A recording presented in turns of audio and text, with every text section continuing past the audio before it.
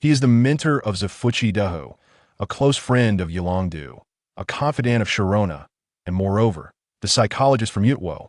Jinghe, who wears many hats as a Pokemon doctor and a psychologist for the Devon Corporation, is revered as the chief consultant by both Team Rocket and Team Plasma. With his unique wisdom, he navigates the intricate dynamics of the Pokemon world, becoming an indispensable bridge between trainers and legendary Pokemon. This article invites you to delve into the life of this low-profile, yet astonishingly influential legend. Chapter 1. Typing with Grace. On a sunlit afternoon at the Kanaz Pokemon Academy, within the Pokemon Psychology Consulting Room, a somewhat jarring sound emanated from the Onyx coffee grinder. Jinghe skillfully caught the scattered powder with a card, then pressed it down using a Geodude powdering device and a ride-on press, finally placing it into a Blastoise coffee machine and pressing the manual extraction button. His gaze, however, remained fixed on a paper laid out on the table. Hypotheses on the differences in Pokemon personalities and performance. The writing was on topic without any errors or omissions. As the coffee finished brewing, he casually perused the content of the page. Holding a Psyduck mug filled with coffee, he strolled to the window. The golden sunlight streamed through, illuminating his chest, while dust motes danced in the air. Jinghe took a small sip of coffee, opened the window, and inhaled deeply, savoring the late summer air that was gradually losing its sweltering heat. As he exhaled slowly, he murmured, unknowingly, 3 days have passed. His name is Jinghe, and in his previous life, he was an avid Pokemon enthusiast. 3 days ago, he inexplicably found himself in this world teeming with Pokemon. Initially, he experienced confusion and uncertainty. Fortunately, the original owner had left him a commendable position as a Pokemon psychology mentor. It is well known that Pokemon are a group of kind, adorable, and friendly beings. Aside from the occasional jolt of electricity or a blast of fire, consuming a couple of tons of food, and occasionally swallowing a trainer whole, they pose little threat. Moreover, the thought that the ones commanding these Pokemon are resolute, mentally sound, and resourceful 10-year-olds brings a sense of comfort. With the school yet to commence, the campus was largely deserted, save for a few staff members tending to some Mac hops weeding the grounds. As Jinghe sipped his coffee, he made his way back to his desk. In reality, even when classes start, I won't be particularly busy, he mused, opening his computer. He logged into the Pokemon League's official website. What greeted him was an overwhelming array of news about Pokemon, including a headline about the Yulong family featuring yet another prodigy. Ah, a familiar face. It was merely an acquaintance on his part, as the individual had no knowledge of him. Attached was a poster of a young man with chestnut hair, a resolute expression, and a confident smile, clad in deep blue investigator attire with a striking red cape. Beside him stood a roaring Charizard and an intimidating Gyarados. The poster also bore a smaller text. Yulong Master Adu joins the Johto League Investigation Department. Expert in Dragon-type Pokemon training and combat, including Charizard, Gyarados. Were any of these creatures not Flying-type, he would believe this news. Alas, this world is far from peaceful, Jinghe sighed quietly. The title of investigator serves as the best testament to this reality. Through his observations over the past few days, he was astonished to discover that the mortality rate among trainers was alarmingly high. After all, while some Pokemon are friendly towards humans, there are those that harbor significant animosity. Furthermore, it is not uncommon for trainers to be injured by an opponent's Pokemon move during battles. Not everyone possesses the extraordinary resilience of a true newcomer.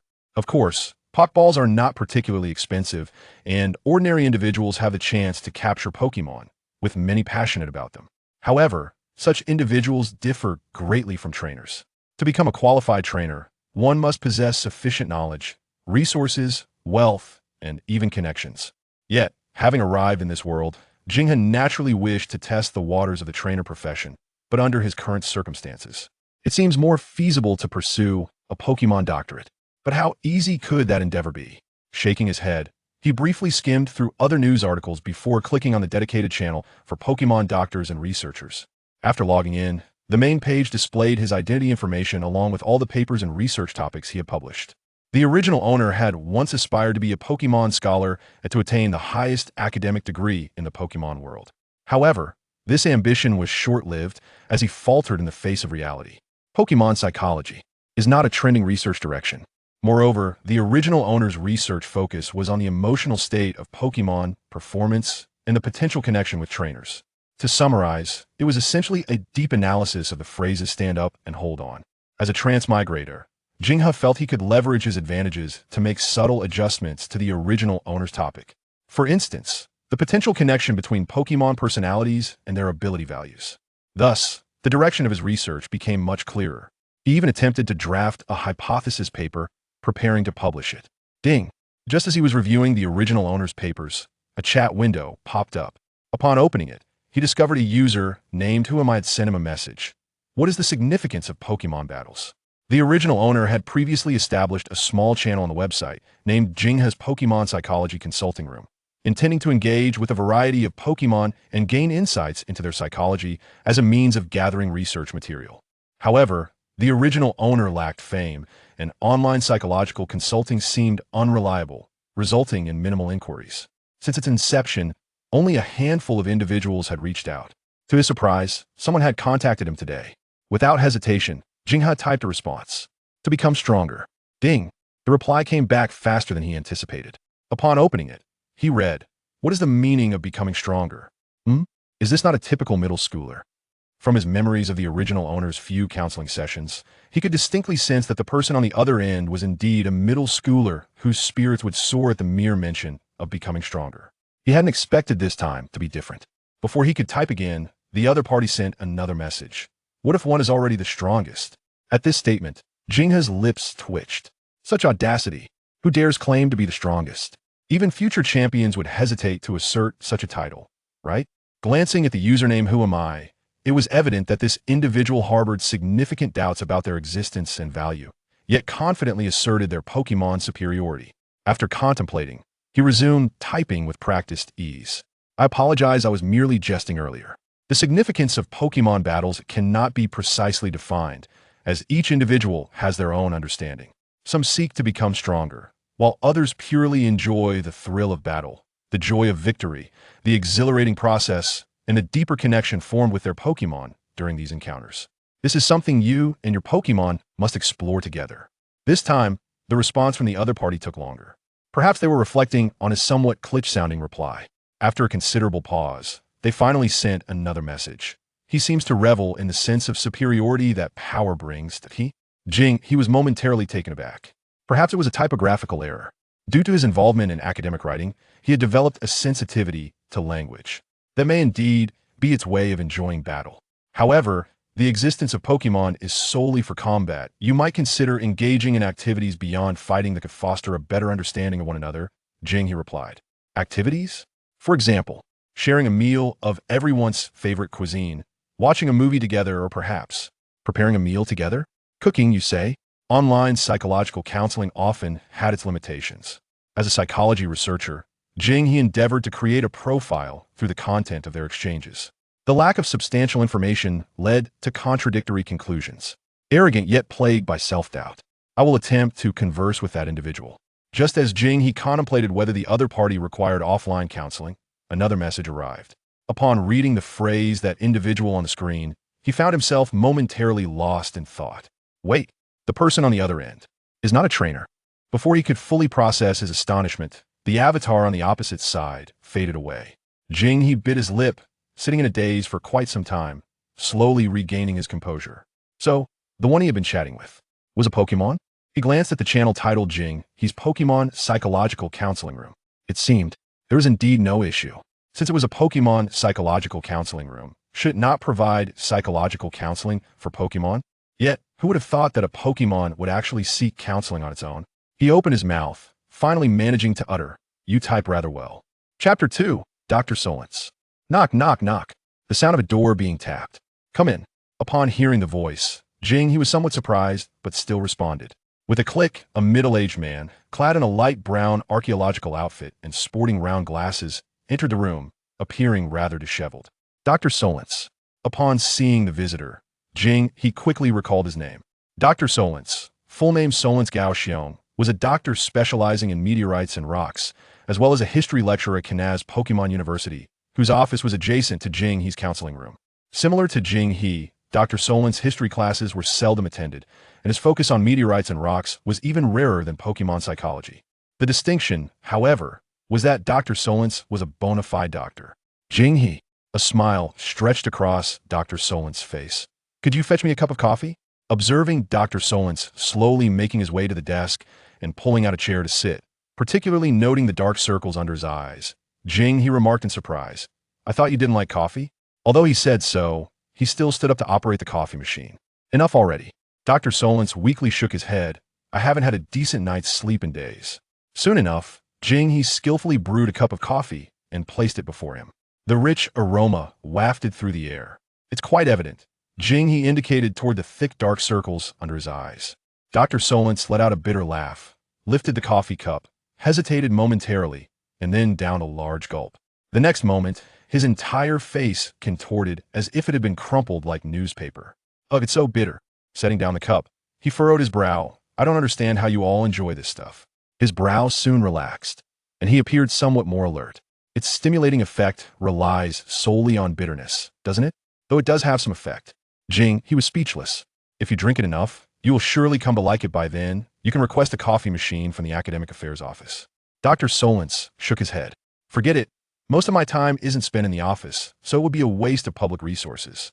In response, Jing, he merely shrugged and changed the subject, asking, by the way, what new discoveries have you made this time? Going 2 days without sleep is quite the feat.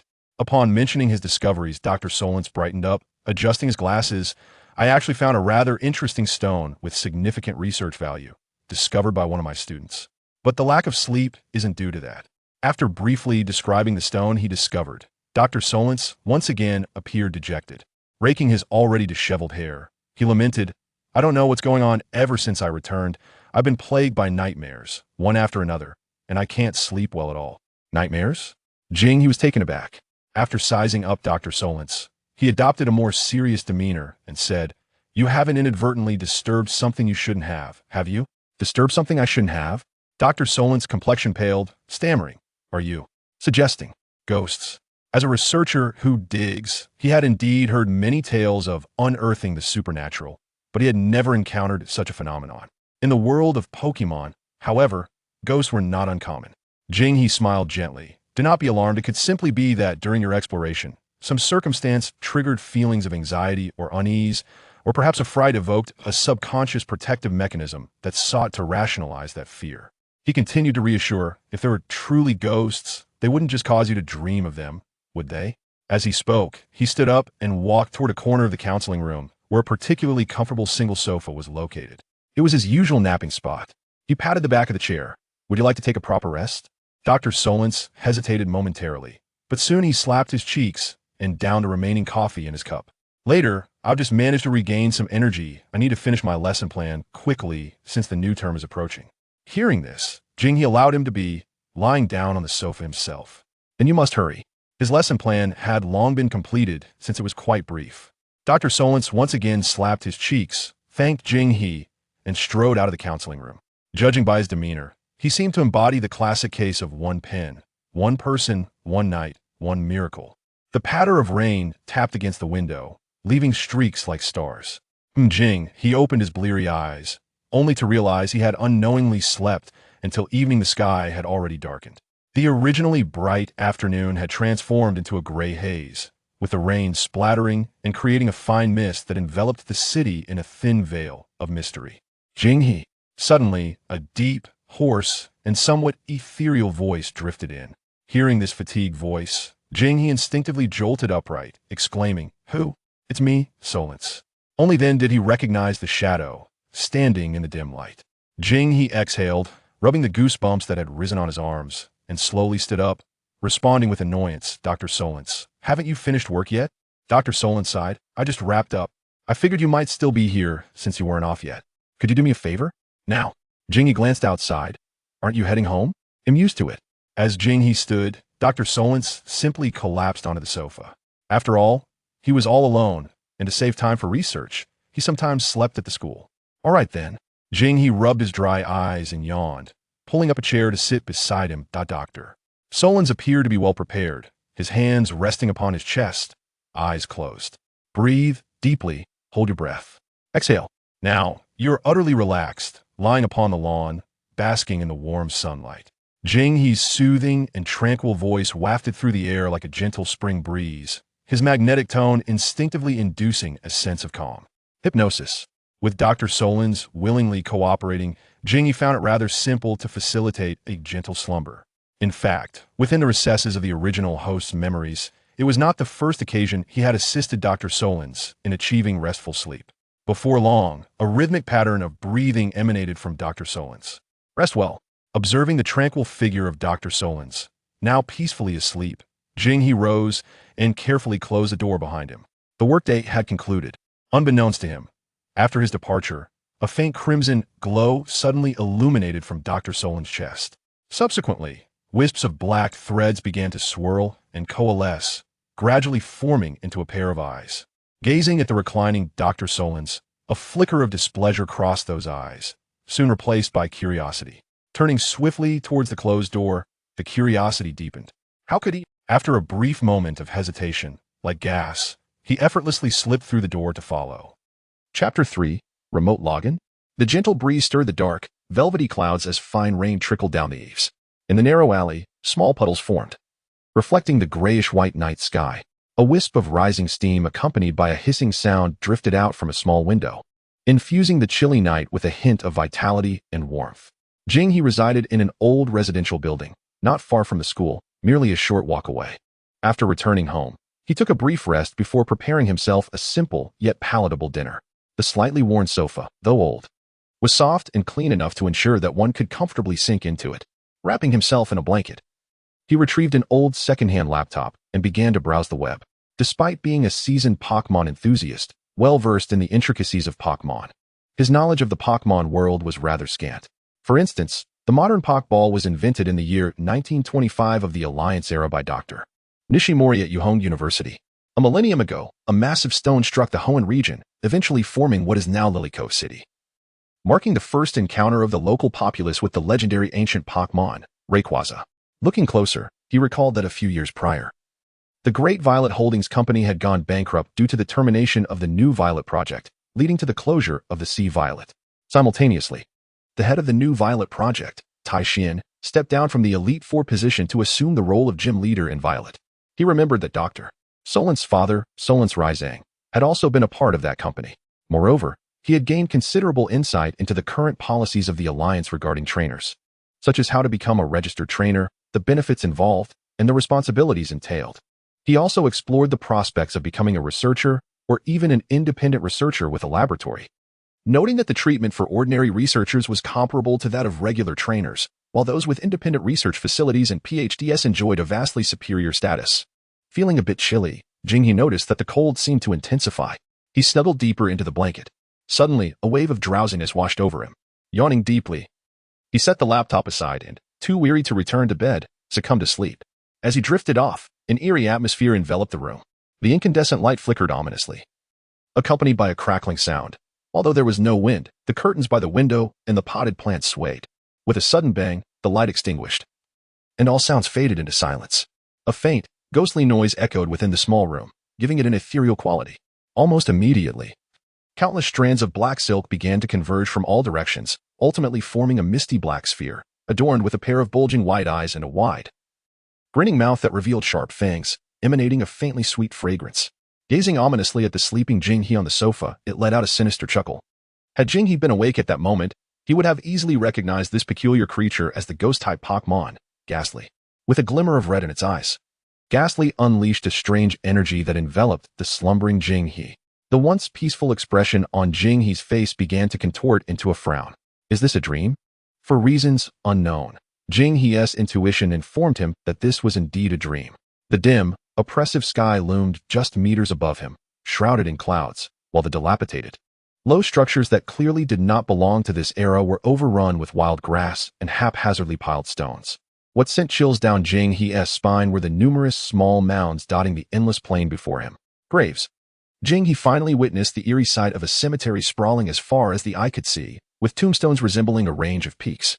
Suddenly, a deep, resonant sound echoed from an indeterminate distance, accompanied by a bone-chilling gust of wind. He couldn't help but shudder. Experiencing such vivid sensations in a dream was indeed a first for him. Without warning, a nearby mound erupted, and a pale hand shot out. Almost instantaneously, the sound seemed to trigger some unseen mechanism, causing every mound to tremble with hands, branches, and even heads breaking through the surface. They were all ghost-type Pokémon. Drifloon, Yamask, Coffin, Ghastly, and Golett. This spectacle, combined with the eerie environment and ambience, was enough to terrify anyone. In the corner, behind a barren, gnarled tree, Ghastly watched Jinghe, who remained motionless and expressionless, and let out a triumphant laugh. This trick had certainly frightened Solons for days on end. Intrigued by Jinghe's ability to induce sleep without employing any skills or energy, Ghastly felt a profound interest in this individual. Extending its long, red-tongued appendage, Ghastly licked its lips in anticipation, wondering how delightful Jinghe's dreams and fears would taste. However, the next moment, Ghastly froze.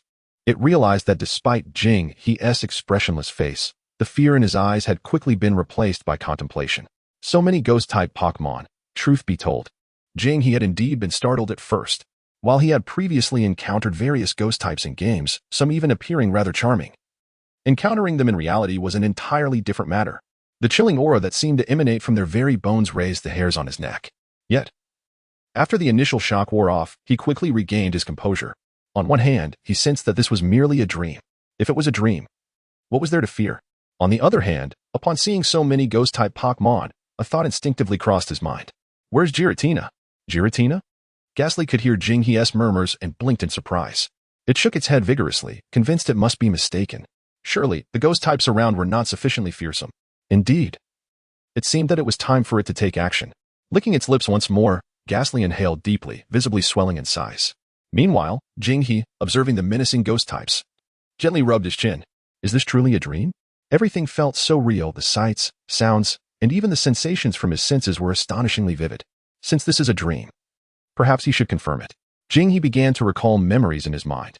At the same time, within the dim, oppressive black clouds, a silhouette slowly began to take shape. Its massive form resembles that of a dragon, cloaked in a grayish-white hue. A golden semicircle encircles its neck from the back, complemented by 2 ethereal wings, each tipped with claw-like red structures, and 6 stout legs ending in formidable claws. The confident Jengar flicked its long tongue as it drifted towards Jinghe, emitting a low, resonant sound. However, just as it arrived before Jinghe, it abruptly lifted its head. In the next moment, its expression froze. Jengar? At this moment, Jinghe also perceived the presence of Jengar and followed its gaze upwards. There, a colossal creature stood proudly amidst the clouds. Palkia? Jinghe was momentarily stunned. It could truly manifest? Indeed, it was a dream. With a long howl that resonated like a descending hurricane, the surrounding ghost-type Pokémon scattered like mere bubbles. The enormous Jengar swiftly diminished in size, as if the black mist enveloping it had been blown away. Suddenly, Jengar jolted. A crack reminiscent of a mirror appeared before Jinghe, rapidly spreading like a spider's web until it shattered completely. In a distant realm, a gigantic dragon-type Pokémon, intently peering at something through a pane of glass, suddenly lifted its head with a roar. It blinked its crimson, menacing eyes, revealing a look of confusion. Interdimensional login? It closed its eyes to reflect, only to realize it was an illusion. Shaking its head, it resumed its covert observation of the glass. Meanwhile, on the sofa, Jinghe slowly awakened, rubbing his temples, feeling slightly dazed. As his vision cleared, he noticed a Jengar suspended nearby, its expression blank, filled with terror. Jengar? Perhaps having heard his voice, Jengar gradually snapped back to reality, staring at him from less than a meter away. A few seconds later, Jengar, it shrieked like a startled wildcat, retreating swiftly as if Jinghe were some horrifying specter. Chapter 4. Have you brushed your teeth? Upon seeing Jengar and recalling the vivid dream he just had, Jinghe slowly pieced together the situation. His nightmare was likely a consequence of this creature's presence. Yet, judging by Jengar's current demeanor, it seemed to be frightened by him. Jinghe couldn't help but chuckle. Initially, he had indeed been startled by ghost-type Pokémon in his dreams, but after encountering them in reality, it wasn't so difficult to accept. Observing Jengar's wide-eyed fear, it was hard to fathom that it was the same ghost-type Pokémon that delighted in scaring others. The two beings, one human and one Pokémon, locked eyes for a full minute. Throughout this exchange, it felt as though Jinghe was the terrifying ghost-type creature, while Jengar was the one in distress. The sound of Jengar swallowing broke the eerie silence of the room. So, the dream was your doing? Jinghe suddenly spoke. Jengar instinctively nodded, but quickly realized and began shaking its head vigorously. Given its reaction, Jinghe was not oblivious to the truth. Perhaps aware it could not deceive Jinghe, Jengar forced a smile it believed to be friendly. Jengar, being a gaseous Pokémon, was not confined by doors or windows. Yet, Jengar typically resided in graveyards or dilapidated houses devoid of human presence. Although Jing-He's abode was old, it hardly seemed enticing enough to attract a Jengar. Nevertheless, as a Pokémon psychology mentor, Jing-He recognized one crucial point. Jengar was afraid of him, or more specifically, it feared the Palkia it had seen in the dream. Ultimately, what Jengar feared was inconsequential. What mattered was that it was afraid. It is well known that to capture a Pokémon effectively, one must render it incapable of battle and then forcefully capture it. Additionally, establishing a friendly relationship or inducing states of paralysis or fear are also opportune moments. Currently, Jengar was in a state of near panic induced by fear and tension. Jing-He slowly rose from the sofa, folding the blanket neatly beside him under Jengar's watchful gaze. He smoothed out the creases of his clothing and took a deep breath. His deliberate movements and calm demeanor gradually eased Jengar's tension, as if to suggest that perhaps this human was not so fearsome after all. Suddenly, Jing-He raised his hand. Look, Palkia. Jengar, having barely calmed its inner turmoil, jolted in shock, instinctively turning to look. Simultaneously, Jing-He extracted a red and white spherical object from an unseen corner and hurled it towards Jengar. With a buzz, a flash of red light enveloped Jengar, drawing it into the Pokeball. For a moment, the air in the room felt stagnant as Jing-He fixated on the Pokeball that had fallen to the ground, silently counting along with its gentle sways. Thud. The Pokeball rocked 3 times before emitting a sound akin to a lock clicking shut, ceasing its motion, letting out a sigh of relief. A fleeting joy washed over Jing-He before being swiftly replaced by an underwhelming feeling. Was this the sensation of capturing a Pokemon? It seemed far less exhilarating than he had imagined. He approached and grasped the Pokeball, reflecting on the choice he had made during that minute of eye contact with Jengar. 3 reasons influenced his decision. First, although Jengar appeared to fear him, it would likely soon realize he was merely a human, not something to be feared. At that point, whether Jengar would choose to continue its haunting or flee remained uncertain. Second, if Jengar were to attack again, Jing-He had already dismissed any notion of possessing the physical prowess of a seasoned trainer. Facing a Pokémon as a mere ordinary human was nearly futile, especially against a ghost-type Pokémon. Lastly, the opportunity was simply too fortuitous. Were it not for the inherent creepiness of ghost-type Pokémon in reality, he might have hesitated longer. Upon further reflection, the idea of Jengar evolving into Jengar was also quite intriguing. Jengar? Huh? Jing-He gently pressed the button in the center of the Pokeball, causing it to open. Jengar? A swirl of black mist coalesced within the red light, revealing a bewildered Jengar. Its wide eyes displayed sharp teeth and a long, crimson tongue. Jengar blinked twice, slowly processing the situation, and gazed at Jing-He, as if to say, I regarded you as a companion, yet you wished to. Suddenly, a shrill cry erupted, a mix of fury and menace. Buzz. Prepared in advance, Jing-He did not hesitate to once again employ the Pokeball. A flash of red light ensued, and Jengar's was captured within, its cries abruptly silenced. After a considerable time, Jing-He released it again. He repeated the cycle of capturing and releasing multiple times. After several iterations, Jengar's emitted a sound that was noticeably calmer, displaying a hint of amiability. Let's converse. Is there anything that cannot be discussed amicably?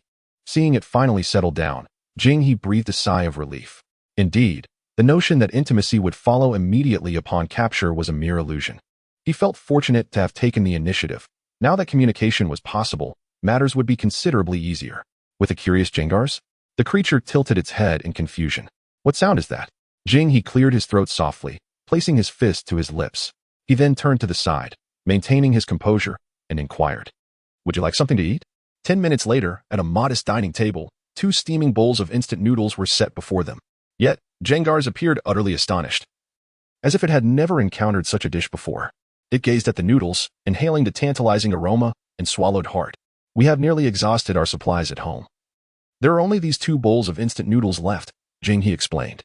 Engaging in a battle of wits with Jengar's had proven somewhat exhausting, especially after that dream. Jengar's nodded vacantly, perhaps not fully comprehending. It merely stared at the bowl of noodles, its misty form undulating, momentarily at a loss for how to proceed. Well then, let us begin, Jing-He said, saying little more as he picked up his chopsticks and took a generous mouthful of noodles. The slurping sound once again captured Jengar's attention. It observed Jing-He's actions, a spark of understanding illuminating its expression. A tendril of black mist extended from its form, morphing into a hand that mimicked Jing-He's use of the chopsticks to retrieve noodles from the bowl. However, it appeared to be its first attempt at such a utensil, or perhaps its first encounter with noodles. After several futile tries where it either missed the noodles or allowed them to slip away, Jengar's, eager to indulge but thwarted in its efforts, became increasingly frustrated. Watching its somewhat comical attempts, Jing-He smiled, swallowing the noodles in his mouth before saying, "You might want to try using a fork." At that moment, Jengar's noticed the fork positioned next to its bowl, while Jing-He had none. A warmth spread within it. Resolutely, it abandoned the chopsticks for the fork.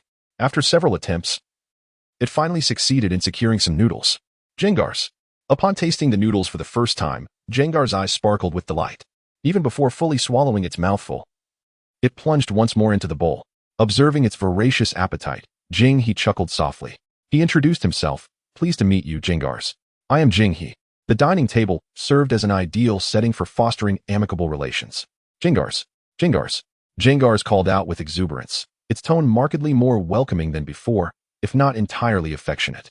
By the way, Jing-He set down his chopsticks and asked, "Why have you come here?" This question had troubled him throughout the night. With a final slurp, Jengar's inhaled the last noodle but did not respond, instead licking its lips and gazing longingly at the now empty bowl. "I am full," it declared, pushing the half-eaten bowl toward Jing-He. Jengar stared at him with wide eyes, perplexed. "Aren't you eating because you were hungry?" Yet, this was indeed its first encounter with such delectable fare. Moreover, it was also the first time it felt a warm sensation flowing within its heart. Jing-He smiled warmly. "As long as you don't mind." Jengar's. Jengar's. Jengar's floated over to Jing-He and, before he could react, extended its long scarlet tongue to make contact with his cheek in a rather intimate gesture. Jing-He's expression froze momentarily, and after a while, he wiped the drool from his face. "Have you brushed your teeth?" Chapter 5, When the Sun Shines Brightly So. "It was you who caused Professor Solons to have nightmares and restless nights?" A softly glowing, slightly yellow lamp cast a dancing shadow on the wall. Jing-He sat at his desk, toying with a peculiar, dark stone that was oddly shaped and uneven. While he was not particularly knowledgeable about stones or fossils, it was evident that this piece bore some age. Most likely, it was the notable stone excavated by Professor Solons. Unbeknownst to Professor Solons, however, within this stone lay a slumbering Jengar's. Jengar's, it seemed to be in high spirits, nodding its head while cheerfully circling Jing-He, occasionally pulling faces of various bizarre forms. "So, does this mean you could be a Pokémon from decades, centuries, or even millennia ago, Jengar's?" It inquired, bewildered. "Has it really been that long?" Jengar's did not quite understand, as it had been in slumber all this time.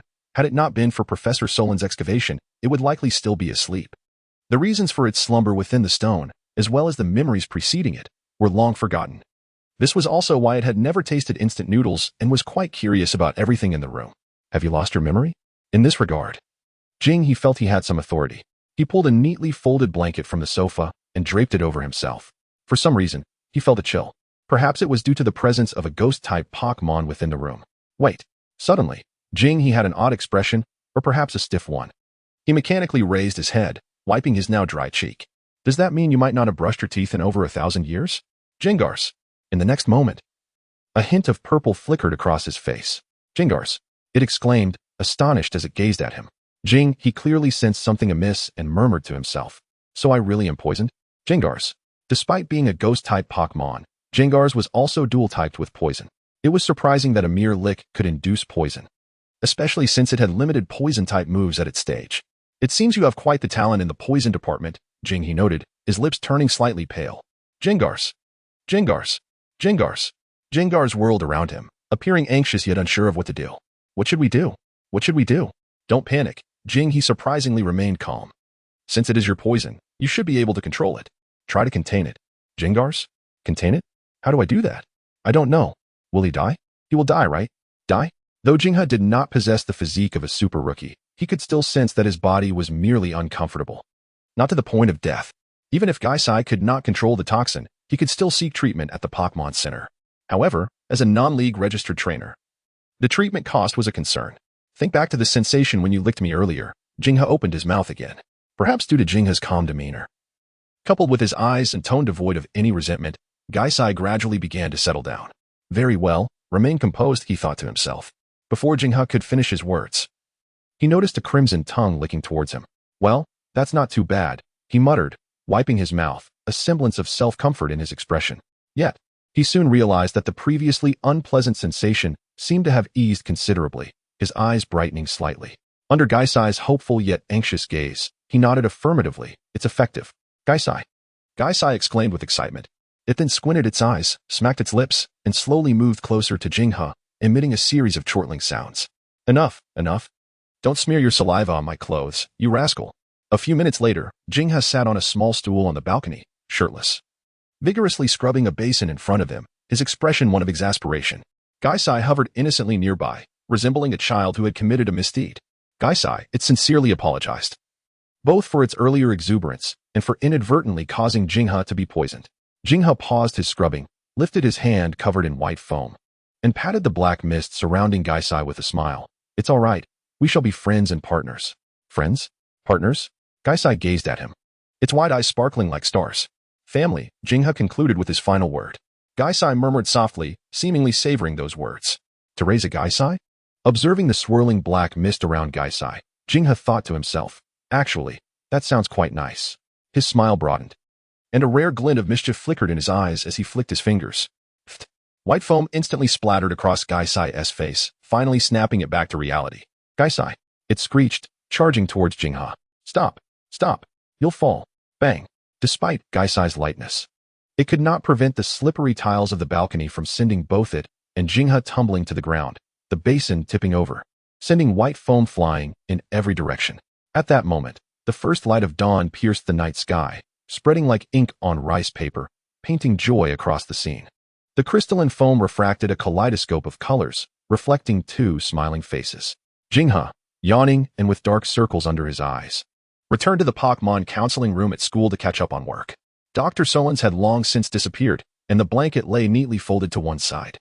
It was not wise to take a nap upon arriving, although the counseling room was seldom occupied and school had yet to commence. Being seen napping would leave a poor impression. It would be far more prudent to rest during lunchtime under the guise of having overslept. Jingha prepared to brew a cup of coffee with the sound of the grinding machine filling the air. At that moment, Gaisai floated out from his clothing, curiously observing the onyx coffee grinder. Would you like a cup? Jingha asked with a slight smile. Gaisai. After a brief moment of hesitation, Gaisai nodded vigorously. Soon, 2 cups of rich espresso were placed on the desk. Jingha opened his computer while taking a small sip, the bitter taste awakening his palate, followed by a sweet aftertaste that revitalized him. Gaisai, however, stared suspiciously at the dark liquid, sniffing it and circling around, unable to muster the courage to take a sip. It glanced at Jingha. Gaisai? Is this really drinkable? It smelled decent, yet looked rather untrustworthy. Jingha offered no reply, merely demonstrating by taking another sip. Seeing this, Gaisai finally mustered its resolve, extending its long tongue to cautiously taste it. Thoughts of last night's instant noodles filled its mind. But the next second, Gaisai. Upon tasting the bitter coffee, Gaisai's gaseous form trembled as if electrocuted. It gazed at Jingha, who appeared unperturbed. How could you consume something so bitter? Jingha chuckled. Don't like it? Your reaction suggests you're not fond of bitter things. Gaisai's gas swirled, repeatedly flicking its tongue as if trying to rid itself of the bitter taste, letting out a whiny sound. Gaisai, I don't want this tongue anymore. Jingha found it amusing and teased. Just drink more often, and you'll get used to it. This time, Gaisai was not fooled, shaking its head vigorously, treating the cup of coffee as if it were a nemesis, circling around it. Jingha shook his head, deciding not to tease it further. He opened a file on his computer and created a simple table, turning to Gaisai. Gaisai, let me understand your abilities and the moves you've mastered. Knowing enough about a Pokémon is the first step in nurturing it, paving the way for more detailed planning. Gaisai, as long as it wasn't made to drink coffee, it was amenable to anything. The black mist surrounding it undulated. At that moment, the rhythmic sound of high heels clicking against the floor echoed down the corridor, growing ever closer. Jingha exchanged glances with Gaisai before recalling it into its Pokeball. Moments later, a knock echoed at the door. Jingha, have you seen Dr. Solons? A tall, black-haired beauty entered, who was the breeding department mentor, Kaizi. I haven't seen him, Jingha replied honestly. How strange, I saw him in the cafeteria earlier. And now he has vanished, Kaizi pouted. What's wrong? Jingha rubbed his temples, inquiring. Isn't today the freshman registration day? Dr. Solons was supposed to help. But suddenly he has gone. Every teacher has already been assigned their tasks, and now I have to find someone to take over the freshman registration? Today? Jingha was taken aback.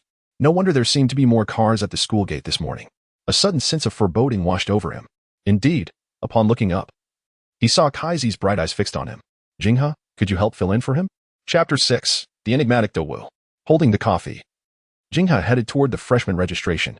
Although he was reluctant, he suspected Dr. Solon's disappearance was likely connected to the stone harboring Gaisai. Perhaps Dr. Solons had gone to retrieve the stone. He felt a sense of shared responsibility for the situation, so he accepted the task. Upon arriving at the new student registration area, several teachers were already present, engaged in either organizing paperwork or conversing amiably with one another. The most striking among them was a combat-oriented mentor wielding a spoon, which, with a glimmer in his eyes, set the documents on the table to dance and flutter about on their own. However, whether the documents were being organized correctly remained uncertain. If he can do it, perhaps Gaisai will be able to as well, Jingha mused inwardly. Although Gaisai belonged to the ghost and poison types, it did not preclude the possibility of mastering abilities from the psychic type. After all, it seemed quite reasonable for ghostly beings to wield some psychic prowess. After all, supernatural phenomena can be comfortably attributed to ghost-type Pokémon. Jingha, are you here to welcome the new students today? Greeted a fellow teacher. Good morning, Jingha. As he found his designated seat, Jingha exchanged a few casual pleasantries with the teachers he had only just met. He diligently organized the registration forms while awaiting the arrival of this year's new students. Before long, students began to trickle in. Some accompanied by their Pokémon and Pokeballs, while others carried stacks of materials. His task was quite straightforward, to register the students' names and departments. And if they required on-campus accommodation, to arrange their dormitory assignments. The admission qualifications had all been settled prior to their arrival, rendering the registration process a mere formality. Next, Jingha called out without lifting his gaze. A long queue had already formed in front of him. As the renowned Kanaz Pokémon Academy, one of the top institutions in the Hoenn region, it attracted numerous students from well-connected backgrounds. A young man took a seat before him. Name? Jingha inquired. Pin poised over the form. Dao, Zifki Dao, he replied. Majoring in Pokémon combat, with minors in Pokémon breeding, history, geology, and metal synthesis. As Jingha perused the form, he suddenly paused, discreetly studying the young man before him. With his pale blue, almost silver hair, a tailored suit befitting nobility, a handsome visage, and a captivating smile, Jingha remarked, Dao? Zifki Dao, future champion of the Hoenn region, heir to one of the largest companies in the Pokémon world, Devon Corporation, and renowned as one of the most affluent young men in the Pokémon realm. Yes, sir, Dada replied with a gentle smile, displaying none of the airs one might expect from the heir of Devon.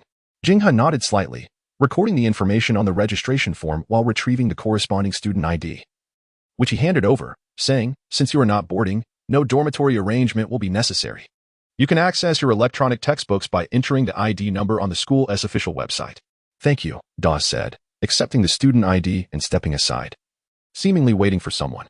Before Jingha could call out again, a demure girl with twin buns and dressed in a playful outfit with pink tights sat down. Are you teacher Jingha? She asked, a hint of uncertainty in her voice. Jingha blinked, taken aback that a new student recognized him. You know me? He queried. Is it really you? Her face lit up with surprise. Duquan, do you know this teacher? Dao asked, equally astonished as he waited beside her. Duquan, the gym leader of Kanaz? Jingha's gaze shifted between the two. Duquan nodded vigorously. You don't know, but teacher Jingha achieved a perfect score in Pokémon theory, ranking first in the Hoenn region, and was accepted into the prestigious Kando Silver University. A perfect score? First in the Hoenn region? Dada looked at Jingha with astonishment, unable to fathom how someone who had achieved such accolades would choose to teach at Kanaz Pokémon Academy. Even though it was the most esteemed institution in the Hoenn region, a sense of curiosity began to blossom within him. Ahem, Jingha cleared his throat, handing Duquan her student ID. Here is your student ID, please take care of it. Thank you, teacher. Duquan accepted the document obediently and, after a brief pause, inquired. Teacher Jingha, which department are you affiliated with? Pokémon Psychology, Jingha replied casually. Neither of their registration forms included his course as an elective. Due to the lengthy queue behind them, Dao and Duquan did not linger. They collected their student IDs and completed their registration before departing. Shortly thereafter, Jingha successfully concluded the new student registration task and, feeling fatigued, returned to his consultation room. Gaisai? Upon noticing Jingha's return, Gaisai cautiously peered out from the ceiling, a sheepish grin on its face. Jingha's lips twitched slightly. To be honest, having a Pokémon that occasionally emerged from the walls was rather amusing, adding an element of surprise to daily life. Gaisai? It's all right. Jingha flicked the switch on the wall, instantly illuminating the dim room with bright light, which significantly diminished the eerie atmosphere brought by Gaisai. However, the temperature in the room was noticeably several degrees cooler than outside. No need for air conditioning in the summer. He thought to himself while stating, we can keep the lights on from now on. Gaisai, replied the ghost Pokémon obediently. Now, let us continue where we left off. Let me see your abilities. Gaisai, having been prepared, summoned a dark mist that began to swirl around it. The already cool consultation room's temperature dropped even further. Jinghe, focused on Gaisai, rubbed his arms as he anticipated the demonstration of its moves. Suddenly, a series of translucent, ethereal words appeared before his eyes. Gaisai, type, ghost. Poison, ability, levitate, moves, odd light, lick, hypnosis, dark gaze, curse, fright, curse, will-o-wisp, mood, happy. Anxious, status, good, seems to have not fully recovered from a long slumber, friendship. 75, Gaisai has acknowledged you. But further efforts are needed to achieve intimacy. Is this Gaisai-S? Jinghe mused, glancing past the words to see Gaisai-S swirling black mist, which revealed glimmering points of light. These points coalesced into a small orb that radiated an eerie glow, signifying the move Odd Light. Indeed, this was a move that Gaisai possessed. Thus, it was confirmed that these were indeed Gaisai-S attributes. Glancing over the moves it had mastered, Jinghe's lips twitched. Goodness. 8 moves, that was quite a considerable repertoire. Yet, all 8 moves were control and debuff types. The peculiar light has the ability to disorient opponents, while hypnosis, as its name suggests, can lull them into a slumber. The dark gaze prevents adversaries from fleeing, and resentment can influence the execution of their moves. A curse can continuously weaken an opponent's stamina, and ghostly flames can inflict a burn status. Even the attack moves, tongue lick and fright, carry negative effects of paralysis and intimidation, respectively. With such a repertoire of skills, one must admit that even if the opponent does not lose, their mental state is likely to crumble. In this regard, he can only express his admiration for Gangxi, the entity destined to evolve into Gangue. Of course, in the game, a Pokémon can only be afflicted by one negative status at a time, but the nuances of reality leave room for debate. However, one thing he is certain of is that the success rate of abnormal statuses correlates with the proficiency of the moves and the strength of the Pokémon. Sometimes, quantity without quality pales in comparison to quality without quantity. Gangxi indeed possesses poison-type capabilities, which, due to lack of development, he himself was unaware of until it led to his poisoning. Nonetheless, it undoubtedly harbors potential in this regard. Wait a moment. The friendliness category is easily comprehensible. Gangxi willingly becoming his Pokémon naturally results in a high affinity. Yet, given their recent capture, achieving a significantly elevated level of rapport may be implausible. The happiness indicated in the emotion category is understandable, but what accounts for the unease? He furrowed his brow in suspicion. Upon entering, he noticed something amiss in Gangxi's expression. Ku. After executing a move, Gangxi observed He's expression and appeared somewhat flustered, its gaze darting about, its form wavering. He quickly realized that Gangxi's wandering gaze instinctively gravitated towards the desk. He promptly approached the desk. Indeed, upon witnessing his actions, Gangxi's demeanor grew increasingly anxious. When he reached the desk and laid eyes on his computer, Gangxi exclaimed, Ku. Hear me out. Just then, a wisp of black smoke wafted from the main unit of He's computer. A dark line appeared on his forehead. Ku. Just as Gangxi attempted to explain, a knock resounded from outside the door. He rubbed his temples and waved at Gangxi, who immediately seemed to breathe a sigh of relief and vanished into the ceiling. Come in. The door swung open, revealing a familiar voice. Apologies for the interruption, teacher. I am a first-year student. May I ask if you are aware of Dr. Solon's? Teacher Jinghe? To his surprise, it was Dawu. Chapter 7, Consultation Dawu? Upon seeing the person who entered, Jinghe displayed a hint of surprise. But he quickly regained his composure.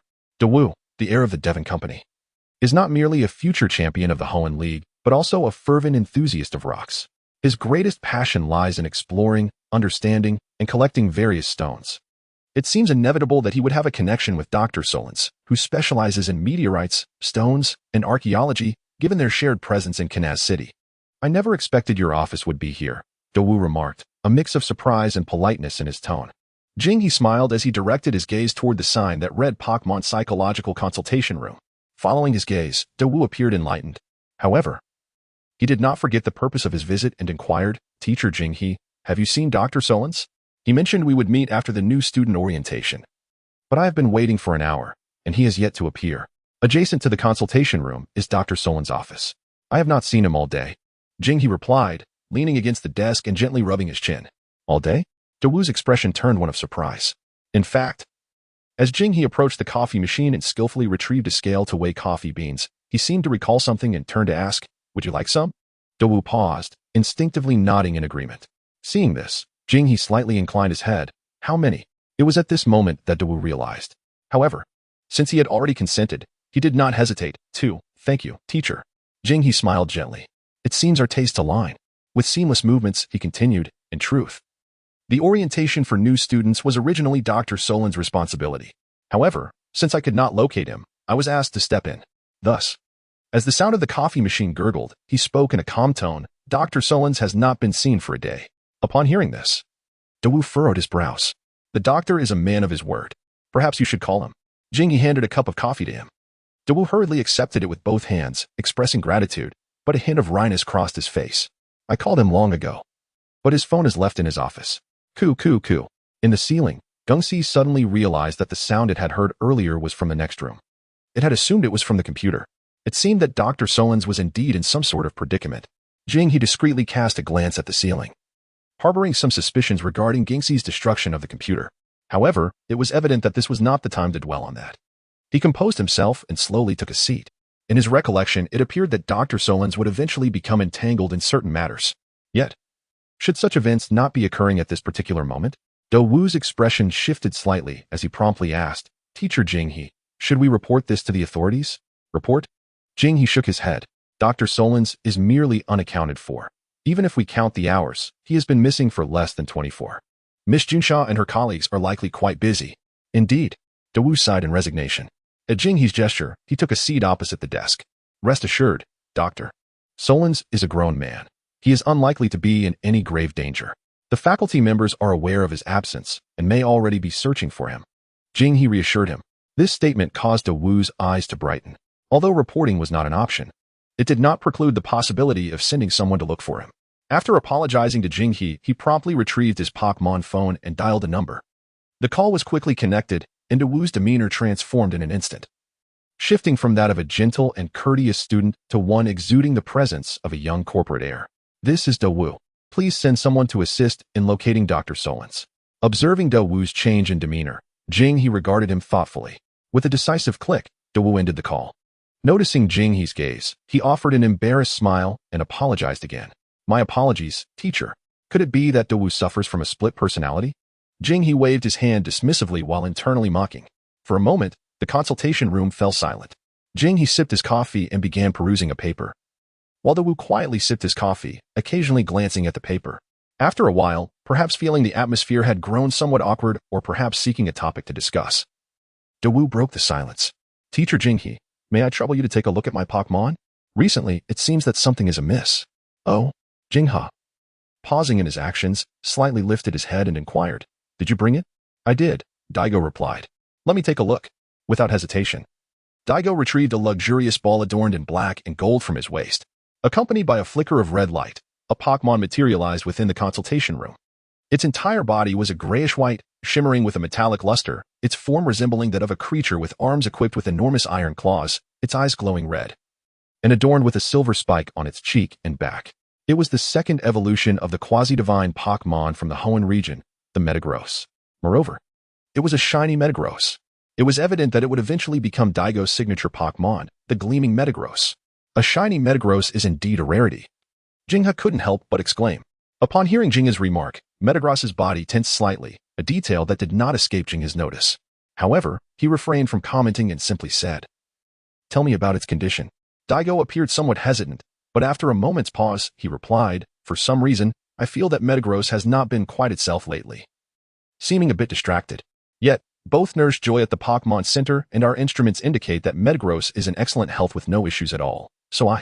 Metagross moved closer to Daigo, seeking comfort, and Daigo naturally placed his hand upon its head. In the presence of Daigo, Metagross exhibited a profound affection. Why can't I see Metagross's information? At that moment, Jinghe felt a sense of confusion rising within him. He had been able to view the Pokédex and information for Jengars earlier, but now he could not see Daigo's Metagross's data. Is it because Metagross is not my Pokémon? Or is it simply that this ability only allows one to see the data of Pokémon currently using moves? Jinghe inquired, Could you demonstrate a move for me? Daigo nodded and instructed Metagross, Use Psychic. Responding to the command, Metagross immediately acted. A soft blue glow emanated from its eyes, and a coffee cup on the desk began to float gently within a sphere of blue light. As Metagross utilized its psychic abilities, lines of text gradually appeared before Jinghe's eyes. Metagross, Type, Steel, Psychic. Ability, Clear Body, Moves, Psychic, Metal Claw, Magnet Rise, Tackle, Pursuit. Bullet Punch, Miracle Eye, Hammer Arm, Shadow Punch, Psychic, Iron Defense, Thunder Punch, Foresight, Ice Punch, Stealth Rock, Heavy Slam, Mood, Calm. Disheartened, perhaps it should be a bit more confident. Condition, excellent. Superb training has resulted in exceptional condition. Perhaps it needs a rival. Friendship, 0. It does not know you. Thus, it is not that Metagross is not my Pokémon, but rather that this ability only reveals the data of Pokémon using moves. Contemplating Metagross's data, Jinha pondered deeply. Disheartened, lacking confidence, he quickly identified the anomaly in Metagross's demeanor, redirecting his gaze back toward it. How could a majestic, quasi-divine Pokémon, especially a shiny one, lack confidence? Noticing Jinha's gaze, Metagross instinctively averted its eyes. Considering its earlier actions and reactions, Jinha smiled gently, revealing a warm expression. Teacher? Daigo, noticing his demeanor, tentatively called out. Jinha withdrew his gaze, produced a folder and a pen, and asked, Your family must have more than one Metagross, correct? Or more accurately, perhaps a whole group? Was your Metagross originally one of them? Daigo paused, then nodded. Yes, although not many. It could indeed be considered a group. Metagross was indeed one of them. Where? Jinha inquired. At the mine outside the city. Have you brought Metagross back recently? 3 days ago.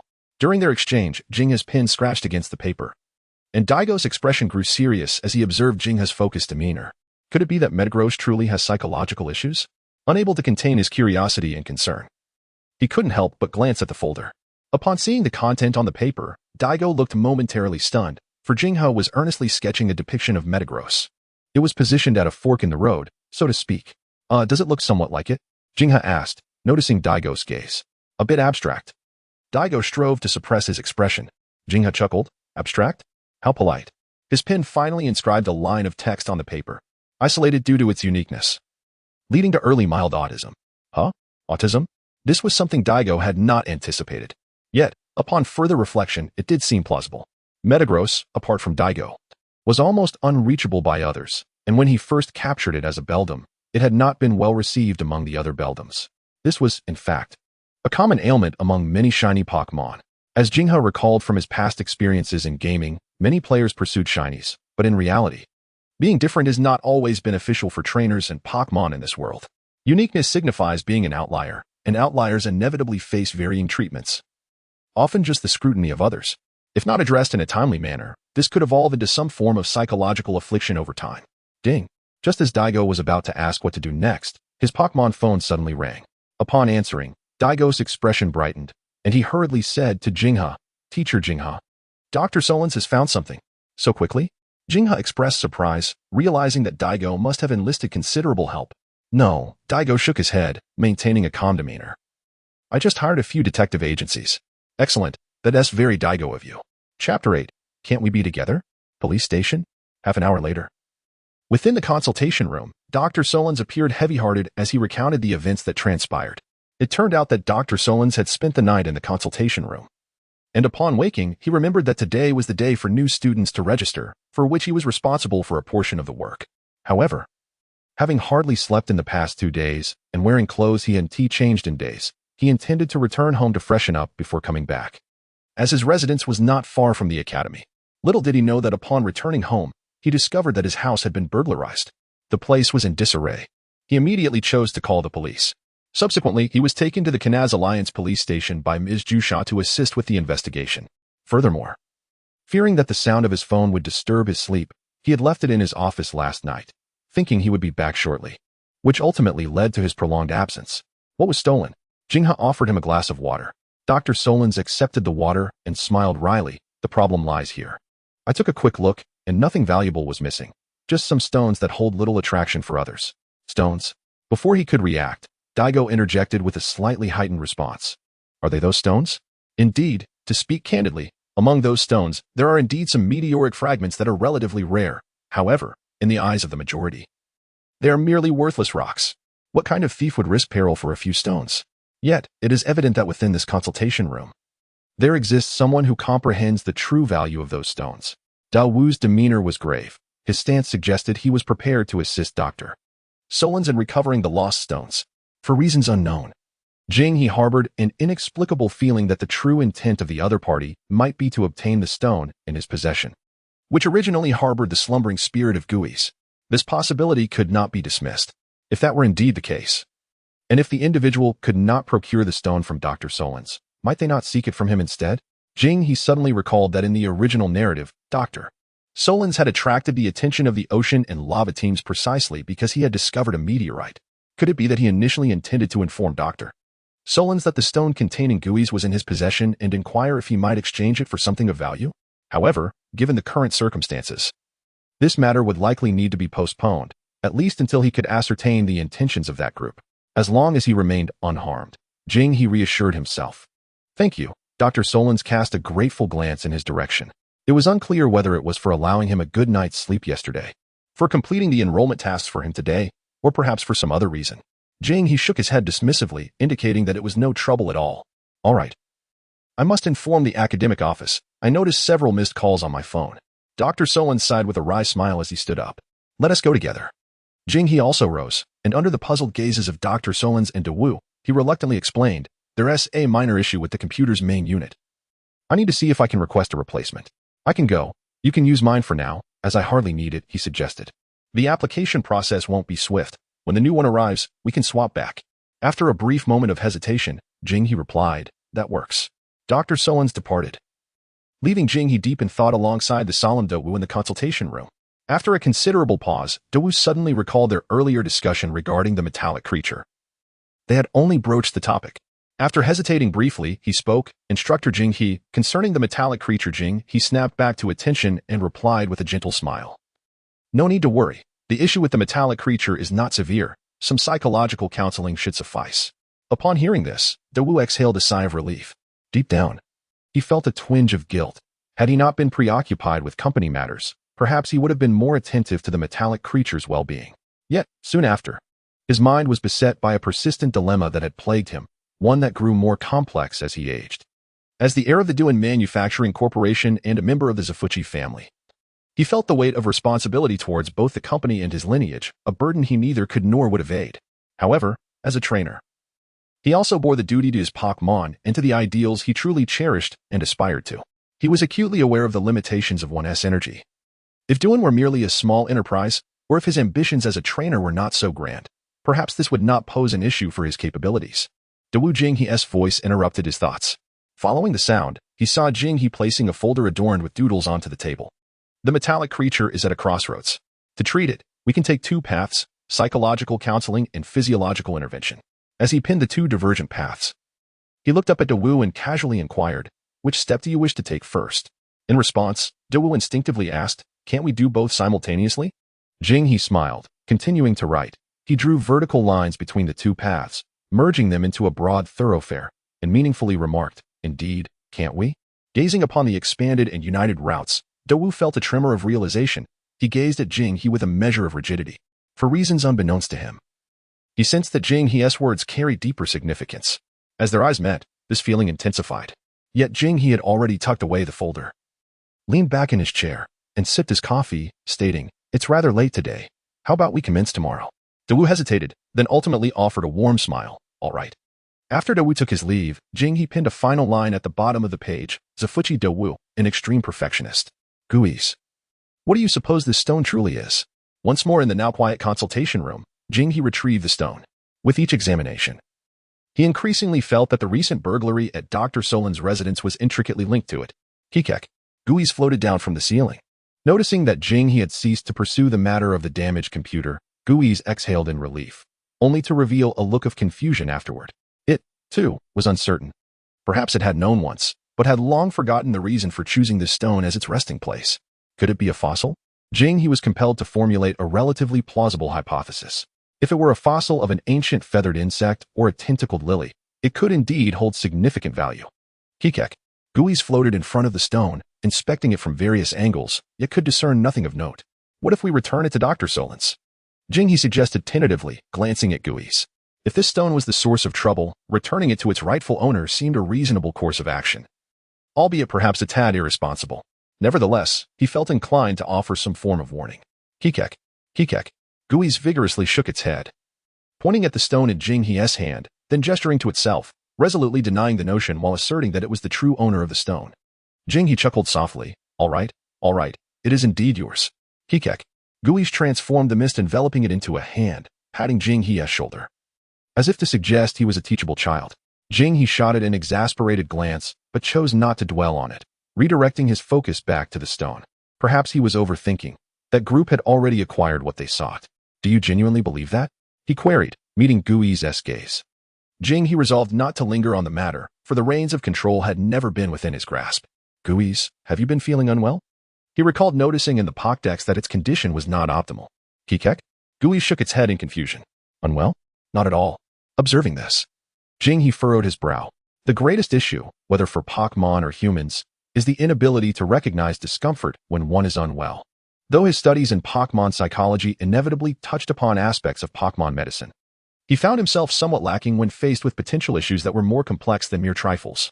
Furthermore, considering that Gengar was a ghost-type Pokémon, it could not be evaluated through the same lens as ordinary Pokémon. Should he take a trip to the Pokémon Center? The thought of the exorbitant fees for non-registered trainers made his head throb. It was not merely the cost of treatment. Nurturing Gengar required an immense sum. With no upper limit, he sighed quietly to himself. Fortunately, he had a stable job, which should suffice for raising Gengar. Thus, he resolved to continue from where he left off. This morning, he had only demonstrated the beginning of Gengar's moves before being interrupted. And only now did he have the time to proceed.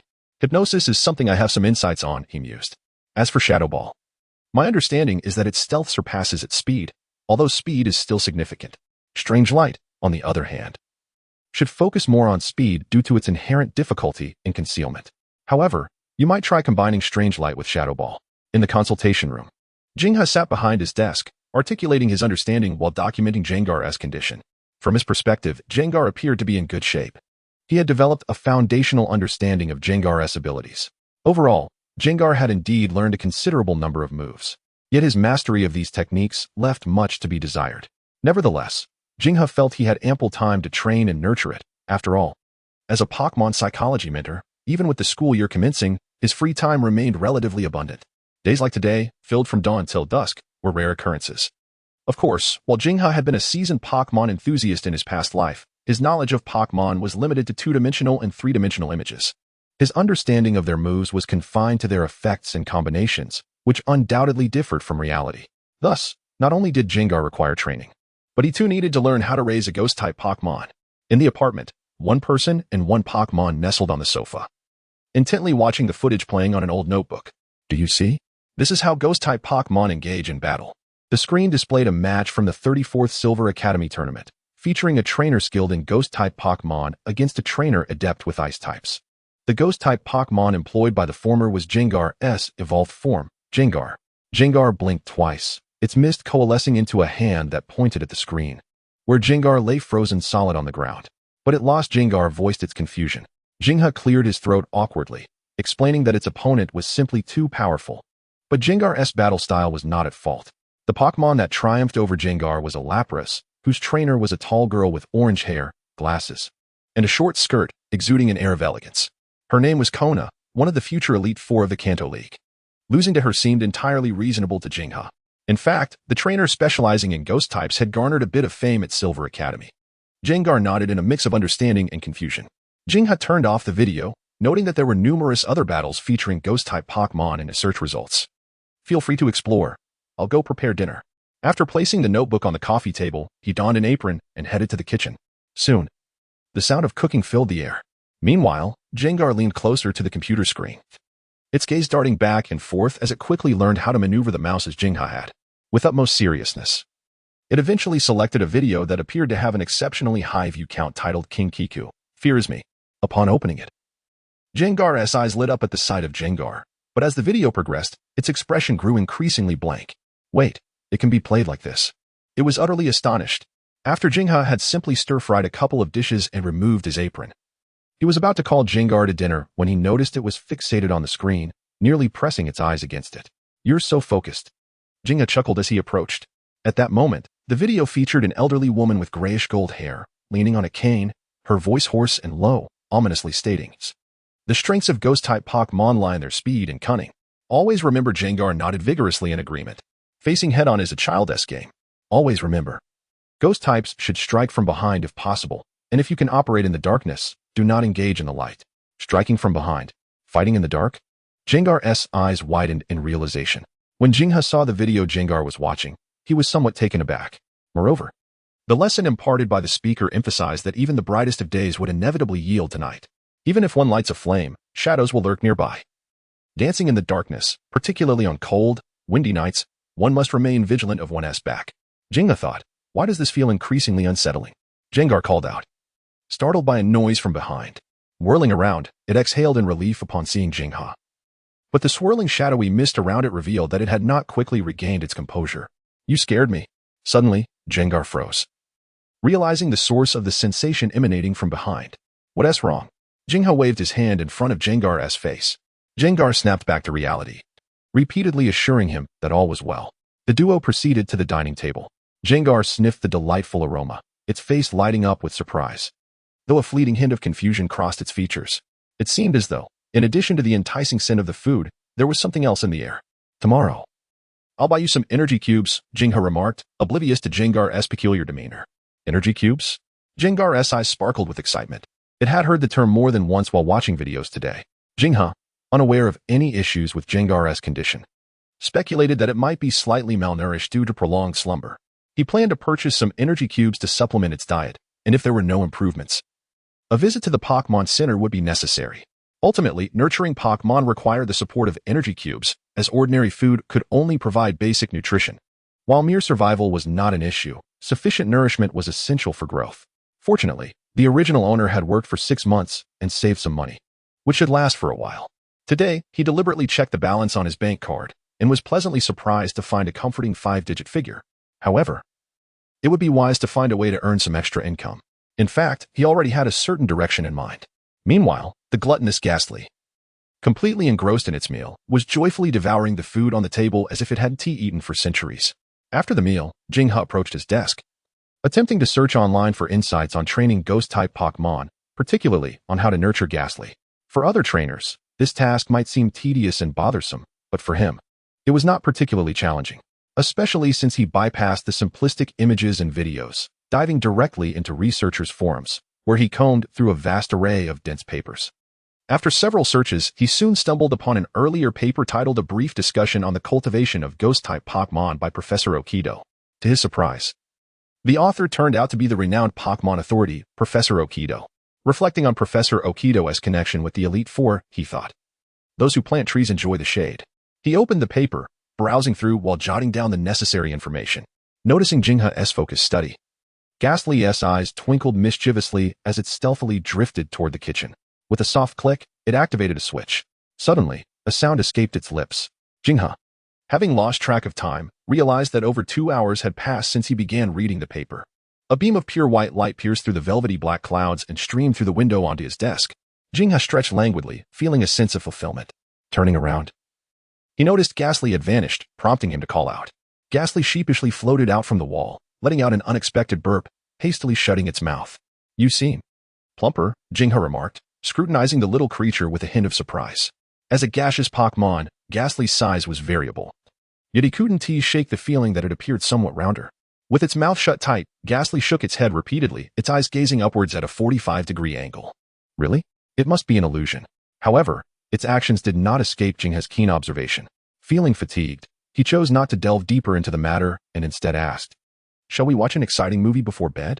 Ghastly instinctively exclaimed, its mouth opening wide, releasing a puff of gas. What's that smell? Jingha frowned. Gas? Realizing what had happened, Ghastly quickly inhaled, diminishing the odor significantly. As a life form composed of thin gas, these vapors likely originated from it. Jingha thought little of it and simply said, "Turn off the lights." With a click, the room darkened. In the dimness, the computer screen glowed faintly. Together, the human and Pokémon gathered in front of the computer, opening a film titled The Secrets I Must Confess to the Dream Demon. The next morning, while preparing breakfast in the kitchen, Jingha glanced at the gas meter, which had already reached 0, and veins popped on his forehead. He finally understood what Ghastly had been sneaking into the kitchen for last night. Did you do this? He asked, knowing full well the answer. Ghastly blinked its big eyes earnestly. On his way to work, Jingha carried a bag of buns purchased from a convenience store, occasionally tossing one toward the wall of a nearby alley. However, before the bun could hit the wall, Ghastly, floating from the shadows, caught it mid-air. Ghastly cautiously glanced at him, wearing an expression of guilt. Jingha, fully aware of the situation, felt a mix of exasperation and understanding. After all, The nature of a Pokémon like Ghastly was inherent. He could not force it to abandon its instincts.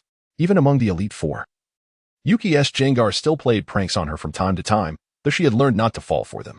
This means no more kitchen visits. Jingha firmly instructed the pitiful little creature. If Ghastly had hands, it would likely be raising them in a vow. Seeing that Jingha wasn't genuinely angry, the creature's sad demeanor quickly transformed into one of joy as it savored its food. Jingha shook his head, knowing its sorrow was merely an act. Having finished work, he planned to buy energy cubes and settle the gas bill. Ghastly, are you ready? He asked.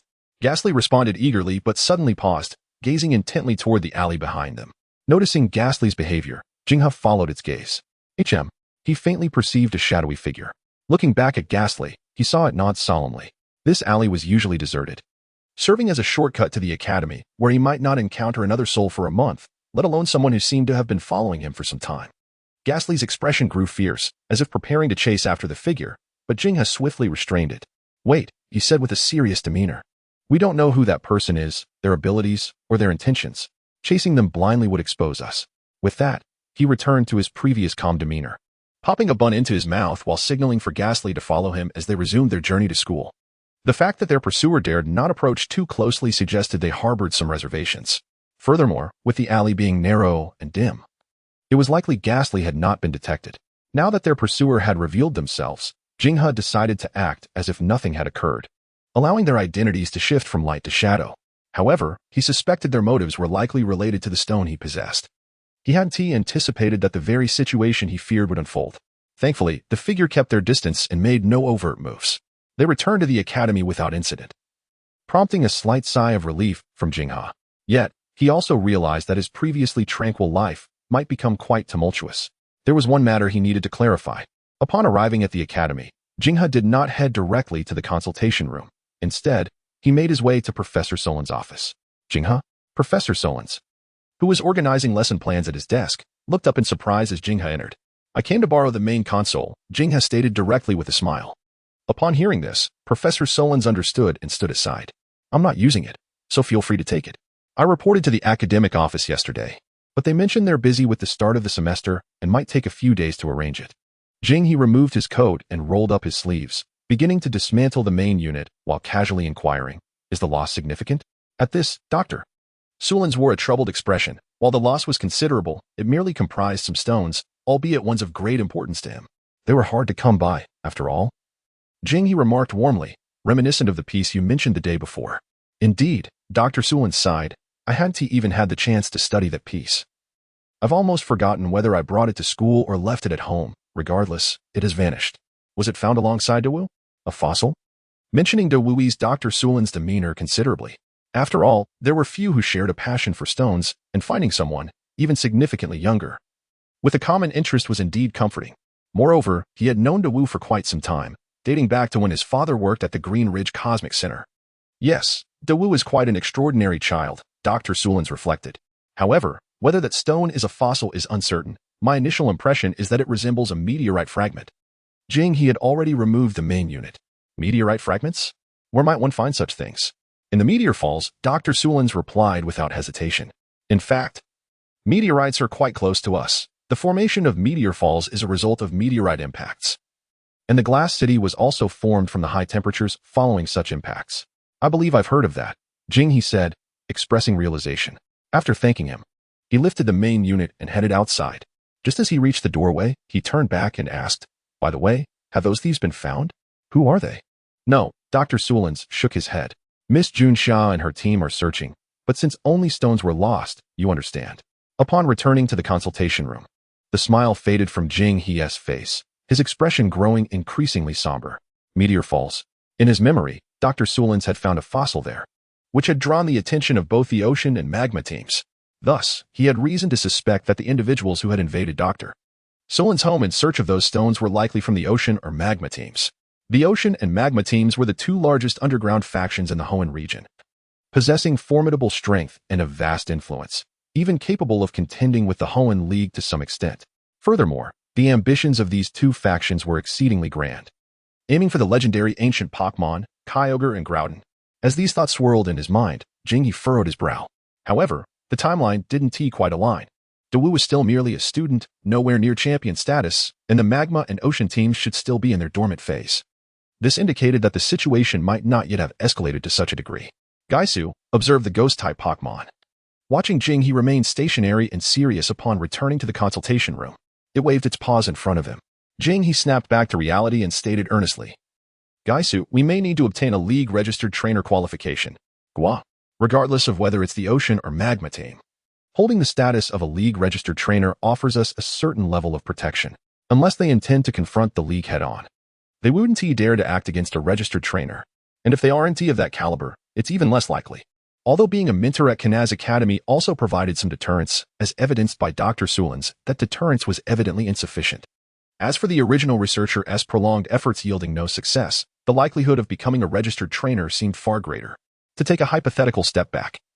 Should danger truly arise, possessing a degree of strength would undoubtedly enhance one's self-defense capabilities. This marked the first time Jing he felt a sense of crisis and urgency since arriving in this world. Indeed, it could even be said that it was their first such experience, including the original's past. Yet, inexplicably, a hint of excitement flickered within him. It seemed that the impulse for adventure lay hidden in the veins of every man. Upon hearing Jing He's brief explanation, Gaisu not only did not resist, but appeared eager to engage. Having learned much the previous day, it could hardly contain its enthusiasm. Evidently, the desire for adventure was not exclusive to men. Setting down the main unit, Jing he departed the consultation room with Gaisu. One advantage of being a mentor at a Pokémon Academy was the unrestricted access to various training facilities within the school. Soon, they traversed 2 corridors and a grassy expanse, arriving at the Academy's training room.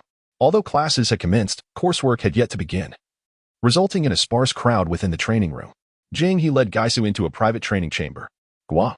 Upon entering the training room, Gaisu appeared exceedingly excited, eagerly asking, What are we training in? Stealth attacks? Nighttime ambushes?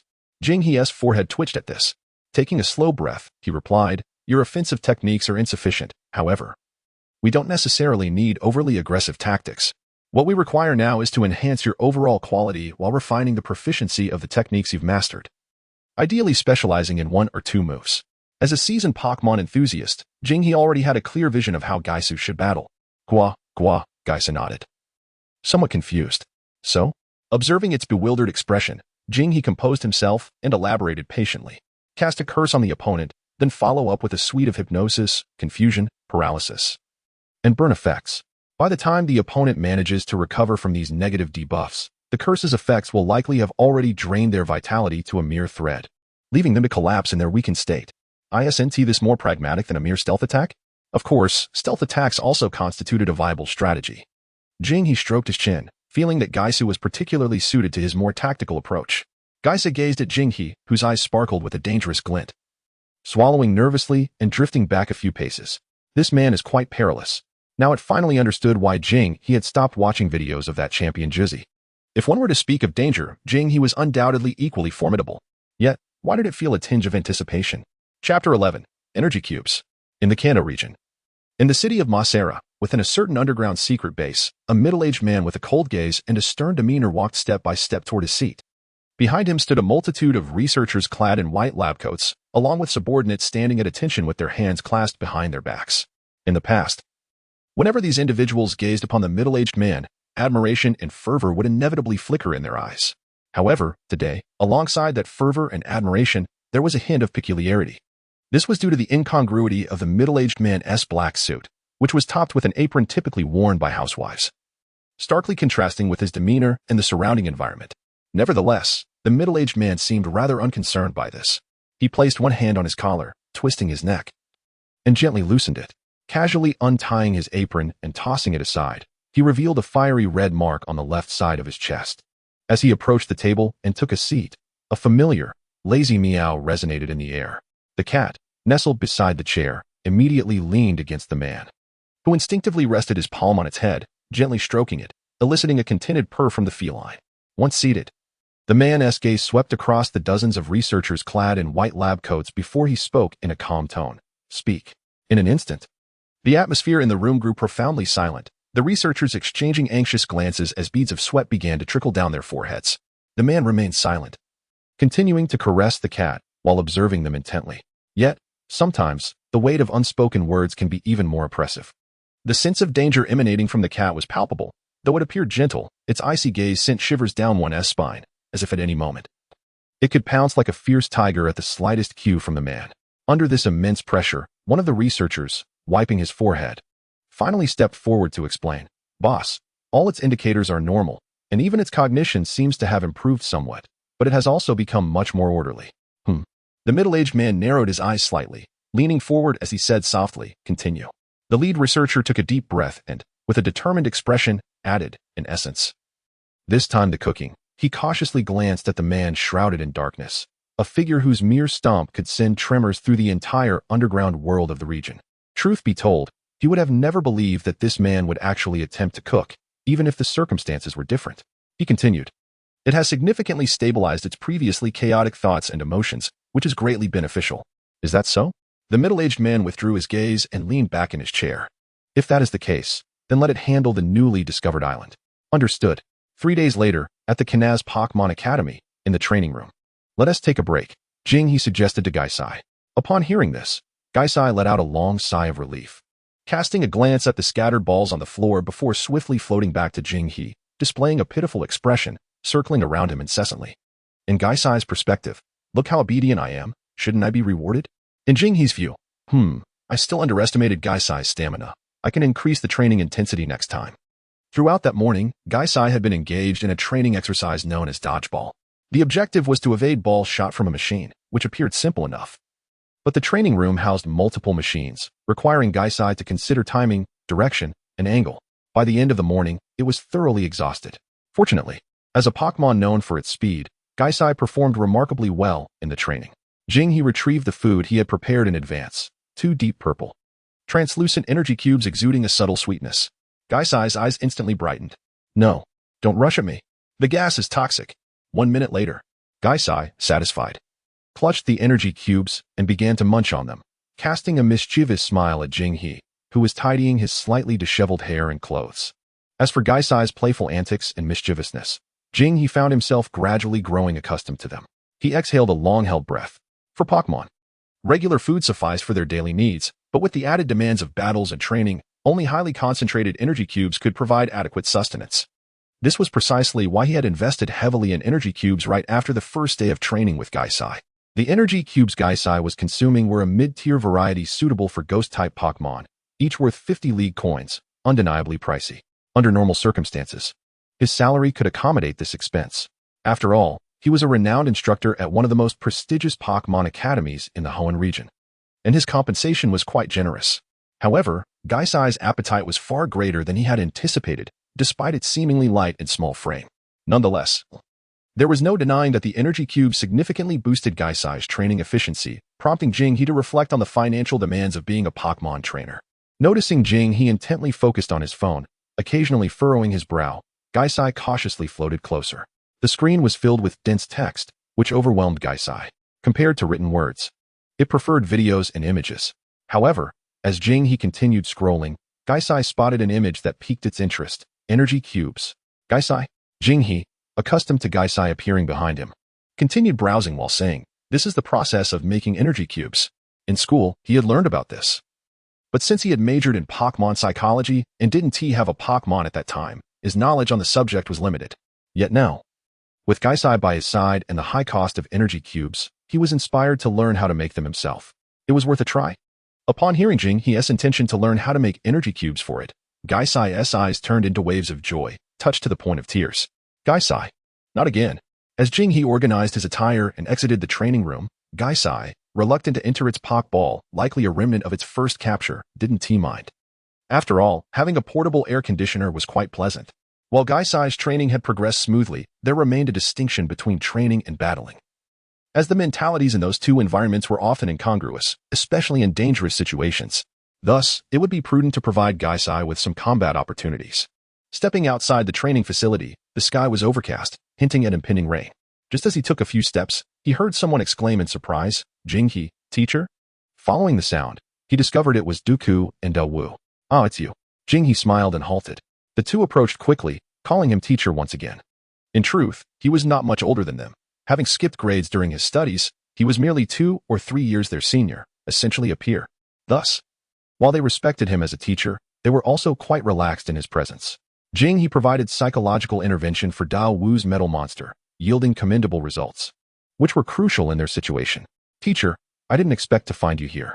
We searched for you in the consultation room. Were you training Pokémon? Devon inquired, her surprise evident. As an instructor at a Pokémon academy, possessing Pokémon was quite commonplace. However, in her recollection, the esteemed Jing he had excelled in theoretical studies but seemed not to have captured any Pokémon. Dewu, however, was more aware of the nuances. During the psychological intervention for the metal monster, Jing he had summoned his Jengars. Yes, Jing he replied with a smile, unreserved, and then asked, "What brings you to seek me?" Teacher, it's like this. Dewu succinctly explained the situation. It turned out that Devon had recently captured a Pokémon whose temperament was rather unruly. Pokémon exhibit diverse personalities, while some are gentle. Others can be quite temperamental. Devon had not given it much thought at the time of capture, intending to nurture and train it gradually. However, instead of mellowing, the Pokémon had become increasingly rebellious, even beginning to disregard Devon's commands, causing her considerable distress. Recently, upon hearing that Jing he had assisted Dao Wu's metal monster through psychological therapy, she wondered if her Pokémon might also have underlying psychological issues. After listening, Jing he asked, "Did you not capture the Pokémon through battle, given its disobedience?" Devon's face flushed with embarrassment as she murmured, "It is the descendant of my father's Pokémon." Understanding dawned on Jing he. He surveyed the surroundings and remarked, "Let's take a look, but this isn't the right place." The training hall has a battle arena in the back, Dewu suggested. The outdoor battle area, once bustling, now lay deserted, perhaps due to the overcast skies threatening rain. With only a few individuals tidying up, seemingly preparing to depart, the trio made their way to a secluded section of the arena. At Jing he's signal, Devon retrieved her Pokeball. With a flash of red light, her Pokémon materialized in the arena. Hey, Chi. It resembled a gray, rounded stone, possessing muscular, rocky arms. It was a rock and ground-type Pokémon, Geodude. Upon appearing, it cast a dismissive glance at the three, crossing its arms and squinting its eyes. An expression of disdain evident. Geodude, you say? Jing he mused with mild surprise. Geodude was not particularly rare. One could encounter several on a stroll through sparse mountainous areas. However, rock and ground-type Pokémon were generally known for their steadiness or even silence, and it was indeed uncommon for Geodude to exhibit such a volatile temperament. Hey, Chi. It seemed to react to being called, turning its gaze toward Jing he.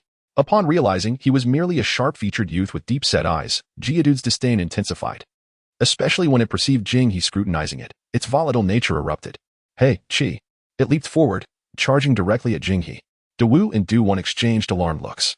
Dewu instinctively reached for his waist, while Devon prepared to recall Geodude into its Pokeball. However, before they could act, a swirl of dark mist emanated from Jing he, revealing Jengars with its mischievous grin. Sensing the chilling aura, Geodude showed no sign of retreat. Its gaze sharpened as it charged at Jengars. Impact. Poof. The collision with Jengars only created a hole in its gaseous form, which quickly mended, causing no damage whatsoever. Hey. Chi. Geodude landed, confusion etched on its face. Haha. Jengars continued to laugh, but a hint of animosity emerged in its smile. Clearly, Geodude's sudden attack on Jing he had irked it. At that moment, Dewu summoned his metal monster, ready to intervene should Geodude act out again. Grew. Metal monster let out a low growl at Geodude. The previously proud Geodude momentarily displayed a flicker of fear upon seeing metal monster, yet quickly regained its composure. Hey. Chi. All of this did not escape Jing he's notice. Teacher Jing he, I apologize. I had no idea it would act like that. Devon hurriedly apologized, poised to return Geodude to its Pokeball. However, Jing he raised a hand to stop her. Geodude's unexpected assault had surprised him, yet with Jengars present, he felt unperturbed. Moreover, as Geodude had charged, a Pokédex entry regarding it had materialized before his eyes.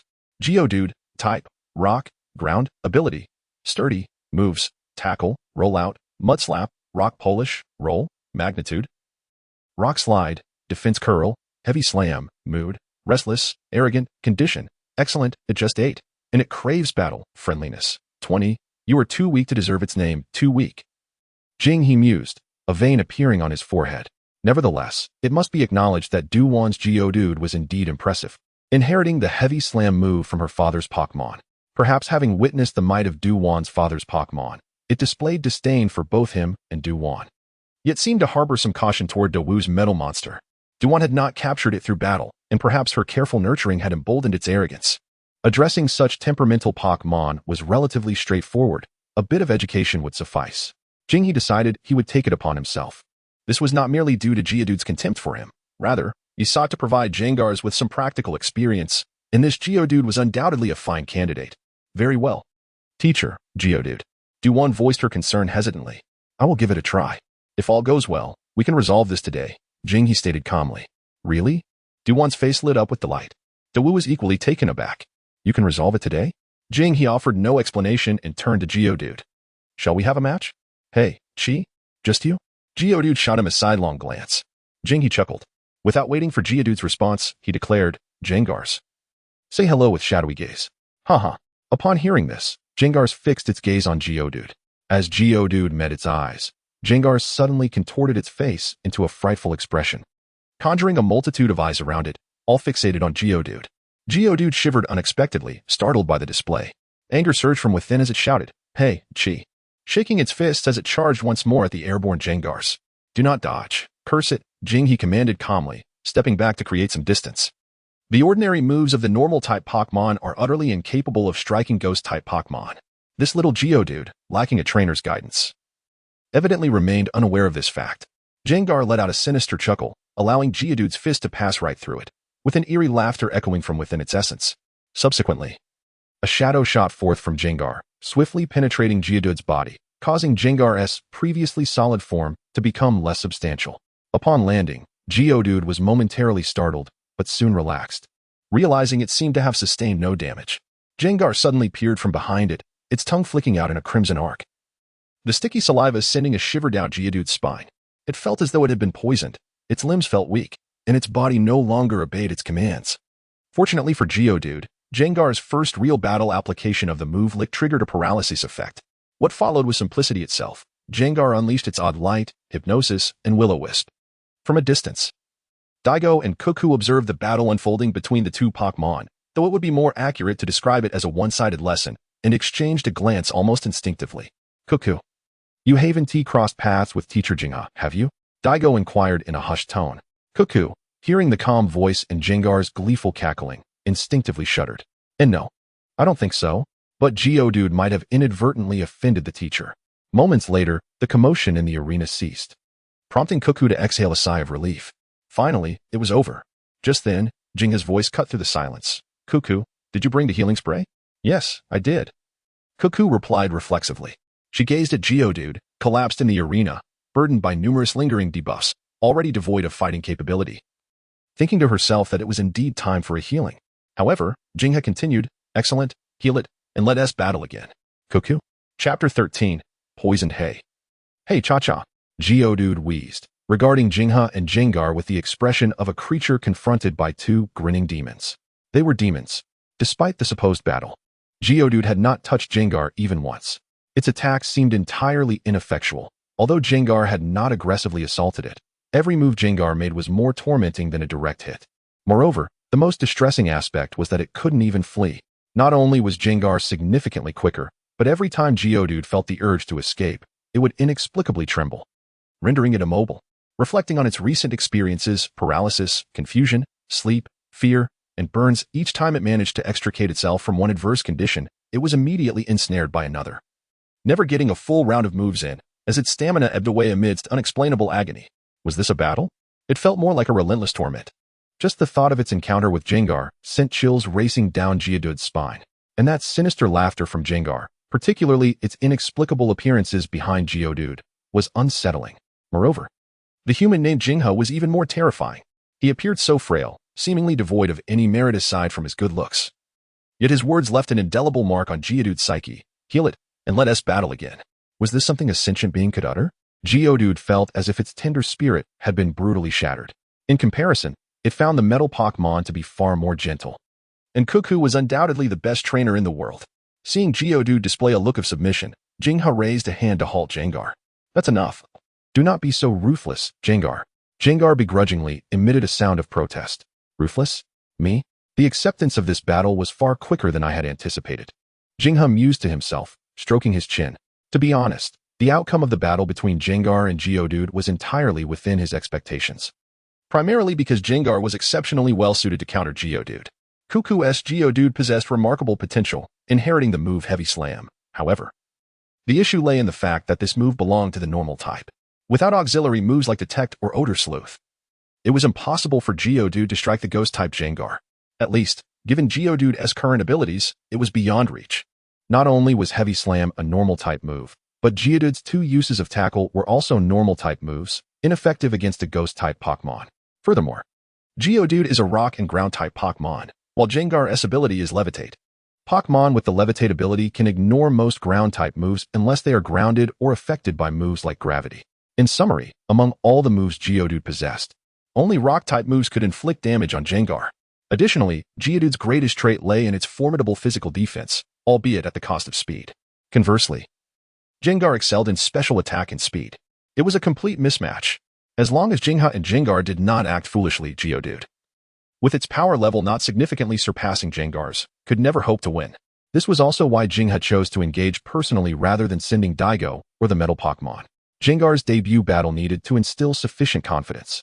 However, it appeared that confidence had been somewhat overabundant, yet it was not a significant issue. Finally, seeing the battle conclude, Cuckoo hurried onto the battlefield, tentatively calling out, Geodude. At last, the cold command of Jinha and the sinister laughter of Gengar faded, and Geodude perceived Cuckoo's voice as a heavenly melody. Rushing to her side and pressing against her for comfort. Only through loss can one truly comprehend the value of what is most precious. Cuckoo was momentarily taken aback. Was this still her Geodude, which had once seemed to have its eyes nearly reaching the heavens? At Jinha's signal, Cuckoo quickly began to soothe it. It was foreseeable that after today, Geodude would likely become much more docile. Though it might retain some pride, it would at least not transform into a stone-headed tyrant. Daigo, accompanied by the Metal Pokémon, entered the arena, his expression a complex tapestry of emotions. On one hand, he was astonished that Cuckoo's Geodude had genuinely become more subdued. On the other, he was intrigued by Jinha's healing methods and battle capabilities. Previously, upon learning that Jinha also possessed Pokémon, Daigo had inquired whether he engaged in battles. At that time, Jinha had replied, "What is battling? I don't do that." Yet now, it was clear that the timing of attack moves, their sequencing, and synergy suggested he was far from inexperienced. Particularly the moves employed by Gengar were truly remarkable. The Metal Pokémon rubbed its eyes, feeling as though something had entered them. Without waiting for Dahu and the metal monster to approach, Yijing observed the state of the small fist stone and murmured thoughtfully to himself. It appears that physical intervention in specific circumstances can yield results more straightforwardly than psychological intervention.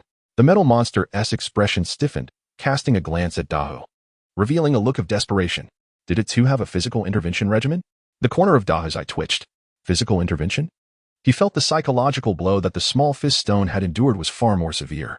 Regardless of the process, they had to acknowledge that the outcome was favorable. This was evident from the small fist stone, which clung to Duguan and refused to leave her side. Dahu took a deep breath. "Teacher Jinha, is it over?" "It's over," Jinha nodded, initially considering that if the small fist stone proved resilient, they could switch to him and the metal monster when Gaisai became fatigued. Dahu remarked, "Is the small fist stone not resilient?" A typical Pokémon would struggle to withstand the initial treatment. The small fist stone had endured 2 rounds, which Dahu considered a testament to its determination. The small fist stone possessed the ability of a hard head, but it was not obstinate. He was somewhat concerned that the small fist stone's confidence might be utterly shattered. "Thank you, teacher." At that moment, Duguan, having comforted the small fist stone, approached Jinha to express her gratitude. The small fist stone, shedding its previous disdain, shyly nestled alongside Duguan and called out. Gaisai let out a mischievous chuckle, its dark mist swirling about in a playful manner. However, its laughter caused the small fist stone to tremble slightly. Jinha crouched down to address the small fist stone. "Listen well to your trainer. You are not without a chance to defeat Gaisai." The small fist stone froze momentarily, instinctively looking towards Duguan, who had already received Jinha's cue and nodded earnestly. The small fist stone's eyes sparkled with renewed hope. Observing this, Jinha smiled gently. Dahu's eyes also glimmered with renewed light, clearly indicating that he had been overly apprehensive. His gaze towards Jinha now held a measure of admiration. "See? I'm impressive, aren't I?" Dahu and Duguan proceeded to class, while Jinha took Gaisai back to the consultation room. On the way, Gaisai appeared particularly exuberant. This was its first battle, and the outcome was evident. It had easily outmatched its opponent. Furthermore, this served as affirmation of Gaisai's training progress over time, a positive development for both it and Jinha. "Don't get too cocky," Jinha chuckled as he prepared himself a cup of coffee. He perceived far more than Gaisai did, recognizing both its strengths and numerous shortcomings. These shortcomings would become the primary focus of their forthcoming training. Combat was one of the most effective ways to assess training outcomes.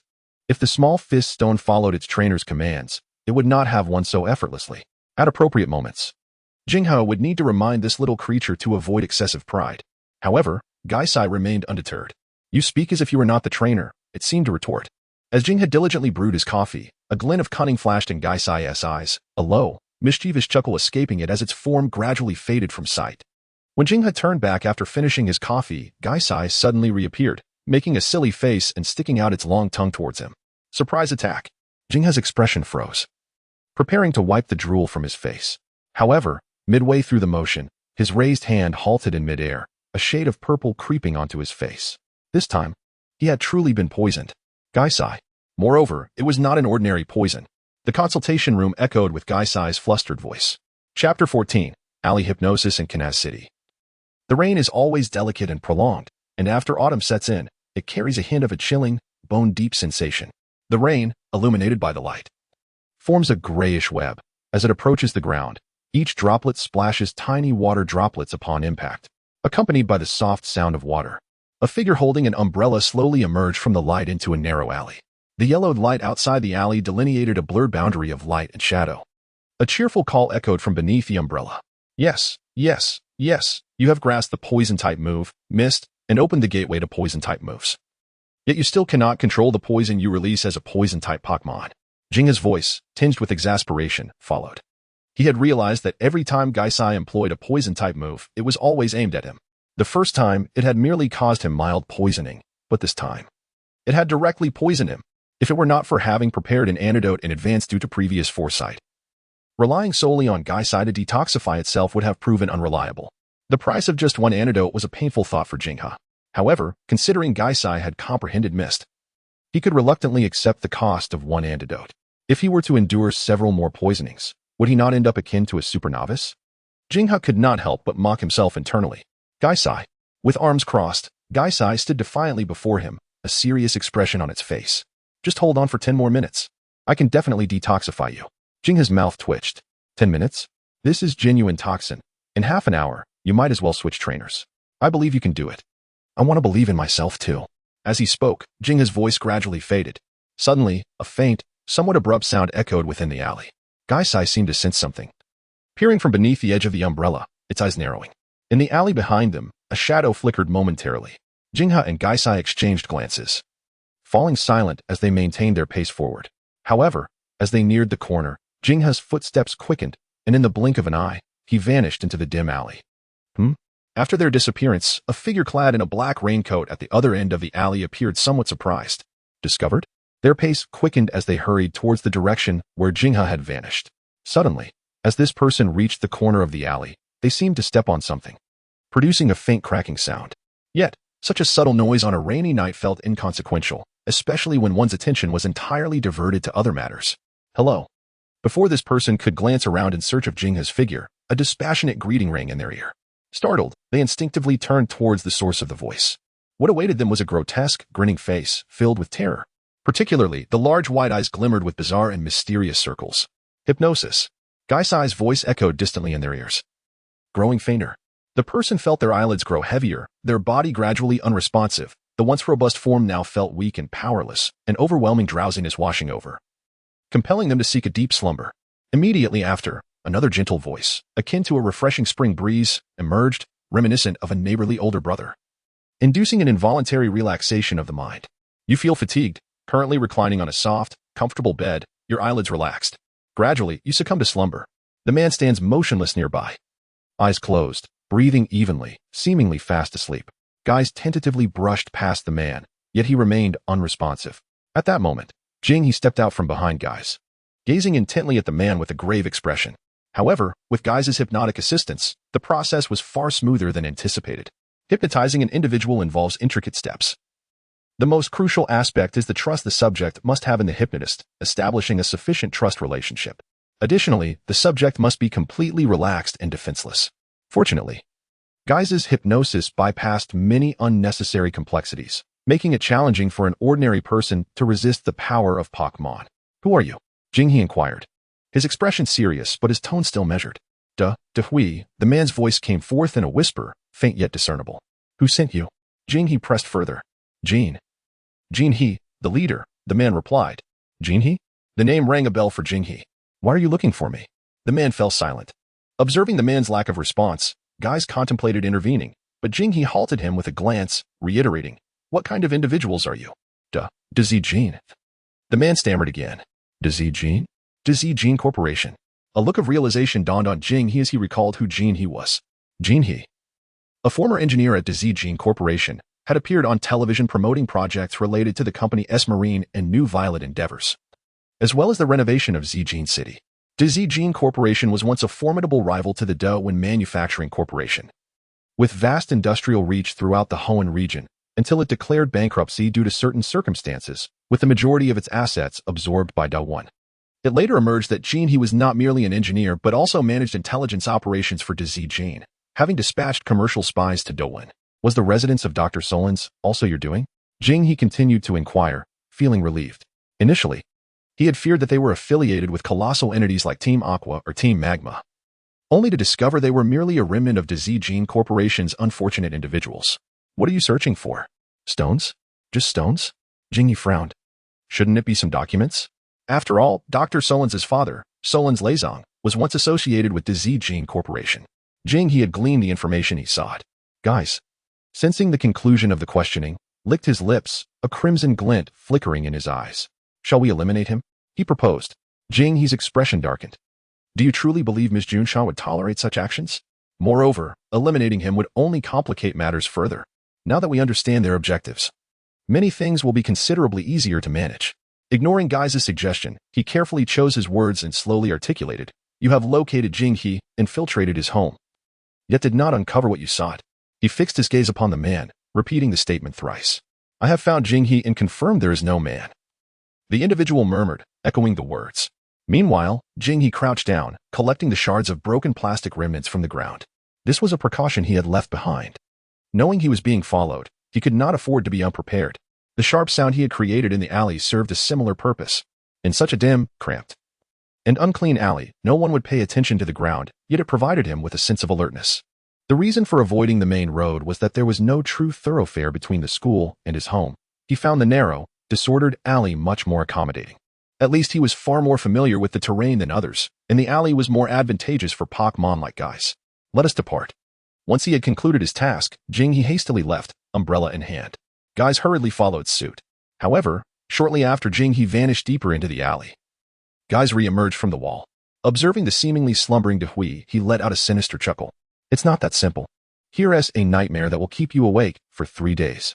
Time passed, and suddenly the man jolted awake, his eyes bloodshot, filled with terror, his body trembling slightly. Lips pale. How did I end up here? The fear lingered in his eyes, yet his mind gradually regained clarity. The teacher from Kana's Pokémon Academy. This thought just crossed his mind when another realization struck him. I must inform Leader He immediately. Now only the young master of Devon remains. Chapter 15. The Money Demon. With a swift flick, Jing He shook the rainwater off his umbrella and entered the room, closing the door behind him. Letting out a deep breath, he turned to Guys. Noticing Jing He's gaze, Guys' expression slightly shifted, discreetly averting his eyes, as if he were about to whistle. Had he been discovered? Surely not, Guys thought, still anxious that Jing He might uncover the vivid nightmare he had left for the man. Yet, Jing He remarked, Guys. Well done. In truth, Jing He had observed Guys' actions but deemed them unimportant, thus he paid them little mind.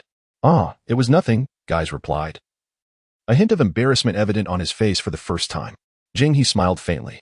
I shall change my clothes. He then turned and entered his room. Although the rain had not been heavy, the chaos caused by Dzijin's Hui had left his clothes quite damp. Seeing that Jing He held no grievances, Guys sighed in relief. Soon after changing, Jing He donned an apron and made his way to the kitchen. In no time, 2 bowls of steaming hot noodle soup were placed on the table. Upon seeing the unremarkable yet aromatic soup, Guys' eyes lit up, eagerly rushing to the table, calling out as he awaited Jing He to take a seat. Despite having energy cubes available for consumption, Guys still relished Jing He's culinary creations.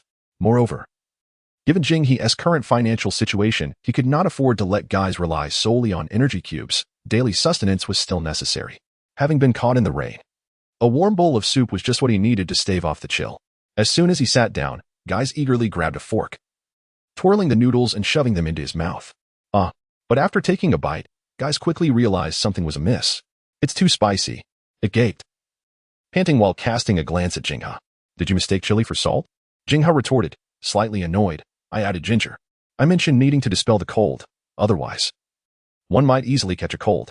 Kokek. Jengar's eyes widened, resembling copper bells. Have you ever heard of a ghost needing to dispel the cold?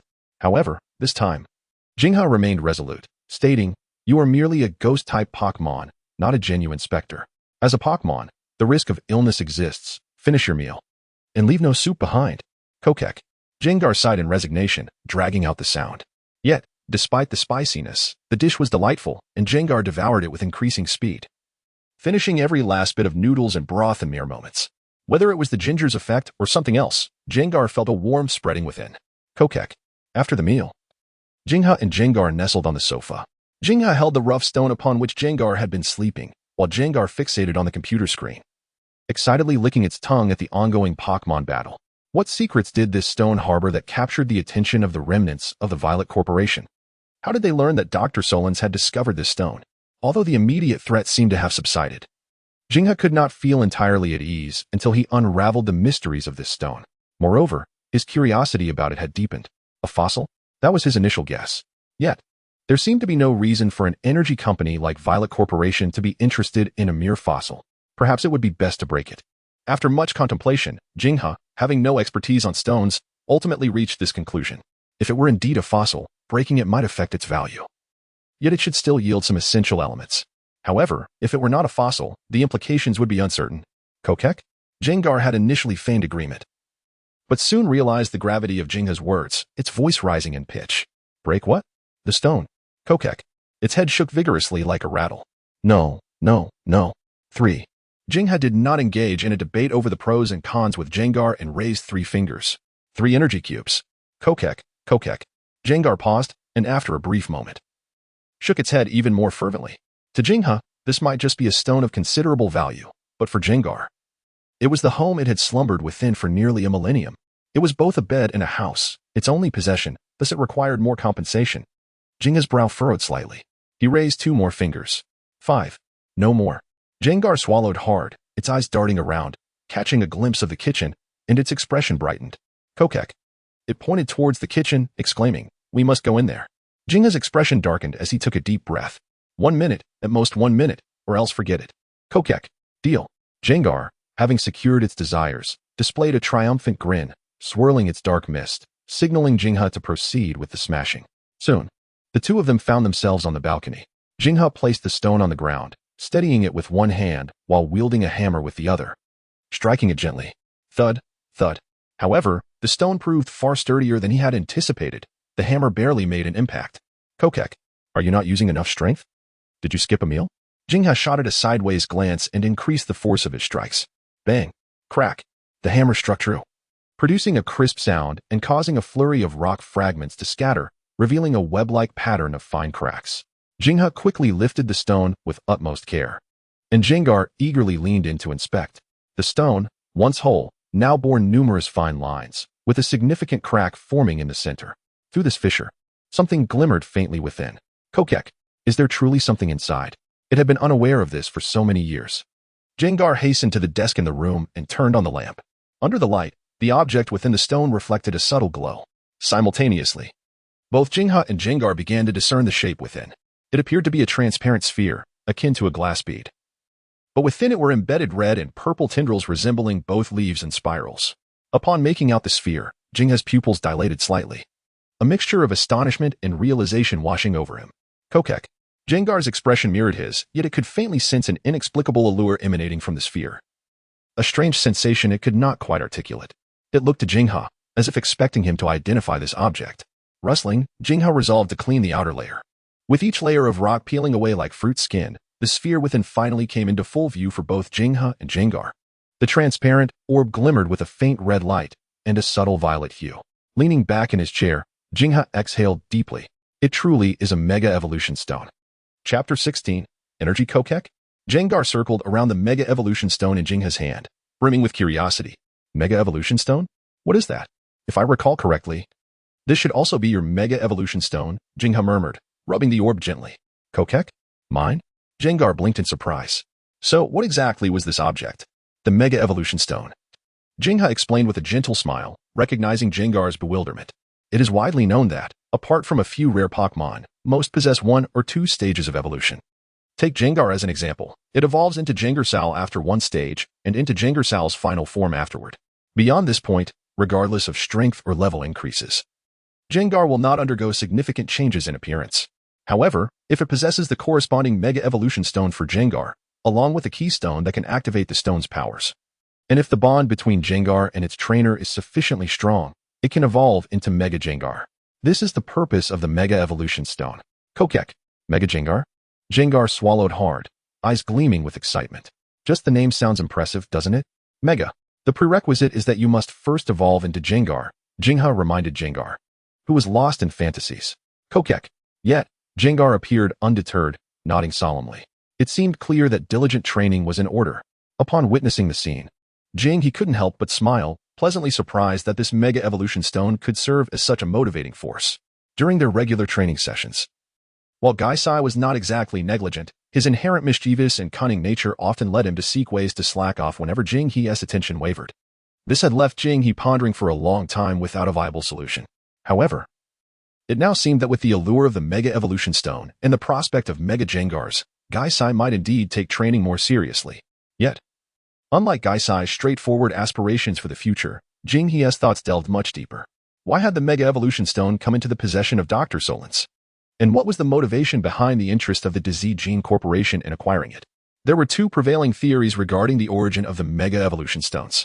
The first suggested that these stones might have formed from special stones, such as fire stones or water stones, after being infused with the energies of Xerneas and Yveltal, unleashed by the ultimate weapon approximately 3,000 years ago, resulting in many such stones scattered throughout the Kalos region.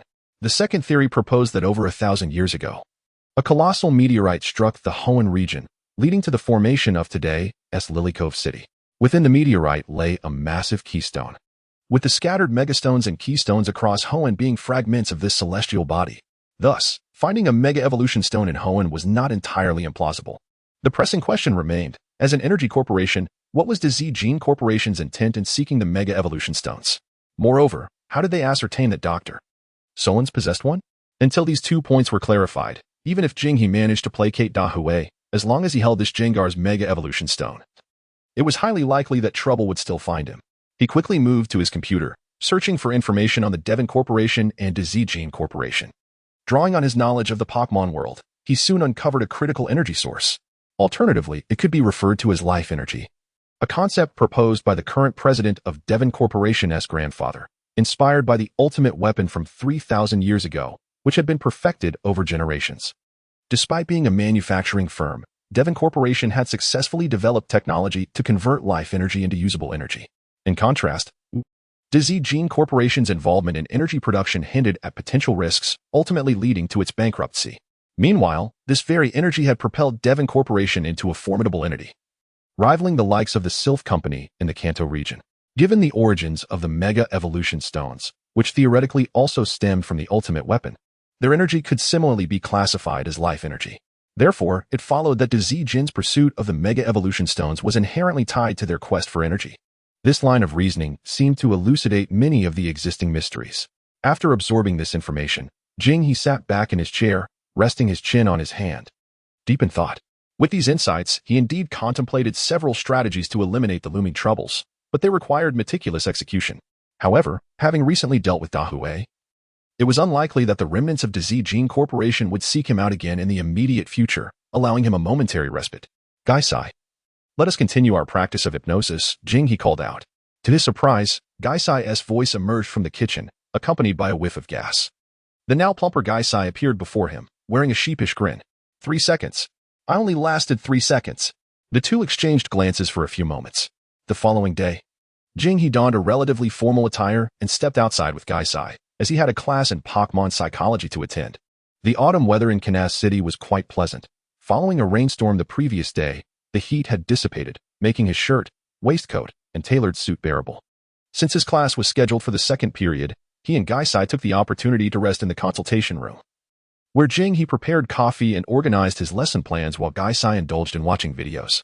Recently, Gaisai had taken to sitting with Jing He's computer, and it was fair to say that he had absorbed some knowledge from the content. When the bell signaled the end of the first period, Jing He led Gaisai to the classroom. Pokémon Psychology was a rather niche elective, as evidenced by the sparse attendance on the first day of class at Kinaz Pokémon Academy. Thus, his classroom did not require a large amphitheater, but was instead located in a modest, secluded room on the second floor. However, as Jing He reached the stairs on the first floor of the teaching building, he unexpectedly encountered a tall female teacher with long black hair. Jing He, are you heading to class? The teacher, dressed in a light blue dress, appeared gentle yet bore an air of detachment in her smile. Indeed. I didn't expect Teacher Aquin to remember me, Jing He responded with a chuckle, recalling that they had sat relatively close during the last faculty meeting. You should go ahead with your class. We can chat another time. Certainly. As Jing He brushed past Teacher Aquin, an icy chill coursed down his spine. Aquin, one of the 3 key members of the Oceanic team. Had he not encountered her today, he would have hardly remembered that such a figure existed among the hundreds of teachers at Kinaz Pokémon Academy. Taking a deep breath, Jing He maintained his pace up the stairs. The Oceanic team was still in hiding. Dawu had yet to become the champion, and a significant time remained before the conflict between the Oceanic team and the Magma team would erupt. For now, Aquin was merely a common instructor of oceanic currents at the academy, and as long as he did not provoke her, there should be no issues. He could not even ascertain whether Aquin had already ascended to a leadership position within the Oceanic team. On the surface, they were merely 2 inconsequential teachers at this renowned Pokémon Academy. While such a status might be considered admirable by many ordinary individuals, it felt somewhat trivial to powerful trainers. The distance in her smile was indeed welcome. The farther away, the better. Ideally, they would never cross paths again. Gaisai peeked out from behind Jing He's clothing, squinting at Aquin's retreating figure. Who does she look down upon? It licked its tongue. Chapter 17.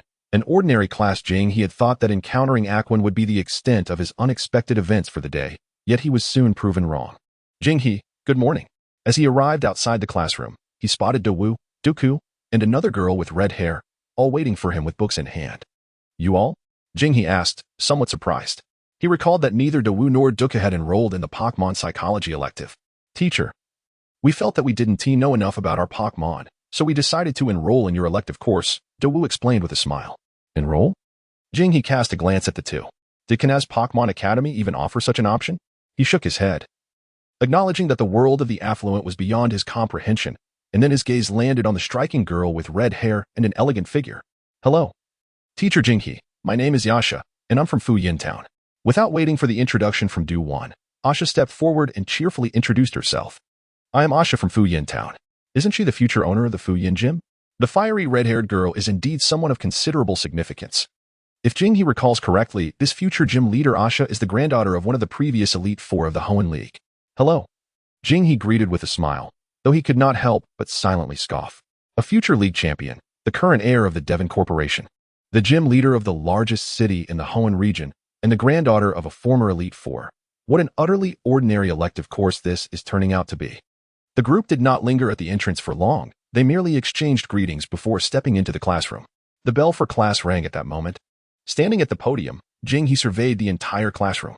Aside from Dawu and his 2 companions, the attendance for the Pokémon Psychology course was quite typical. Although it was a small classroom, it could accommodate around 40 to 50 seats, yet even counting Dawu and his friends, only half of it was filled.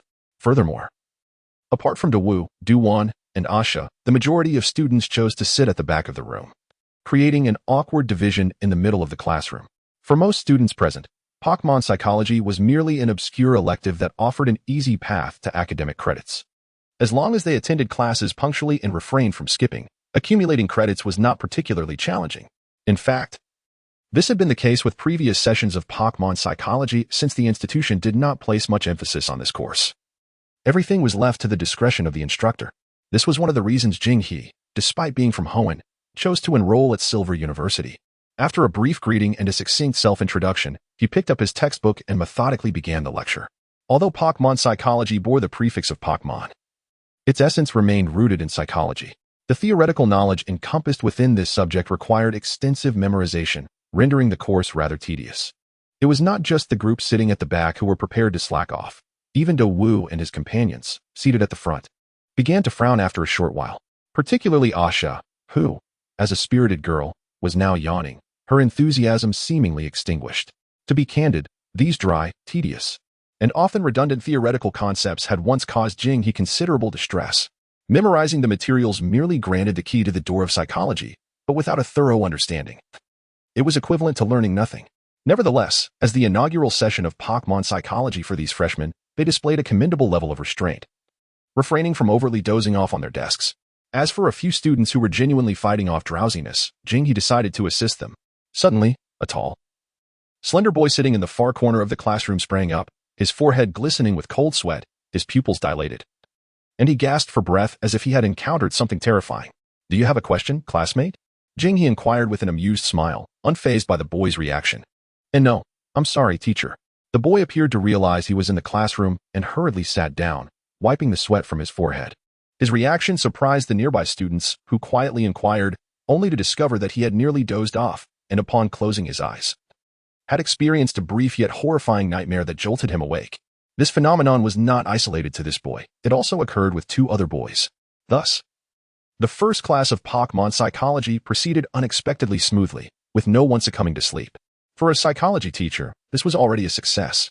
When the bell for the end of class rang, Jinghee snapped his book shut and announced the conclusion of the lesson before swiftly exiting the classroom without looking back. Timeliness was paramount. Post-class consultations? Such notions were far-fetched. This was university. If one wished to learn, they had to take the initiative. Knowledge would not simply infiltrate one's mind. This was a relief for other students, but for those genuinely interested, Daewoo and Do-won, this was what Pokémon psychology entailed? Asha stifled a long yawn, tears forming at the corners of her eyes, and pouted. "Do-won, is this the remarkable teacher you mentioned? It feels like just another typical instructor." "No. He is even more hypnotic than the others. I'm utterly exhausted." Do-won, having closed her notebook after a full lesson, pursed her lips. "You're only seeing the surface." Daewoo wholeheartedly agreed. "Didn't you notice? Despite feeling drowsy, no one fell asleep in this class." Upon returning to the consultation room and closing the door, he let out a lengthy yawn. It was no wonder the students felt that way. Even he, the instructor, found it hard to stay awake while lecturing on such intricate theoretical knowledge. He resolved to brew a cup of coffee. As the grinding sounds of the coffee grinder filled the air, Gungsi floated out from Jinghee's clothing, wearing a mischievous grin. "Need a wake-up call?" Jinghee shot at a sidelong glance, dismissively retorting, "With your hypnosis? Are you sure that's a way to wake me up?" Gungsi's expression turned pale as it recalled the first time it had hypnotized Jinghee, shaking its head vigorously, awkwardly chuckling to indicate it was merely joking. Jinghee shook his head as well, inwardly lamenting. Just a few days had passed, and the energy cubes he had purchased were nearly depleted. Coupled with the rising gas bills at home, expenses were mounting. With his salary merely raising, Gungsi was already stretching his finances thin. Thus, he began contemplating whether to open a psychological clinic outside the school. It was not uncommon for professors to have side jobs. Take Dr. Swalan's, for instance. Despite his disheveled appearance and constantly being on the move, he actually owned a company. However, in a place like Kansas City, the thought of opening a psychological clinic made Jinghee hesitant, not to mention the rental cost for a storefront. Suddenly, a teacher from the academic office pushed the door open, placed a sheet of paper down, and left without a backward glance. "Mr. Jinghee, here is the teaching schedule for this semester." Gungsi promptly delivered the paper to Jinghee. After sipping his warm coffee, he felt a slight boost in energy and briefly scanned the document. The schedule was rather mundane. Just as he was about to set it aside, he noticed something. An autumn outing? Destination: Chimney Mountain Hot Springs in Fu Yin Town? No gender distinctions? Chapter 18. They call me Mewtwo. As the largest Pokémon Academy in the Hoenn region, Kansas Pokémon Academy offers a rich curriculum. In addition to regular battle classes that include outdoor expeditions every so often, spring and autumn excursions are held almost annually. This not only enriches students' extracurricular lives but also enhances their practical abilities. The dichotomy between the academic faction and the traveler faction has perpetually posed one of the most significant challenges and dilemmas within the Pokémon League.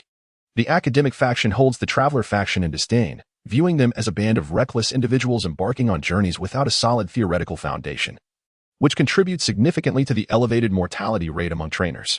Conversely, the traveler faction regards the academic faction with similar contempt, believing that their extensive theoretical knowledge is rendered futile by a lack of practical experience. They may excel in competitions, but when faced with real danger in the wild, they're at a loss.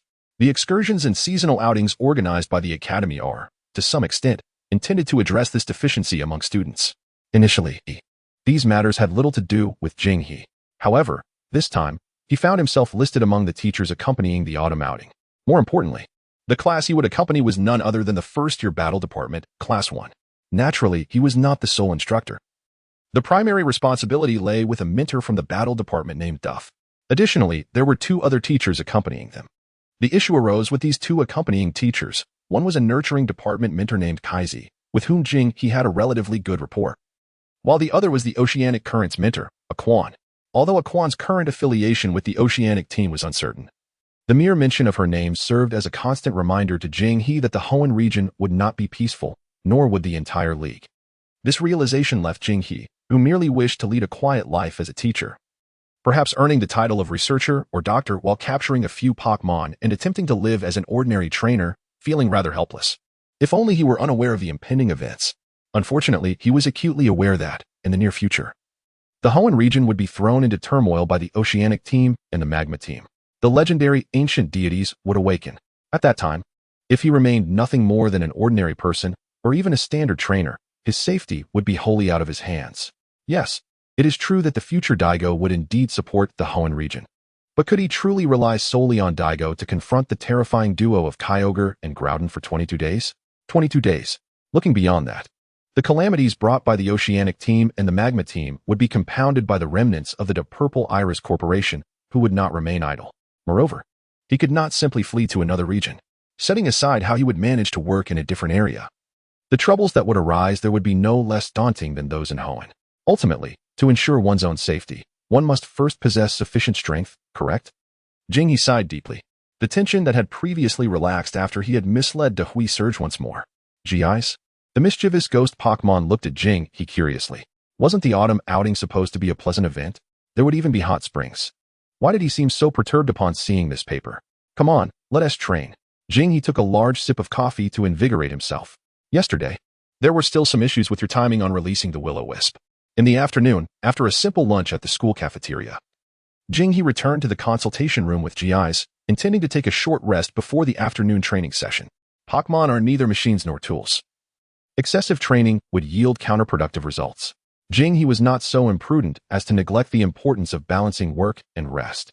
As he needed to use the computer, GIs cheekily claimed his phone, his tongue gliding across the screen as he prepared to finish watching the unfinished series The Adventures of Jengar. Karuna's photo collection? No.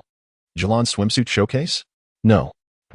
Why are there so many strange video recommendations on my phone after just a few days? Trash websites. Ugh. Meanwhile, Jing-He rested his head on one hand while controlling the mouse with the other, preparing to browse the conditions for becoming a registered trainer in the league. A massive explosion occurred on an unnamed island in the Kanto region. There are currently no reported casualties, and the cause is under investigation. The Unova region announces the construction plan for the Royal Unova, intending to build the largest luxury cruise ship. After skimming through a few current events, he clicked into the trainer registration interface. The league's requirements for registering as a trainer are neither excessively high nor low. As long as one has a recommendation from a qualified league member, they can register directly. However, if an initial Pokémon is required, a substantial fee must be paid, primarily targeting trainers with certain backgrounds. For those from more ordinary families, a fee is also necessary, and they must pass several assessments to obtain trainer qualifications. Not only is this fee considerable, but the difficulty of the assessments is reportedly quite high, encompassing written tests, battles, and even psychological evaluations. If one fails the assessments, the fees are non-refundable. This deters many impulsive aspiring trainers and reduces the workload for the Pokémon Association. Ding! Just as Jing-He was browsing, the long-dormant chat channel flickered to life. Upon opening it, he found it was, as expected, the user known as Who Am I? After such a long time without contact, Jing-He had thought he had managed to fool the individual last time, only to discover they had returned online.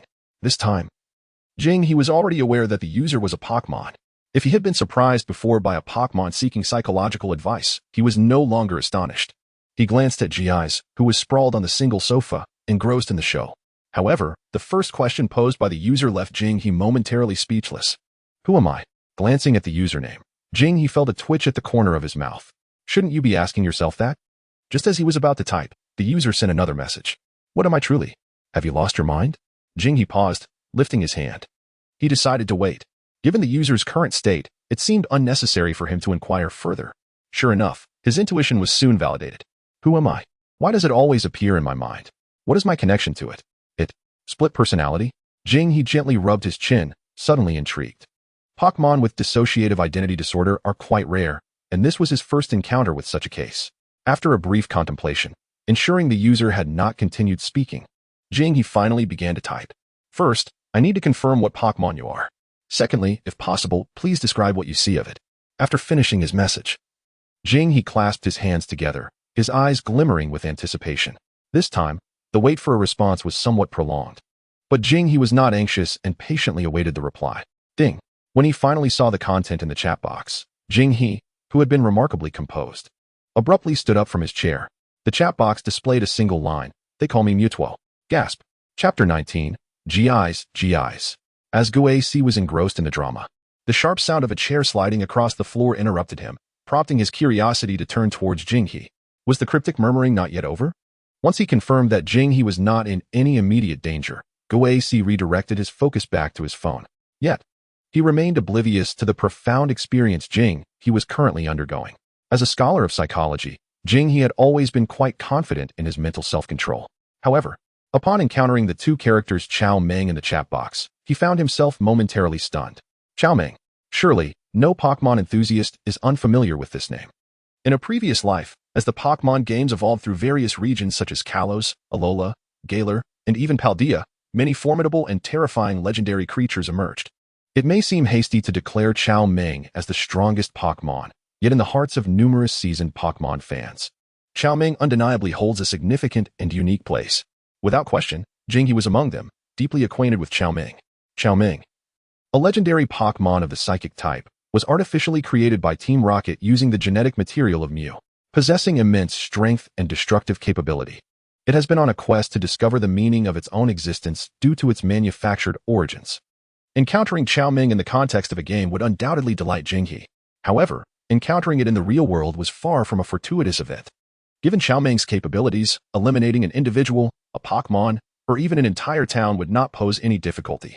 Moreover, its persistent introspection regarding its own existence and value made it a challenging Pokémon to engage with. Chow Meng is characterized by its confusion, obsession, and formidable power, with the potential to become ensnared in its own mental labyrinth, leading to uncontrollable outbursts. If one were to assess psychological issues, it is likely that Chow Meng would rank first in the entire Pokémon universe. Jing he then recalled the content of his previous exchange with the entity. Along with the username that posed the question, "Who am I?" Everything began to make sense. Wait. Jing he's expression gradually morphed into one of peculiarity. Based on the current state exhibited by Chow Meng, it was highly probable that it had only recently come into existence. This meant that it had just been persuaded by Sakaki to join Team Rocket, becoming a tool for their rampant plundering of wild Pokémon and resources. Thus, the individual mentioned in their prior conversation must be Sakaki, the leader of Team Rocket. Furthermore, he had suggested that Chow Meng and the other party should try cooking a meal together. An amusing image of Sakaki donned in an apron, cooking, surfaced in Jing he's mind. Quite the absurd scene. Taking a deep breath, Jing he gradually calmed his emotions and resumed his position at the computer. Staring at the chat box before him, he felt a slight headache. Although he had identified the other party as Chow Meng and understood its condition, devising a remedy for it was no easy task for any scholar of Pokémon psychology. Yet, soon, a flicker of excitement ignited within him. Such a case was likely unparalleled throughout the Pokémon world. Placing his hands on the keyboard, Jing he's thoughts raced as he began to type. So, who do you believe you are? He refrained from fixating on the name Chow Meng, nor did he exhibit surprise. Instead, he maintained an air of indifference. As a powerful legendary Pokémon, Chow Meng had always sought the ordinary and the mundane. It yearned to be like other Pokémon, to exist as a true Pokémon rather than merely an exceptional case of Chow Meng. It was akin to a child born into immense wealth, standing at a point unattainable to others yet longing to experience the life of an ordinary person. However, in reality, regardless of its efforts, it could never truly grasp the essence of ordinariness. This was predetermined by its very birth. Thus, disregarding its uniqueness was the first step in communicating with Chow Meng. In both the animated series and the manga, those who communicated with Chow Meng, be they Ash or Red, first regarded it as a Pokémon among others before recognizing it as Chow Meng. This distinction delineated the difference between Chow Meng and the concept of a superior Pokémon. I do not know. Indeed, when faced with Jing he's inquiry, Chow Meng did not display impatience, but rather confusion, revealing its willingness to engage in dialogue. For instance, if my name is Guac and yours is also Guac, how would we distinguish between you and me? Xiao Ming expressed its bewilderment. In a world filled with countless Pokémon and varieties, were there any identical Guasis? Jinghe smiled slightly, continuing, then, how do we differentiate between the many Guasis? I do not know, Xiao Ming pondered.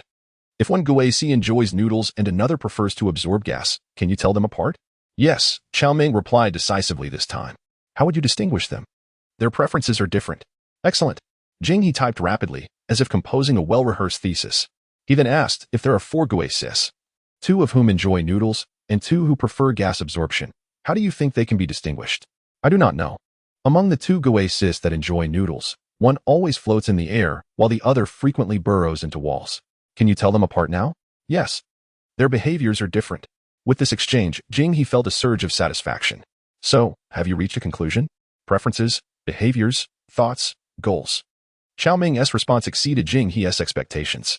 Not only had it summarized, but it had also drawn parallels, heightening Jinghe's interest. Xiao Ming's capacity for learning was indeed remarkable. Returning to the matter at hand, Jinghe posed, you claim to be uncertain of your identity. Let me ask you this. If you were faced with 2 dying Guasis, one burned and one starving, and you could only save one with a mere thought, which would you choose? Xiao Ming fell silent for a moment before responding, I am not sure. I cannot make a choice. What if you recognize the burned one? How would you decide? I suppose it would be the burned one? Xiao Ming answered with a hint of uncertainty. Excellent. You would choose to save the burned Guasi. Jinghe continued with a series of questions. If the starving one were to die, would you feel regret? Would you feel guilty for inadvertently causing the demise of a Guasi? If given another chance, would you still choose the burned one? If the burned Guasi were to blame you for not saving its companion, would you feel anger? If you were granted another opportunity at that moment, would you choose again? As Jinghe posed these inquiries, silence enveloped the other end of the conversation. He remained patient, allowing Xiao Ming the time to reflect independently. For this was a journey of self-discovery. In a broader sense, the self primarily refers to the identity that embodies individual characteristics.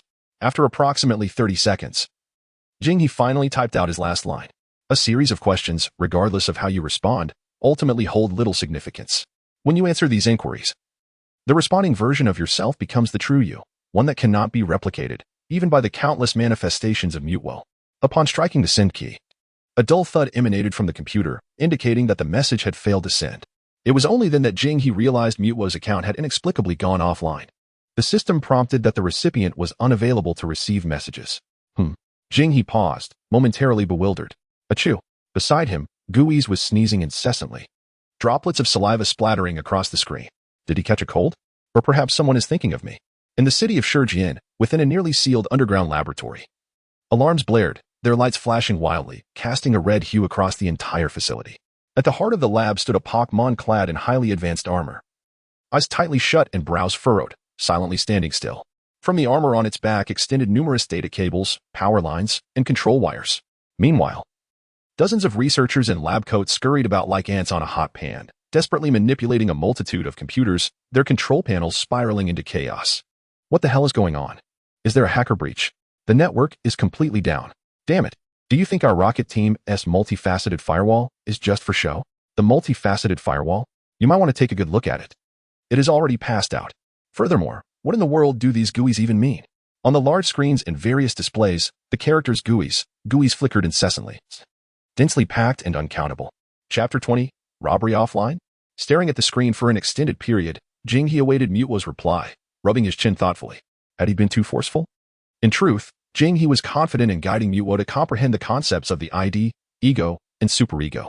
Only through such understanding could Mewtwo grasp the essence of I. It is not merely a name or a symbol.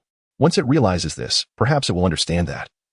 While it is indeed unique, every Pokémon in the world possesses its own distinctiveness. The only difference lies in the degree of that uniqueness.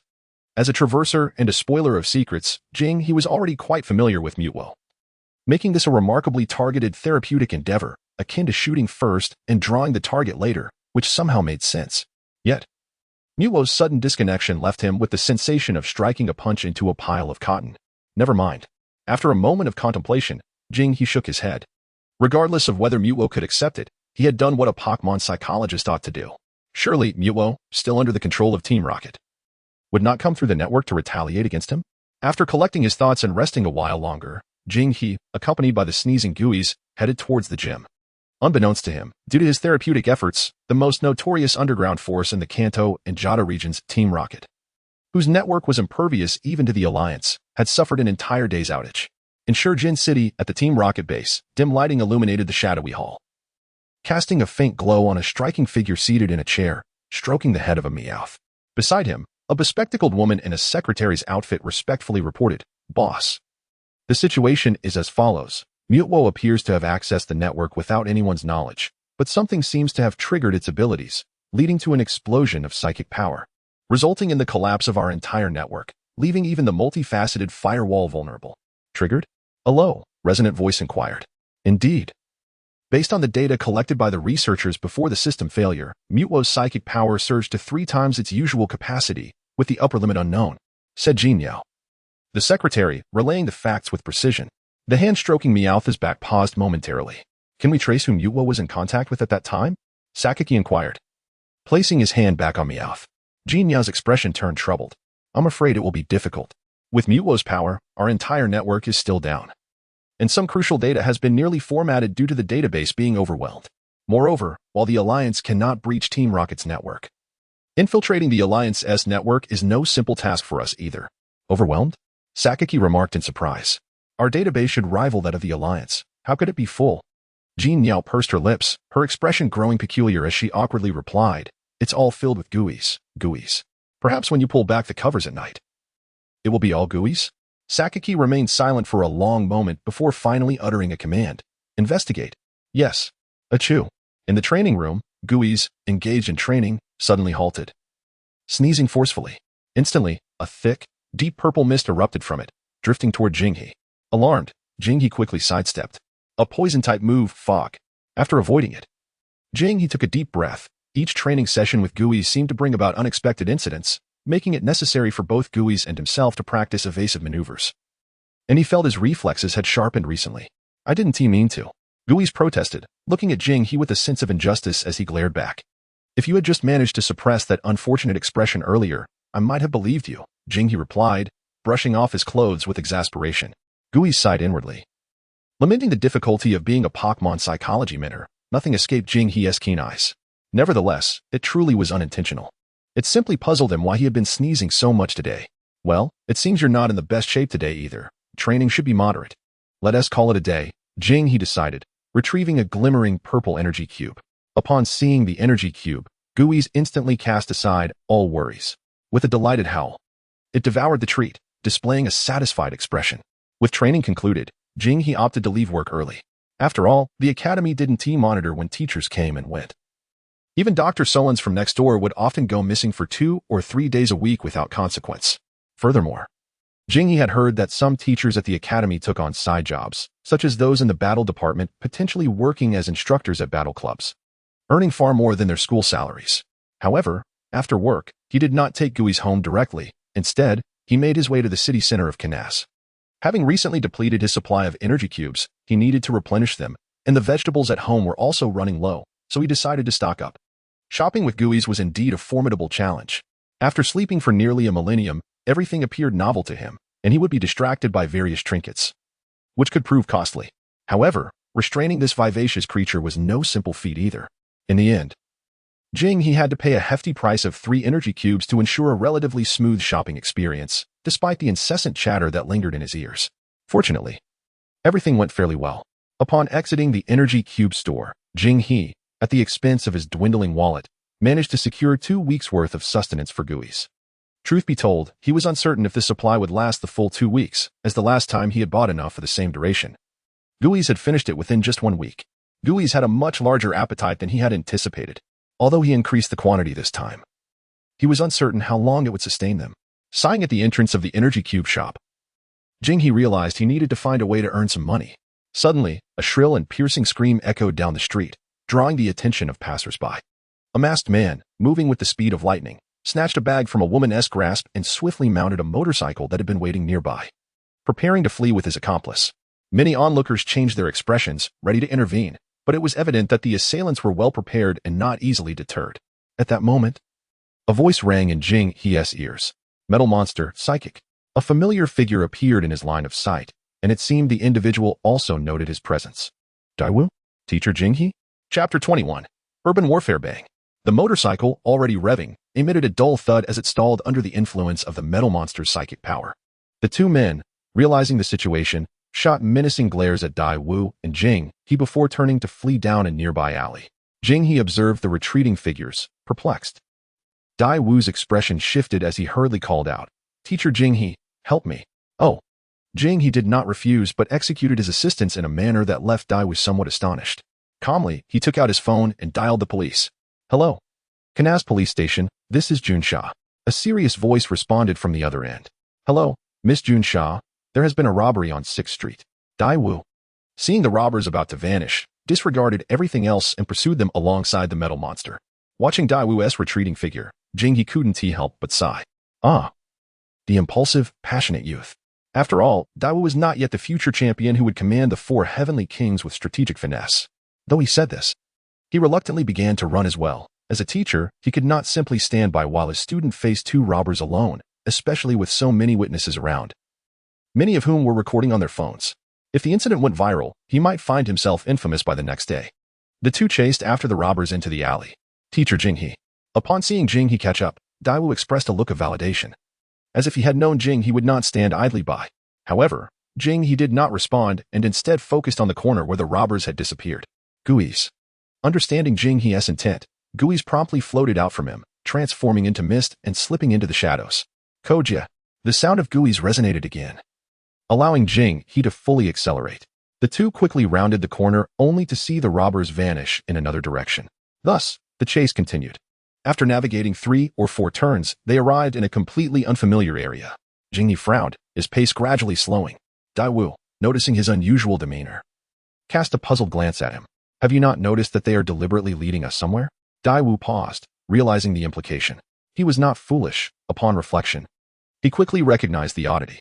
It seemed that every time they pursued around a corner, the robbers would conveniently vanish just ahead, neither allowing them to catch up nor lose them entirely. Moreover, in this maze of alleys, the robbers were evidently more familiar with the terrain. But why lead us there? Dai Wu could not suppress his curiosity.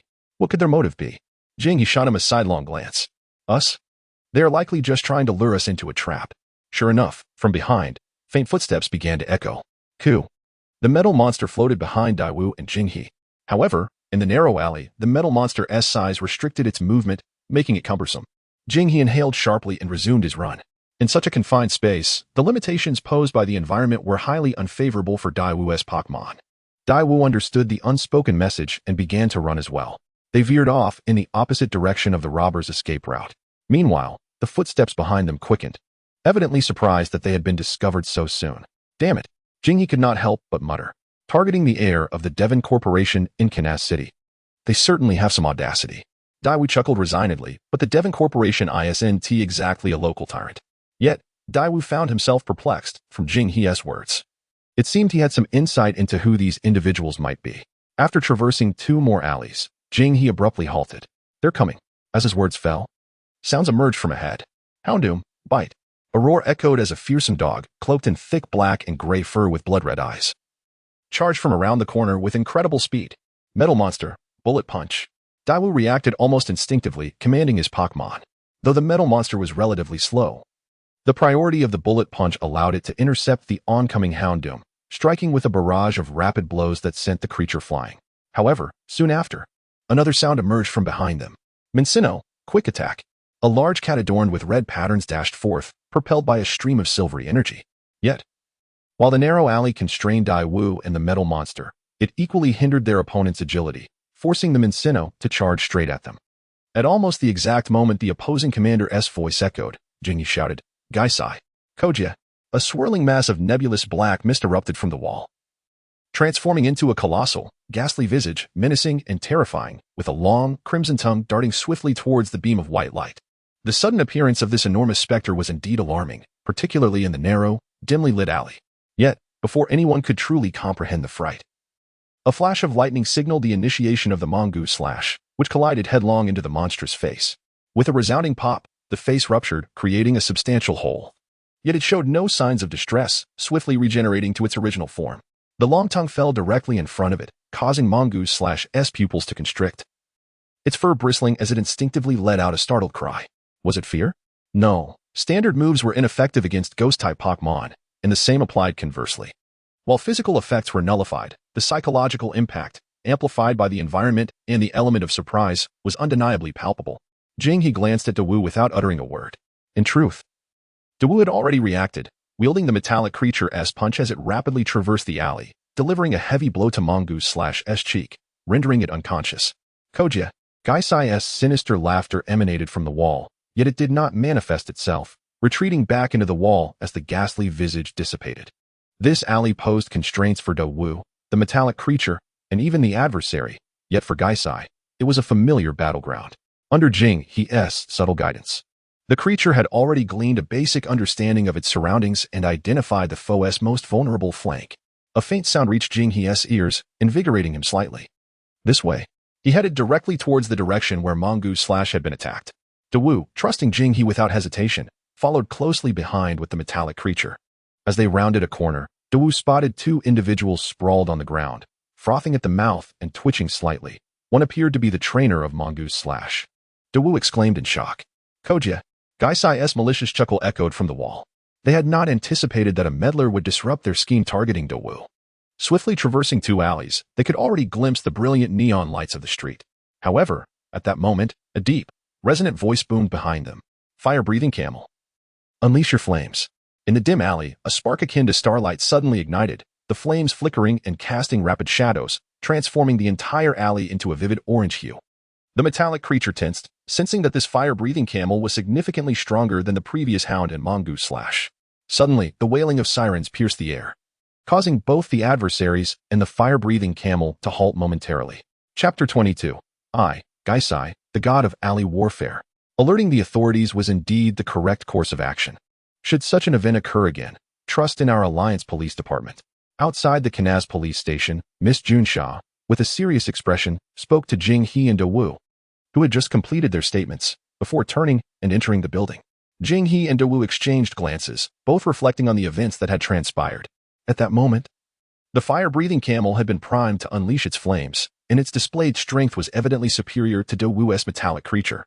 Coupled with the type disadvantage in the alley's constricted environment, an attack would have been nearly unavoidable. Fortunately, Miss Junsha had arrived in time to deter the opponent. Thank you, Teacher Jing-He. Dawu expressed his sincere gratitude. Initially, he had felt that Jing-He's decision to call the police was somewhat ill-timed, considering that by the time Miss Junsha and her team arrived, the robbers would have long vanished. However, in retrospect, Jing-He's choice to alert the authorities had proven to be remarkably astute. Jing-He waved his hand thoughtfully. The two departed together. The neon lights of the street still shimmered, bustlingly narrating the prosperity of Kanaz City. Yet, upon closer inspection, one would notice that lurking behind the dazzling neon were one or two pitch-black alleys, seemingly whispering secrets of the hidden darkness behind the splendor. Teacher, do you know them? After walking for a while, Dawu inquired. Jing-He continued his stride, holding a bag of energy cubes he had purchased earlier. His gaze scanning the street as if searching for something, and he retorted, Aren't you curious? Huh? Dawu responded, perplexed. Jing-He's eyes brightened as he finally spotted his target, crossing the not-so-busy road to stand before an unassuming eatery. He continued, the dark-type hound, the fire and ground-type fire-breathing camel, and the swift Mongoose/. You're saying Dawu gradually connected the dots. The metallic creature, as a steel and psychic-type Pokémon, was vulnerable to dark, fire, and ground types. Moreover, in such a narrow alley, the metallic creature would struggle to perform, becoming even more sluggish, potentially lacking the space to summon a second Pokémon. While Dawu pondered this, Jing-He had already lifted the eatery's curtain and stepped inside. Within, a middle-aged man clad in a chef's uniform greeted him with a smile. Ah, Jing-He, the usual? Jing-He glanced back at Dawu, who had followed him in. Make it 2 portions. Of course. They proceeded to the back of the modest establishment, where small booths separated by curtains awaited. They chose an empty booth, and once Jing-He settled in, Dawu eagerly pressed, Were they actually targeting me? Jing-He shrugged without answering, instead stating, The pork cutlet rice here is quite delectable, and the boss's tempura is exceptional. Koja, Gaisai floated out from Jing-He's attire, its misty hands wielding an inexplicable fork, its face filled with anticipation. Having long surpassed dinner time, and following the battle in the alley, it was now ravenous, feeling as though it could devour an entire Tauros. But why? What are their intentions? Dawu pressed again. Yet, the only response he received was Jing-He's tranquil gaze, calm as a still pond, rippling gently yet exuding a profound serenity, silencing Dawu's inquiries. Here you go, your pork cutlet rice and tempura. The boss arrived. breaking the brief silence with fragrant dishes. 5 complete sets. The enticing aroma instantly filled the small booth. Koja. After the boss left, Gaisai's eyes sparkled, drool threatening to spill from its mouth as it shouted, immediately diving into the meal with skillful fervor. Jinghe joined in, but after a few bites, he noticed that Dawu had yet to eat and asked, "Not to your liking?" "No, no." The initially serious Dawu regained his composure and quickly asserted that there was nothing amiss, all while picking up his chopsticks to eat. It wasn't just Jinghe and Guesi who had skipped dinner. However, his manner of eating was undoubtedly more refined compared to that of Jinghe and Guesi. As Jinghe finished one serving, Guesi was already nearing the completion of his third. To his surprise, Dawu also finished his portion quite swiftly. And he did so with remarkable neatness. He exhibited none of the typical demeanor one might expect from the heir of the Duan company. In fact, after finishing, he neatly arranged his chopsticks on the plate. Burp. Guesi let out a long, satisfied belch as he languidly reclined on the soft cushion, his eyes taking on a wave-like appearance, reflecting utter contentment. The food was indeed quite delightful. Dawu seemed to have emerged from his previous fixation and couldn't help but praise. The cuisine here is truly commendable. The fact that even he found the food praiseworthy attested to the culinary prowess of the restaurant's owner. He then turned to the lounging Guesi and earnestly expressed, "I must thank you tonight, Guesi. Without your repeated reconnaissance of the surroundings, even incapacitating a few individuals, we would not have had such an easy time today." Guesi froze momentarily, taken aback. He was being thanked? This was the first time he received gratitude from anyone other than Jinghe, leaving him feeling oddly bashful. Kekek. Guesi flicked his dark mist, uncertain whether he was shy or simply reveling in the moment. I, Guesi, the god of urban warfare. Both shared a hearty laugh. Teacher, I have conducted an analysis, Dawu said earnestly after their laughter subsided as he turned to Jinghe once more. Firstly, that group must have been targeting me. However, I have not offended anyone. So I speculate it could be due to the surname Zivki, or perhaps simply because of the Duan company. The Pokémon belonging to that group, aside from that fire camel, are not particularly formidable, yet they seem remarkably well informed about my situation. He belatedly realized that Jinghe's earlier silence was intended to afford him time for contemplation. From Dawu's perspective, Jinghe had been inadvertently drawn into this incident, compared to Jinghe as the person under attack. He ought to possess more information and be more aware of the identity of the adversaries. In fact, his analysis was quite coherent. The ultimate conclusion was that the individuals orchestrating the scheme against him were likely at odds with the Duan company, yet identifying them required more than just this scan information. Excellent, Jinghe remarked with a smile, rising to pat Dawu on the shoulder. You possess a remarkable talent. Your deep understanding of Pokémon, people, and even various types of stones makes you exceptional, whether as a trainer, an heir to Duan, or a collector of stones. With one hand resting on the doorframe, he lifted the curtain and stepped outside. His praise undoubtedly took Dawu by surprise. Yet, you still do not fully comprehend yourself. You fail to realize the extent of your potential, capable of excelling as a top-tier trainer, a Duan heir, and a stone collector, all at once. Rather than wavering in confusion and hesitation, this sentiment remained unspoken by Jinghe, as it felt a bit distant for Dawu at this moment. After Jinghe and Guesi departed, Dawu sat in silence for a considerable time. Huff. Dawu slowly exhaled a breath of stale air, his eyes gradually brightening. Not understanding oneself? He sensed that he could glean a better understanding of himself through Jinghe. Of course, that was a matter for the future. Such enlightenment could not be achieved overnight. As he exited the booth, he pondered that he ought to express his gratitude for tonight's events and the earlier incident with the metal monster. However, how should he convey his thanks? Money? Dawu shook his head. No, he should not measure this assistance with trivialities. Yet, a sudden idea illuminated his eyes. At that moment, the restaurant owner's voice rang out from behind. Sir, would you like to settle the bill? Dawu? Chapter 23, Recharged? Early the next morning, Jinghe awoke to the exuberant calls of Guesi. Kekek. He found Guesi clutching Jinghe's old laptop, which seemed to be streaming a live battle. Rubbing his eyes, Jinghe rose to pour himself a glass of water. After a sip, he felt invigorated and curiously approached Guesi. Upon seeing the content Guesi was watching, he nearly choked. Despite having mentally prepared himself, he had not anticipated that Guesi would be watching a live stream featuring a dairy farmer milking a large milk tank. Kekek. Guesi squeaked in surprise. Drenched by the water Jinghe had inadvertently splashed. It was another sneak attack from behind. Guesi glared at Jinghe with indignation. No, Jinghe replied, wiping his mouth. Is this really your cup of tea? The laptop emitted a contented moo from the dairy tank. Time seemed to freeze for a moment. Bah. Guesi pointed at a corner of the screen where an advertisement read, Moo Moo Fresh Milk, for a healthier Pokémon. It turned out to be an advertisement for Moo Moo Fresh Milk. My apologies for not noticing, Jinghe said nonchalantly. Why are you so excited over an advertisement?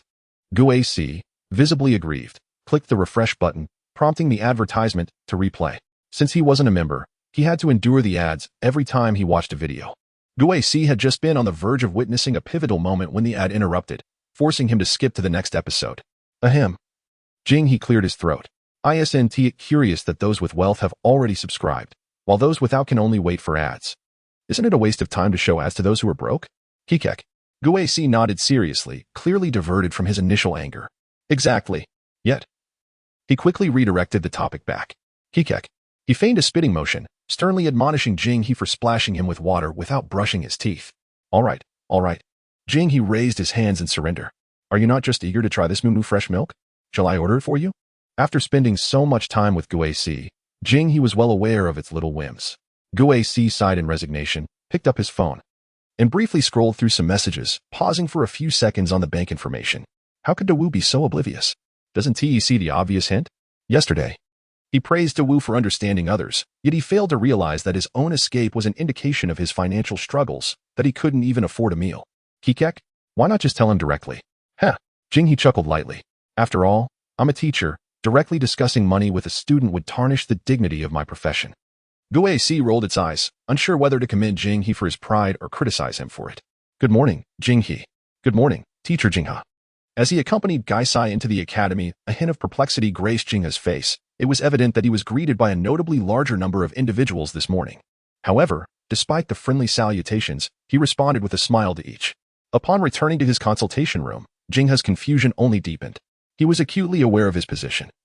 As a Pokémon psychology mentor, he occupied a somewhat peripheral role at Kanaz Academy, with few acquaintances. So why were there so many people greeting him today? Yet, it was clear that his bewilderment would not be resolved immediately upon entering his consultation room. Gaisai, too, was somewhat puzzled by the situation. Nevertheless, Gaisai remained unfazed, excitedly pacing back and forth in the room. Earlier that morning, under Gaisai's coercion, through an endearing display of cuteness and plaintive pleas, Jinghe had ordered a case of Moo Moo milk in its presence, which would be delivered to his home that evening.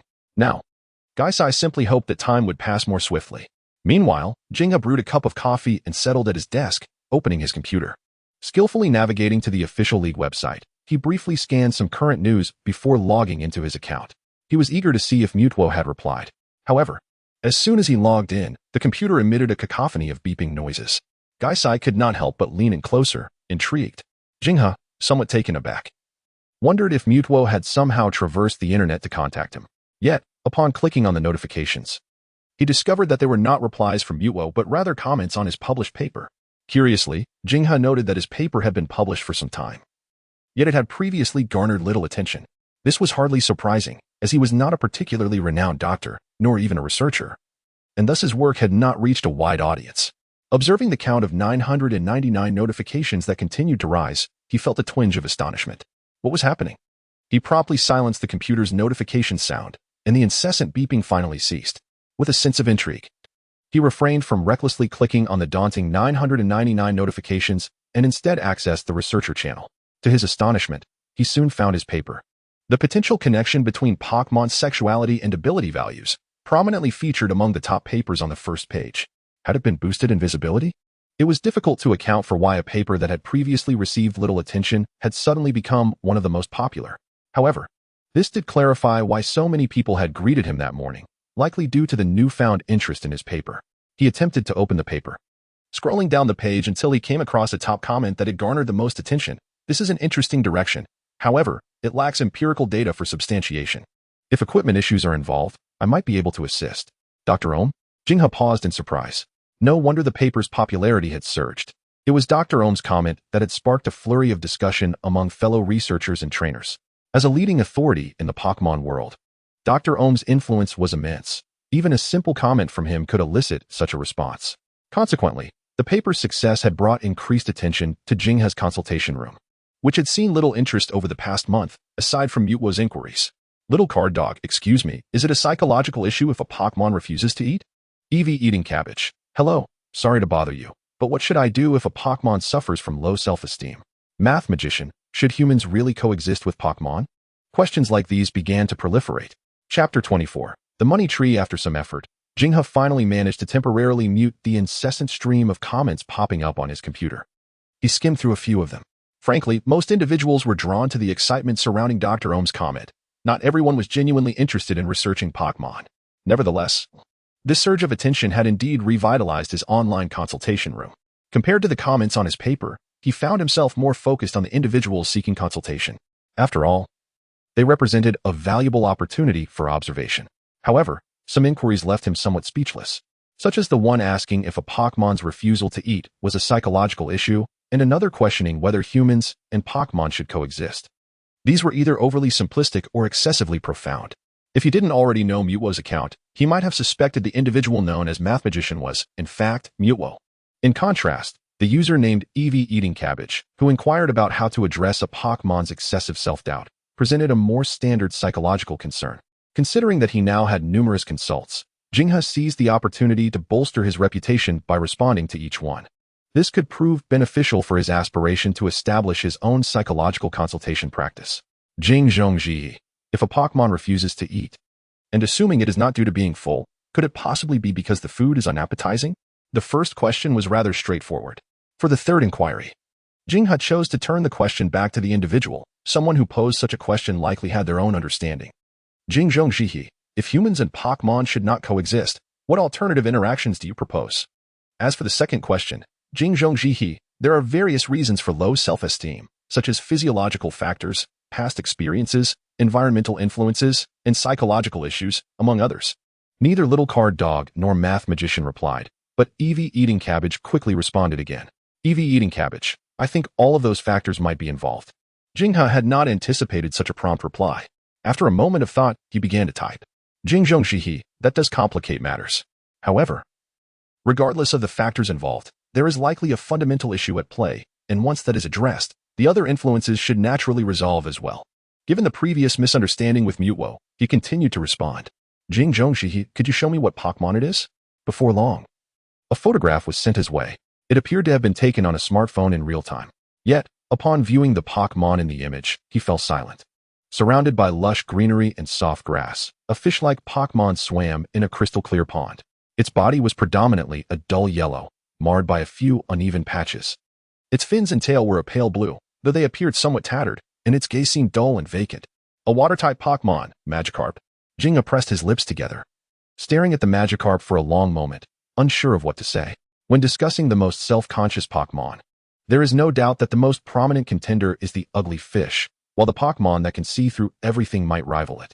However, remedying the ugly fish's insecurities presents a considerable challenge. Jinghe even suspects that this individual is deliberately complicating matters for themselves. Perhaps due to a period of silence on Jinghe's part, the other party reached out again. Ibu eats cabbage. Is there a way? Jinghe took a slight breath. Jing in the fields, yes. Ibu eats cabbage. Really? Jing in the fields, it is rather challenging. It requires a combination of psychological therapy and physical intervention. Given your situation, we can only proceed with physical intervention. You might first try feeding it a bitter fruit or vegetable, such as a zero fruit, and then observe its reaction to determine the next steps. Ibu eats cabbage, okay. Thank you. As he saw the name quickly fade, it was clear the individual was off to seek the zero fruit. Jinghe couldn't help but press his temples. Healing the ugly fish's self-esteem? There is, in fact, only one solution, evolution.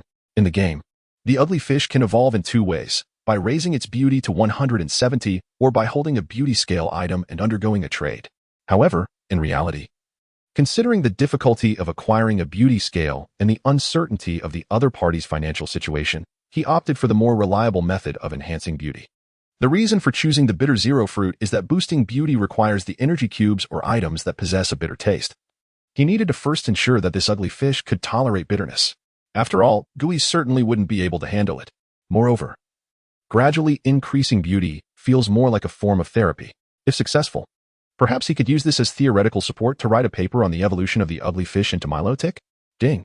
Just as Jing, he was about to shut down his computer and take Gooey's for training, another message popped up. Ibu eats cabbage, apologies. I forgot to ask about the cost of this treatment. Cost. Jing, his eyes brightened slightly. Indeed, he was not providing psychological counseling to the school's students. He did not need to volunteer. However, considering the uncertain results of this treatment, he pondered for a moment and decided to wait and see. After all, he did not wish to tarnish his reputation before it had even begun to shine. Ibu eats cabbage. I just transferred the funds. I apologize. As I have been a bit short lately and spent a little more than I anticipated. I am unsure if this amount is sufficient, and if not, I will add more next time. When registering for a league account, one typically needs to fill in complete information. So Jinghe's bank account number was not difficult to locate. He watched as his phone displayed. Your account has been credited with 20,000 league coins.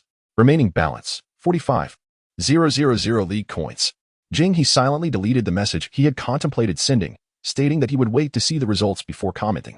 Indeed, the amount was rather generous. Mewtwo, look at the comparison. This was merely the consultation fee. The subsequent treatment was what truly fueled his desire to open a psychological counseling center. Jing, he mused quietly. Upon glancing at the now dimmed, Ibu eats cabbage account, he felt as though he were gazing at a money tree, jingling with coins. Gooeyes! Jinghe suddenly exclaimed. Kuja! Gooeyes, who had been clutching the phone, jolted upright, confused. What is it? Hand me the phone. Let us order 2 more crates of moo milk. Ku. Ja. Gooeyes' voice rose by 3 octaves. Really?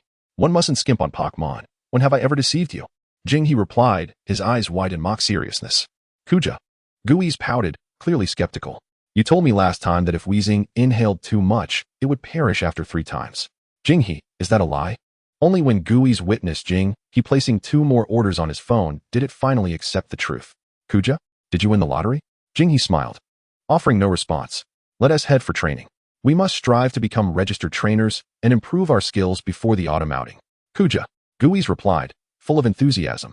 Indeed, for a food-loving Pokémon, one of their primary motivations is sustenance. Chapter 25. Sinnoh, Cynthia excellent. Speed has increased, and stamina has surpassed the average level.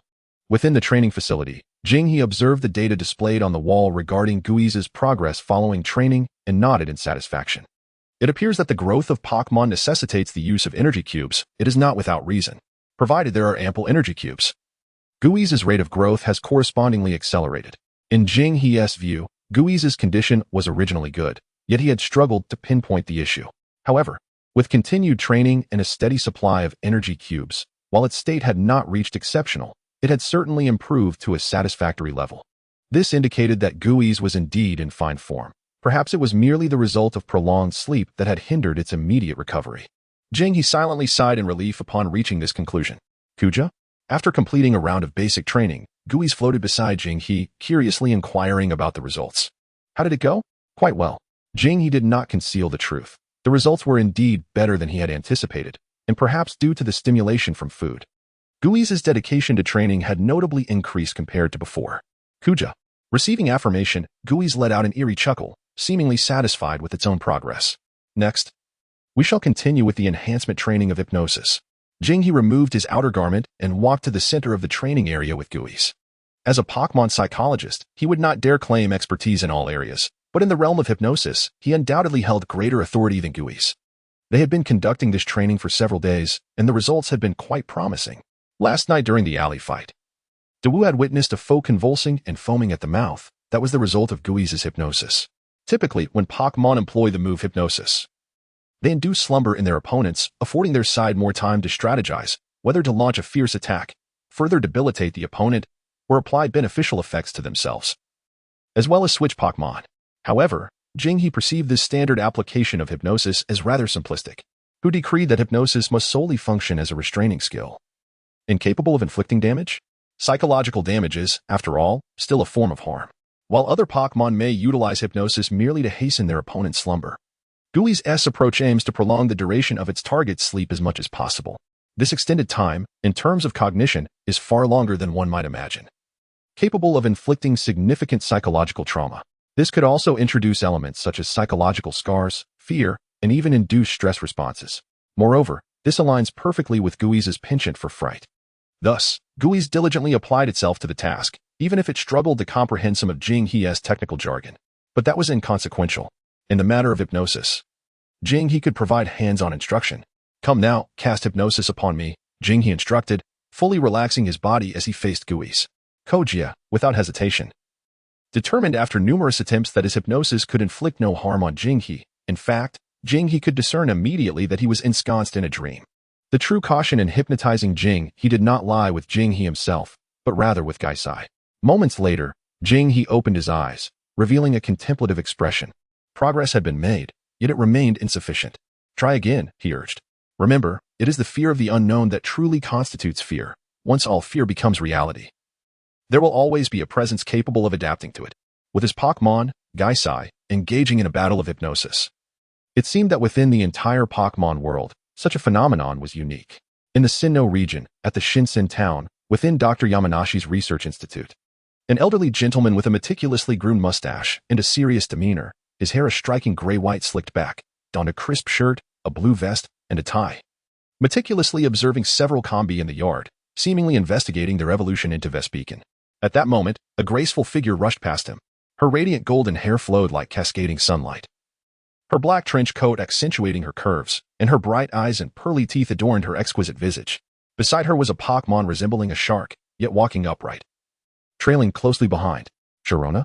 The elderly man called out, somewhat surprised, having seldom seen urgency on her face. Typically, Sharona exuded a leisurely demeanor, as if everything were well within her grasp, even taking an hour to choose an ice cream flavor. Dr. Yamanashi. The girl halted mid-stride, quickly bowing her head. Apologies, doctor. I didn't notice you there. Dr. Yamanashi waved dismissively, intrigued. I recall you had a match today, did you not? It has concluded, Sharona explained. Doctor. Yamanashi glanced at his watch. 11:33. The match commenced promptly at 11. Considering the half hour for travel and various other moments like entering and exiting. How long could the entire affair have lasted? 5 minutes?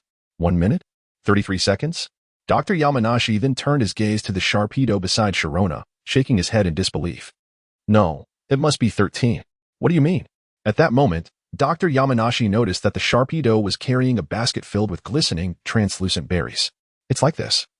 Sharona explained succinctly, recounting how she had consulted a Pokémon psychologist named Jing Zhongji he online that morning, seeking assistance to alleviate the self-esteem issues of her Magikarp.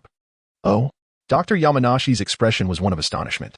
As a renowned Pokémon researcher in the Sinnoh region, he had never heard of Magikarp's low self-esteem being remedied. Is a Magikarp without its insecurities still a Magikarp? Thus, driven by curiosity, Dr. Yamanashi followed Sharona to a small pond in the backyard. The pond, crystal clear, was teeming with various Pokémon, Piplup, Bibarel, Shelder, Carnivine, and Maril. However, in a corner of the pond, a solitary Magikarp sat, appearing somewhat listless. Upon noticing Sharona's arrival, a glimmer of light flickered in the Magikarp's eyes, but upon seeing Dr. Yamanashi beside her, it quickly lowered its head again. This Magikarp was captured by Sharona during her first journey as a child, where she had chosen it as her own Pokémon. At that time, the Sharpedo was merely a whalemare. Many had urged Sharona to abandon her efforts in training the Magikarp, yet she remained resolute.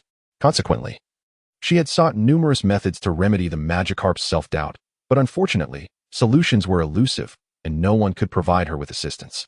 Thus, when she learned of a potential remedy from Jing Zhongji, she was eager to try it out. It's your opponent in this match. It has suffered greatly. Do not be afraid. Sharona's gaze softened as she knelt gently, producing a berry. Let us try this. With her soothing words, the Magikarp cautiously emerged from the water. Blowing a couple of bubbles, and timidly nibbled at the berry. A wave of bitterness flooded its mouth, causing its body to shudder involuntarily. It might be a bit bitter, but you can endure it. Seeing the Magikarp's reaction, Sharona hurriedly offered gentle encouragement, but her words faltered as her eyes lit up. The Magikarp displayed a look of contentment, even daring to take another bite of the bitter berry. Is it having an effect? Sharona turned to Dr. Yamanashi, who was deep in thought. Noticing her gaze, he replied, It is still too early to ascertain if we can rectify the Magikarp's self-esteem. However, it is evident that the Magikarp does not reject the berry. In fact, it seems to enjoy it, and it appears to be becoming a bit more lively. As an authority on Pokémon evolution research, Dr. Yamanashi's words bore a certain rigor. Yet his astonishment was palpable. Could it be that the berry possesses curative properties for Pokémon's insecurities? He found himself uncertain. Nevertheless, once the Magikarp consumed the entire berry, its liveliness became visibly apparent. Such a transformation was already a significant triumph for Sharona, alleviating her previous concerns and doubts. By the way, Dr. Yamanashi suddenly interjected. What was the name of that person you mentioned? Jing Zhongji. He recently published a paper that received a commendation from Professor Okido, Sharona replied. Chapter 26, Autumn Excursion, Part 1, Kojia. I embody fear. I am the harbinger of the world's end. With a resounding gulp, a generous mouthful of moo milk was consumed. Nearby, Jing he felt a wave of frustration, Had he not been unable to strike Gaisai, he would have surely given it a good whack. While other ghost types tended to be lethargic during the day and spirited at night, Gaisai snored louder than he did at night, only to become exuberantly animated come morning. Gaisai, oblivious to Jinghe's gaze behind him, continued to savor the remaining half-bottle of moo milk, looking at the 3 boxes stacked in the corner. He felt that nothing could bring greater joy to a ghost than this. All right, there will be plenty more delicious treats in the future. Jinghe, with a piece of bread in his mouth, casually pulled out a bottle of moo milk from the box, opening it and taking a sip. His eyes sparkled. The flavor was undeniably delightful, sweet yet not cloying, and surprisingly invigorating. It was no wonder so many trainers and Pokémon were enamored with this milk. Koja. Gaisai stared blankly at Jinghe. My milk? Noticing Gaisai's gaze, Jinghe paused, then quickly realized, I was in such a rush today that I didn't have time to prepare breakfast. I'll return a case next time. Koja. Let us hope so. With a modest black backpack slung over his shoulders, Jinghe pushed the door open and stepped outside. Today marked the Academy's planned autumn excursion. And since they would be away for several days, he had spent the entire morning preparing for the trip, leaving no time to make breakfast. Though it may seem like an ordinary backpack, its contents are quite substantial, even including a tent prepared for possible camping. The spatial compression technology in the Pokémon world is truly remarkable. Whether it be Pokeballs or spatial backpacks, the technology has reached a high level of sophistication. Thus, even this unassuming and lightweight bag can hold a considerable number of items. Koji swiftly finished his milk and followed suit. At the Kanaz Pokémon Academy, a fleet of exquisite buses was already parked at the entrance.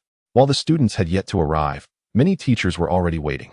Teacher Jinghe greeted a burly middle-aged man with a buzz cut and clad in a snug tank top, approaching with a smile. Teacher Duff. Jinghe responded with a standard smile and a nod of acknowledgement. This imposing figure was Duff, the counselor for the first-year class of the Battle Department. Once a minor celebrity himself, he had participated in numerous competitions, including the illustrious Colorful Conference, though he had not ranked very high. Teacher Kaizi, Teacher Aquin. Jinghe greeted 2 accompanying female teachers, both of whom responded in kind. Kaizi appeared quite familiar with Jinghe, offering a radiant smile, while Aquin maintained a more subdued demeanor. Jinghe paid little mind to Aquin's coolness. The more indifferent she was, the better, as he had no desire to attract the attention of the Ocean team. Teachers. Here is our itinerary for this trip, along with some points to note. Duff began, outlining the straightforward purpose of the autumn outing. Firstly, it aimed to acclimatize students to outdoor conditions, such as encountering wild Pokémon. Secondly, and more importantly, it sought to foster camaraderie among the new students within the same class and department. After handing over several sheets of paper and briefly discussing the details, Duff added with a smile, I hope we will collaborate harmoniously. The 4 of them were responsible for supervising the first-year class of the Battle Department during this excursion. Soon, the students began to arrive one by one. Jinghe's task was simple, to hold a form and register the students as they boarded the bus. Teacher Jinghe. I didn't expect to see you here, exclaimed Dawu and Dujian, who arrived together, their surprise palpable upon spotting Jinghe. Jinghe scrutinized Dawu for a few seconds, confirming that his surprise was genuine, thus dismissing any suspicion that Dawu had orchestrated his presence. It seemed he was merely a participant in this outing, unfortunate enough to have been selected by the school. Go ahead. Jinghe waved them on, and the 2 promptly complied. However, just as Dawu was about to board, Jinghe suddenly called out, Dawu, thank you. Dawu paused momentarily, then quickly responded with a sunny smile. No, thank you, teacher. Dujian, standing nearby, appeared puzzled. Yet Jinghe and Dawu shared an unspoken understanding. The surge in popularity of Jinghe's paper, which even garnered comments from Professor Okido, could undoubtedly be attributed to Dawu's support. Of course, Dawu was not simply throwing money around. He had read Jinghe's paper in advance and found it insightful and innovative. Otherwise, no matter how much attention it received, it would have quickly waned. Professor Okido's endorsement was a testament to the paper's quality, the primary reason behind its remarkable popularity. Teacher Jinghe, is everyone here? Duff inquired, unable to resist stepping down to check as other buses gradually departed. Just one more, Jinghe replied, scanning the roster. Wait for me. The sound of galloping hooves approached rapidly, revealing a girl with fiery red hair riding a spirited pony. She was indeed the last to arrive, Yasha, the exuberant girl along with her small fire pony. Jinghe marked the final check on the list. The bus slowly set off towards Fiery Town, located at the base of the Chimney Mountain in the heart of the Hoenn region. Given the distance between Kanaz City and Fiery Town, the journey would take several hours. With few students in the first-year class of the Battle Department, there were ample empty seats, and Jinghe chose to sit at the back of the bus. allowing Kuji to stretch without disturbing others. Whereas Kuji? Jingha suddenly realized after settling in. Atop the bus, Kuji chuckled. Heh, I've gotten lighter. When Kuji returned from the roof, his size had reduced to 2/3 of its original form, wearing an awkward grin as he looked at Jingha. As a gaseous Pokémon. Kuji's body was composed of 95% toxic gas, allowing it to infiltrate nearly any space. However, when faced with strong winds and unable to condense its gas, its form quickly diminished. Fortunately, this amusing scene went unnoticed by others, and Jingha discreetly tucked Kuji back into his pocket, retrieving his phone to browse the news with an impassive expression. The Zhuqing TV station had just concluded the Zhuqing competition, with trainer Sharona taking the top prize with her Sharpedo. Meanwhile, a massive rumbling stone was discovered outside Zijing City, suspected to be linked to the recent events there. Following the incident with the remnants of the Zijing Corporation and Dawu's framing, Jingha had grown somewhat sensitive regarding Zijing City. It was quite distant from Chimney Mountain and Fiery Town, he mused, when he noticed the chat comments on the website. Upon clicking, he read, Eevee eats cabbage. It seems that the ugly fish has become more active after consuming the zero fruit. It appeared the fish did not mind the taste, which made things simpler. Jingha rubbed his chin thoughtfully and replied, Jingzhongji, you might try making the zero fruit into energy cubes or Pock Puffs. The effect should be even better. However, relying solely on physical intervention may take considerable time and require substantial financial support. Prepare yourself accordingly. Surely, someone willing to casually donate 20,000 Alliance coins would not balk at the cost of a few energy cubes. After a while, Dawu suddenly approached from the front and sat next to Jingha, asking, Teacher Jingha, are we going to the hot springs tonight? Chapter 27, Autumn Outing, Part 2. In Fiery Town, a convoy of buses came to a halt at the entrance of the Pokémon Center. Under the teacher's guidance, the students disembarked one after another, carrying their luggage into the center. According to the school's arrangements, the students would spend their first night at the Pokémon Center, with 2 students sharing a room, teachers included. However, as there was an odd number of students in the first-year class of the Battle Department, Jingha, who was originally supposed to share a room with Counselor Duff, was assigned to room with Dawu instead. Indeed, Jingha harbored a certain reluctance about sharing a room with a man, yet due to the school's arrangement, and with Dawu, the heir of a German company, showing no objections, he felt compelled to set an example as a teacher. Moreover, compared to the muscular Du Fu, Dawu was undoubtedly more acceptable. Frankly speaking, the age gap between Jingha and Du Fu was considerably greater than that between him and Dawu. Once the accommodations were settled, Du Fu announced a period of free activity from the afternoon until evening, which elicited cheers from many students. Of course, the freedom to explore was constrained to the confines of Fu Yin Town. Any departure from the town required the teacher's consent. As noon approached, students began to leave the Pokémon Center in small groups to seek sustenance, and Jingha found himself invited by Dawu, Juwan, and Yasha. Teacher Jingha, would you join us for a meal? Juwan inquired, clutching a book even in the autumn's embrace. Before Jingha could decline, she continued. Yasha knows of a splendid restaurant, reputed to be a specialty of Fu Yin Town. Yasha, a local, was the granddaughter of a former member of the Hoenn Elite Four, who now served as the gym leader of Fu Yin Town. Peeking out, a slightly diminished Gengsi blinked its eyes, clearly intrigued. Ultimately, under the hopeful gazes of Dawu and the others, Jingha acquiesced. It wasn't merely a matter of finances. He did feel a slight pinch in his wallet. After all, hinting at a favor from Dawu was enough for one occasion. Although, theoretically, these 3 students should possess greater wealth, it was, after all, inappropriate for a teacher to let students treat him. Upon receiving Jingha's agreement, Yasha mischievously winked at Juwan and Dawu. Stepping outside the Pokémon Center, they were met with the sweltering heat. A few paces forward, turning back revealed the towering Chimney Mountain, a landmark of the Hoenn region.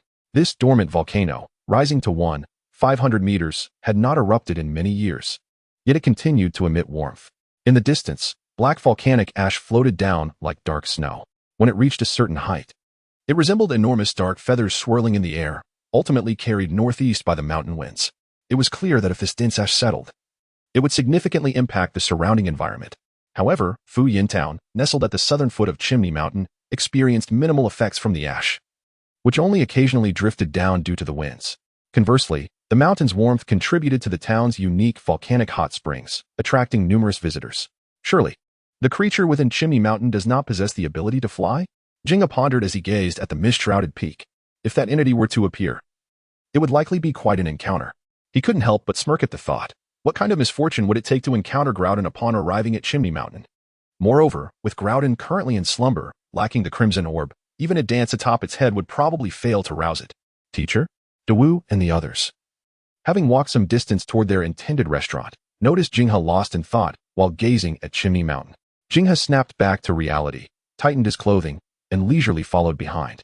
Unquestionably, in the sweltering environment of Fu Yin Town, Gengsi had effectively reduced Jinghe's perceived temperature by at least 5 degrees, alleviating the heat somewhat. Now you see how formidable I am, don't you? Gengsi exclaimed contentedly. In a relatively secluded restaurant in Fu Yin Town, Gengsi lay comfortably on a soft cushion, letting out a long belch. Upon returning after settling the bill, Jinghe couldn't help but twitch at the sight. Gengsi had consumed the most. Following closely were Yasha, who insisted on dining here, then Dawu and Jinghe, with Juwan coming in last. However, it must be acknowledged that the restaurant's cuisine was indeed delightful, particularly the onsen tamago rice, which was genuinely exquisite.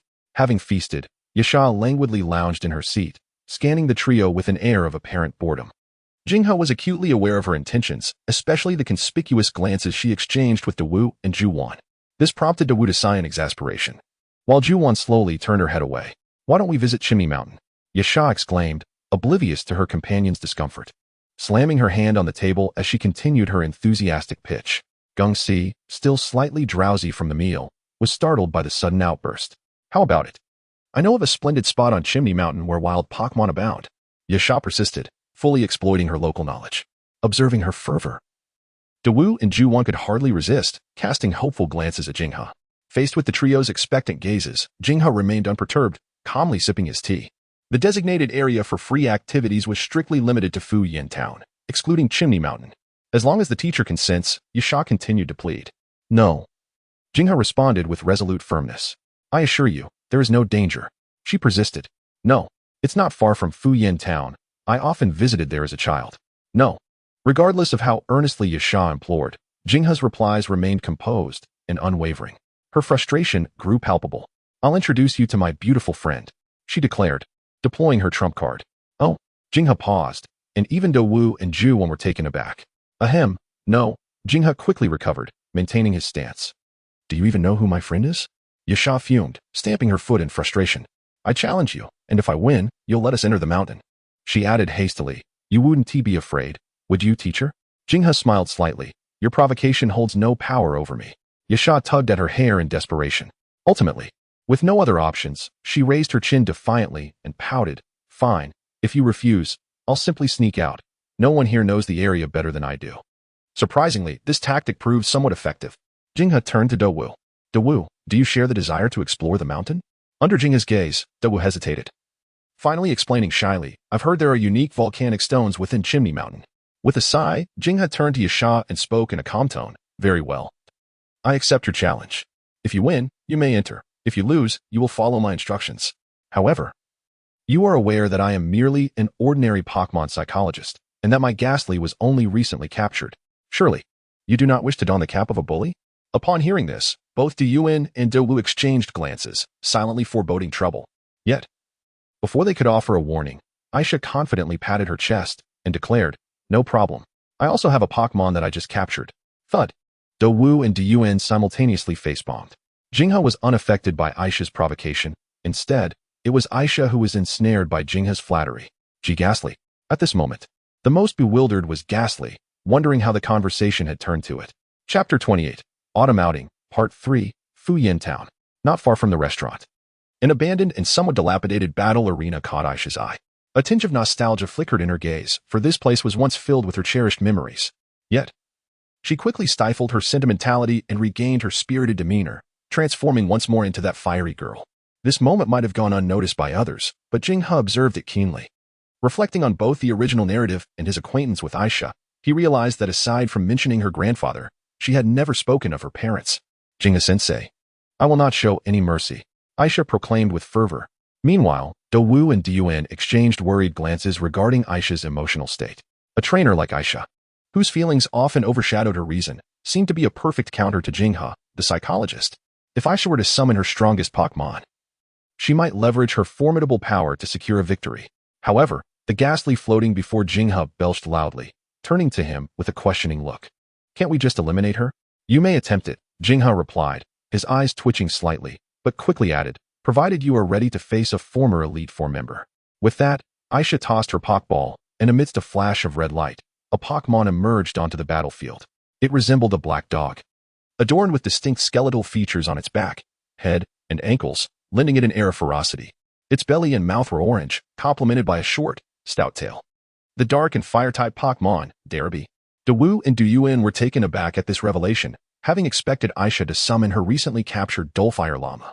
However, the fire and ground-type Dullfire Llama was clearly at a disadvantage against Ghastly, while the dark and fire-type Derby had a distinct edge in attributes, as Ghastly, being poison and ghost-type, was doubly weak to dark-type moves.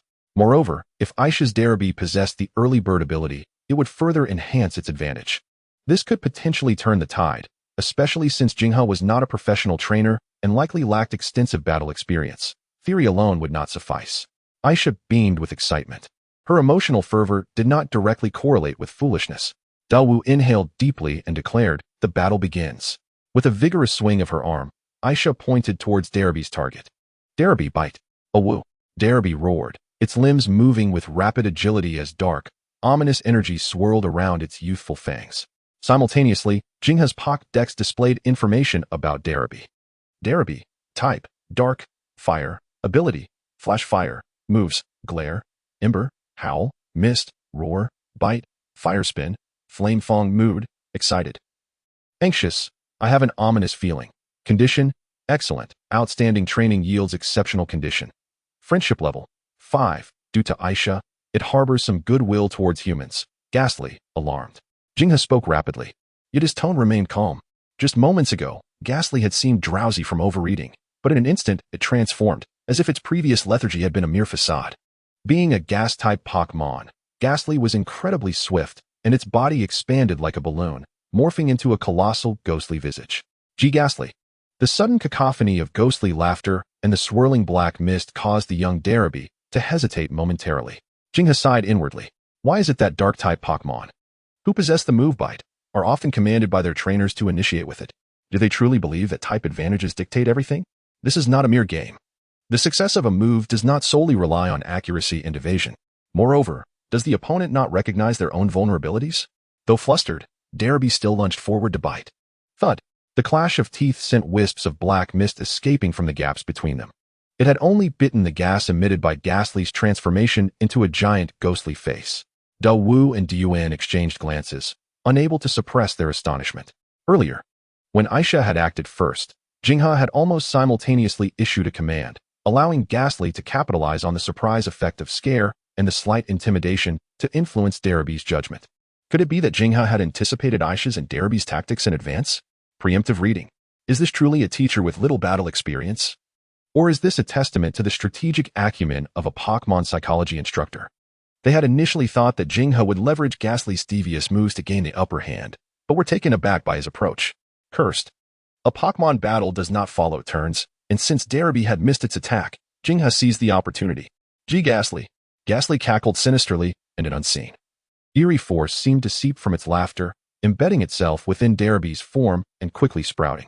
Derby, let us finish this quickly, Aisha commanded with a serious expression. Fully aware of the implications of the curse, with another gesture, she ordered, glare. Then rush in. Ghastly, hypnosis. The commands rang out almost simultaneously. Derby widened its eyes, its ferocious demeanor causing a slight shiver to course through its body. However, what is the consequence of staring when confronted with hypnosis? Derby's body trembled slightly before it staggered a few steps, collapsing onto the ground. Get up. Derby, Aisha urged, her face flushed with urgency. Jingha observed Derby on the ground for several seconds. Noticing the waning energy around it due to the curse, yet with no signs of waking, he exhaled softly. Thankfully.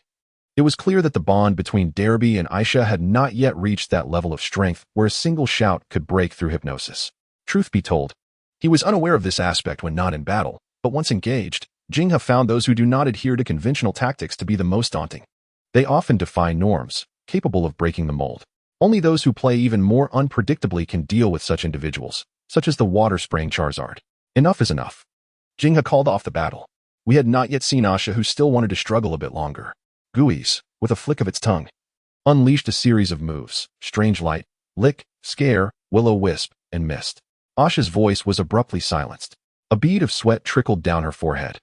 Now was the time to act, as Darubi was not heavily affected by the curse. Otherwise, they would soon find themselves at the Pokémon Center. Jingha spoke again as Guiz floated unsteadily to his side. Understanding the look from Jingha, Guiz blinked knowingly and uttered softly, "Rest assured, I used a simple hypnosis." "Guiz, I'm no fool. You mentioned her grandfather was a former Elite Four member." Jingha nodded in relief. "Let us not create any psychological issues for Darubi. That would be another matter altogether." They had lost, and Asha had to face this reality. However, Jingha found himself intrigued by Asha. More precisely, he was fascinated by trainers like her who were more emotional. It was evident that Asha and Darubi had not yet established a solid synergy, leading to a certain disconnect between command and action. He was keen to see if, once their bond strengthened, they could shatter some conventions. After all, this was the original subject of his research. As the battle concluded, Dao and Suetsue entered the arena. Suetsue attempted to console Asha, only to find that she was not as fragile as she seemed and quickly rallied her spirits.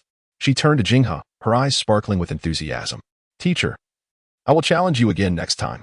Jingha replied, "Excellent, your intelligence is still on the rise." Chapter 29, Autumn Outing, Part 4, in the town of Fuyan. As night deepened, a gossamer mist wove through the starry sky, sometimes extending into a distant veil, sometimes coalescing into vivid illusions reminiscent of the ever-changing Pokémon. The garden's winding path secluded one from the clamor of the outside world, while the backyard featured an open-air hot spring, accompanied by the gentle sound of flowing water, creating ripples in the heart. Jingha, wrapped in a white towel around his waist, slowly stepped into the warm water. Meanwhile, Dao lounged lazily in the hot spring, arms stretched against the stone edge, a neatly folded towel resting on his head. Ultimately, the three of them could not fulfill their desires. With Jingha's victory over Asha, their escape plan came to an end. As for the hot spring visit, that was part of the arrangement, though not in the way Jingha had initially envisioned with mixed bathing. A wooden partition separated Jingha and Dao's pool from that of Suetsue and Asha. As the warm water lapped at his abdomen, Jingha felt the allure of the hot spring wash over him, as if all fatigue was gradually melting away. Steam rose, intertwining with mist, sketching a hazy portrait of a youthful figure bathing. Hearing the commotion, Dao slowly opened his eyes, shaking off a brief moment of confusion to regain his focus. Jingha leaned back, resting his head against the smooth stone edge, allowing his body to become lighter in the buoyancy of the water, feeling almost euphoric. He waved his hand, interrupting Dao's words. "Dao, aren't we only a few years apart?" Dao paused, then nodded, saying, "If I recall correctly, teacher, you are indeed only 2 years older than me. You completed 4 years of university in just 3, and 6 years in the advanced academy in only 5. How well you know your background." "Why do you know so much?" Jingha interjected again. "So when it's just us, there's no need for formality. You can call me by my name." Dao hesitated slightly before tentatively calling out, "Jingha?" "Yes," Jingha replied, narrowing his eyes, a lazy sound escaping his nose. Teachers should learn to connect with their students to bridge any gaps. This is especially true for a psychologist with their patients. Of course, it's not solely due to your identity. It's likely that even you are unaware of your own background. At least, that is not the primary reason. Speaking of which, Jingha continued, "Isn't the hot spring in Fuyan quite famous? How come this seemingly decent establishment only has us?" As he spoke, Jingha seemed to have an epiphany. "You didn't tea by it, did you?" Dao chuckled and shook his head. "Not at all. But to be fair, several nearby establishments were originally part of my family's holdings." "That is convenient," Jingha said, raising his thumb. "Guiz," he called out. Suddenly, the previously tranquil water erupted as Guiz shot out of the hot spring, wearing a peculiar grin. "Guiz evolved, Guiz. Guiz." Jingha and Dao quickly sat upright. "No. You're in the water. The gas is toxic." "Guiz?" After a flurry of chaos, Dao and Jingha sat at the edge, while Guiz hovered nearby, grinning sheepishly. The gas was insoluble in water. As long as Guiz managed the toxins, all would be well. "In that case, let everyone join us," Dao said, tossing out several Pokeballs. The shiny Metagross, Dodora, Armored Bird, and Balanchian were summoned. However, the Steel and Rock-type Dodora, along with the Ground and Psychic-type Balanchian, instinctively resisted the water, and the Avian Armored Bird was not particularly fond of hot springs. In the end, only Metagross and Guiz remained in the water. Jingha and Dao, who followed, felt a tinge of trepidation, urging their Pokémon, control the toxins, electromagnetic. Gradually, the hot spring began to settle into tranquility. "Doesn't he feel like much?" Guiz observed, diving into the water and blowing bubbles. Metagross turned to Dodora and Armored Bird beside the hot spring. "Who will play with it?" Both Dodora and Armored Bird glanced at Balanchian. Seeing the Pokémon enjoying themselves, Jingha relaxed, leaning against the shore, taking out his phone. and soon discovered that the employer of the EV eating cabbage had responded. EV eats cabbage. Okay, I've made it into energy cubes. It seems the chubby fish likes them and is in a better state, but still hesitates to interact with other Pokémon. EV eats cabbage, though it may be a bit forward. May I ask for assistance in conducting some psychological therapy? Psychological therapy? If it were a Pokémon like Mewtwo, it wouldn't be impossible, but for chubby fish? Would we have it type out its thoughts? Even video calls might not suffice. Hypnosis would be necessary for any psychological intervention. Jing Zhongxihe. Sorry, I have work, so meeting in person? That is very dangerous. Who knows what sort of person hides behind a seemingly cute name? With memories of his past life, Jingha spoke with authority. Since EV eats cabbage was not online, Jingha's message went unanswered. However, aside from Ibrahim's peculiar enjoyment of cabbage, he also received a message from another individual. Digital Magician. The Pokeball serves as a constraint upon Pokémon, preventing them from experiencing a complete existence, thus rendering them unhappy. I believe that Pokémon and humans should reside separately. Pokémon should inhabit their own realm, while humans dwell within the steel walls of their own making. For some inexplicable reason, upon reading this, Jinghe felt an uncanny sense of familiarity. Yet, he swiftly redirected his thoughts to the essence of the issue at hand. Are Pokémon captured by Pokeballs truly unhappy? Jinghe glanced towards the hot spring. Floating serenely atop the water, with the mist enveloping him, was a Ghastly. Accompanied by a wooden tray bearing a bottle of warmed moo milk, with several straws ingeniously assembled to connect directly from the bottle's base to the Ghastly's mouth. Is the Ghastly unhappy? Nearby, Dawu, wrapped in a towel, was scrubbing a koala, the shimmering white foam adorning his face. While the koala wore an expression of joy that mirrored Dawu's. Behind them, a Metagross and an armored bird were patiently waiting in line. Are they unhappy? Perhaps not entirely. Indeed, this world does harbor unhappy Pokémon, but such cases are relatively few and should not be generalized. This reflects a typical mindset that exists within one's own world, believing that one's own experience is universal, yearning to establish a utopia. Yet, he did not dismiss this person. For their intentions stemmed from a desire for the well-being of Pokémon. Perhaps their perspective was simply skewed by differing experiences. A sense of stubbornness washed over Jinghe. Such preconceived notions are often the hardest to alter, for even if he were to uncover the genuine truth, as long as it deviated from their sought-after belief, they would remain resolute in their ignorance. Hence, in facing such a situation, one should not immediately position themselves in opposition. Otherwise, no matter what is said, they would remain deaf to it. It is essential to adopt their perspective, to understand their stance, and to offer authentic insights only after gaining sufficient recognition. Perhaps then there lies a chance to illuminate their vision of an ideal world. After much contemplation, Jinghe finally composed a response. Jing Zhongxihe, if you encounter a Pokémon that has been mistreated, please rescue it, for you may be the sole beacon of light in its dark world. Its hero. After sending the message, Jinghe set down his phone and sighed deeply. Ghastly, aware of his emotional shift, raised its head and released the straw it had been holding. What's wrong? Jinghe shook his head. It was difficult to fathom what experiences could lead someone to such extreme thoughts. A heaviness settled in his heart. Ghastly. The mist around it writhed, morphing into a pair of shells, followed by a series of sharp spines. Ghastly. Uffed. Upon seeing a Ghastly that closely resembled a Shelmet, Jinghe couldn't suppress his laughter. Hee. Ghastly joined in the laughter, though its mirth was somewhat eerie. Dawu, drawn in by their laughter, couldn't help but remark on the bond between Jinghe and Ghastly. Suddenly, a thunderous roar erupted, accompanied by the startled cries of Dooku and Aisha. Chapter 30. The transformation of Chimney Mountain. A dense velvet darkness obscured the moon, and the enveloping mist emanated a chilling and eerie aura, akin to a dark entity lurking in the shadows, unobservable and ominous. In that moment, the sound of thunderous roars resembled the tearing of a curtain, heralding the arrival of light, exploding against the horizon, accompanied by a rumbling that suggested the very earth was fracturing. Hearing the commotion, both Jinghe and Dawu's expressions shifted, as Ghastly and Metagross instinctively shielded them. In the next instant, crack! A massive stone shattered the wooden barriers separating the two hot springs, uniting them. What happened? Dawu hurriedly inquired. Dooku's words trailed off mid-sentence. Her cheeks flushed from the warmth of the hot spring, now resembling a ripe red apple.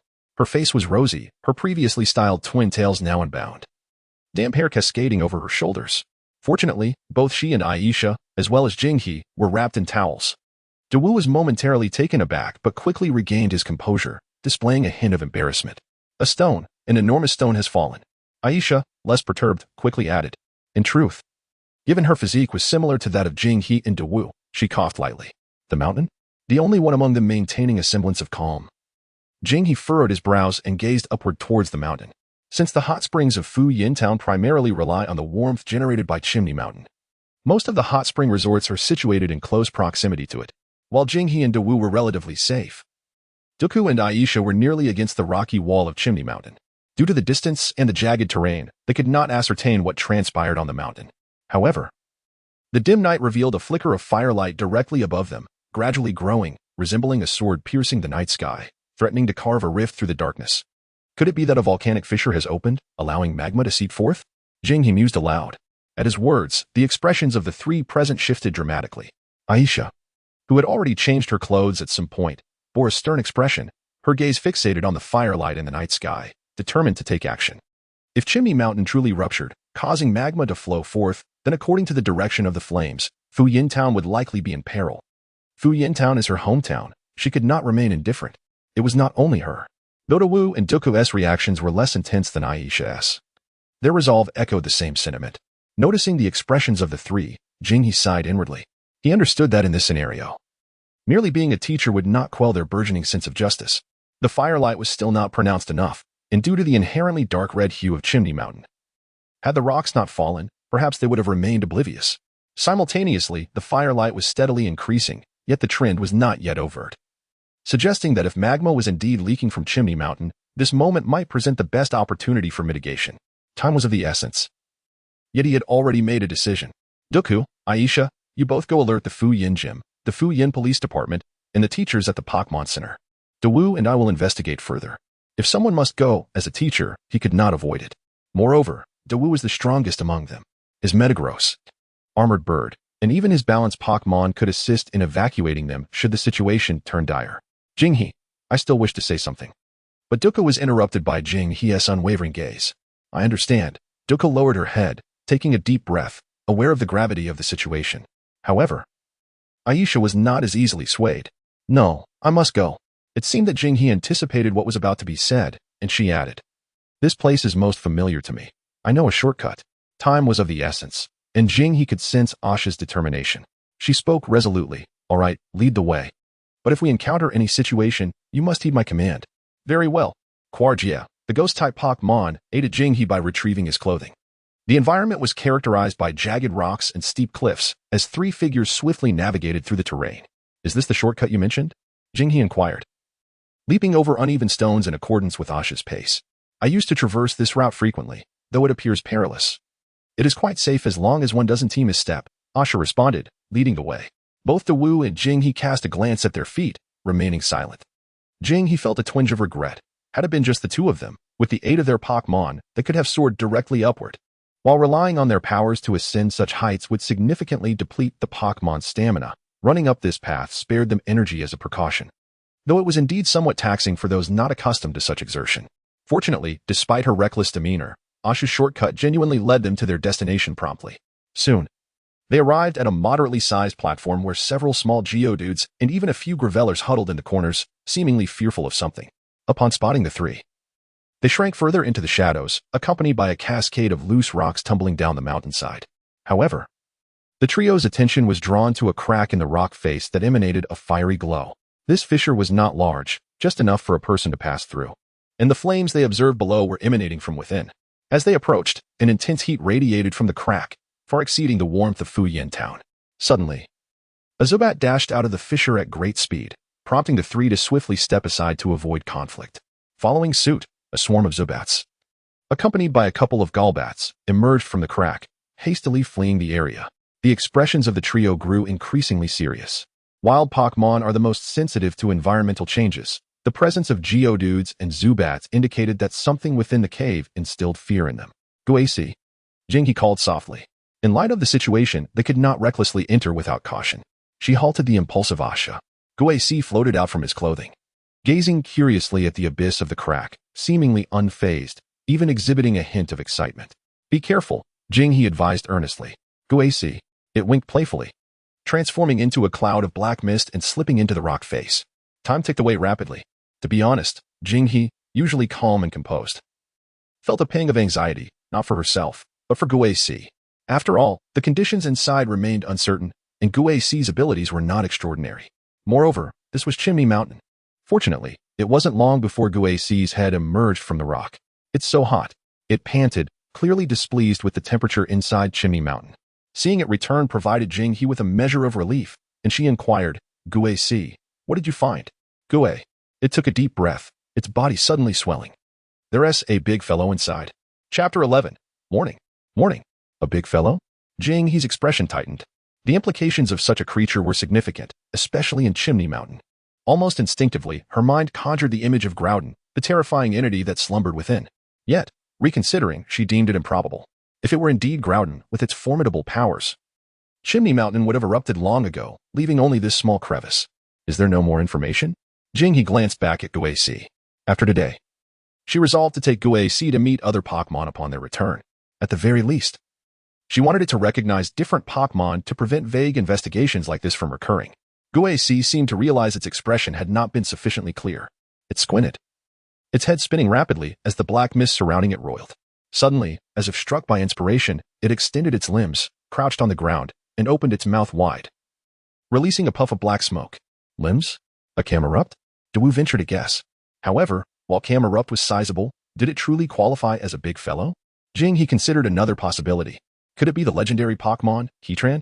Although her initial thoughts of Heatran led her to the harsh mountains of Sinnoh, and theoretically, Chimney Mountain was Groudon's domain, Heatran would likely not dare to inhabit such a territory.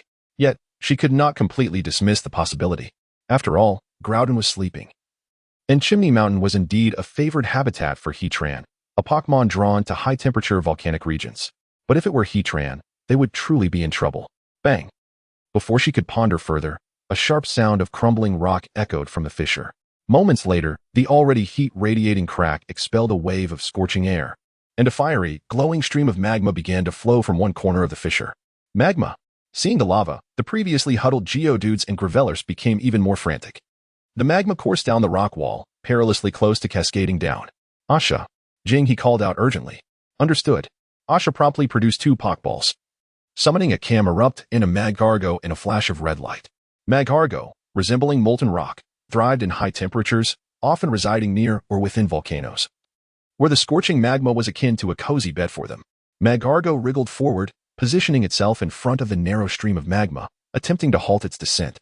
Camerupt assisted in controlling the flow. Jing-He, Magcargo won't hold out for long. Asha exclaimed anxiously. Let's go. Despite her concerns, Jing-He had no choice but to make this decision. The magma had already begun to seep out. If they did not act swiftly, it could lead to a catastrophic outpouring from Chimney Mountain. At that point, it wouldn't be just 1 or 2 lives at stake. As for encountering Heatran, they would have to find a way to soothe and delay it. The Cuckoo has already notified the major alliance organizations in Fuyin Town. Theoretically, Asha's grandfather, the retired former member of the 4 Heavenly Kings, should be able to manage Sidolin, provided they arrive swiftly. Jing had decided to enter for another reason, that is, Ghost. Although Ghost could not clearly explain the situation or the Pokémon it had encountered due to the urgency, Jing-He was certain of one thing. If Ghost deemed the danger level so high that they shouldn't even look, it would definitely prevent him from entering. This was a testament to its absolute trust in its companions. I'll go first. Dagu's intention aligned perfectly with Jing-He's, though he did not mean for Jing-He to lead. After summoning the balancing doll, he stepped into the rift first. Due to the narrowness of the rift, both Metagross and Skarmory found it difficult to navigate, making the petite balancing doll the most suitable choice. Jing-He followed closely behind, leading Ghost into the rift. The heat outside the rift was already stifling, but once inside, the intensity of the atmosphere quickly drenched both Jing-He and Dagu's backs. However, the temperature was actually much lower than they had anticipated. The presence of Zubat and Golbat confirmed that the internal space was not excessively hot. Before long, guided by Ghost, the passage widened, the high temperatures soaking their clothing and casting a fiery glow on their faces. Boom, boom. As they ventured deeper, a series of rumbling noises gradually reached their ears.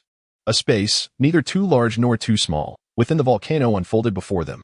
Their eyes quickly scanned the area, landing on approximately 4 or 5 slugmoths huddled together in a corner.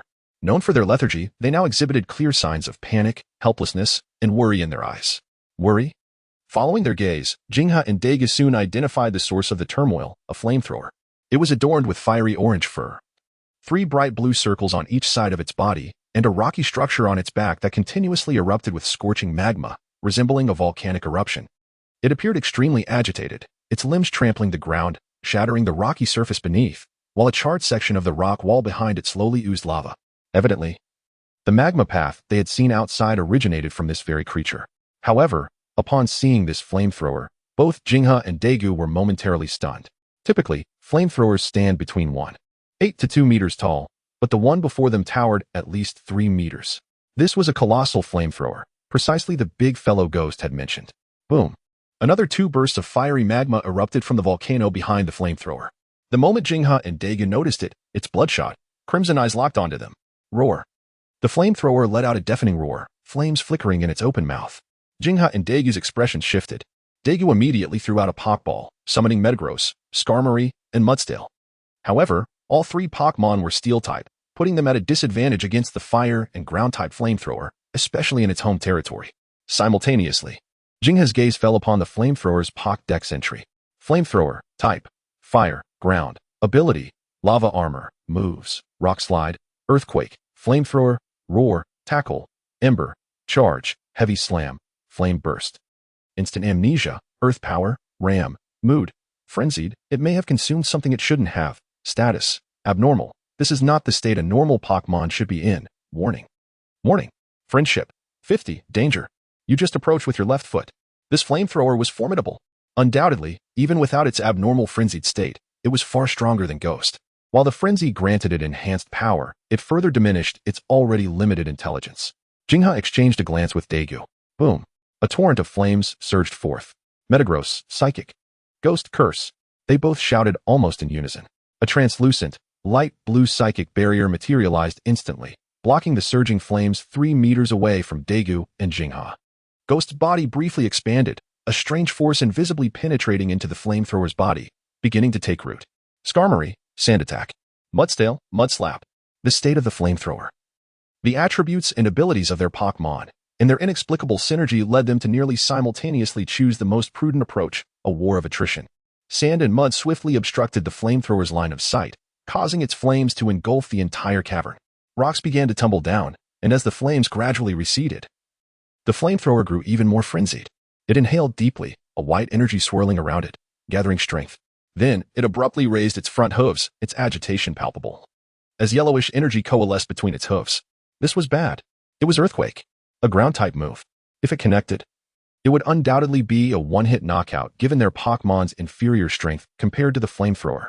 Although this move posed little threat to the Pokémon present, including Ghost, except for Mudsdale, Jingha was concerned that the resulting commotion might be too significant.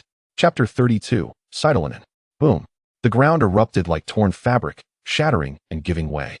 Accompanied by flying debris as a massive chasm appeared, as if the earth had opened its mouth to devour everything. The flamethrower's earthquake struck down. After all, no one would willingly send their Pokémon to meet the earthquake unless they were absolutely overpowered. The tremendous noise even made Jingha feel the entire mountain tremble violently. The only fortunate aspect was that, despite the overwhelming display of the flamethrower's earthquake, it did not cause any harm to Jingha or Daegu's Pokémon.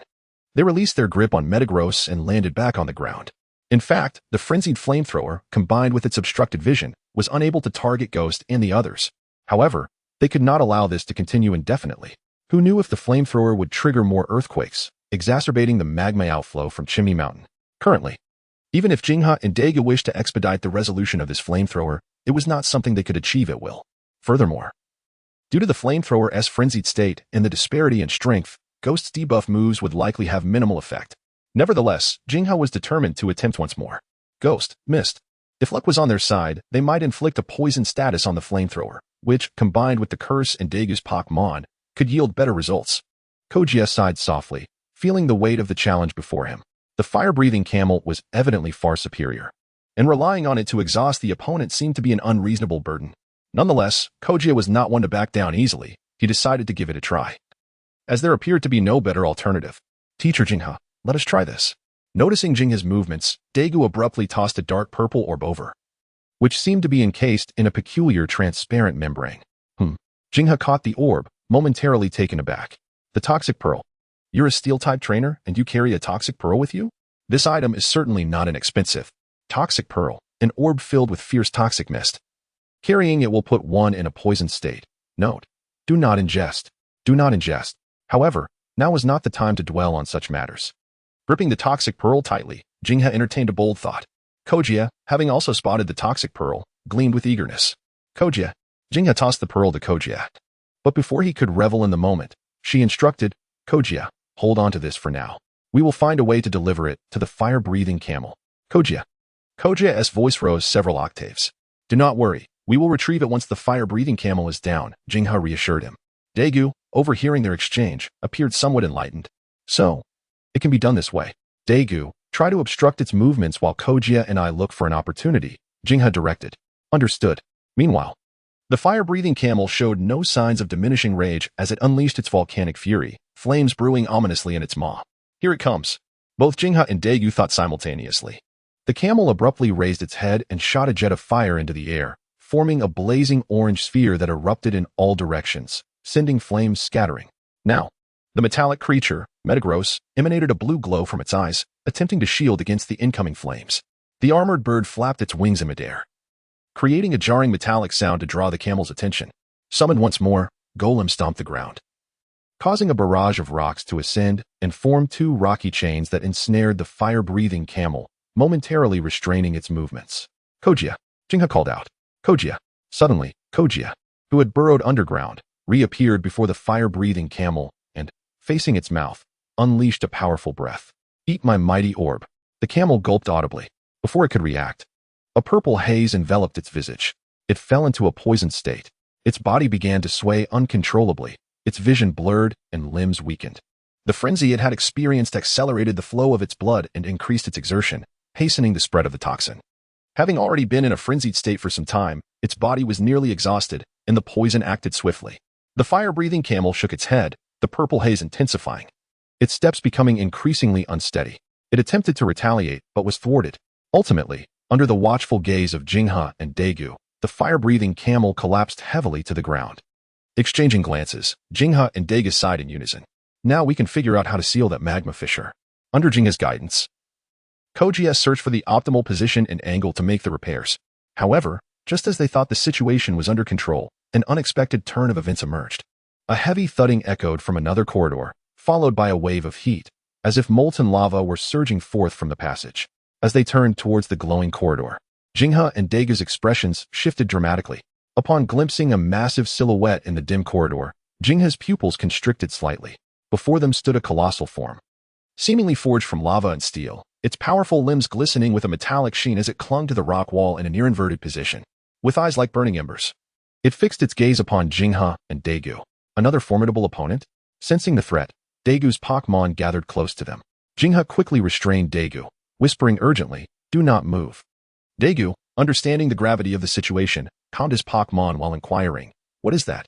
He could distinctly sense the pressure emanating from the creature, as if an overwhelming wave of lava was crashing down upon them, leaving little room for counterattack.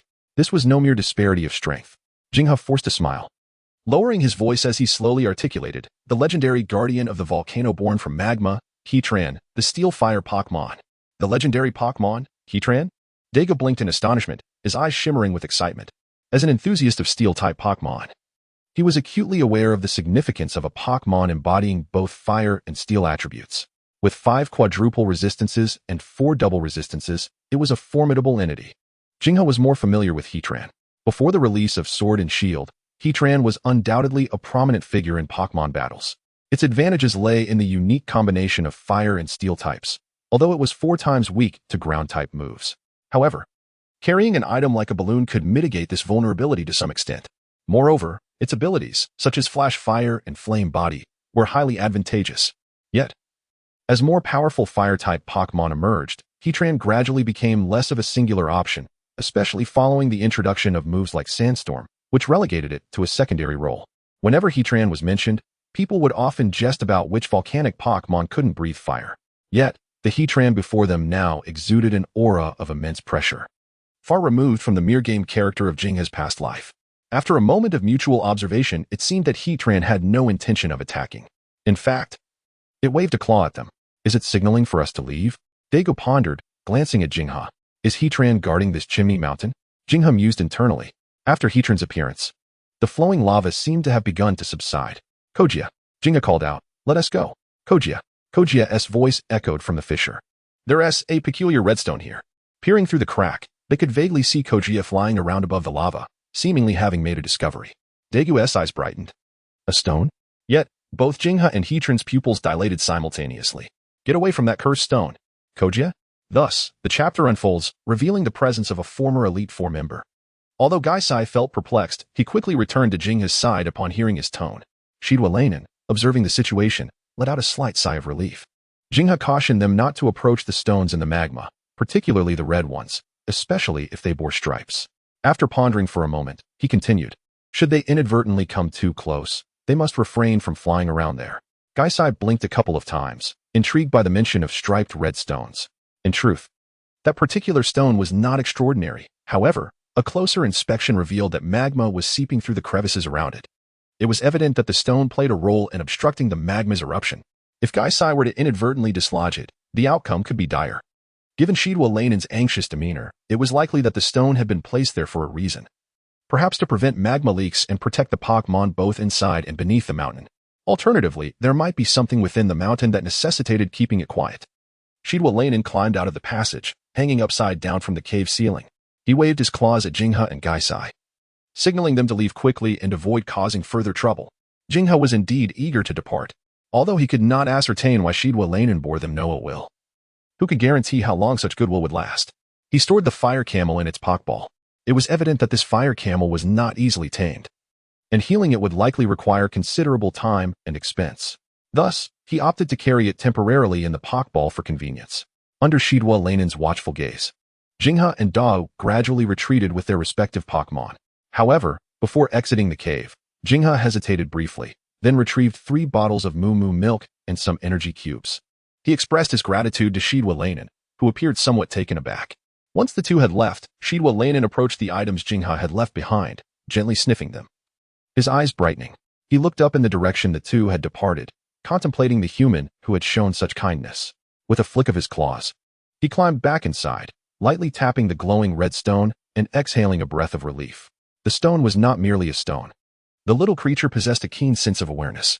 As the smoke billowed from the volcanic fissure, Jingha and Da exhaled deeply in unison, the oppressive heat dissipating somewhat. Their damp clothes clung to their skin, and a breeze brought a hint of coolness. Gaisai continued to inhale deeply. The scorching environment of the chimney mountain was indeed a torment for him. Well, it seems the matter has been resolved, a calm voice suddenly interjected. It was then that Dao and Jingha noticed Yasha standing alongside an elderly man with gray-white hair, a tall and robust figure, wearing round spectacles. Upon noticing their gaze, Yasha winked at them. Is that you, King Mura? Dao ventured, seemingly recognizing the elder. Mura wore a serious expression and replied earnestly. I am no longer one of the Elite Four. I am now the gym leader of the Fiery Path. Jingha and Dao exchanged a discreet glance. Gym leader Mura. Jingha acknowledged. Mura nodded in satisfaction, a slight smile creeping upon his lips. Enough of that, Grandpa. You can't hide your smile. Yasha interjected playfully. How many times have I told you not to wander up Chimney Mountain? It's far too dangerous, especially on those narrow paths. Mura, struck by her words, began to lecture her. However, Yasha seemed unfazed, standing by as if accustomed to his admonitions, even casually cleaning her ears. Is this really one of the Elite Four? Gaisai inquired, leaning closer to Jingha. They don't seem all that impressive. Jingha shot a sideways glance at him. Turning back to find Mura and Yasha had ceased their back and forth, prompted by Yasha's mumbled remark. Dad used to bring me here all the time. Mura's expression grew complex as his gaze shifted to Jingha. You must be teacher Jingha, right? I appreciate your care for Yasha. He then performed a formal bow. A perfect 90-degree gesture. Jingha quickly stepped forward to support Mura, stating, Gym leader Mura, you are too kind. I am merely fulfilling my duties as a teacher. Mura sighed. Teacher Jingha, you are unaware, but Yasha, from a young age. He began recounting amusing tales from Yasha's childhood, such as the time she accidentally burned her hair on a lava bug or sat on a coal turtle's back and got burned. Grandpa, Yasha, flushed with embarrassment, could no longer bear it and dashed down the mountain. Yasha, slow down. Grandpa is speaking. Mura called after her, his stern demeanor softening with genuine concern. How much they resemble each other, Jingha remarked to Da. Not just resemble, Dada replied, as they both made their way down the mountain. At the Fiery Path Gym, Mura, Junsha, Joy, Jingha, Dao, Dooku, and Yasha gathered in a meeting room. After briefly recounting their encounter, Mura appeared surprised yet unsurprised. You encountered Shidwa Lanen? He asked. What kind of Pokémon is Shidwa Lanen? Yasha interjected. Does Gym Leader Mura know about that Shidwa Lanen? Jingha countered. He had guessed that Shidwa Lanen harbored no animosity towards him or Dawn, possibly indicating a prior positive interaction. What is Shidwalainen? Yasha pressed again, her voice rising in frustration as no one seemed inclined to explain. Consider it an acquaintance. We have interacted a few times. It is the guardian of Chimney Mountain.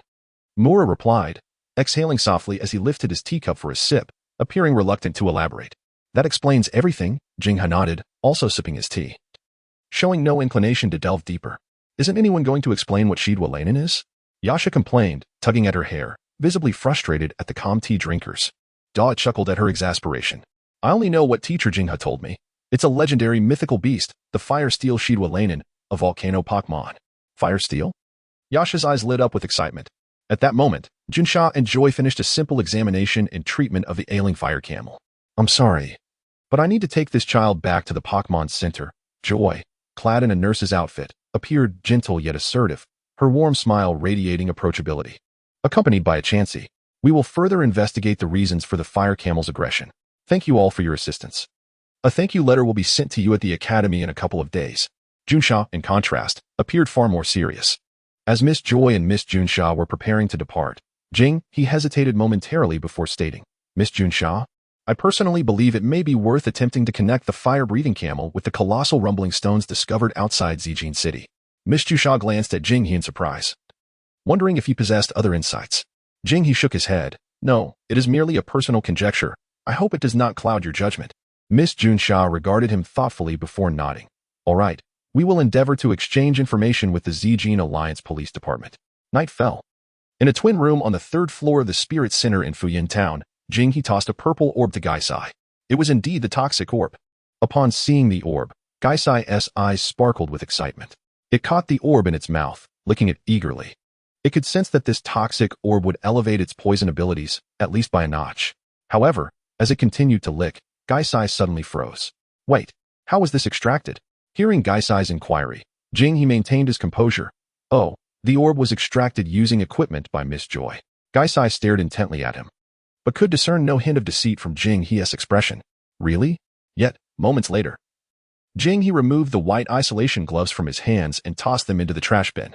Gaisai was left utterly stunned. Forget it. I don't want that tongue anymore. Chapter 34, The United Regions. The dark night sky, shrouded in mist, carried an air of coldness and mystery, as if concealing some monumental secret. The flashes of thunderous lightning pierced the darkness like messengers bearing sacred missions.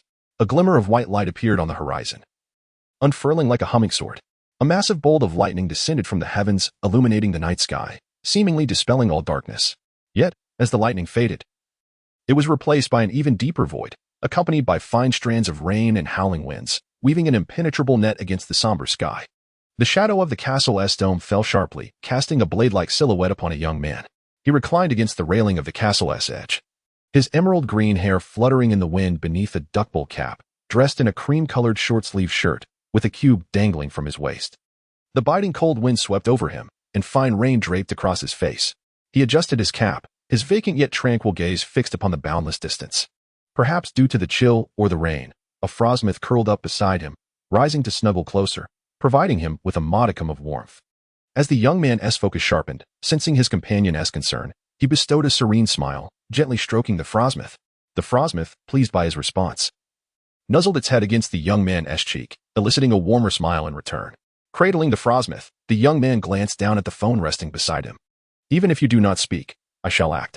However, a hero? A flicker akin to starlight shimmered in his green eyes.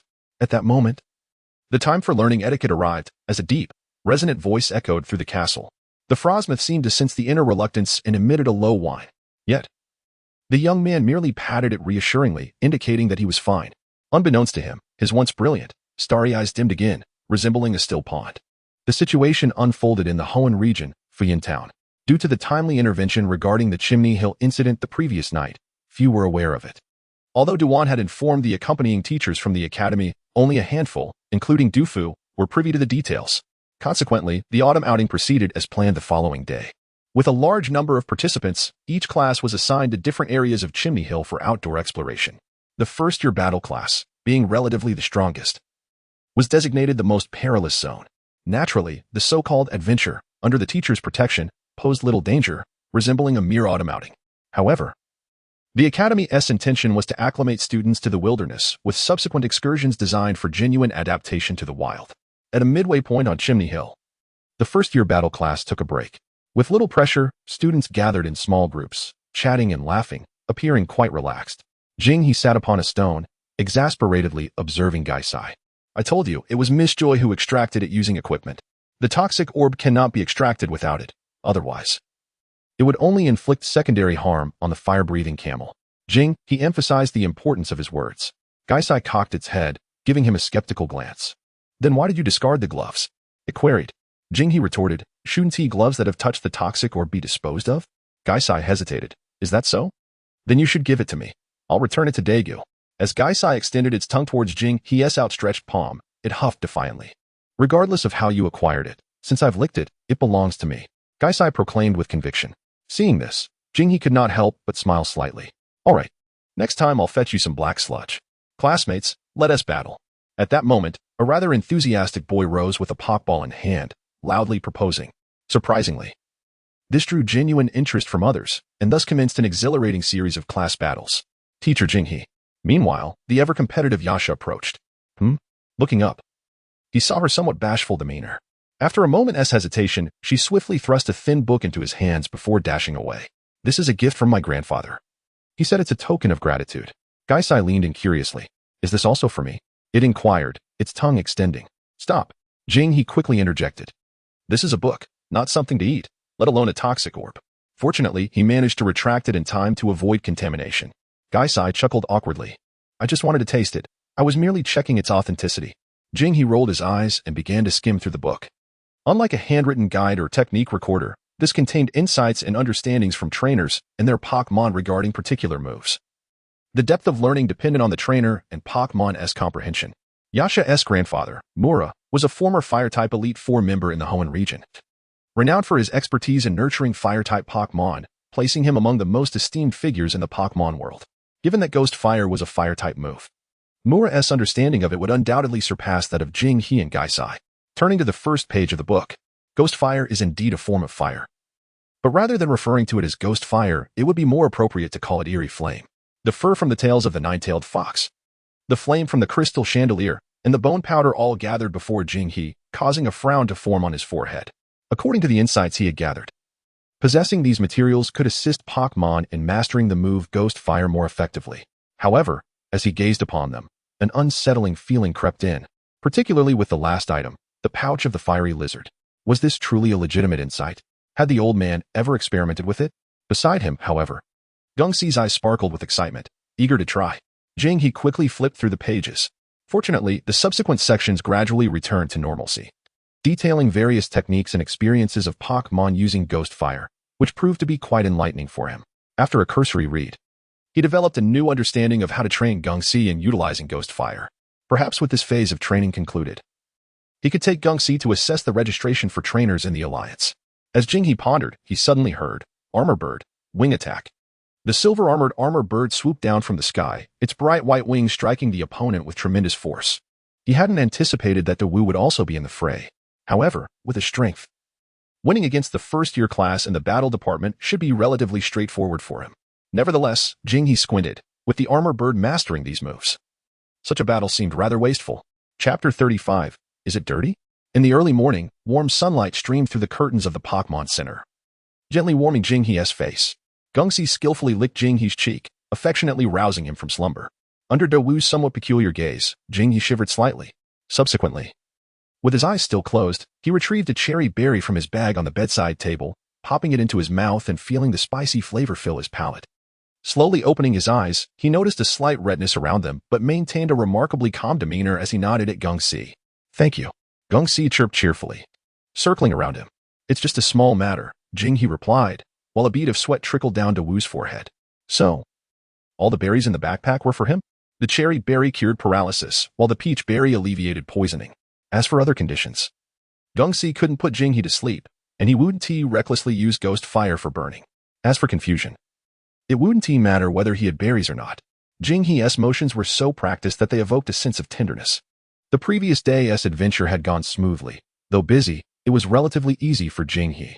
However, upon returning, he was dragged by Dufu to some sort of mobilization meeting, and he didn't sleep until quite late. The two quickly freshened up and made their way to the restaurant in the Pokémon Center, where complimentary breakfast was served. Seated at the table, He poured a glass of moo milk for Gongsi and handed over a piece of paper he had written during the meeting. What is this? My suggestions regarding Armor Bird's tactics and moves. Armor Bird? Dawu paused, then expressed surprise. He, you understand tactics? No, what I mean is, you know Armor Bird's tactics? For Dawu, He was no longer merely regarded as an ordinary psychology teacher as he once had. While he certainly admired He's capabilities in Pokémon psychology, he also recognized that He's skills in training Pokémon and battling were commendable. With curiosity, Dawu unfolded the paper and began to read. Spikes, Stealth Rock, Whirlwind, Substitute, Roost, Taunt, Iron Defense, Protect. However, the contents he encountered were entirely different from what he had anticipated. There wasn't a single offensive move listed. I presume you are more adept at offensive moves than I, so I refrained from offering suggestions. It seemed he sensed Dawu's confusion and provided a brief explanation. Dawu nodded, though still somewhat hesitant. But these moves are ones many Armor Birds have yet to master. However, I believe with your capability, it would be a breeze for Armor Bird to learn them. I'm still not quite clear on this, Dawu admitted candidly. He paused with his fork, contemplating momentarily before responding. Let me give you an example. If you were to battle someone like Asha, she embodies a typical strong offensive representative and has type advantages over you. So even though you're not afraid, it would be wise not to choose a direct offensive approach. You could first have Armor Bird set up Spikes and Stealth Rock. Then attack? No. Then use Whirlwind. Dawu was astute. He had simply grown accustomed to his previous battle style. However, with He's guidance, he gradually began to comprehend. He realized that such a strategy could indeed frustrate the opponent. Given Armor Bird's species characteristics, if the opponent had strong physical attacks, you could use Iron Defense to bolster your defenses. If they had potent special attacks, you could deploy Substitute, followed by Roost and Protect. He elaborated on the characteristics, strategies, and how Armor Bird should operate within a Spikes team. Frankly, the Spikes team concept aligned well with Dawu's Pokémon configuration. Beyond Armor Bird, the synergy with subsequent Pokémon also required careful consideration. Furthermore, this was merely single battle. In doubles or wild encounters, the dynamics would shift entirely. I assumed you only had a profound understanding of Gongsi's tactics, but to my surprise, Dawu's expression was complex. Yet his eyes gleamed with undisguised enthusiasm, feeling as though a door to a new world had been opened, revealing clarity. Gongsi's tactics? Gongsi still had a long way to go. Its strategies would only become somewhat operable once it mastered moves like Toxic, Protect, and Substitute. He spoke in a calm tone. As a seasoned Pokémon enthusiast, once Gongsi evolved into Gungue, the tactical possibilities would be vast. Especially in a Pokémon world devoid of the 4-move restriction. Toxic Protect? That could only be considered foundational. Dirty? Gongsi, engrossed in its milk, perked up at He's words, its eyes sparkling with interest. At that moment, Dawu noticed Asha and Dooku, who had quietly approached from behind He, holding breakfast. A bead of sweat trickled down Asha's forehead. Noticing Dawu's gaze, He cleared his throat. Well, that's about it. If you encounter anything unclear in the future, feel free to ask me again. Consider it an exchange for the Toxic Orb. Dirty? Too dirty, exclaimed Asha. The combination of Spikes, Stealth Rock, and the cyclical Whirlwind, paired with Armor Bird's excellent stamina and defense, left her at a loss for how to battle Dawu in the future. Please, sit down, Asha said as she took a seat. Meanwhile, Dooku appeared pensive. Dirty? Just a Spikes team is considered dirty? This is merely the beginning. He exchanged glances with Gongsi. Is it dirty? Gongsi fervently shook its head. It's on par with my ambush tactics. Perhaps it was due to the simple example that Jingha provided using Yasha, which led to her heightened sense of empathy and a rather intense reaction. Teacher, you cannot do this. Dawes is already formidable. What more tactics can you teach him? She fixed her gaze firmly on Jingha. So when will you teach me? After breakfast, Jingha took Gaisai to a secluded spot for training. Today's agenda was a genuine autumn outing, where all classes and teachers gathered together. Whether he was present or not seemed inconsequential amidst the crowd. After briefly explaining to Dufu, he successfully departed from the group. Of course, Jingha did not venture too far, as he wanted to be back promptly in case any situation arose. How do we train? Gaisai inquired eagerly, especially after having heard some tactics from Jingha that morning. A surprise attack from behind? Forget it. Jingha revealed a small box, which contained several energy cubes, some a vibrant red, others a bright orange. Obtaining materials like the nine-tailed fox's fur or the crystal lamp's wick is quite challenging and uncertain at the moment. Hence, I enlisted the help of Kaizi yesterday to procure these energy cubes to assist in your training today. This special box cost me 1,000 alliance coins. Really? Such a treasure exists? Gaisai's mouth gaped in astonishment. These energy cubes, made from choco fruits, can significantly enhance the power of fire-type moves. As he spoke, Jingha tossed an energy cube to Gaisai. Nom. Gaisai devoured it in one bite, his eyes shimmering slightly due to the spiciness. Hiss. It's a bit spicy, but delicious. He opened his mouth wide, signaling Jingha to continue. This one is made from dragon fire fruits, which can boost special attack but is somewhat spicy, Jingha cautioned. And might have a hint of bitterness. Gaisai, who detested bitterness, was eager. Hurry. Quick. Nom.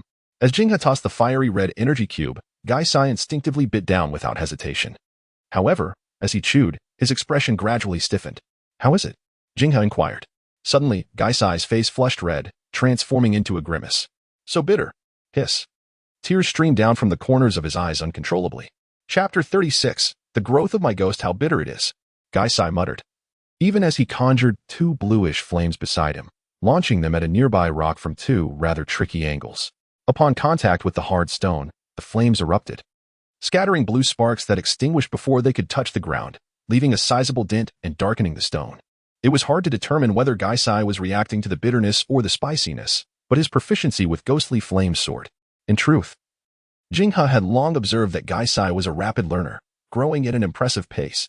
Perhaps it was due to his exceptional talent or the result of nearly a millennium of slumber, allowing for a significant buildup before his emergence.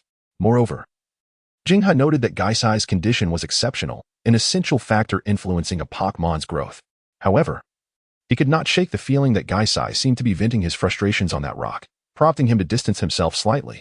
With a determined bite, Gaisai formed a ball of bluish flame, roughly the size of his own head, and slammed it down onto the rock. Boom! Sparks flew everywhere. This use of ghostly flames clearly deviated from the original intentions Jingha and Gaisai had for the move. Nevertheless, he chose to overlook it. Recognizing the need for Gaisai to release some pin-up energy, it was somewhat challenging to force him to consume something he disliked, particularly the bitterness he loathed. Jingha had not anticipated Gaisai's resilience. He initially thought he would need to comfort him. How much he has grown. Jingha felt a sense of pride akin to witnessing the early stages of his ghost's maturation. However, the intensity of the condensed ghostly flames caused an explosion that scattered flames across the surrounding grass. Gaisai. Jingha had to intervene. If a forest fire were to break out, the consequences of being summoned for tea by Miss Junsha would be the least of his concerns. Fortunately, Gaisai had the presence of mind to extinguish several dangerous flames. Yet, just as he was about to smother a cluster of flames that seemed unlikely to spread, Jingha suddenly shouted, "Watch out." Though uncertain of the cause for alarm, Gaisai instinctively darted back, trusting Jingha's judgment. Suddenly, a dark shadow leapt from the grass, a colossal serpent, clad in sleek black scales, adorned with patches of golden armor. It bore numerous gruesome scars, with sharp fangs and a tail as sharp as a blade. Poison-type Pokémon, the Hachi snake, or rather, the spoon snake. However, its condition was far from optimal. Gaisai's earlier outburst of ghostly flames had inadvertently scorched it, leaving a blackened patch on its head and inflicting a burning status. Jingha recognized it when the spoon snake attempted to attack, catching a glimpse of its entry in the Pokédex. Spoon snake, type, poison, ability, shed skin, moves, bind, intimidate, bite, lick, poison tail, faint, screech, glare, toxic fong mood, angry, embarrassed, having just spotted prey for a sneak attack condition. Good. Burned, sustained damage from ghostly flames, friendliness. 50, you were already its target. It appeared that the commotion caused by Gaisai's training had attracted the spoon snake, which had been lying in wait nearby, only to be singed by Gaisai's ghostly flames. The spoon snake's eyes glowed red, fixating intently on Jingha. Its body taut like a drawn bowstring. Clearly, Gaisai was not on its menu. Noticing the spoon snake's intent, Gaisai's expression hardened. Suddenly, the spoon snake lunged, darting toward Jingha with blinding speed, akin to an arrow. Gaisai, use Dazzling Gleam. Jingha instructed calmly, remaining steadfast instead of retreating, believing that the spoon snake's focus on him would allow Gaisai to perform better. With a mischievous grin, Gaisai summoned a shimmering ball of light before launching it at the spoon snake. Although the light appeared slow and erratic, it was deceptively quick. Yet, the spoon snake, a seasoned hunter, sensed the threat from Gaisai and hesitated, causing it to misjudge the trajectory of the dazzling gleam. At that moment, the spoon snake realized that unless it dealt with Gaisai, it would not be able to catch its intended prey. Thus, its body curled up once more, emanating a red glow, glaring fiercely at Ghastly with an intimidating posture, poised to launch another attack. AFA of bravado. Ghastly burrowed underground. However, before the spoon snake could pinpoint Ghastly's location, Ghastly let out a sinister chuckle and vanished beneath the surface. This left the spoon snake, which seldom encountered ghost-type Pokémon, momentarily stunned. Suddenly, a cackling voice echoed from behind it. Startled, it whipped around, its sharp crimson fangs glistening with a noxious purple sheen of toxic fangs. Yet what it beheld was an ominous visage, grotesquely swollen and filled with dread. Terror flooded its heart, causing its movements to freeze abruptly. Then, in those eyes, it seemed to perceive swirling spirals. The spoon snake's skin began to twitch, its body gradually succumbing to a languid state. Hypnosis. But this time, the hypnosis employed by Ghastly differed significantly from that used on Yasha's Drifloon, having been refined under Jingha's guidance. It feared the mongoose slash, Jingha had warned. The spoon snake was the natural enemy of mongoose slash. Cackling, Ghastly realized. It had seen mongoose slash before.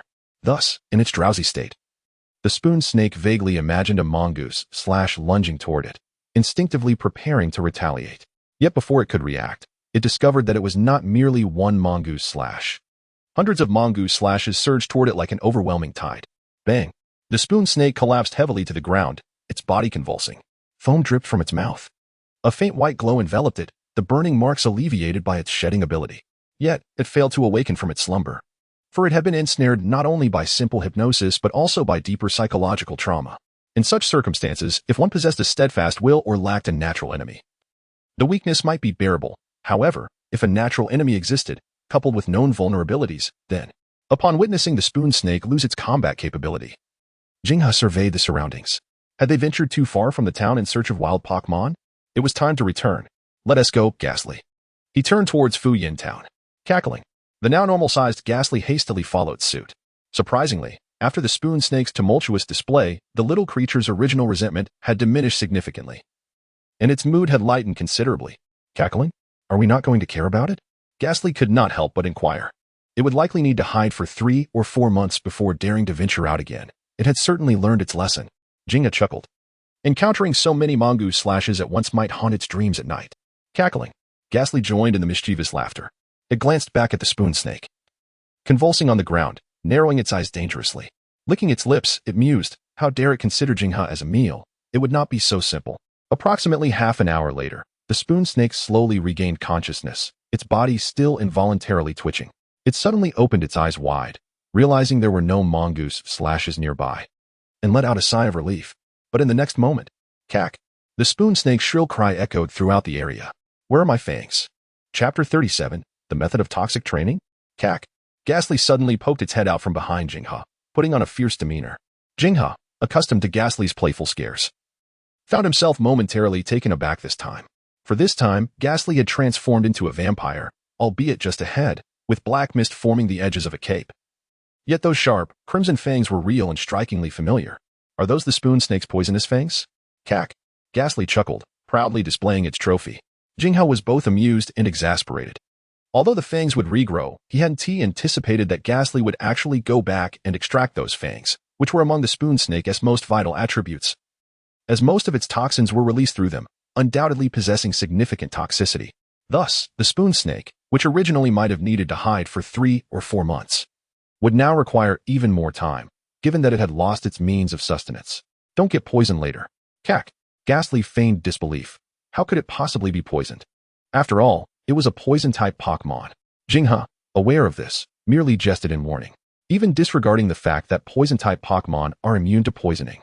Ghastly had a quadruple resistance to toxins. Cack. Cack. Ghastly floated back to Jingha, its black mist swirling. Huh? What's wrong?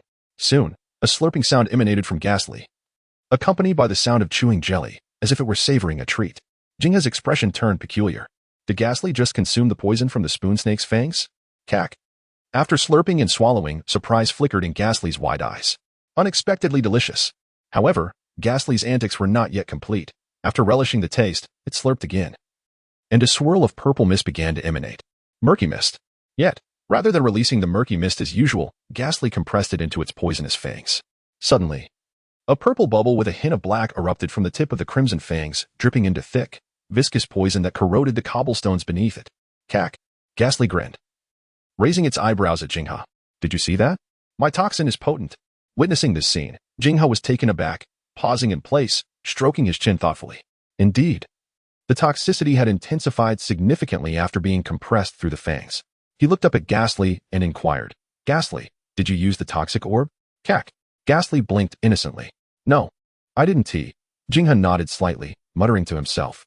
Even if Ghastly's murky mist was compressed into liquid form, the toxicity theoretically should not surpass this instance. Could it be due to the fangs? Or perhaps because it had ingested the spoon snake's venom? Driven by curiosity, Jinghe instructed Ghastly, try combining it with the toxic orb's toxicity. Ghastly, though confused, complied, its mouth gurgling as it spat out a deep purple orb. It then swirled its tongue around the toxic orb several times before swallowing it again, following Jinghe's instructions to unleash the murky mist once more. The venom dripped from the tips of the fangs, becoming even more viscous and profound, with enhanced toxicity and corrosiveness. The results confirmed Jinghe's hypothesis, and his eyes sparkled with excitement. Perhaps this method could indeed train Genghis to master the art of toxic manipulation. With this thought in mind, Jinghe quickened his pace toward Fuyin Town. Observing this, Genghis hastily followed suit. Why the rush? Jinghe glanced back at the dark, corroded pit left on the path behind him. If he didn't run, he would surely be caught. Noticing Jinghe's unease, Genghis promptly floated ahead, feigning innocence with a look that clearly stated, it's not my doing. However, a cunning smile soon crept onto its face as it inquired, by the way, how long does it take for a spoon snake's fangs to regrow? Upon arriving at the Fuyin Pokémon Center, Jinghe found Miss Joy. Due to the incident at Chimney Mountain the previous day, coupled with the Academy's arrangements, this was the first time Jinghe, as a non-registered trainer, had Genghis undergo a formal Pokémon examination, the complimentary kind. Standing outside the enormous transparent glass window, he watched as Genghis, looking utterly bewildered, was ushered from one sophisticated machine to another by Miss Joy and a Chansey. He couldn't help but chuckle at Genghis's expression, reminiscent of an old lady lost in a grand estate. Yet, a flicker of worry lingered in Jinghe's eyes. After such a long slumber, had Genghis truly regained its full capabilities? Were his training methods appropriate? Might they harbor hidden dangers? Had Genghis consumed anything harmful during this time? Inside the examination room, although Genghis had been exposed to computers and smartphones under Jinghe's influence, the advanced machinery before it was a whole different realm. The little creature's bewilderment and uncertainty were palpable. However, the moment it glanced up and saw the familiar, comforting figure outside the glass, its tension eased considerably. And Genghis, we'll be going in there next, so be careful not to bump into anything. Miss Joy's gentle voice floated toward them. Delightful, Genghis exclaimed, responding cheerfully. Sensing Genghis's cooperation and noticing Miss Joy's calm demeanor, Jinghe felt a wave of relief wash over him as he retrieved his phone, which had vibrated several times. If you're pressed for time, it's no trouble. I can come to you. Are you in the Hoenn region? Read one message. The Chincho's condition has indeed improved, but it seems a bit off today. A video followed. Meeting? No, we're merely acquaintances. Upon opening the video, Jinghe was surprised to see how much more vibrant the Chincho looked compared to before, but he wondered, could it simply be a case of indigestion from overeating? The Chincho not only appeared brighter, but had also grown considerably, a fact that might not be as noticeable to those in constant contact with it. Also, avoid keeping the Chincho with too many water-type Pokémon. Now that its self-esteem has somewhat improved, it may find it challenging to relieve itself. Just then, the examination room door swung open, and Jinghe tucked his phone away. Genghis floated over joyfully. Your Genghis is in excellent condition, Miss Joy remarked with a smile. Thank you, Jinghe replied, feeling a weight lift off his shoulders. However, be cautious not to overindulge. It may have a bit of an upset stomach. Jinghe paused, glancing at Genghis, who appeared utterly confused, before nodding in agreement. Understood. Oh, and one more thing, Miss Joy called out as Jinghe prepared to leave. The Blaziken has awakened. Champion UNG happens to be in Fuyin Town. He would like your assistance in the investigation. UNG. Chapter 38. Is hypnosis legitimate? UNG. The pinnacle of the Elite Four in the Hoenn region, specializing in Dragon-type Pokémon, was indeed a true Dragon Master. As Jinghe departed the Pokémon Center toward the Fuyin Gym, he reflected on everything he knew about UNG. All of this information had been familiar to him from his previous life, and after arriving in the Pokémon world, he had learned through the internet that UNG not only held the title of the Elite Four's leader, but also oversaw the investigation department of the Hoenn League, wielding significant authority. Investigator, much like the well-known Adu from the Kanto League, who would eventually become the Dragon Master of the Johto League. The fact that the Blaziken incident had drawn UNG's attention indicated that the implications of this matter were likely greater than he had anticipated. Genghis, hidden within Jinghe's clothing, seemed to sense the heaviness in his heart and inquired softly. It's nothing, Jinghe replied, though he clearly had no intention of burdening Genghis with troubles that should not concern it, especially since these were merely his speculations. In his view, Genghis had already endured enough through daily training and occasional battles. As a trainer, he should not impose every worry upon it. Furthermore, should Genghis dislike training and battling, he would never force it upon the little creature. In fact, maintaining Genghis without rigorous training posed no pressure for him at all. By the way, we'll be meeting another formidable Elite Four member soon, so behave yourself, Jing-He advised. Another Elite Four? Genghis pondered, recalling the scene of Mura and Yasha quarreling.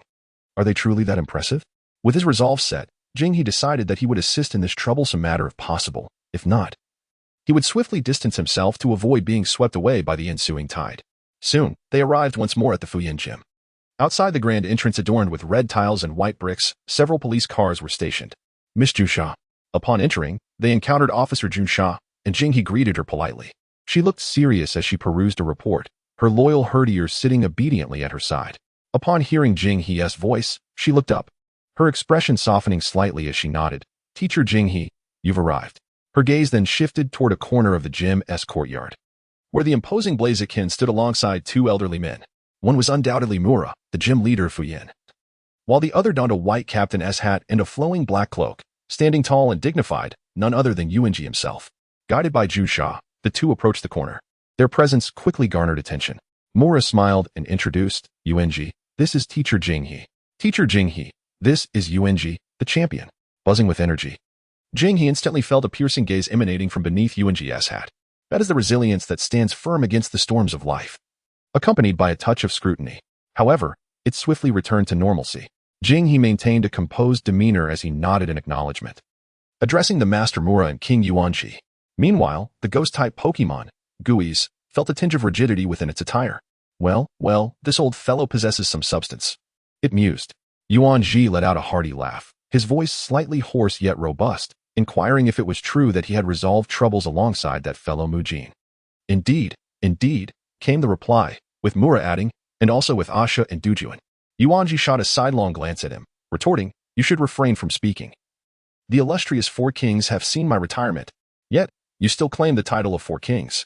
As the master of the Flame Path Pavilion, you failed to notice the anomalies at Chimney Mountain and required assistance from several youngsters to clean up your mess. I shall inform Boney to deduct points from the Flame Path Pavilion's performance this year. Mura shot back with a glare. Deduct points? Let Boney come and tell me himself. I shall deduct them upon my return. Observing the escalating bickering between the two, Jing-He felt a vein throb on his forehead as he turned towards Miss Junsha, who wore a look of helplessness. Perhaps that was why she had chosen to stand at a distance earlier. Humph. It seemed the commotion stirred by Mura and Yuanji had unsettled the already restless fire llama, which began to stomp its limbs anxiously, while the volcano behind it reignited with flickers of flame. Simultaneously, Jing-He caught sight of the fire llama's Pokédex entry. Fire llama, type, fire. Ground, ability, lava armor, moves, rock slide, earthquake, flamethrower, roar, tackle, ember, focus energy, heavy slam, eruption, amnesia, smokescreen, earth power, body slam. Mood, anxious, distressed, it longs to return home, to its family. Condition, weak, there is something amiss with its body, it may never fully recover. Friendliness, 20, despite not remembering you. It evidently harbors no goodwill towards you. The heat radiating from the fire llama intensified. Yet, Mura and Yuanji showed no intention of halting their verbal sparring, seemingly oblivious to the llama's agitation. As the fire llama prepared to attack, Jing-He let out a gentle sigh. Guis. Thick black mist erupted from his clothing, manifesting into a sinister laugh as it appeared before the fire llama. The two Pokémon locked gazes, and Guis unleashed hypnosis. The fire llama's movements gradually slowed, prompting Jing-He to step closer, placing his hands on its neck and head, whispering softly in its ear. It was a vivid tableau. Dusk. A gentle breeze blending with the lingering glow of the sunset, the evening clouds adorned with crimson threads, and the prairie bathed in a comforting, languid hue, accompanied by the soft hums of the fire llama and its companions. The fire llama gradually settled, closing its eyes, a hint of satisfaction gracing its lips. The quarrel in its vicinity faded into silence, and Yuanji and the others observed Jing-He as he relaxed the fire llama, their expressions a blend of intrigue. Content with the results, Guis turned to see two formidable figures, the crimson-winged, menacing Dragonite and the fire-wielding Blaziken, standing at either side of Jing-He, scrutinizing both him and the fire llama. Guis appeared utterly terrified. Could these two be the Four Kings? Jing-He's face remained impassive as he led the dazed Guis past the two titans, moving to the side. Guis swallowed nervously, whispering, Aren't you afraid? Jing, he cast a sidelong glance at it, raising his hand slightly, his palm trembling. Indeed, I have heard you are a Pokemon psychologist. You possess remarkable skill. Observing the now tranquil Fire Llama, Yuan-Ji could not help but express his admiration, then inquired, but is your hypnosis legitimate? It was his first encounter with a Pokemon under hypnosis, and its smile evoked an indescribable sense of comfort. Gooey's. Before Jing he could respond, Gooey's leaped forth. What do you mean by legitimate? Is there any other kind of hypnosis? Humph. As the conversation unfolded, Jing he sensed something amiss and pulled Gooey's back behind him. Apologies. King Yuan-Ji. We have already conveyed what needed to be said to Master Mura that day. Is there anything else you wish to know? I believe you understand that there are more Pokemon like this Fire Llama, and thus far, we have yet to find an effective solution. I wonder if you could assist with the others? Yuan-Ji's words trailed off, but Jing he decisively interjected, I must refuse. King Yuan-Ji, you are aware this matter is not simple. Calming a raging Pokemon is far from straightforward. Gooey's and I are merely ordinary trainers and Pokemon. We are not unwilling to help, but our energy is simply insufficient. Gooey's nodded vigorously in agreement, its head bobbing like a garlic clove. It's exhausting. And those Pokemon are quite ferocious. 10,000 league coins each. Deal. Gooey's. Ah, what? Chapter 19. The God of Reimbursement. Gooey's. Jing he was engrossed in writing, simultaneously watching battle videos on his phone, when Gooey's, clutching a bottle of digestive tonic, leaned over inquisitively. What are you busy with? Why have you been hunched over the desk writing since you returned? Without lifting his head, Jing he replied, Case studies. The case study of the Fire Llama. Concerned that Gooey's might not comprehend, he added, in case you were wondering. Gooey still seemed somewhat perplexed. What is the purpose of writing case studies? Then, he witnessed Jing he complete the final word of the case study and place it alongside several application forms. Gooey's? What are these? Gooey smacked its lips, recalling the delightful taste of the digestive tonic from Nurse Joy, which was quite appetizing. Reimbursement application forms. Now that I've finished, I don't mind showing you my work. This pertains to Yuan-Ji's thoughts. Treating Pokemon that are both mentally and physically scarred is like working for the League, and thus, one must adhere to the League's regulations and submit forms for reimbursement. Gooey's glanced at the application form. Its mist morphing into a finger pointing at the damage to the clothing. Does this need to be reimbursed too? It remembered that Jing He's attire had indeed suffered some damage during their venture into Chimney Mountain. Just being factual, Jing He replied calmly. Gooey's? But why is it 3? From Dawu and Asha, I included their claims as well. Ah, Gooey's nodded in understanding, recalling that Dawu's attire was indeed rather expensive. Gooey's? What about this? It pointed to the 10 boxes of energy cubes for calming Cytolin and 5 cartons of Moo Moo milk. Without delving into the details of how it was achieved, it seems that Anfu Shidwa used a bottle of Moo Moo milk and a handful of energy cubes, right? Were there 10 of them? A box of energy cubes contains 100, doesn't it? Jingha's tone remained calm as water. If you were to tell others that you used a bottle of Moo Moo milk and 10 energy cubes to soothe the legendary Phantom Beast, do you think they would believe you? What if someone actually believed it and tried to imitate you? That could be quite dangerous. Moreover, for whom were you reimbursing these energy cubes and Moo Moo milk? Kekek. Gaisai's voice rose a few octaves. All of it is mine, of course. Part of it is meant for those injured Pokemon, Jingha added. He wasn't so greedy as to hoard food meant for the Pokemon, so he could only ask for a little more. Gaisai swallowed hard. Its fog continued to descend, capturing the fire camel, consuming a total of 10 luxury balls. Even though Gaisai had prepared psychologically, it couldn't help but flinch upon seeing the 10 luxury balls. Ultra balls are indeed rare. Besides, considering the fire camel's furious state at the time, wouldn't 10 balls be a bit much? Jingha shrugged in explanation. His reimbursement application was based on actual circumstances, after all, highlighting its reasonableness. As for how the capture of the fire camel, which was obviously done using ordinary red and white balls, turned into luxury balls, Jingha had originally considered writing valuable balls, but set that option aside due to the League's situation. It was quite reasonable for Dahu, the young heir of the Duan Company, to carry 10 or 8 luxury balls, but unfortunately, his luck ran out, and he was ultimately captured by Jingha using a mere ordinary red and white ball. Purely a matter of chance. Gaisai was baffled yet deeply shocked. Besides these details, Jingha filled out numerous other items. For instance, he expended quite a few berries to eliminate burn status, and during the battle with the fire camel, both Gaisai and Daha's Pokemon sustained injuries, requiring a significant amount of healing spray. Additionally, he needed some medication to assist in physically intervening to heal and soothe the fire camel. See how reasonable it all is. Kekek, is this really okay? Even Gaisai, who usually acted without restraint, couldn't help but question this. Is it really okay? Of course, there are issues. Jingha neatly stacked a few sheets of paper and retrieved a file bag. As long as the person reviewing the reimbursement form for the league isn't foolish, they will undoubtedly see the problems with this document. Gaisai blinked. Then why submit it? Jingha smiled slightly. If it were league staff reviewing it, it would certainly be rejected, but we are being reviewed by Champion UNG, so it's a different matter altogether, beyond a few individuals. Who in the Hoenn League holds a status higher than Champion UNG? Therefore, a reimbursement form signed by UNG will raise no objections whatsoever. Otherwise, why did Jingha not haggle with Champion UNG and agree so readily? On one hand, UNG truly offered a considerable amount. On the other, it represented a tacit understanding between him and UNG.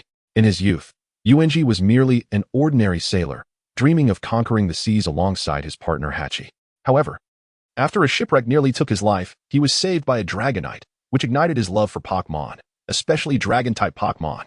Thus, he embarked on the path of a trainer. This is why UNG has always harbored goodwill towards Pokémon. Witnessing Jingha bring a smile to the anxious fire camel stirred something within him, which was the true reason he decided to invite Jingha for assistance. Despite Jingha being a relatively rare Pokémon psychologist, the League's vastness surely harbors individuals of similar profession. However, they simply cannot soothe a raging Pokémon as effectively and appropriately as Jingha. Moreover, the purpose of Jingha's reimbursement claims primarily revolves around Pokémon, whether it be Gaisai or those injured Pokémon. This is the understanding he shares with UNG. Notably, it is also due to UNG's subtle hints, as those injured Pokémon also require supplies. Gaisai, of course, was unaware of this. However, it had immense trust in Jingha's words. Since Jingha said there was no problem, it must indeed be fine. Thus, Gaisai suddenly understood. I got it. The next moment, kek, crack. A loud cry was followed by the sound of shattering. Jingha, who was organizing the documents, froze momentarily, incredulous as he looked at Gaisai. Before him lay the phone, which Gaisai had once cradled like treasure, now smashed into pieces on the ground. Jingha's forehead throbbed with veins. Kek. Yet Gaisai appeared quite nonchalant, having long been dissatisfied with the old, slow, and lagging phone. The exertion of using hypnosis during the day had made it difficult to hold onto.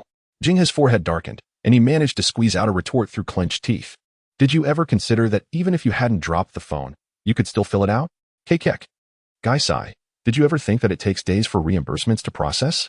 What will you use these next few days? Gaisai, Jingha exhaled slowly, shaking his head, and retrieved the reimbursement form he had just organized. He scribbled down smashed phone on it. Upon seeing the words he wrote, Gaisai also sighed in relief. However, when Jingha expressionlessly noted phone 2, Gaisai was once again taken aback. It was shallow. Its understanding was still superficial. Kek. Gaisai's dark mist transformed into a hand, giving Jingha a thumbs up. Reimbursement is indeed an art. I shall call you the deity of reimbursements in Sinnoh. Chapter 40. It's toxic. In the Fuyin Dojo, Champion UNG, reading the report, spat out the hot milk with sugar he had in his mouth, splattering it all over the face of the opposite Mura. Mura stared wide-eyed, utterly astonished, followed by the appearance of veins on his forehead. Ha, this little rascal. Yet UNG across from him seemed oblivious, instead laughing heartily. Mura caught sight of the document in UNG's hand and couldn't help but speak up. Reimbursement application? Are you managing finances now? No, that's Bonnie's job. Upon hearing this, Mura sighed deeply. Before he stepped down from the Elite Four, part of his responsibilities was overseeing finances, as he was quite a meticulous individual. At that time, UNG often argued with him over reimbursement issues. If UNG were in charge of the Hoenn League's finances, Mura would only foresee a bleak future for the league. The president won't let me touch these, UNG said, putting down the form and taking another sip of his hot milk with sugar. Mura regarded him intently. The president is right. Who doesn't know that UNG is nicknamed the reimbursement king within the league's upper echelons? What do you know? UNG cast a sidelong glance. Don't our investigators work hard? You have no idea what our investigators witness daily. Taking the recent incident involving the fire-breathing camel as an example, one cannot help but feel a pang of pity for its inexplicable transformation, without securing additional subsidies. The future of the fire-breathing camel upon its return to the wild remains uncertain. Mueller was contemplative. Surely, after decades of collaboration with Genji, he was well aware of his character. Furthermore, the role of an alliance investigator is undeniably one of the most arduous professions, characterized by relentless busyness and encounters with the extraordinary. Thus, during his tenure overseeing alliance finances, despite the extravagant reimbursement claims submitted by Genji, He had never withheld funds or resources. Let us print 50 copies of this reimbursement form, he instructed, handing the document to a subordinate clad in a sailor uniform. From now on, please adhere to this format. Yes, Lord Genji. The autumn outing, which had caused some concern for Jingha, finally concluded. Although the appearance of the fire-breathing camel had been an unforeseen event, it turned out to have minimal impact. In fact, this incident inadvertently opened up a new avenue for income, providing him with a part-time opportunity. After completing the final attendance sheet, Jingha and a few teachers bid farewell to the departing students. Some rode their doodilly, chattering and racing, others galloped on their small fire horses, while a few, mounted on their unicorn rhinoceros, did not appear to be much faster than walking.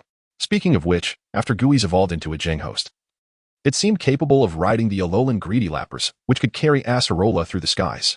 Sensing Gui's underlying malice, the creature let out a startled cry. What kind of gaze is that? So unscrupulous? Oh, nothing. Just reminiscing about some amusing thoughts. Once the students had departed, Jingha and Gui's returned home.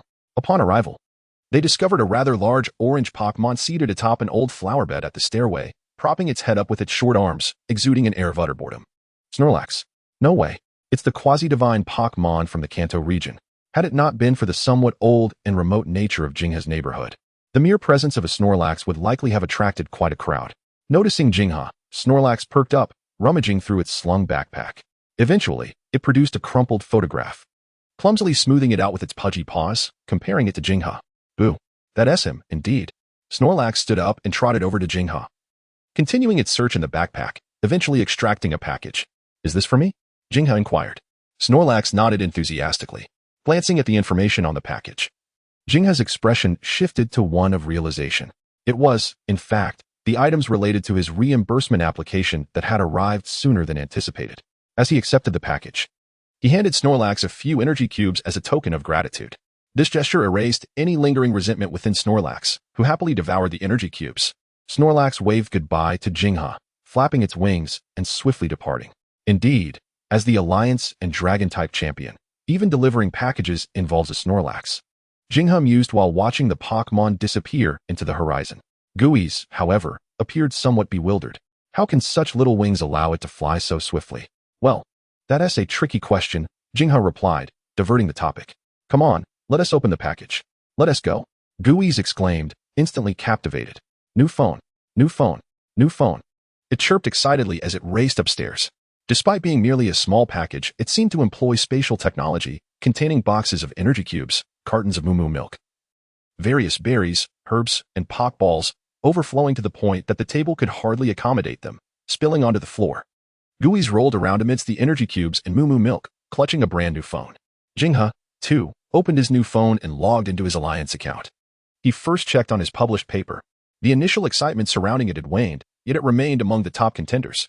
Subsequently, he skimmed through other researchers' papers, seeking to gauge the current trends in the Pokémon research community, intending to capitalize on the momentum of his first paper and write another while the iron was hot. Perhaps, in a few days, the Alliance might issue him a Researcher S certificate, thus exempting him from the need to undergo any assessments regarding his registered trainer status. While perusing, he casually inquired, Gui's, do you enjoy training and battling? Gui's, who had been rolling on the ground, paused at the question, looking quizzically at Jingha, but found the phone obstructing its view of his eyes. In truth, Jingha had long wanted to ask this question.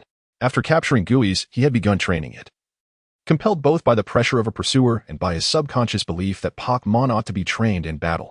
However, after spending so many days together, it suddenly dawned on him that he had never considered Gui's own opinions. Following the fire-breathing camel incident, Jingha became increasingly aware that some Pokémon are rather simple. They find joy solely in the company of family and friends. Gui's, holding a bottle of Moo milk, floated to Jingha, its mist forming a hand that gently patted his forehead. Not feverish, are we? Is it that time of the month? Jingha's expression darkened. Gui's laughed heartily, patting Jingha on the shoulder and gazing up at the sky at a 45-degree angle. With my extraordinary talent, do you think I should be cooped up at home all day? It gestured for Jingha to think more long-term, asserting that their goals were. Jingha did not respond but understood Gui's implication. Sighing softly, he acquiesced. All right, then according to our original plan, tomorrow's training task will be doubled. Gui's looked astonished. Why do I feel as though I've willingly walked into a trap? Jingha chuckled.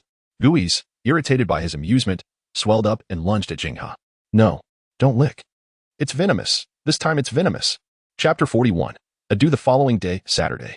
Once again, Jingha awakened to Gui's licks, feeling increasingly numb to the spicy taste of cherry berries. Fortunately, Gui's had only grasped the fundamentals of venom and could not ensure its successful application each time. Thus, after consuming 3 peach berries yesterday, he finally managed to dispel the poison. After a quick wash-up, Jingha donned an apron and entered the kitchen to prepare breakfast. Skillfully cracking an egg with one hand while watching the news on his phone, he gently shook the frying pan, and the delightful aroma soon wafted through the air, mingling with the sizzling sounds and news reports. Gui sat on the sofa, incessantly tapping the screen with its tongue, in the midst of an unremarkable barrage of comments. One message, thanks to the ancient ghost for sending out little stars, was submerged in the ocean of notifications.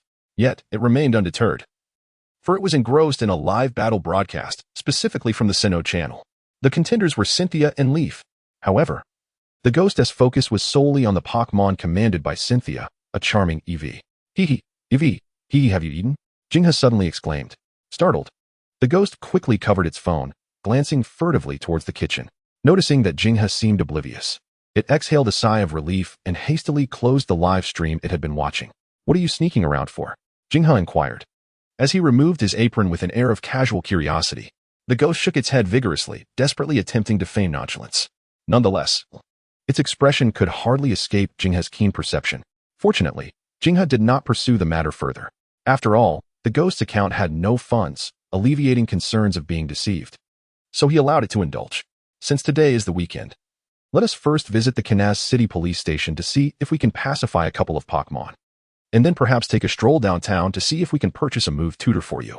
The ghost had recently learned Toxic, yet the overlap with its existing moves, Curse and Will-O-Wisp, was rather pronounced. Despite possessing a variety of moves, most were status-affecting and it lacked offensive capabilities.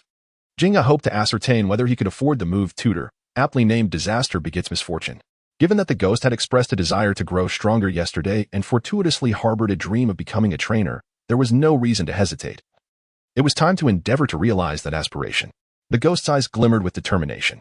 Last night, I conceptualized a remarkable move. Jingha, who had just taken a bite of an egg, displayed a look of surprise. Could it be that the ghost truly possessed extraordinary talent and had grasped a new move? 2 moves in a single day? The ghost smiled confidently, its mist swirling and gradually forming a distinct silhouette.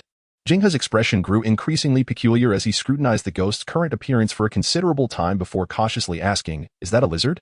The ghost shot him an indignant glare. "A bat? No." The ghost vehemently denied. "A tardigrade?" After much effort and explanation, the ghost finally conveyed that it had transformed into Giratina. Indeed, if it were to scare someone next time by transforming into Giratina, how terrifying would that be, right? Jingha finished the remainder of his egg and pressed his lips together. How about we stick to you transforming into Jengar from now on? The ghost's limited shape-shifting ability left much to be desired. In the Kanto region, at the vast and desolate Big Stupid Valley, a young man clad in a cloak with chestnut hair lay flat on the back of a robust Charizard, soaring just above the ground through the barren gorge. Simultaneously, a voice emanated from his headset. "Officer Adieu, all the tourists have been cleared." Upon hearing this, the young man pressed his ear and replied, "Understood. Thank you for your hard work." His gaze swept over the jagged rocks surrounding him, as if searching for something. Suddenly, a low growl escaped Charizard as it flapped its wings and descended rapidly. Just then, the rock face of the nearby cliff erupted, sending countless sharp fragments flying, creating a gaping hole. Had Charizard not reacted swiftly, the debris, while not significantly harmful to it, could have injured Adieu. "I found it," Adieu stated calmly. Days prior, a fearsome and unidentified Pokémon had been encountered in Big Stupid Valley, injuring several people and Pokémon. As a member of the Kanto League's investigative team, Adieu had taken on the task of investigating this incident. After several searches, coupled with Charizard's deliberate provocation, they finally lured the creature out. From the bottomless cavity emerged a Pokémon resembling a pterodactyl, its body a pale gray and its eyes a soft blue. "At last, the main subject," Adieu exclaimed, momentarily taken aback as he dismounted from Charizard. "A fossil pterodactyl?" His voice carried a hint of excitement as he tossed a Pokeball. As the crimson light flickered, a menacing Gyarados materialized. "Roar!" The fossil pterodactyl, undeterred, responded with a powerful roar of its own. The 2 Pokémon glared at one another. "Charizard, Dragon Breath. Gyarados, Waterfall," Adieu commanded. "Huh?" The fossil pterodactyl seemed perplexed at the sight of 2 Pokémon charging at it. "Isn't this supposed to be one-on-one?" Thud. The Pokeball ceased shaking, and the red light dimmed.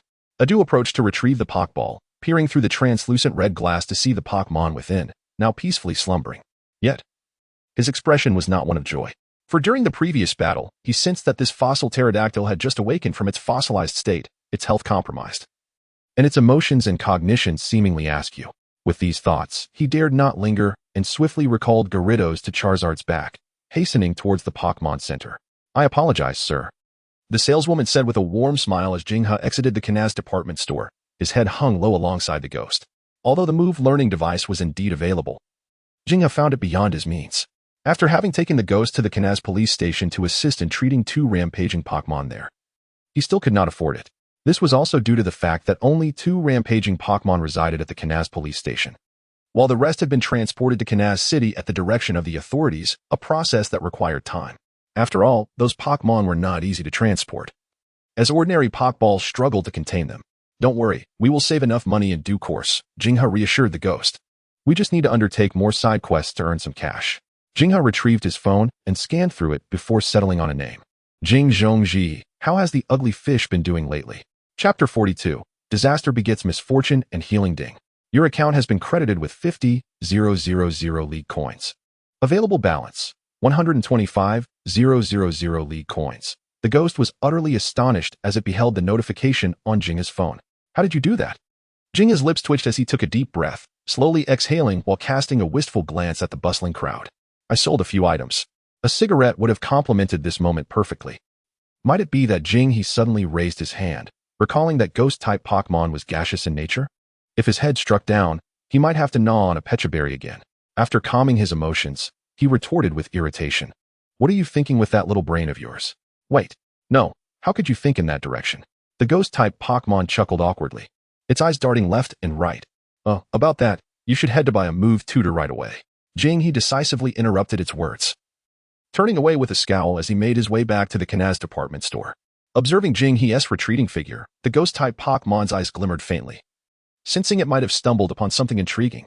A few minutes later, Jinghe, with a grimace of regret, emerged from the department store alongside the ghost-type Pokémon, both clutching a box containing a move tutor, under the enthusiastic smile of a sales assistant. What a scam! How could such a cursed move tutor cost so much? Glancing at his phone, which displayed a balance of 20,000 Alliance coins, the look of regret on his face deepened. The ghost-type Pokémon nodded vigorously in agreement, expressing its dissatisfaction. Indeed, with such a sum, how many energy cubes or moo milk could one acquire? More importantly, this move tutor was not like those in the game, where Pokémon would learn moves simply by using them. It required returning home to watch videos, and then learning through those tutorials. However, it did contain a wealth of tips accumulated by trainers, including how to enhance proficiency after learning the moves, how to better master them, and how to apply them in battle, along with numerous practical training videos for reference. Well, it had to be bought eventually. The sooner one learned, the better. Jinghe consoled himself. Surely, it was better than having the ghost-type Pokémon suddenly learn Toxic and use himself as a test subject, risking his life in the process. Suddenly, the ghost-type Pokémon's stomach rumbled. It gazed at Jinghe with longing eyes, having hypnotized those feral Pokémon earlier that day. Followed by an afternoon of training, it was quite exhausted. "I'm hungry. I'm practically starving. Let's hurry home to cook." Jinghe waved his hand dismissively, choosing not to dwell on it. After all, earning money was for the ghost-type Pokémon, and now it was merely fulfilling a promise. As night deepened, Jinghe, accompanied by the ghost-type Pokémon, traversed narrow alleyways. It was fortunate there were few people around. Otherwise, witnessing such a scene at night would surely frighten many, especially since the ghost-type Pokémon's bloodshot eyes made its already dark appearance seem even more ominous, looking utterly starved, a sight that could terrify anyone. As they briskly passed by the community garbage station, both Jinghe and the ghost-type Pokémon heard a sound. Given that this was an older community with narrow alleys and few main roads, the garbage at the station only got collected every few days, and it had piled up to mountainous proportions. It was autumn now. Had it been summer, the stench would have rivaled that of a Grimer. Therefore, Jinghe seldom took this route, and most people only did so when disposing of trash. Today, however, they had to pass by the garbage station because the ghost-type Pokémon was ravenous. In the dim light, something seemed to be wriggling amidst the disordered heap of garbage. "Kekek," the ghost-type Pokémon exclaimed, suppressing its voice. However, due to the silence of the night and the surrounding walls and alleys, even in a hushed tone, it was still quite audible. The wriggling ceased momentarily. Perhaps the accumulation of trash had attracted some Grimer or Mook. A complaint call might be necessary tomorrow. Jinghe did not linger. Instead, he quickened his pace. Upon returning home, after enjoying a 5-person dinner prepared by Jinghe, the ghost-type Pokémon lazily sprawled on the sofa, watching videos from the freshly purchased Mewtwo. As it watched, its expression grew serious, occasionally nodding and looking lost in thought. Meanwhile, Jinghe, having removed his apron, made his way to the balcony. Staring at the contacts on his phone while rubbing the phone case, a gentle breeze wafted by, causing his dark hair to sway lightly. A resolute expression crossed his handsome features. What was meant to come would eventually arrive. He opened the homepage of Eevee Eats Cabbage and pressed the voice call button. This was what he had previously mentioned to the ghost-type Pokémon regarding the items he wished to sell. Of course, the 50,000 Alliance coins were actually the fees for his earlier treatments and consultations. However, the other party had insisted on a face-to-face psychological intervention. Jinghe had firmly declined. After a bit of back and forth, they agreed to conduct the consultation over the phone, which was within his comfort zone. He had prepared himself, even if a rough, boisterous voice answered on the other end. He would maintain a smile, adhering to the principle of prioritizing money or patience. Before long, the call connected. Hello? Jinghe was taken aback. It was a girl. Although her voice was slightly husky, it was unexpectedly pleasant, especially with a hint of weariness. Clearing his throat, Jinghe quickly regained his composure. Hello, I am Jing Zhongji. Internally, he sighed in relief, silently crossing off the option of a burly man. May I ask how psychological consultations are usually charged? I am not quite sure. I am not entirely sure either, the girl replied. How about per hour? How much is that? At that moment, both Jinghe, holding his phone, and the girl, named Sharona, on the other end, shared the same expression, perplexity. I'm not too familiar with the specifics about the Chinchou. How about 1,000? Having already been compensated generously, Jinghe hesitated to push it too far. For conscience's sake. Isn't that a bit too cheap? Cheap? Before he could respond, Sharona continued. How about 2,000 then? Jinghe thought to himself, fine. She is the boss. Her word is law. Your account has been credited with 12,000 Alliance coins. Available balance, 32,000 Alliance coins. Okay.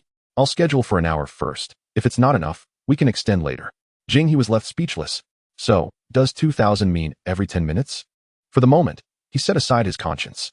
All right, please tell me about the Chinchou's situation. Finally, they returned to the main topic. Recently, the Chinchou has improved significantly during the day, becoming much livelier, but it has been dreaming at night. Sharona began to describe the recent circumstances of the Chinchou. Dreaming? What kind of dreams? The specifics were unclear, as the Chinchou struggled to articulate them. It seemed to always dream of a peculiar Pokémon. A strange Pokémon? Jinghe turned to glance at the ghost-type Pokémon on the sofa, who was holding the Mewtwo with a serious expression. After contemplating for a moment, I suggested. How about this? Place the phone closer to the Cho-Cho fish, and we shall attempt a simple hypnotic therapy. I will try to relax its mind to determine whether the influences are internal or external, accompanied by a flurry of rustling movements and hurried footsteps. The phone faintly echoed the sound of leaves rustling and water gently flowing. All right, I continued. Have the Cho-Cho fish cooperate with me, or let it follow your lead. It should trust you the most. We will begin with deep breaths, slowing our pace. Inhalations and exhalations gradually became softer, and my speech slowed, painting a vivid picture of a beautiful Pokémon world. Approximately 20 minutes passed. Is the Cho-Cho fish asleep? Hello, are you still there? Hello? Surely it has fallen asleep? The phone now only captured the steady rhythm of breathing. Should we end the call? After nearly half an hour, I returned to my bed, yawning. I gently wrapped the already slumbering Cho-Cho fish, drooling, in a blanket and placed it on the other side of the bed. Good night. I turned off the light, concluding the call. Chapter 43. The legend begins on Sunday morning. He surprisingly awoke naturally, which filled him with unexpected joy. The Cho-Cho fish seemed to have some empathy, realizing the exhaustion from the previous day and allowing him a comfortable lie-in. However, upon awakening, he was met with the sight of a ghostly face descending from the ceiling, its slick tongue darting out, leaving no time for him to react as it licked his face thoroughly. What a rush! Wiping away the drool, he skillfully retrieved a cherry fruit and consumed it, thinking to himself, having such a spicy cherry fruit every morning will surely harm my stomach as I grow older, all thanks to you. The Cho-Cho fish chuckled playfully. When you grow old, I'll still be here. Don't worry. I'll be sure to feed you. He shook his head with a smile, getting out of bed to wash up and prepare breakfast. Meanwhile, the Cho-Cho fish continued to embrace its move learning machine, even during breakfast, nibbling while watching. Observing its body swell and shrink with a black mist, he checked the Cho-Cho fish's status. Cho-Cho fish, type, ghost. Poison, ability, levitate, held item, toxic orb, moves, strange light, lick, hypnosis, dark glare, curse, fear, curse, will-o-wisp, mist, toxic, misfortune, mood, happy. Serious, I am studying earnestly. Condition, excellent, well-fed and spirited. It would be even better with a bit of gas. Friendliness, 100, you are the best partner. It would even embrace a stinky mud for you. This little creature. He also noted that among the moves the Cho-Cho fish had learned, although it had acquired toxic and misfortune, the text was pale and flickering, indicating a lack of true mastery. In contrast, hypnosis and will-o-wisp were brightly colored, demonstrating a commendable proficiency. What truly rendered he speechless was that the brightest color belonged to lick. However, this realization enlightened him to the secondary function of his seemingly trivial ability, which allowed him to discern the Pokémon's grasp on its moves. The Cho-Cho fish gazed at him. Are you done? Once you finish, we have tasks ahead. He prepared to change his attire. What? It's fine to have toxic. But how can you master misfortune without a target to practice on? Upon hearing this, the Cho-Cho fish's eyes became wave-like, as it looked he up and down, shedding tears of emotion. Are you finally letting me do as I please? He frowned. If you wish to change trainers, you should have said so earlier. He first returned to school for some foundational training with the Cho-Cho fish. By evening, he took a taxi with the Cho-Cho fish to a restaurant named Turtwig's Tail. This was a chain of star-rated restaurants, founded by a renowned chef from Kalos named Shimi, who was also a formidable trainer, destined to become the water-type champion in the Kalos region. Upon entering the restaurant, he and the Cho-Cho fish were immediately enveloped by an aura of water elements, with sculptures, murals, and plush toys of Squirtle, Blastoise, Swampert, and other water-type Pokémon adorning the space, all presented in a style that encapsulated the essence of the ocean. It was not extravagant, but sufficiently refined. Cho-Cho. The Cho-Cho fish leaned closer to he, swallowing hard and lowering its voice. Did you win the lottery? Are we dining here? He smiled faintly but offered no explanation. Choosing a corner table to sit down, a waiter clad in a Squirtle-patterned uniform promptly delivered the menu, stating, Sir, today's signature dish is the fried tail of a slowpoke. Cho. The Cho-Cho fish gasped, drooling over the menu. Eating Pokémon? Is that thrilling? Control your drool, don't let it corrode the floor, he admonished lightly, as the Cho-Cho fish hastily sucked back its drool, claiming it was merely tears of joy, not saliva. He remained calm regarding the menu, and, considering the Cho-Cho fish, explained, Our chef is nicknamed Slowpoke. The Cho-Cho fish stared blankly for a moment before finally uttering a single word. 6. In the Pokémon world, the act of consuming Pokémon does indeed occur. For instance, the leek duck, which inherently possesses seasoning, is a prime example. Consequently, leek ducks are nearing extinction, and the League has enacted protective measures.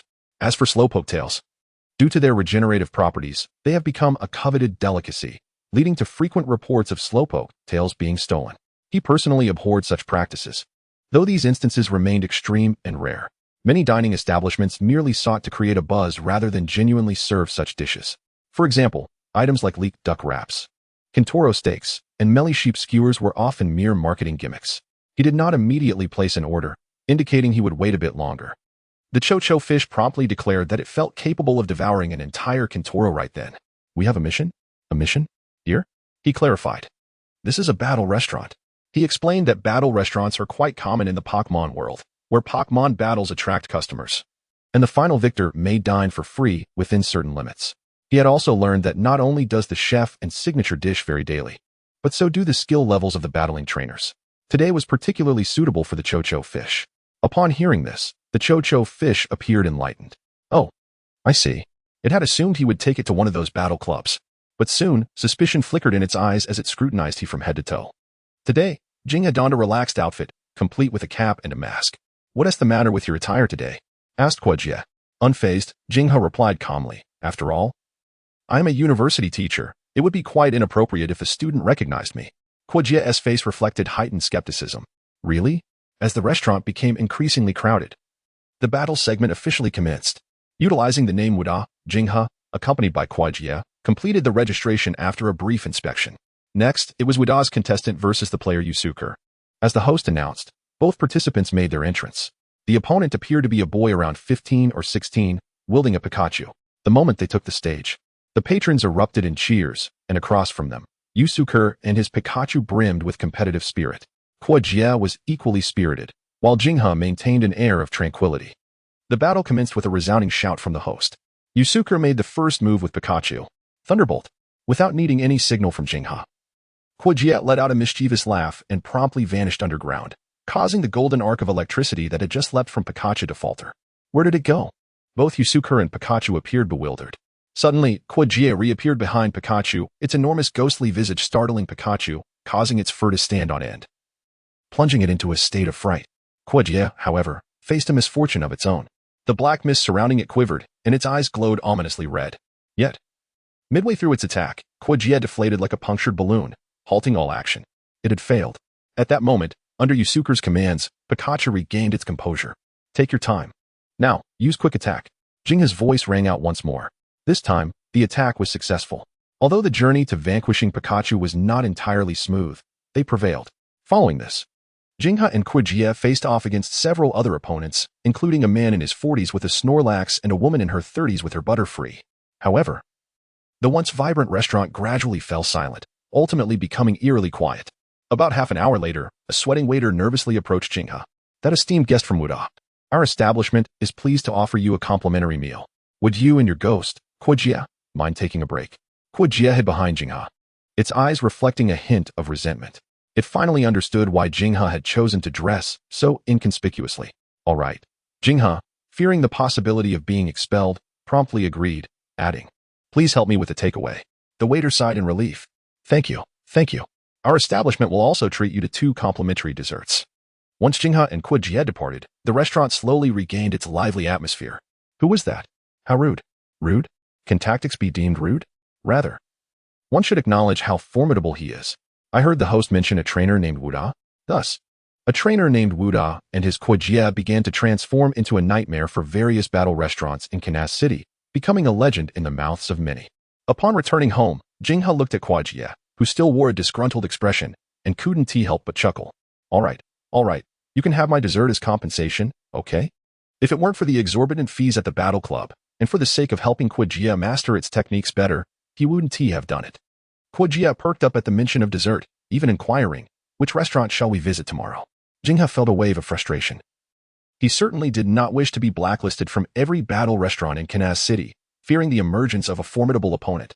However, before he could voice his thoughts, his phone vibrated with a new message. Who am I? I understand. I can be Jie. I can also be Mewtwo. I am simply me. Mewtwo, who had long been inactive, suddenly came back online. Moreover, it began with such a profound statement that Jinha was momentarily at a loss for words. Yet, Mewtwo quickly sent another message. Who am I? Yet I still do not comprehend the purpose of my existence, why I was born. What am I living for? Well, that was a reasonable inquiry. It was akin to a question regarding the superego.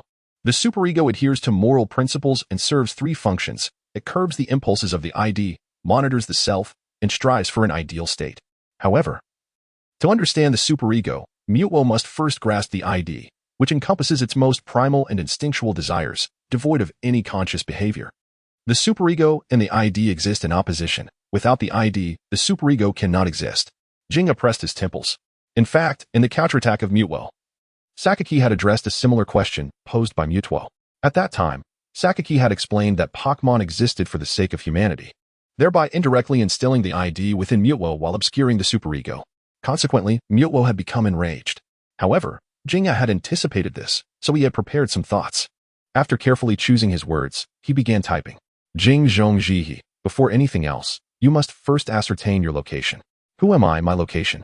Jing Zhong Jihi. The world is vast. Universes, planets, continents, cities, and homes, from the distant to the near, from the grand to the minute. You speak of the meaning of existence. I lie in bed to sleep. I sit at the dining table to satisfy my hunger. And I work in the office to earn a living. These are vague concepts, yet they serve as crucial reflections upon your inner self. The ID is akin to instinct. Instincts, to some extent, are influenced by the environment. For instance, if a beast's instincts are to fight, hunt, and mate, then there must be another beast for such conflicts. Hunts, or mating to occur, right? Or if fighting is for territory, then there must at least be a territory to fight for. Subsequently, by introducing moral standards into the environment to regulate instincts, one forms the superego. After a period of silence, Jinha took a moment to freshen up, awaiting Mewtwo's digestion of this information and its reply.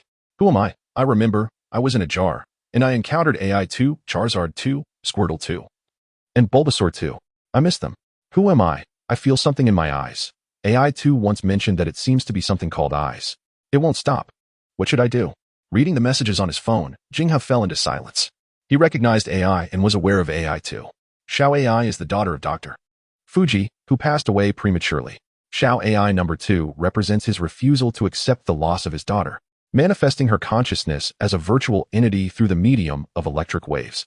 Dr. Fuji is one of the creators of Mewtwo, and Xiao AI No.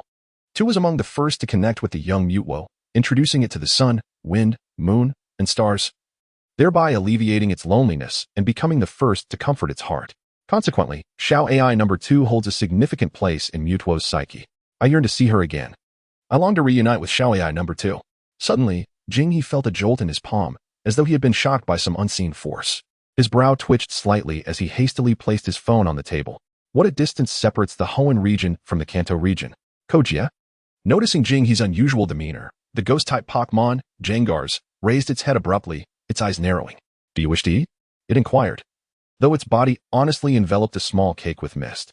However, Jinghe had no time to attend to it just then, confirming that his phone had returned to normal. He quickly picked it up again. In fact, this was a positive sign for Mewtwo. At the very least, it was beginning to understand its desires. Guiding this troublesome entity is no simple task. Jinghe, he lamented internally.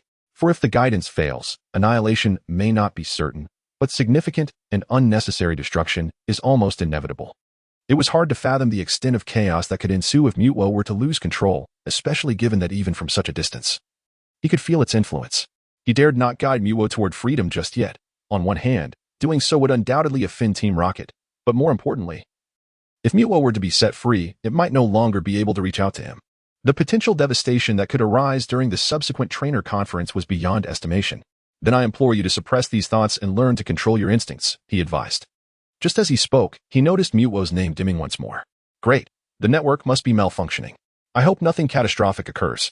However, with Sakaki and Team Rocket's power, Mewtwo would only cause some disturbance within their ranks, right? He was not overly concerned about Mewtwo. After all, few in this world could truly harm it. Turning his gaze, he saw Jangars, who had already finished dinner, now showcasing energy cubes. Sometimes, Jinghe even doubted whether he was raising a Jangars or a Snorlax. Nevertheless, Jangars had been training diligently during the day and had recently acquired additional means to earn money, so he refrained from reprimanding it. Kojia? Shall we watch a movie? Kojia. In Kanto region, in the underground base of Team Rocket, in the city of Tokiwa, boom, boom. Amidst the flickering red lights, machinery ignited in flames. As dozens of researchers and Team Rocket members directed Pokémon to extinguish the fire, at the center of the laboratory stood Mewtwo, clad in armor, gazing silently at a raised platform ahead. Upon this platform stood two figures, seemingly unaffected by the surrounding chaos. Leader, this is the second occurrence. Each time Mewtwo interfaces with the network, it results in this. However, due to prior preparations, a portion of the database information has been retained, reported Genial. Yet, Sakaki appeared indifferent, silently observing the motionless Mewtwo below. Their gazes seemed to intertwine in the air. Suddenly, Sakaki chuckled softly, his deep voice resonating. Do you wish to leave? Mewtwo? Buzz. Beneath the visor of Mewtwo's helmet, a pair of eyes emanating a cerulean glow slowly appeared. In an instant, all surrounding activity seemed to freeze, the flames, the crackling arcs of electricity, the cacophony of voices, and the Pokémon battling the fire, all stilled, except for Sakaki, who remained entirely unaffected. Is this your self-control? Creating chaos? Sakaki continued, unfazed by Mewtwo's abilities, leaning slightly against the railing. If you wish to annihilate everything, everyone, every object, and every Pokémon, then go ahead, I shall not hinder you. Mewtwo's gaze finally shifted to its surroundings. Is this all my doing? Annihilation? Destruction of humanity? Buzz. A wave of tremendous psychic energy surged forth, extinguishing all flames within the laboratory. Yet after this display, the eyes beneath the visor dimmed gradually. It remained standing motionless, as the surrounding stillness resumed its normality. Had Jinghe been present, he would have felt immense relief. Although he could not voice his last thought, Mewtwo had indeed learned restraint, self-control. Beneath the helmet, Mewtwo slowly closed its eyes. I long to see her, and him too. Sakaki cast a lingering glance at the now subdued Mewtwo before turning to leave. Genial quickly followed suit. Leader, did the database retain any information this time? Yes, indeed. Find him. Him? Genial paused, then promptly replied, understood. A deeper smile spread across Sakaki's face, his eyes narrowing with intrigue. I must admit, I have developed a certain interest in the individual capable of teaching Mewtwo restraint. Chapter 45. A visit Kanto region, in Tokiwa City. within a somewhat aged training facility. Charizard, use flamethrower. A massive pillar of fire erupted, the terrifying flames appearing blinding even in daylight. Roar. Yet amidst the inferno, a pale gray fossil Aerodactyl flapped its wings, tearing through the flames, heedless of the scorching heat, and charged directly at Charizard. Seeing this, Charizard exhibited no signs of fear, standing firm with its feet planted, preparing to absorb the impact. Bang! The two formidable Pokémon collided with ferocity, sending waves of dust swirling around them. Shortly thereafter, they engaged in a series of brutal exchanges. "That's enough," came a voice from the side of the training ground, belonging to the young investigator, Otto. However, his words seemed to have little effect, or more accurately, they failed to reach the fossil Aerodactyl. Its eyes glowed red, veins pulsing with rage, as it continued to clash with Charizard, seemingly oblivious to Otto's commands. Charizard, though aware, had no choice but to defend itself. Otto's brow furrowed in concern. After a moment of observation, he sighed helplessly. "Return, fossil Aerodactyl." With a Pokeball in hand, Otto reluctantly recalled the fossil Aerodactyl, prompting Charizard to cease its movements. Roar. Charizard approached, and Otto patted its shoulder reassuringly. He had captured fossil Aerodactyl some time ago, and it had acknowledged him as its trainer, but its emotional state remained quite volatile. Under ordinary circumstances, all seems well, but once engaged in battle, it gradually spirals out of control, disregarding the trainer's commands. To address this, Adu has attempted various methods to help the fossilized pterodactyl regain control. Yet his efforts have yielded little success. Observing the creature within its Pokeball, gradually calming down, seemingly aware of its own issues, Adu could only offer words of comfort. "It's all right, fossil pterodactyl. We will overcome this together." However, before that, he must first understand the root cause of the pterodactyl's behavior. After much contemplation, Adu resolved to seek assistance.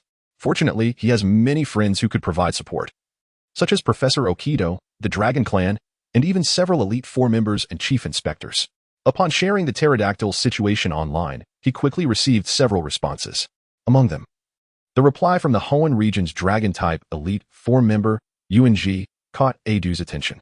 "Out of control, Berserk? I might know someone who can assist you."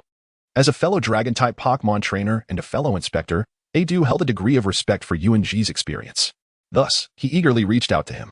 After a brief explanation of the pterodactyl's predicament, UNG suggested, "You should seek out a trainer named Jinghe in Kansas City, or perhaps a Pokémon psychologist. He should be able to help you. Just mention that you were referred by me." "Jinghe? A trainer?" Adu's eyes brightened. "Thank you, Elite Four UNG. Oh, one more thing." UNG's voice crackled through the phone, the background noise indicating he was preoccupied with something. "When you seek help, don't go empty-handed. Remember to bring a gift.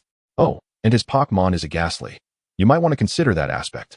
With that, the call ended. Adu pondered the mention of Ghastly, knowing that understanding poison and ghost types was within his limited experience. He scratched his head, wondering if it would be acceptable to simply bring money. Indeed, that felt rather mundane. Suddenly, an idea struck him. In a swift motion, he mounted his Charizard to Silver Mountain.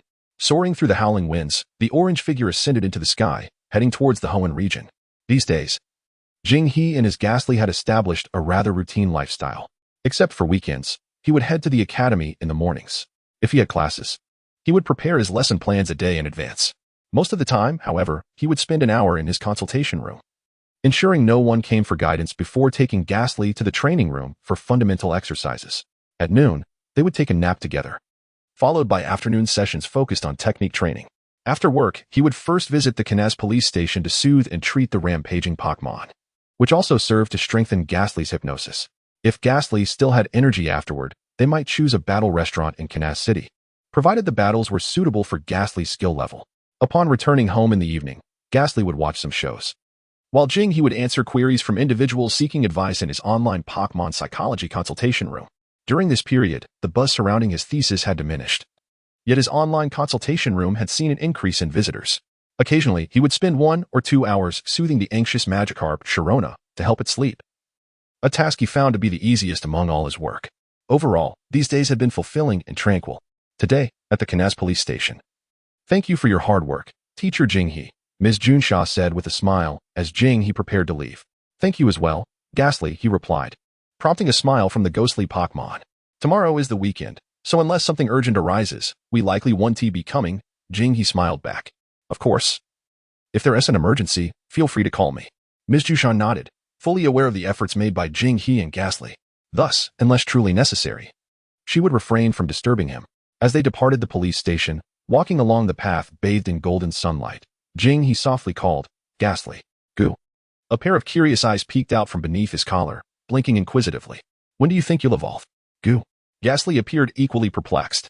"Evolve? Who knows? Regardless. Whether or not you evolve, we should save some money to purchase the move tutor for Substitute. With Toxic. Mastering Substitute and Protect will form the foundation of our Toxic strategy, making it easier to pass the assessment for beginner trainers." Suddenly, a luxurious car pulled up beside them. And amidst their confusion, the door swung open to reveal a beaming Dawu. "Teacher Jing-hee, hop in." Ghastly floated out, filled with curiosity, peering around inside the vehicle. "What is going on?" Jing-hee inquired directly. It might be a bit presumptuous, but my dad asked me to invite you to her home." "Visit?" Jing-hee was taken aback. "Zifuchi Mujin? The president of Devon Corporation?" "No. He mentioned wanting to discuss some matters with you." "Discuss?" Jing-hee narrowed his eyes subtly, intrigued. He wished to learn more about the affairs of the Dzijin Corporation. The car glided smoothly along the road. Dawu observed Ghastly, now increasingly focused, and couldn't help but marvel. Although he saw Ghastly nearly every day, it felt as though the Pokémon grew stronger with each passing moment. With Ghastly's current strength, coupled with Teacher Jing-hee's guidance and tactics, even Pokémon belonging to intermediate trainers would likely falter, let alone those of advanced trainers. Suddenly, Dawu seemed to recall something. "By the way, Teacher Jing-hee, have you heard of a trainer named Wuda?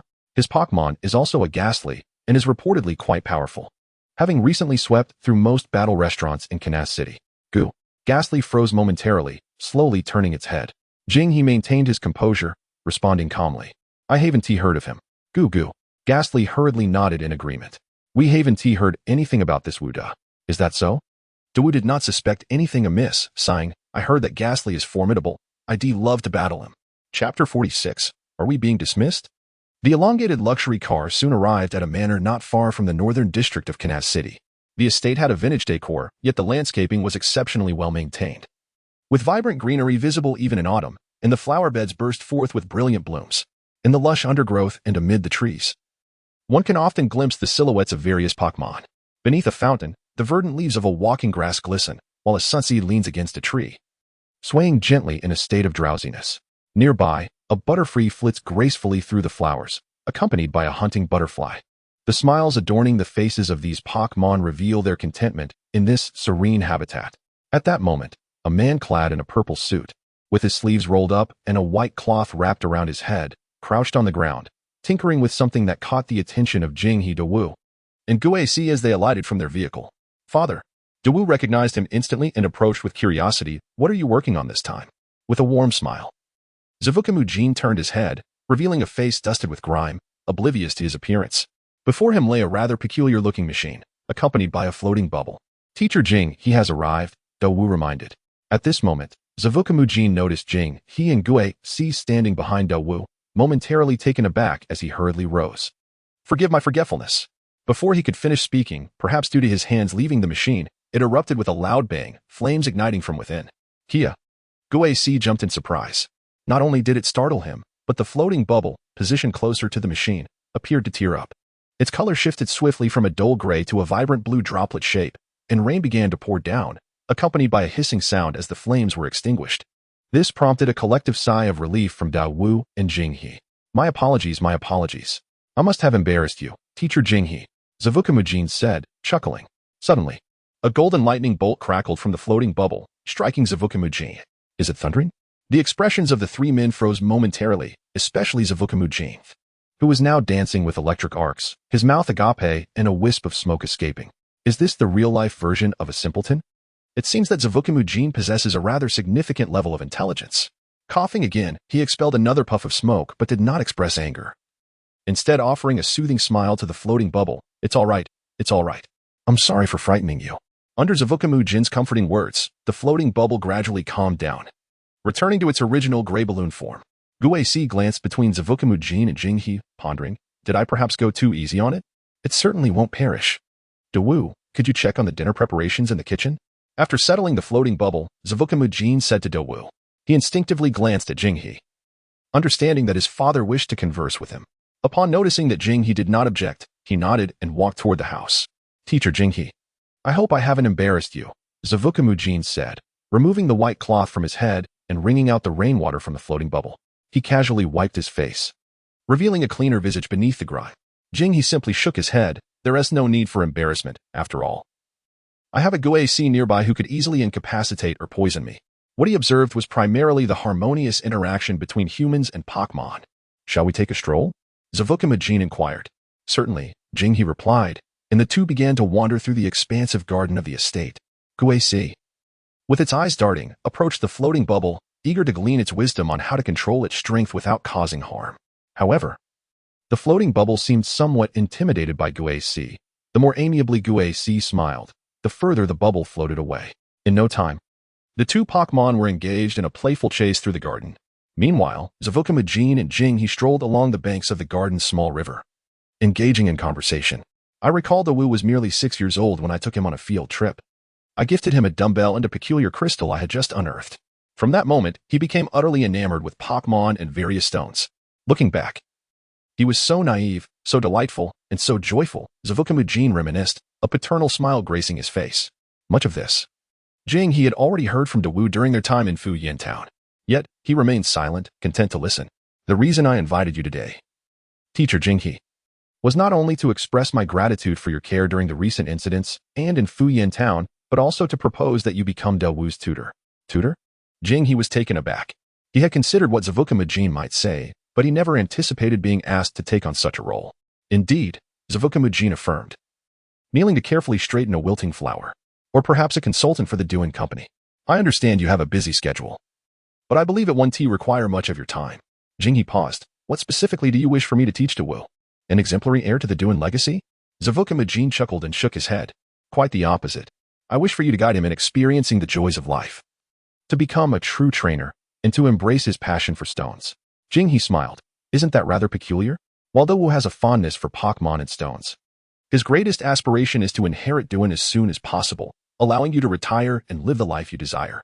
Yet you, Zavukimajin, are willing to sacrifice the vast empire you built from scratch just to see your son happy and pursuing his own dreams. At dinner, a table laden with dishes was set, while Guac floated nearby with its head drooped low, casting furtive glances at the stern-faced he before hastily looking down, appearing as if it had committed a grave error. Observing this, he could only shake his head in exasperation. It merely wished to greet the floating bubble and foster friendship. Besides, the floating bubble is a normal-type Pokémon, immune to ghost-type moves, is it not? He felt a wave of frustration wash over him. Is this really about ghost-type moves? Who would be startled by an eerie visage accompanied by a long, flapping tongue? Teacher He, it's nothing serious. It merely experienced a bit of a fright, Dawu announced as he entered. Catching sight of He and Guac, unable to suppress a chuckle. Kia? Upon seeing Dawu, Guac appeared as though it had found its savior. And what of Zavukimajin and the floating bubble? He inquired, relieved, but concerned about the situation. They went to visit another household and frightened their Pokémon into unconsciousness. Even Zavukimajin would feel embarrassed about that. Dawu replied casually. Oh. They went to the hospital, he added. He remarked, by the way, Dawu, this is a gift from my father as a token of gratitude. Dawu produced a cubic box, revealing a Pokémon egg nestled within. Kia, Guac exclaimed cautiously. A gift of an egg? Are we being told to scram? Chapter 47. Could it be that you are truly a genius? Nightfall. The stars twinkled with an extraordinary brilliance this evening. Guiz, with a satisfied yet uncomfortable expression, waddled behind He, burping contentedly. I told you not to eat so much. Don't. We're almost home. Don't throw up on me. Half an hour later, Guiz lay languidly on the couch, engrossed in videos on his phone. He emerged from the bathroom, towel in hand, rubbing his damp hair dry. He settled at the dining table, gazing at the Pokémon egg nestled in the incubator, a look of exasperation on his face. It was already a challenge to care for Guiz, and yet someone had the audacity to gift him a Pokémon egg. The worst part was, he had no clue what kind of Pokémon would emerge from it. During dinner, Zavukimajin had called him, first assuring him that the floating bubbles were nothing to fret over, then apologizing for his inability to join He for dinner. When He inquired about the egg's contents, Zavukimajin merely smiled mysteriously. He had reason to suspect that even he might not know what Pokémon the egg contained. Sigh, let's just set it aside for now. After all, with the incubator, all it required was the occasional addition of nutrient solution. Surely, a Pokémon egg gifted by the president of Zavukimajin wouldn't hatch into a Magikarp, would it? He placed the incubator on the shelf and turned to find Guiz staring at him. Don't harbor any ill intentions toward it. Gui's immediately sprang up. What do you take me for? Can I even eat it? At most, I might lick it. No licking. Jing, he replied sternly. How can I make friends without licking it? Gui's tilted his head. It was already eagerly anticipating the hatching of the Pokémon inside the egg to become friends. Jing, he took a deep breath and retrieved a move tutor machine from his pocket. With this, I'll trade you for a month of no licking. Gui's eyes sparkled with interest. Where did you get that? Sold my soul for it, Jing, he replied, a hint of annoyance in his voice. As he finished drying his hair and changed clothes. Sold again. Gui's exclaimed. This was the move tutor machine for the move substitute, which Jing he had acquired after agreeing to Zivik request, using his salary from a consulting role in a German company. Once dressed, Jing he returned to the bathroom with a brush, mop, and bucket. Gui's immediately cast a puzzled glance. What are you up to? I'm cleaning up your mess. It's rude not to. If you leave it, we'll attract Stunky and get complaints. Gui's chuckled sheepishly. The moonlight cascaded down like a silvery waterfall, draping the city of Kanaz in a delicate veil. The water stains reflected the moon's ethereal glow, shifting shapes under the brush's cleansing strokes. Gui's floated nearby, swaying left and right, its shadow casting ominous figures on the ground and walls. Go, go, it urged, holding the move tutor machine in its grasp. Eyes glued to the spectacle, Jing he let out a long sigh, wiping the sweat from his brow, satisfied as he surveyed the now pristine floor. That should do it. He picked up the bucket. With a swish, the clean water restored the floor to its former cleanliness. Go, go, Gui's called, drawing Jing he's attention. Suddenly, he noticed the mist surrounding Gui shifting and swelling, its expression growing serious and slightly flushed. With a low murmur, Gui's unleashed a dark mist that separated, forming a smaller cloud that gradually took shape, revealing a sinister smile. Shadows danced on the ground. Substitute. Jing he watched, astonished. Go, go, Gui's exclaimed proudly, guiding its substitute to merge into its own shadow, moving in tandem with its thoughts, capable of appearing and disappearing at will. Did you just learn that? In Jing he's view, the move substitute now appeared in Gui's Pokédex. Had it really only been a maximum of an hour? Perhaps not even that. While substitute was particularly difficult to learn, usually Pokémon took a day or two to master it. How could Gui's accomplish it in less than an hour? Could it be that you are indeed a genius? Or perhaps you possess a scholarly system? Go, go. Gui's cackled, having claimed its innate talent. It had always asserted its exceptional abilities. Now, Jing he was inclined to believe it. Indeed, Gui's had a knack for learning moves quickly, whether it was mist, poison gas, or other techniques. The proficiency with its previously mastered moves also improved rapidly. As the substitute dissipated, merging back into Gui's, Jing he regarded it with newfound understanding.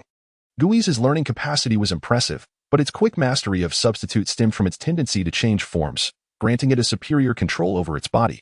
Go, go. I'm eager to learn my next move, Gui's declared. No, that's not enough, Jing he replied seriously. Confidence is admirable, but we must not allow Gui's to become overly proud. Otherwise, its tail may soar skyward. Go? Gui's pondered. Consider this, since the substitute is part of your body, why can't it use moves? Eh? Gui's blinked, pointing at the move tutor machine. It didn't say that, but hypnosis merely states it puts foes to sleep. Does your hypnosis only make them take a nap? Upon hearing this, Gui's expression shifted to one of realization. That makes sense. Therefore, just because other substitutes cannot use moves doesn't mean yours can't. After all, you are exceptionally gifted, are you not? Jing he's eyes glinted with a hint of mischief as he continued, imagine if your substitute could use moves. It could unleash Shadow Ball and Poison Gas, dispatching foes in a single blow. Or perhaps, with your unique light, you could lick while controlling both. Even bolder. You could create 3 or 4 substitutes, all executing the same move, leaving foes trembling in terror. Gui's eyes shone with excitement, as if a portal to a new world was slowly opening before it. Such wisdom. Eagerly, Gui's lunged at Jing he, its tongue lapping vigorously. Crack. Jing he, while munching on a cherry fruit, mumbled, you see, there is still much for you to learn. Go, go. Gui's nodded earnestly. Let us head back. As Jing he prepared to lift the water bucket, an idea struck him. He walked over to a nearby trash bin and pulled out a block of energy, placing it on the ground. Go. A few days ago, I came across a news report indicating that the urban environment had become so pristine that the once thriving mudskipper population had drastically diminished due to the loss of their habitat. Consequently, an alliance was formed to establish dedicated waste disposal stations for their shelter. These creatures too face their own challenges. Those with the means do what they can to assist, while those without must contribute in smaller ways. After placing down the energy blocks, Jing he took Gui's back home. Once they departed, a stir arose in the previously tranquil waste station, revealing a pair of eyes. The following day, During the wait for breakfast, Guac, practicing its mimicry by the window, suddenly noticed an orange figure hovering in the sky. Look, a plane. Chapter 48. Hey, it's a dodo. Upon closer inspection, it became evident that what Guac saw was not a mere plane, but a majestic Charizard, upon which appeared to be a person. Jinghe, who had leaned out of the window, paused in surprise. That familiar posture, that faintly discernible cloak, could it be a do? How did a do find his way here? No. It could also be that he was seeking someone else. After all, in an older community like theirs, lacking surveillance, it would be easy for criminals to hide. With this thought, Jinghe withdrew his gaze, humming a tune as he resumed preparing breakfast. Half an hour later, a knock resonated at the door. Here he comes. Guac, with a piece of bread in its mouth, mumbled, hastening to the door. However, rather than opening it immediately, it simply passed through the door and peered out with its eyes. Jinghe had instructed that they should not open the door carelessly in case of an intruder. What Guac saw next was a do, with chestnut-red hair, a resolute and handsome face, sharp features, dressed in a black investigator's uniform and draped in a cloak. Standing at their doorstep, their gazes met, and a do smiled slightly. You must be Jinghe's Pokémon, right? Hello, I am Yulong. Before a do could finish his sentence, Guac retracted its head and called out excitedly from within. Guess who I saw? Hey, it's a dodo. A do? Then, a do heard footsteps and scolding. Don't shout. With a click, the door swung open. A do found himself face to face with Jinghe, who was nibbling on a cherry fruit, and Guac, who was floating nearby with a black mist swirling around, forming a hand to cover its head. Mr. Adu? Jinghe exclaimed in surprise. You've come looking for me. A do, somewhat taken aback, replied, You know me, Teacher Jinghe? He had found Guac's earlier reaction peculiar. Although he did not fully grasp what Guac was saying, it seemed quite familiar with him. Jinghe chuckled. The renowned young investigator Yulong from the Kanto region, who wouldn't recognize you. Please, step aside. I apologize for the intrusion. Guac resumed its cheerful demeanor, greeting a do warmly. It then unexpectedly produced a phone from somewhere, swiftly swiping at the screen until it revealed a promotional poster of a do, leaving him momentarily bewildered. Have you had breakfast? Once inside, a do instinctively surveyed the entire room, taking in the layout. He had to admit that although the house was small and simply decorated, it exuded warmth and comfort. Thank you, I've eaten. There's not much to offer at home. How about a bottle of milk? Jinghe fetched a bottle of fresh milk. Thank you. They both took a seat at the dining table. After exchanging a few pleasantries, Adu stated his purpose for visiting. It's like this. The fossil pteranodon tends to lose control during intense battles or training sessions, while it may not seem problematic at other times. The Pokémon Center has been unable to identify any issues. Jinghe pondered, resting his chin on his hand. Intermittent, hyperactive loss of control. By the way, Mr. Adu, how do you know about me? I don't believe I'm particularly well known. It was introduced to me by Champion Yuanji. Adu smiled. Moreover, Teacher Jinghe, your reputation at the Silver Academy is not insignificant. You investigated me? Jinghe mused. It made sense, as a Kanto investigator. It would not be difficult for him to learn about his background at the Silver Academy. It seemed that Yuanji had been finding ways to keep himself busy. Speaking of Yuanji, Adu recalled the instructions he had received and produced a yellowed book titled Insights on Fear. By the way, I hope you don't mind my unexpected visit. I came to learn that you are a Guac trainer, so I brought a small gift, hoping it might be of some assistance. Guac leaned in eagerly, its eyes sparkling as if it had discovered a new toy, its crimson tongue flickering in anticipation. Fear? It's familiar. Jinghe picked up the book, flipping through a couple of pages, his expression turning peculiar. Adu explained, I don't have much insight on ghost-type and poison-type Pokémon, so I sought out Champion Josie for this book. Champion Josie, the ghost-type champion of the Kanto region. Just recently, Guac had been watching her videos daily to learn how to scare others. Adu wasn't fully aware of Jinghe and Guac's abilities, but he assumed that insights from a champion, especially one renowned for training ghost-type Pokémon, would be immensely valuable to any ghost-type trainer. Moreover, Josie's signature Pokémon was also a ghost. Indeed, this insight could greatly aid Jinghe in nurturing Guac. However, as he glanced at the title 365 Methods for Training, a cold sweat began to beat on his forehead. This was not only a training manual but also a field guide. Guac nodded enthusiastically in agreement. It wanted it. Jinghe chuckled helplessly, rubbing his temples and remarking, This is too precious. How about? Therefore, Teacher Jinghe, you must not let this insight circulate. Otherwise, Adu's voice trailed off, a chill running down his spine, and he could only imagine the chaos that would ensue if it fell into the wrong hands, let alone Jinghe's. Jinghe's smile faltered. He realized that if this knowledge were to spread, Their home would soon be overrun by ghost-type Pokémon. Interestingly, Champion Josie was not known for her amicable demeanor. When he sought this insight from her, he was nearly thrown out. But upon mentioning that the recipient was teacher Jing-He, she hesitated only briefly before acquiescing. Of course, he had paid a price for it. But that was a tale for another time. Adu looked puzzled. Teacher Jing-He, do you know Champion Josie? More beads of sweat surfaced. Know her? How could that be? Yet, Jing-He quickly recalled the key. The paper. His paper, which had received praise from Professor Okido. As for the tangled history between Champion Josie and Professor Okido, that was a saga better left untold. Looking at the insights, Jing-He felt as if the stern, cane-wielding old woman stood before him, demanding, "Boy, will you choose this insight or Professor Okido?" Jing-He hurriedly handed the insights to Guei-Si, instructing it to hide them well and never to reveal them casually. The ghastly's head bobbed like a clove of garlic, its laughter resembling that of a simpleton. How could I possibly know King Jiziko? Let us first discuss the fossil pterosaur. Very well. Adu did not linger on such matters. I would like to take a look at it, he said. After all, merely hearing about it from Adu did not provide a complete understanding of the situation. Here, do not even mention the fact that the fossil pterosaur cannot possibly stay at Jingha's house. Even if it could, given its condition, it might inadvertently cause unnecessary destruction. In fact, it would be best not to summon it casually within this community or even within the urban area of Kanaz City. Jingha pursed her lips. No. We must at least go to the outskirts. The strength of that fossil pterosaur is likely not to be underestimated. I agree, Adu concurred. Please wait a moment, Mr. Adu. I need to change into some appropriate attire, Jingha said as she walked towards her room. Adu nodded and fell into a silent wait.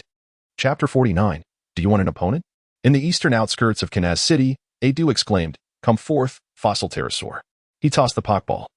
And amidst the flickering red light, a majestic fossil pterosaur emerged. Roar. It howled into the forest, a true marvel of a flying-type Pokémon. It can fly.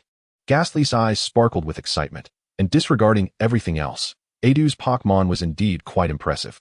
Adu turned to Jingha, observing the current circumstances.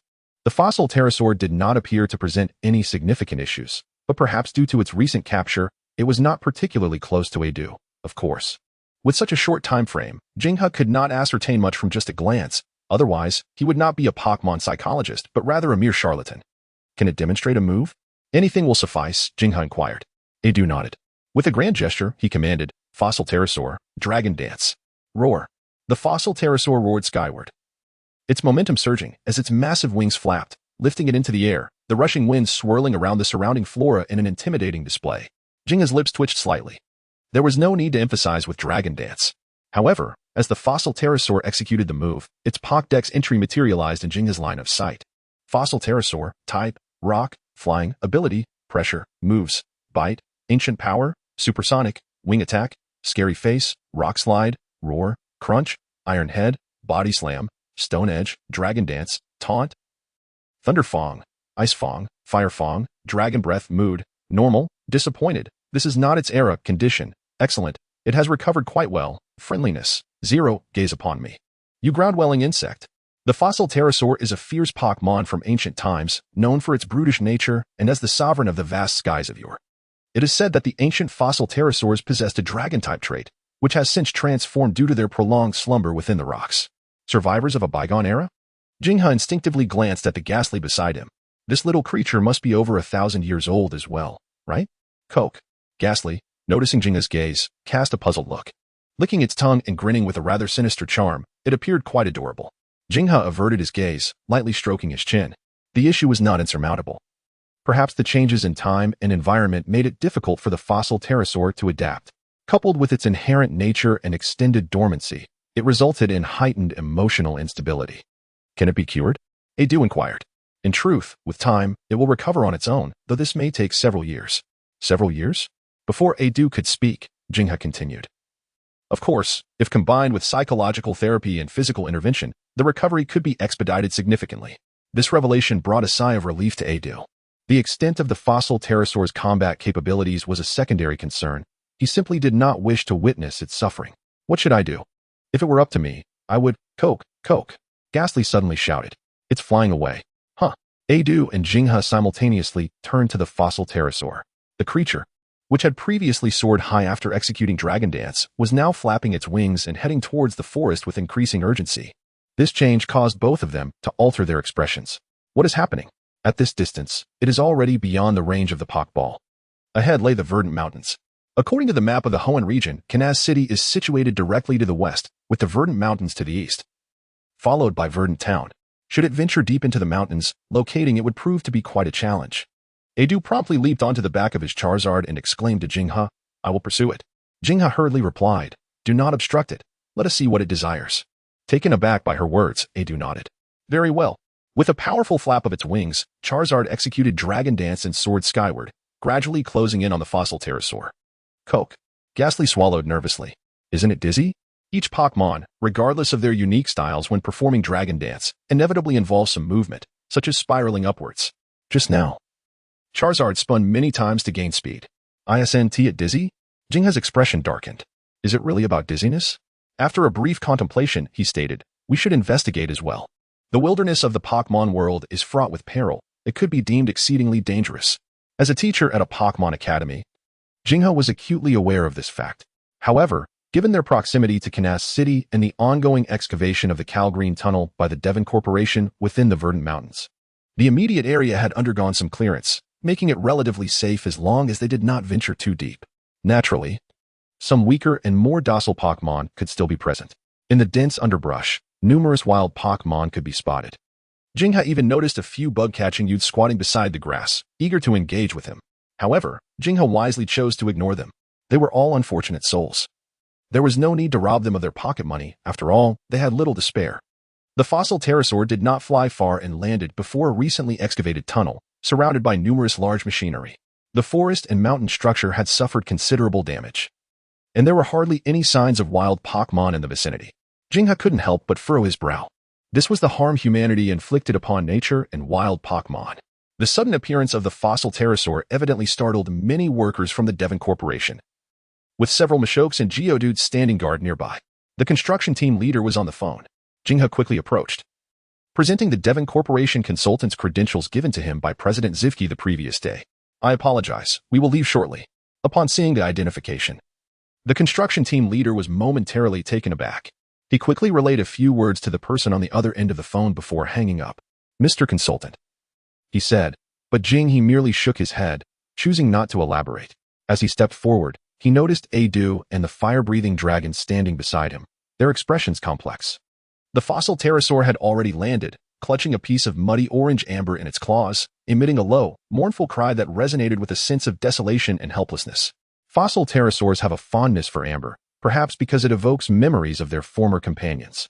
Unlike Edu, who had naturally awakened, most fossil pterosaurs today have been resurrected through the extraction of genes from amber. Perhaps this piece of amber held the essence of its bygone kin. "Kujak," the ghostly Pokémon murmured, feeling a twinge of empathy for the fossil pterosaur's plight. Jinghe gently brushed away its mist, feeling a tingling sensation at his fingertips, and cast a reassuring glance. Kujak's eyes shimmered with waves of emotion. "With Jinghe, I am not alone."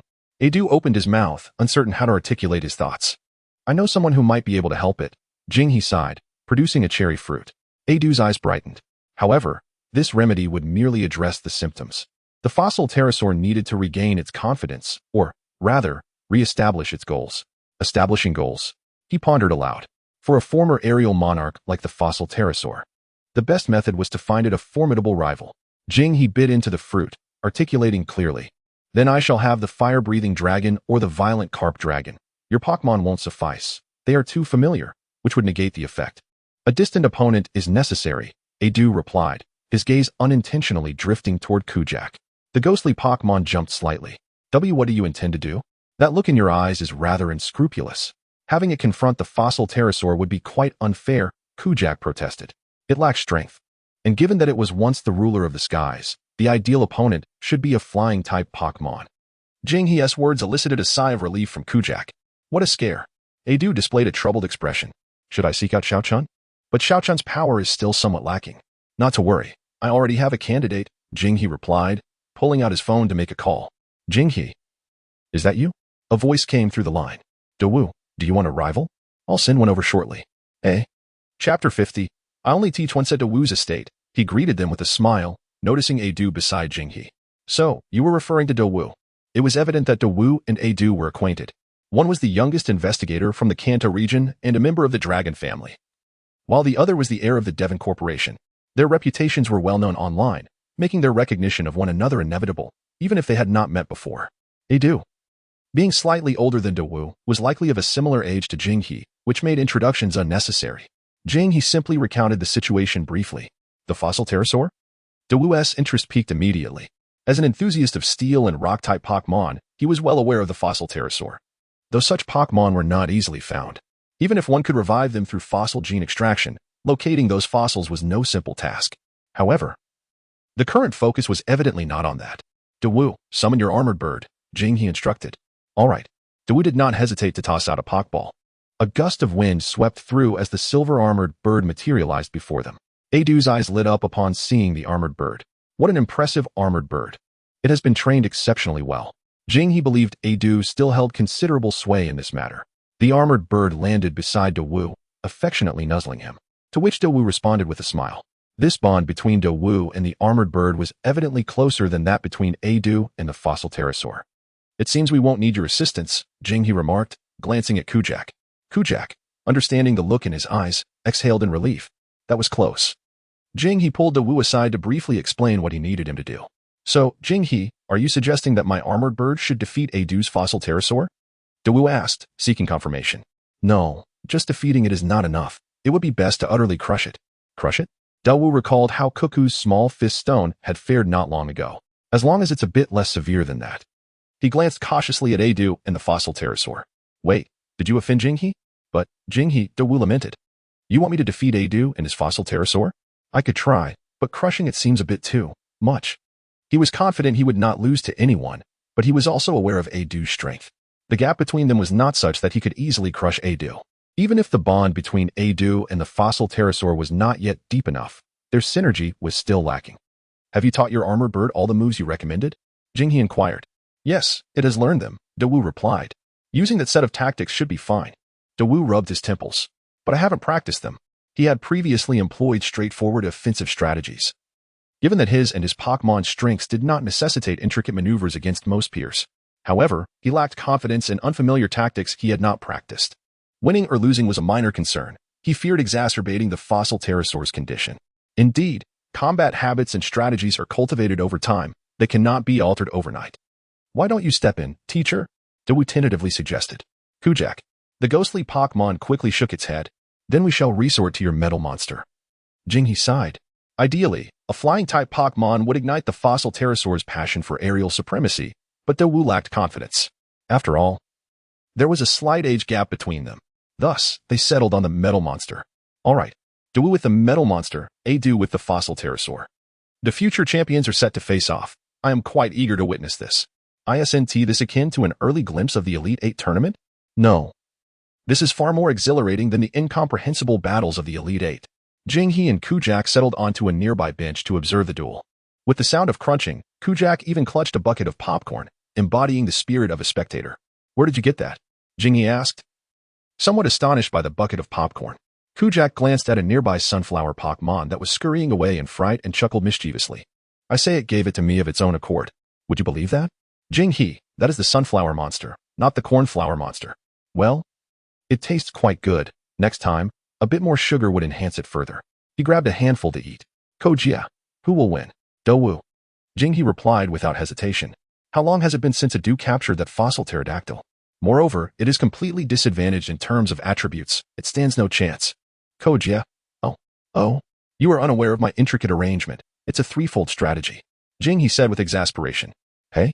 Adu's fossil pterodactyl needs the motivation to set new goals. Dawu's metal monster lacks confidence, making this an excellent opportunity to bolster his self-esteem. Just those two? There's also Dawu. Jinghe slowly continued. Dawu equally requires an opponent of comparable strength or perhaps slightly superior, which will ignite his passion for Pokémon. It is quite difficult to find a peer to challenge Dawu, but Adu, being 2 years older, is just right. This also aligns with the commission from Zavuchamu Gene. Kojia, Guesi suddenly understood, and the black mist transformed into a hand, giving Jinghe a thumbs up. Brilliant. As they spoke, the battle between Dawu and Adu had already commenced. Fossil pterodactyl, dragon dance. As Jinghe had anticipated. Adu opted to first enhance the various abilities of the fossil pterodactyl, as its disadvantage in attributes was glaringly apparent. According to Jinghe, Adu must command the fossil pterodactyl with full force, otherwise, the healing effects would be significantly diminished. Metal Monster, approach with Bullet Punch and use Metal Claw. However, Dawoo's battle experience was also considerable, and even at the onset of the battle, the synergy between Dawoo and Metal Monster became evident. Leveraging the priority of Bullet Punch, the otherwise heavy Metal Monster seized the initiative. The massive sharp claws inflicted considerable damage on the fossil pterodactyl. Roar! The fossil pterodactyl's eyes began to redden. Fossil pterodactyl! Adu shouted, stay calm. Utilizing Dragon Dance for enhancement would inevitably lead to a loss of initiative. He had anticipated this, but once the enhancement was complete, he could gradually regain the advantage. Fire Fang! Roar! Flames danced around its fangs. Dawoo smiled confidently. Metal Monster! Ice Punch! The clash of ice and fire saw Metal Monster endure a hit from Fire Fang while simultaneously slamming its frost-covered fist hard against the fossil pterodactyl's wing. With Metal Monster closing in, the fossil pterodactyl's speed advantage was reduced by nearly half. Moreover, luck seemed to favor Dawoo this time. Frost appeared on the fossil pterodactyl's wings. Seizing the momentum. Once more, Metal Claw. Adu frowned, speaking in a low voice. Bite down. Then Fire Fang. Meanwhile, Kojia watched with fervor. In fact, the visceral collisions were quite entertaining. However, Jinghe gradually furrowed his brow. Admittedly, the advantage lay with Dawoo, and he was successfully capitalizing on it, but this was not sufficient. A few minutes later, bang! A strike from Metal Monster's Thunder Punch sent the fossil pterodactyl crashing down from the sky, landing heavily on the ground. This strike was decisive. Coup! Metal Monster shouted excitedly. Adu immediately rushed towards the fallen fossil pterodactyl. It was evident that although the fossil pterodactyl had lost the ability to fight, it regained consciousness within seconds, its eyes bloodshot, exhibiting signs of losing control. It displayed a sense of unwillingness, albeit not overtly. Clearly, Metal Monster had sparked its fighting spirit, but it was not enough for it to target Metal Monster. Both Dawoo and Adu were acutely aware of this. Indeed, should it be the armored bird? Or should they go again? Jinghe glanced at the armored bird. It appeared quite invigorated, eager for another chance. It seemed that their instructor felt it was still inadequate. Dawoo approached. I noticed. Jinghe nodded. He fell into contemplation, oblivious to the exchanged glances between Dawoo and Guac. Since he had accepted Adu's request and taken on the fossil pterodactyl as a patient, he must find a way to heal it as thoroughly as possible. He could not afford to tarnish his reputation. Why don't you give it a try, teacher? Dawoo suggested. Kojia? Guac looked momentarily stunned, fixating on the ghostly figure. No, what I mean is, teacher, you should command the armored bird. Dawoo waved his hand to clarify. Besides, I believe the armored bird would be willing to heed your instructions. Kojia? Guac looked at Jinghe, skepticism etched on his face. Can you manage? Jinghe's lips twitched as he slowly stood up. Healing is imperative, but first, I will attempt to understand the condition of the armored bird. Dawoo's face lit up, exchanging a discreet glance with Guac. Guac quietly floated 3 fingers. 3 boxes of energy cubes, as promised. An hour later. Fine. Jinghe returned with the armored bird.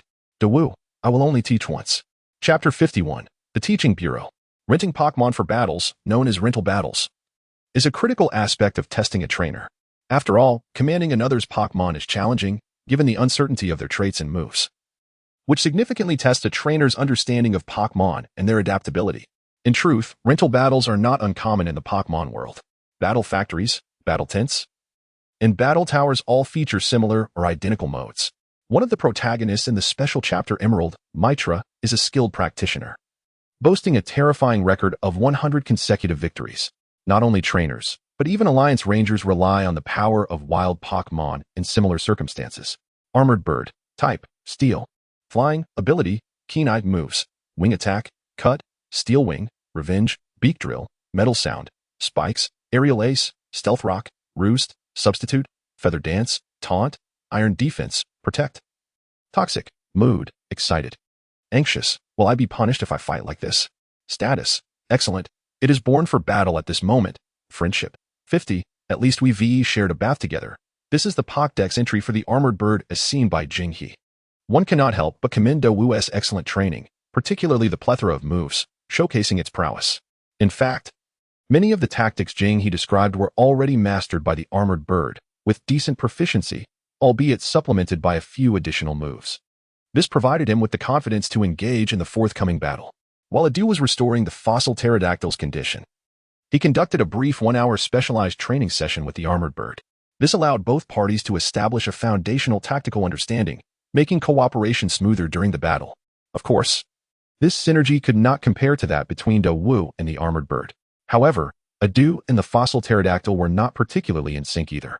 Moreover, the fossil pterodactyl had just suffered a defeat. Even if it recovered, it could not attain peak condition within a mere hour without a Pokémon Center. Furthermore, the armored bird possessed a type advantage. Ultimately, the advantage lay with me. Beside them, Dawu settled into the spot previously occupied by Jinghe, accompanied by the metallic creature. Without hesitation, he reached into Guaci's popcorn bucket and grabbed a handful, distributing some to the metallic creature. Crunch crunch. This popcorn has a hint of sunflower seed flavor. Guaci glared at Dawu's popcorn with a displeased expression. However, considering he was a student of Jinghe, he chose to overlook it this time. It was certainly not due to the scrutiny of the metallic creature. Do you think Teacher Jinghe can? Dawu inquired. Guaci shook his head. I don't know. Dawu's lips twitched. However, given Teacher Jinghe's personality, he seldom engages in actions he lacks confidence in. That is true. Soon, they observed Jinghe walking into the arena, raising a finger, signaling, I will demonstrate just once.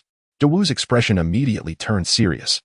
He had always believed that Jinghe's displayed prowess was merely the surface of his true capabilities, a sentiment that became increasingly palpable after their interactions, especially following the receipt of the tactical manual for the armored bird. How much are you truly concealing, Teacher Jinghe? In the arena, Adu, having calmed the fossil pterosaur, squinted his eyes, his demeanor gradually shifting to one of seriousness. Anyone who could earn the admiration of the Source King was undoubtedly formidable. While his synergy with the fossil pterosaur was not yet sufficient, it surely surpassed Jinghe's borrowed armored bird. Jinghe had evidently witnessed the battle between the fossil pterosaur and the metallic creature, and his willingness to utilize another's Pokémon indicated a strong confidence. The purpose of this battle was initially to heal the fossil pterosaur, yet Adu, as a trainer, felt an exhilaration building within him. He yearned to engage with powerful trainers, viewing both Dawu and Jinghe as worthy adversaries demanding his utmost focus. The armored bird flapped its wings, its gaze sharp. Have no worries, Jinghe gently reassured, stroking its metallic wings. If you cannot win, concede. A loss is my responsibility, while a victory is your achievement. Do not carry any burdens, unleash your full potential. The armored bird acknowledged Jinghe with renewed trust. Begin. At Dawu's declaration as the referee, both Jinghe and Adu adopted serious expressions. Fossil pterosaur, stone spike attack. Adu swept aside his cloak, his hand slicing through the air with authority.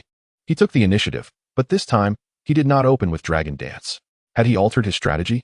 Regardless of the change, the outcome remained the same. Armored bird. Use Stealth Rock to block. Suddenly, the fossil pterosaur shimmered with an earthy glow, sharp rocks seemingly sprouting from its body. As it swung its wings fiercely, they transformed into blades, hurtling toward the armored bird. Concurrently, the armored bird's eyes glowed with a golden light, and similarly, rocks materialized in midair. However, these rocks soon appeared to vanish as if erased. Yet the stones from the fossil pterosaur's stone spike attack collided with the now invisible rocks, creating a series of explosive sounds. Using Stealth Rock for defense? Adu was somewhat surprised. Nevertheless, numerous stone spikes penetrated the invisible rocks, hurtling towards the armored bird. Endure it. Use Iron Defense. Jinghe's voice remained calm, instilling steadiness in the armored bird. Its wings converged, shielding against the incoming spikes, while a brilliant metallic sheen enveloped its body. Iron Defense significantly enhanced the Pokémon's physical defense, a substantial boost for the already resilient armored bird, while posing a challenge for the physically offensive fossil pterosaur. Fossil pterosaur. Close in, Thunderfang. Toxic. In terms of speed, the armored bird was no match for the fossil pterosaur, but the previously placed Stealth Rock provided a degree of hindrance. As it was level 11, the spike strategy could not be executed. However, the spike strategy was more suited to turn-based games, differing significantly from reality. It could be adapted, but not directly copied. Just like this time, Jinghe adeptly utilized Stealth Rock, obstructing some of the stone spikes while simultaneously impeding the fossil pterosaur's speed. Boom. The golden lightning erupted across the armored bird, inflicting considerable damage. Yet the fierce toxin successfully latched onto the fossil pterosaur, causing its face to flush with a purple hue. It's poisoned. Adu's expression darkened, realizing that swift resolution was imperative. Fossil pterosaur, Firefang. Previously, the aggressive metallic creature had gained an advantage by closing in. This time, the fossil pterosaur seized the initiative with its ferocious assault. Armored bird, substitute. Boom. The blaze erupted, yet only the armored bird's feather substitute was consumed. Adu felt an ominous premonition. The toxin on the fossil pterosaur intensified, but the more pressing matter was to maintain composure and not lose focus. Fossil pterosaur. Use Sonic Boom, taunt. Dawoo's eyes widened. Did the teacher read Adu's intentions first? Luck? Coincidence? Or was it truly a preemptive read? The fossil pterosaur's Sonic Boom was abruptly interrupted, its eyes beginning to redden. However, Adu, being Adu, remained unfazed and responded swiftly. Fossil pterosaur, Dragon Breath. Transforming Sonic Boom into Dragon Breath? Truly impressive, Adu. Jinghe silently marveled. The fossil pterosaur's swift adaptation indicated their synergy was reaching new heights. Armored Bird, Defend. Clang. A vibrant green translucent barrier emerged. Boom. Continuous use of the defensive move would significantly reduce its success rate. Thus, despite the obstruction, the fossil pterosaur had to persist in its fierce assault. Fire Fang. Iron Defense. Enduring another strike from the fossil pterosaur placed a considerable burden on the armored bird. Yet due to its stacking defenses and the fact that the attack was not of the fossil pterosaur's primary type, the armored bird was not yet on the verge of defeat. Fossil pterosaur, Thunder Fang. Armored Bird, Defend. Adu exclaimed, Defend, defend, defend. Adhere to the poison substitute basic law. The opposing base will explode. Beside them, Guac shielded his eyes, unwilling to watch, yet he left a narrow gap. Through this crevice, his eyes shone brightly. Is this the allure of the poison substitute? Jinghe was demonstrating it for me. Dawu, standing nearby, bore a complex expression. Yet the brilliance in his eyes was unmistakable. If previously, Jinghe had merely opened a door to a new world for him, this time, he had kicked it wide open. At this moment, the poison began to take its toll, significantly depleting the fossil pterosaur's stamina, which exhibited signs of imminent loss of control. Fossil pterosaur, hold on. Armored Bird, use Fire Fang to finish him. Adu was entirely focused, a faint green glow emanating from his form. Roar. The fossil pterosaur bellowed, managing to regain control, revealing its fiery fangs as it lunged towards the armored bird. The steadfast voice of Jinghe resonated. Yuuchi? A critical strike. Gaisai and Dahu could almost hear the resounding impact within the heart of the fossilized pteranodon. Adu upon landing, the armored bird swiftly regained its stamina, relying on its 2 layers of defense to withstand the attacks of the fossilized pteranodon once more. Oh, how brutal and dirty. I absolutely adore it. Gaisai exclaimed with uncontainable excitement. Another round of fortifications, and the fossilized pteranodon's condition was on the verge of collapse, its energy nearly depleted. Sighing, Jinghe remarked, let us not go too far. Armored Bird, deliver the final strike, and end it. The more robust the defense, the greater the attack's damage. The armored bird had already fortified itself 3 times, its physical defense at its zenith. Bang! The fossilized pteranodon crashed heavily to the ground, utterly devoid of combat capability. The fact that it was poisoned to death was the utmost respect and dignity afforded to it. This time, Jinghe adeptly combined the strategies of Toxic Guard and Iron Wall with a flurry of aerial assaults, even employing a few nail-spreading techniques, demonstrating his dedication to teaching. Oddly enough, after his defeat, Adu felt a sense of relief wash over him as he exhaled deeply. Chapter 52. Keep it low-key, we lost. Adu accepted the outcome with composure. He recalled the battle, replaying it in his mind. Each review sent shivers down his spine. No. He needed to revisit his battle with Dahu. That match with Jinghe had left him with an unsettling feeling. He resolved that upon returning, every one of his Pokémon must learn the move Provocation. Otherwise, it would be unplayable. Truly, Jinghe was someone esteemed by the champion. Wielding others' Pokémon with such tactical finesse, his strategic acumen likely surpassed that of most ordinary gym leaders. After all, commanding another's Pokémon entails a greater challenge than directing one's own, given the ignorance of the opponent's traits, moves, and mastery. Moreover, Dahu's armored bird was formidable, yet willingly followed Jinghe's commands, affirming his capabilities. To Adu, it seemed that the only limitation to Jinghe's strength lay with Gaisai. However, Gaisai had also been excellently trained, and with the addition of the esteemed Kiku's Fear Insight, its strength would undoubtedly increase rapidly. He had received counsel from the Evergrande Forest, possessing the power of Evergrande. Though not particularly adept, he could still sense its essence. It was difficult to predict Jinghe's future strength, but he could at least reach the level of the 4 Heavenly Kings. Dahu's eyes sparkled with admiration. How splendid! Though he had valued Jinghe's earlier suggestions, he had yet to act upon them due to personal habits. Yet today's battle provided him with a real lesson, as if to say, do you see, Daha? This is how an armored bird should fight. This realization dawned upon him. The formidable opponent he had been searching for was right beside him. Why did Daha wish to take over the Devon Corporation so urgently? Was it merely concern for his father's health? Did he not enjoy Pokémon? No. He certainly adored Pokémon, including Pokémon battles. Yet when one can easily excel among peers with minimal effort, it is natural to lose interest in the endeavor as there is no one to chase after. He loved Pokémon, but fighting was not a prerequisite for him. Taking over the Devon Corporation, which he was not particularly familiar with, posed a greater challenge. However, today, he met Adu and witnessed Jing He's tactical abilities. Realizing that indeed, there were formidable contemporaries. Jing He, the teacher, was extraordinarily strong. Not only did he excel academically, having authored papers even praised by Professor Okido, but he also possessed a profound understanding of Pokémon psychology and was capable of training exceptional Gaisai, showcasing such tactical sophistication. If Jing He could develop holistically, why couldn't he? Unbeknownst to Jing He, his multifaceted approach had indeed succeeded, albeit Dahu's focus had veered off course. Gaisai sparkled with excitement in its eyes. Was this the Toxic Guard substitute? It had now mastered Toxic and Substitute, only a step away from mastering Guard. It believed that once it learned the Guard move and followed Jing He's guidance, it would be invincible. Gaisai brimmed with confidence, kicking the champion, toppling the kings.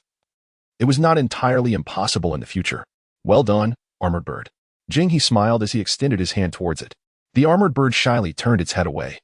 Its cheeks slightly flushed, lightly tapping Jing He's hand with its wing before soaring towards Dahu. You executed the commands well. Hiss. Jing He, caught off guard and stumbling, covered his reddened hand and gasped. Observing the Armored Bird's bashful demeanor, he suddenly realized, is it a female? Jing He, your commanding was magnificent, showcasing your strength. Adu approached, his gaze softened, extending his hand with a smile. I look forward to the day we can truly battle. You may have to wait a while. Jing He responded, gently shaking Adu's hand with his reddened one. However, I believe it won't be too long. Adu glanced at Gaisai nearby, sensing its eagerness and excitement.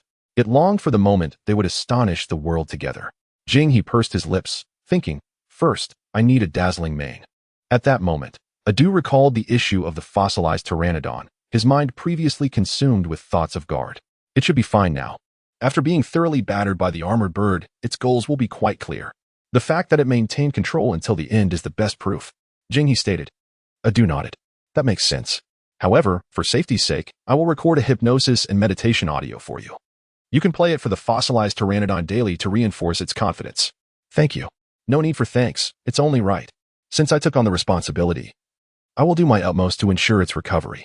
Fortunately, the condition of the fossilized pteranodon isn't too severe. Physical intervention coupled with psychological comfort should suffice. Also, Adu suddenly seemed to recall something, rummaging through his belongings, and eventually produced a claw-shaped pendant. I don't have much prepared, but take this sharp tooth as a token of gratitude. Sharp tooth. A Pokémon holding this item has a chance to inflict the flinch status on the target when using any attack that would not normally cause flinch. This item is perfect for Gaisai. How could I accept this? You've already prepared the fear insight. Jing He skillfully accepted the sharp tooth. That was for treatment. This is a gift, after all. Seeing that Jing He had accepted the gift, Adu chose not to press further. Dahu and Gaisai also approached. Thank you, teacher, for your guidance. I must express my gratitude for the last time when I purchased the XS guarding technique learning device. Just as Jing He was about to speak, Gaisai swiftly snatched the device from Dawoo's hands. Guard. In truth, there was no need for such actions. Receiving the device from Gaisai, he reassured everyone that they were friends, and that was sufficient. After a brief exchange of insights on nurturing and battling Pokémon, the three departed their separate ways. Above the waters outside the Hoenn region, Charizard flapped its wings vigorously, carrying Adu toward the Kanto region. Yuanji, the champion. Indeed, Jing He is remarkable, truly remarkable. Just as Adu ended the call, another one came through, and upon seeing the caller ID, a smile graced his face. Xiaochun. Yes, all is well. She is a Pokémon psychologist, but also an exceptionally skilled trainer with outstanding tactical abilities. What a pity you missed her. Oh, I had nearly forgotten about that. Although the mission was not executed, the body camera was indeed still recording. It's neither a mission nor confidential, so it's fine to show you. He removed a small camera from the connection point between his shoulder and cloak. Sending it to you now. The call from Champion Jeezy is incoming. So I must hang up. At the Zavuchi family's estate, Dawoo declared, let us solidify our tactics. He removed his outer coat and rolled up his sleeves, his eyes brimming with excitement and eagerness. He was unaware that not far away, Zavuchi Mushin was observing this scene with a smile, accompanied by a floating bubble. How long had it been since he had seen Dawoo this joyful? Just one visit from Jing He reignited Dawoo's passion for Pokémon, which filled Zavuchi Mushin with immense satisfaction regarding his recent decision. The bubble joyfully circled around him. Right? You also think teacher Jing He deserves a raise? Oh yes. And I registered Dawoo's name for the competition. The valiant Gaisai followed Jing He into the community. Be discreet, Jing He remarked, unable to resist saying. In both life and in spirit, one must learn humility and not be swayed by worldly distractions. Suddenly, his phone buzzed. Upon checking, he saw a message, Evie eats cabbage. It's time for mindfulness. Jing Zhongjihe, coming right away. Gaisai? Gaisai blinked. Worldly distractions? Chapter 53, is a monthly subscription available? Gaisai? Have you fallen asleep? Gaisai, holding the guarding technique learning device against the ceiling, inquired as Jinghe walked onto the balcony. Jinghe nodded. He had a peculiar feeling, perhaps it was just an illusion, but it seemed that Evie eats cabbage was more enthusiastic about hypnosis therapy than the ugly fish. Nevertheless, it didn't matter. The goal remained to assist the ugly fish, especially since they had contributed so much. How is it? Is guarding easy to learn? After rinsing, Jinghe sat at his desk, glancing at the serious Gaisai, and couldn't help but tease with a smile. It prides itself on its exceptional talent. But the difficulty of mastering this guarding technique is not something a mere substitute can compare to. Of course, it's exceedingly simple. Gaisai replied, its head held high. Though its eyes flickered with a hint of panic, yet it still provided a confident answer. Jinghe did not wish to undermine its confidence, and after a smile, turned to focus on his own tasks. Gaisai sighed in relief. That was close. But soon, its expression hardened with determination. No, I must learn guarding, otherwise my genius reputation will crumble. It settled at the desk's edge, cautiously opening a tin box as if afraid Jinghe might overhear.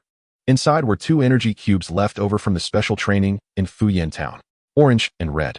Which one enhances special attack? Oh, forget it. Consuming them together will yield better results. Gaisai steeled itself, rolled its tongue, and swallowed all the remaining energy cubes in one go. The intense spiciness and bitterness exploded in its mouth, nearly causing it to breathe fire. Yet, it must be said, after ingesting those energy cubes, combined with the stimulation of its taste buds, invigorating. Meanwhile, Jinghe, seated at his desk, began to peruse Jeezy's insights on fear.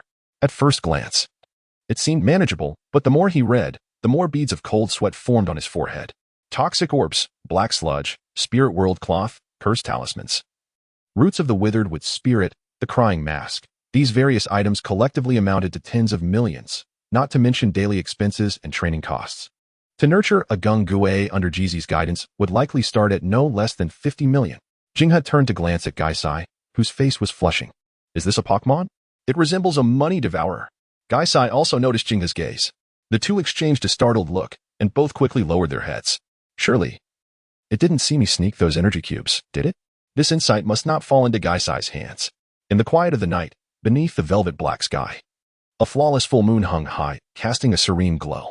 Occasionally, a few Zubat flew past the window, chasing the last mosquitoes of autumn. Jinghe stifled a long yawn, tears pooling at the corners of his eyes. It had been a long time since he had stayed up late reading after graduation. He had to admit, Jeezy's insights on fear had indeed been immensely beneficial, particularly in providing clarity on how to nurture Gaisai, and he now had a clearer vision regarding Gaisai's evolution. Gaisai, are you not feeling sleepy? Putting away the insights on fear, Jinghe turned to Gaisai. Upon seeing him, Gaisai jolted awake. Its eyes were bloodshot, lips parched, and its tongue hung out, appearing utterly exhausted, with even its black mist appearing considerably faded. Gaisai, it managed to muster a smile. Guarding? It's nothing to fret about. You surely Haven team mastered it, have you? Of course not. It's exceedingly difficult. Tears glimmered in Gaisai's eyes. Jinghe sighed in relief. He was genuinely worried that Gaisai might have already mastered guarding, which would necessitate the purchase of a new technique learning device. No worries, we have plenty of time. There's no need to rush. We can take our time. Gaisai pouted, floating to Jinghe's front. I can only use half of it. Half? What do you mean? With a change in expression, Gaisai's body shrouded in black mist. A very thin green barrier emerged around it, far inferior to the guarding technique utilized by Armored Bird, and it only enveloped half of its body. Yet, being able to use half meant that complete mastery was not far off. Gaisai, seeing Jinghe's expression, Gaisai waved in front of him. Slurp. Noticing that Jinghe had yet to respond, it extended its tongue and licked him. Jinghe jolted, finally snapping back to reality. Confronted by the piercing gaze of the ghostly figure, he retrieved a cherry fruit and took a bite. It's nothing. I simply recalled something of great significance. Nonchalantly, he pulled out his phone. To his surprise, he discovered a message. He had previously set it to silent mode while engrossed in reading. Ibuki eats cabbage. A person came to my house in the dead of night, claiming to have discovered a new tactic. They woke me, and now I can't sleep. What should I do? Challenging someone at a girl's house in the middle of the night? Jinghe felt a twitch at the corner of his eye. This person was either a fool or seriously unwell. Noting that the message had been sent just moments ago, he contemplated replying, but another message arrived. Ibuki eats cabbage. The moon is particularly full tonight. Attached was a photograph of a radiant full moon illuminating the grass and an old tree. The scenery was quite lovely. However, upon closer inspection, cold sweat began to trickle down Jing He's back. A figure hung from a tree branch, clad in black jeans, with a hint of a bright red afro visible, while beneath lay an unconscious Sabat. Jing He bit his lip and decided to respond. After all, this was the father of his benefactor. He needed to ensure the well-being of his ghostly companion. Jing Zhongji. So you need help sleeping? How ironic. For he, a Pokémon psychologist, had become a sleep aid specialist. What a decline in societal morals. Ibuki eats cabbage. Can I subscribe monthly? Or annually? Jing He? Clearing his throat, he turned to the ghostly figure. Do not wander off. I need to make a call. With that, he headed toward the balcony. The ghostly figure displayed a touched expression. It was commendable that he was working so late to cultivate himself. It inspired it to strive harder. Bathed in moonlight, Jing He initiated a voice call. Hello. A languid voice greeted him from the other end. Yet before he could speak, he noticed something amiss below. A shadowy figure hurried past, closely followed by a Zubat and 2 Golbats, flapping their wings and occasionally launching attacks at the dark silhouette. Was a Zubat pursuing a Grimer? What kind of Pokémon drama was this? Are you there? The voice on the line interrupted his thoughts. Sorry, just a moment. Jing He replied before calling out to the room. Gaisai? The ghostly figure promptly appeared, a look of confusion on its face. Jing He gestured for it to look below and instructed, help him. Although it was a Grimer, he had never heard of it causing harm. Moreover, he had fed it energy cubes. At that moment, a painful wail emanated from the shadowy figure below. This was clearly not the sound of a Grimer. Simultaneously, Gaisai, with its tongue lolling, had already dashed down from the balcony. Jing He quickly stuffed his phone into his pocket and sprinted outside, following Gaisai's voice. He eventually discovered it in a narrow alley, protecting a trash-covered and foul-smelling creature. Gaisai was facing off against the Zubat and 2 Golbats. Rushing to the filthy little creature's side, he noticed a conspicuous trail of crimson on the ground. A weak, pitiful sound emerged. As he approached, the stench grew overwhelming. Yet he pressed forward without hesitation. He could faintly see 6 limbs entangled in the viscous sludge. Chapter 54. Ice Ninetales. Seeing that Gaisai and Jing He dared to obstruct its path, the Zubat became enraged, letting out an angry screech. The 2 Golbats immediately opened their mouths, unleashing ultrasonic waves. Gaisai chuckled ominously as the dark mist surrounding it swirled, with a portion separating from its body. The ripples created by the ultrasonic waves passed between the 2 mists, failing to affect Gaisai in the slightest. In the next moment, the Zubat and its companions were met with the ghastly grins of 2 Gaisai. Gaisai, act swiftly. She is gravely injured and needs immediate transport to the Pokémon Center. Gaisai nodded earnestly. Jing He, crouching beside the littered little creature, disregarded its filth and reached out to cover the wound, blood seeping between his fingers. The little creature struggled, seemingly reluctant to allow Jing He to touch it. His gaze softened. I am not your enemy. Surprisingly, upon hearing those words, the little creature thrashed even more violently, its movements aggravating its wound, causing blood to flow profusely. A trembling growl of fear escaped its throat, revealing its tiny fangs in a show of defiance. In the moonlight, its ice-blue eyes, akin to crystal orbs, reflected terror and mirrored Jing He's smile, as if overlapping with a memory from its past. In a fleeting moment, it recalled a night when the same person had provided it with the most delectable food it had ever tasted. Its struggles lessened slightly. Jing He observed the little Ninetales' reaction with a heavy heart. Yet another Pokémon harmed or abandoned by humans. Ninetales were not particularly common. Yet due to their adorable appearance, they enjoyed significant popularity, second only to Eevee and Picker. Many who owned Ninetales treated them as ornamental pets. However, some superstitious individuals feared them due to the ancient legends of the nine-tailed fox, perceiving both Ninetales in their evolved forms as monsters. Furthermore, this little creature's temperament did not seem to align with that of an ideal pet. This reminded Jing He of one of his patients, a mathematical magician aspiring to create a utopia. In a sense, he understood the man's ideals. Just then, Gaisai floated over, the 2 Golbats nowhere to be seen, while the Zubat lay unconscious on the ground, albeit missing a couple of teeth. Jing He did not dwell on that, and directed his attention to Gaisai. Induce hypnosis. Jing He's hypnosis typically required cooperation or an element of surprise, but given the Ninetales' heightened wariness and injury, he had no choice but to rely on Gaisai. Gaisai nodded, its eyes glowing with hypnotic blue light. The Ninetales attempted to resist, but against Gaisai's hypnosis, it was futile. After a few feeble struggles, it succumbed to slumber. Jing He sighed, removing his jacket to wrap the filthy little creature before lifting it into his arms. It was surprisingly lighter than he had anticipated.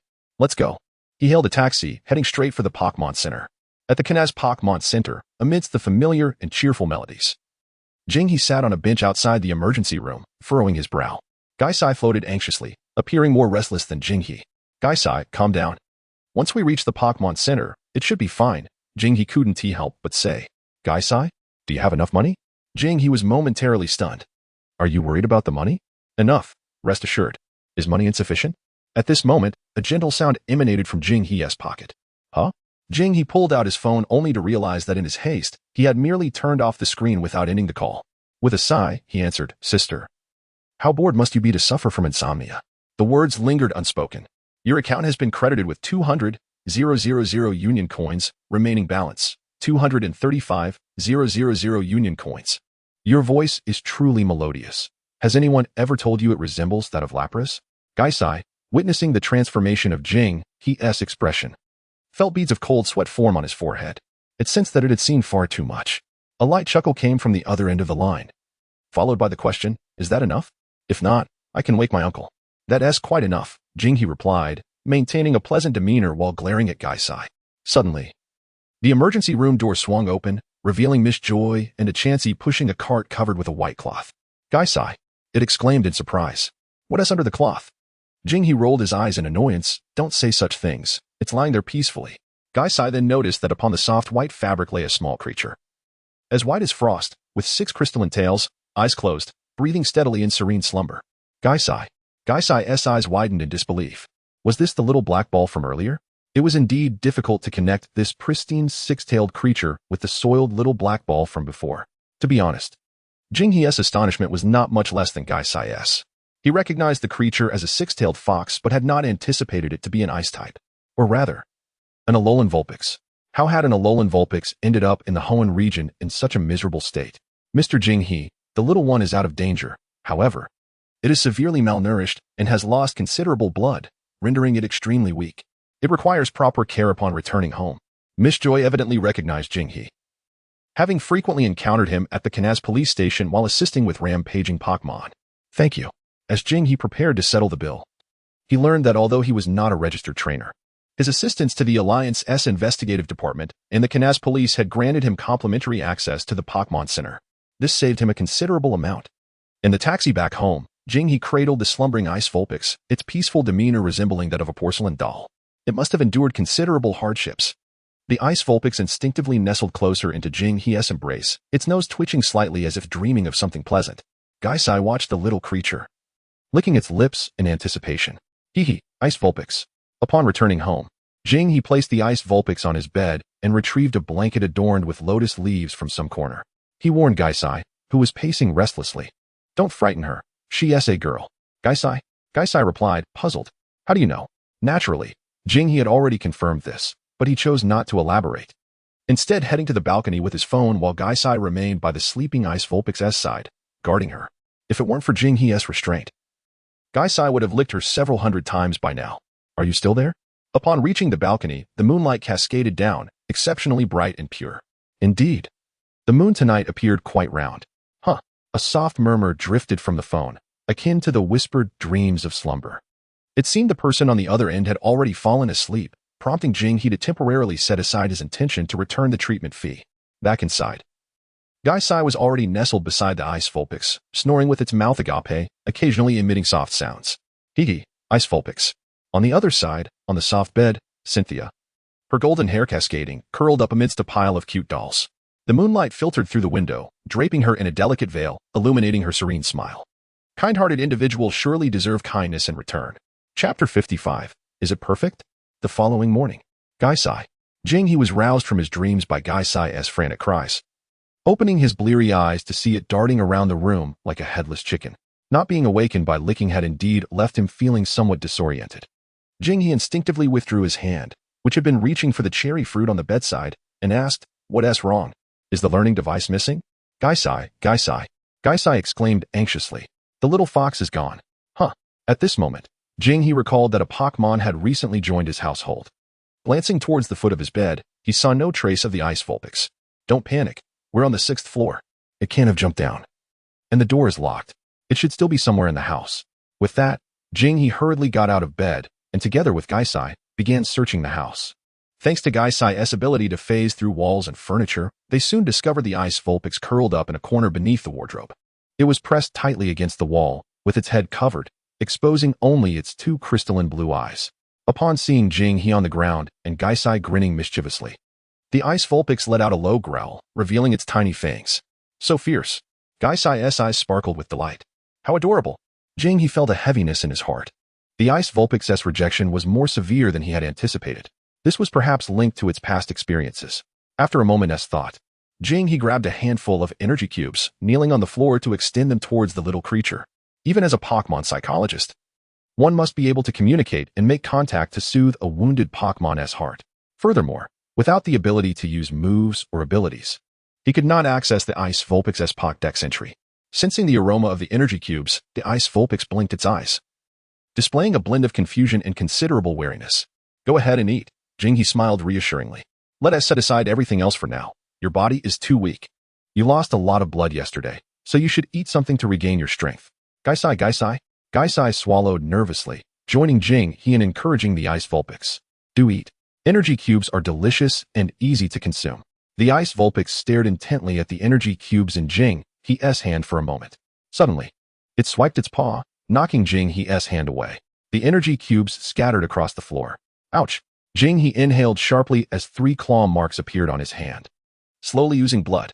The ice Vulpix's eyes flashed with regret and a hint of concern but were quickly masked by its continued wariness. Gaisai.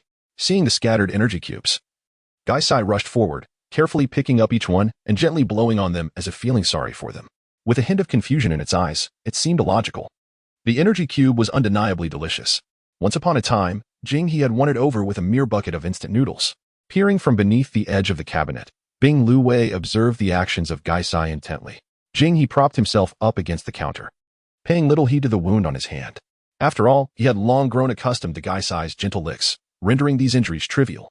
I remember, he began, almost as if speaking to himself, I was once like you, venturing alone into unfamiliar territories, strange cities, and alien schools, too timid to engage with others, too anxious to relax my academic pursuits. I adored Pokémon, yet I dared not raise one due to a lack of time, energy, and funds. I could only enroll in a course on Pokémon psychology, for I believed that the hearts of Pokémon were far purer than those of humans. Others regarded him as formidable, having achieved the highest score in the Hoenn region, gaining admission to Silver University, and even graduating early from his studies at the academy. Little did they know the sacrifices he made for such accomplishments, time, above all. Gaisai, he muttered, as if lost in thought. Gaisai had floated back to his side at some point, its expression a mixture of complexity. This was the first time it had heard Jing-He share such personal reflections. Listening to the stories of others, even when told in a mundane tone, often brings forth reflections on one's own experiences. Yua, came the soft voice of Bing Lu Wei from beneath the cabinet. Jing-He exchanged a glance with Gaisai and smiled. This time, he did not crouch down but rather retrieved a plate, carefully placing the energy cube upon it and gently pushing it forward. Have a bite. Once you recover. If you wish to return home, I shall take you back to Alola. If you wish to stay. His words trailed off as he suddenly felt a cool, gentle tongue licking the wound on his hand, soft and refreshing. We're back. Without waiting for the door to open, Gaisai floated through, searching for the shadow of Bing Lu Wei. It spotted a snowy white figure darting out of sight, evidently feeling much more spirited. Jing-He entered, carrying a bag of supplies. After a day of comforting, Bing Lu Wei's wariness towards him and Gaisai had diminished considerably. Considering its fragile state, he had taken Gaisai to the department store that evening. Upon entering the room, Gaisai stood guard by the cabinet, clearly indicating that Bing Lu Wei had retreated inside once more. Jing-He sighed softly. The hearts of Pokémon are indeed pure. Yet they possess wisdom and the capacity for thought. In some respects, their inner strength is as fragile as it is resilient, able to wait for countless years for a promise, enduring silently through all. Yet when abandoned or deceived, they bear deep wounds that may never heal. Lu Wei, I have a gift for you. Would you like to see it? Jing-He approached the cabinet and retrieved 3 pale blue bows from his pocket. You will? Bing Lu Wei bravely poked its head out from beneath the cabinet, its large eyes sparkling with curiosity as it gazed at the bows. Shall I put one on you? Jing-He asked with a smile. You. Bing Lu Wei retreated its head once more. Gaisai, feeling somewhat dejected, drooped its head. Jing-He chuckled reassuringly. In the next moment, A flash of white emerged from beneath the cabinet, launching itself directly into his embrace. Thud. The sudden impact knocked him over. Bing Lu Wei nestled into his arms, burying its head deep within, trembling slightly. It had clearly made a significant decision, yet seemed to fear the consequences of that choice. Sensing Bing Lu Wei's state, Jing-He smiled gently, cradling it in his arms and softly stroking its back. After a while, Bing Lu Wei gradually calmed down. Come, let me adorn you. He placed one bow around its neck and the other two beneath its ears. All done. Take a look. Jing-He held up a mirror. Yua? The bashful Bing Lu Wei slowly lifted its head, its cheeks flushed. Cuckoo. Gai-Sai let out a howl akin to a wolf's, exclaiming in excitement. It suits you perfectly. My taste is commendable, Jing-He remarked, unable to hide his admiration. Bing Lu Wei's cheeks turned even redder as it lowered its head. Then, as if making a decision, the little creature leaned against Jing-He's shoulder and gently licked his cheek with its small tongue. Cuckoo. I want one too. I want one too, Gai-Sai exclaimed, floating over eagerly, its crimson tongue aimed at Jing-He's other cheek.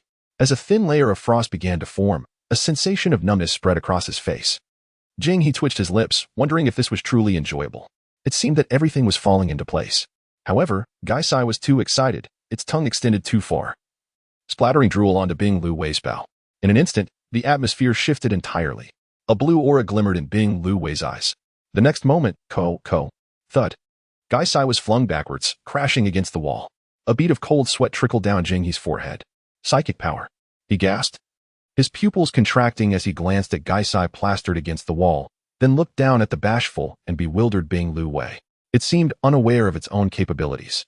Chapter 56. Stepping into fame with ado. Lu Wei. Type. Ice. Ability. Snow Cloak. Moves. Tail Whip. Powder Snow. Confusion. Ice Shard. Curse. Icy Wind. Light of Ruin. Hex. Aurora Beam. Psychic. Hypnosis. Cuddle. Mood. Happy. Hesitant. I am an ominous sign. Status. Weak. It needs supplements. Supplements. Friendship level. 70. It acknowledges you. But that is not enough. As Lu Wei unleashed its psychic power, Jing-He finally glimpsed its Pokédex entry. Merely examining Lu Wei's moves revealed a surprising similarity in the number of techniques it had mastered compared to Gai-Sai, though its moves exhibited a rather dull hue, indicating a lack of proficiency. Even the previously mentioned psychic power seemed to be a skill that Lu Wei was unaware it possessed. This likely stemmed from its upbringing within a group, where it learned many techniques but rarely engaged in battles due to the protective nature of its tribe. In truth, Lu Wei lived in a communal setting, typically guarded by a Ninetales, as it was one of the primary meals for the Mimikyu in the snowy mountains of Alola. Given Lu Wei's reaction earlier, Jing-He couldn't help but wonder if this seemingly adorable creature might be hiding a violent side. A wave of concern washed over him for his little companion. Nevertheless, he spoke up while retrieving a luxury ball. As the conversation lingered, the Ice Vulpix curiously gazed at the luxury ball, gently tapping the button with its paw. A flicker of red light flashed. Yet, there was no struggle whatsoever. The luxury ball remained calm as if it had not captured a Pokémon. TSK. Jing-He clicked his tongue, yearning for a moment of excitement. Suddenly, the mischievous Ghastly floated back, appearing somewhat apprehensive. Were we deceived by its adorably delicate exterior? Jing-He shot it a sideways glance. Who was it that just moments ago was exclaiming how cute it was? Hee. Ghastly chuckled awkwardly. Indeed, it is quite charming. It likely remains unaware of its own strength. Glancing at the luxury ball in his hand, Jing-He smiled softly and whispered, from now on, let us live together. The Pokeball gently swayed. Ghastly grinned wide, finally having a companion to practice moves with. Come to think of it, Ice Vulpix also shared several moves with Ghastly, such as Confuse Ray and Curse. Upon further reflection, Jing-He lightly rubbed the Pokeball.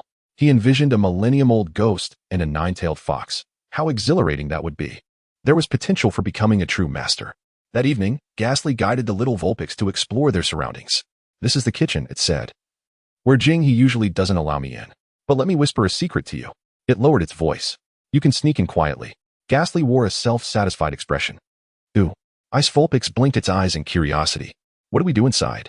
Steal some gas, of course. I have my techniques.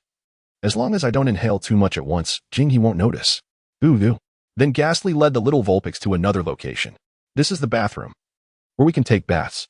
As it spoke, Ghastly flashed a mischievous grin. We can wash together. Hee. Ooh. The little Vulpix shivered, its psychic abilities suddenly surging. Meanwhile, Jing-He received an unexpected call. Adu? Is there still an issue with the fossil Aerodactyl? From the other end, Adu's voice sounded slightly embarrassed. Cough. No.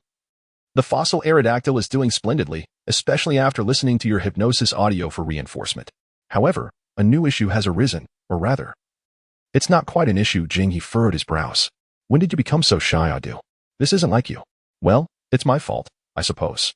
The video of our battle got uploaded online, Adu admitted. Jinghe stood up from his chair. The recording device wasn't turned off, and the video connected to the control room. Normally, no one would pay attention to these things unless it was during a mission, but coincidentally, that day it caught the eye of Champion Kiku. Then, Kiku remarked, "This is how a battle should be, showcasing a combination of tactics." Jinghe flipped through his phone and logged onto the league page. Indeed, he found the video prominently displayed on the homepage, recorded from Adu's perspective. The title read, "Dirty? Quality? Please refrain from using such terms regarding tactics." The view count had already surpassed 100,000 and was climbing at a visible pace. Numerous comments had already appeared below. "Burning Leaf, I can attest, it's quite dirty. I mean strong. It's just that I was skilled enough. And my opponent was too strong, so I lost. However, it certainly provided me with a new understanding of tactics. Royal Masked Man, has Toxic Spikes introduced a new element? Factory Leader, rental battles? Such coordination is truly rare." The comments were endless. Jinghe rubbed his forehead, already feeling the impact of this video. His paper's popularity seemed to be surging again.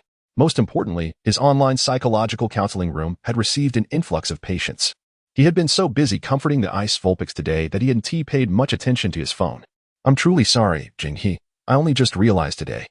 However, Champion Kiku stated that all traffic revenue from the video belongs to you, and you can also receive an item or a move tutor.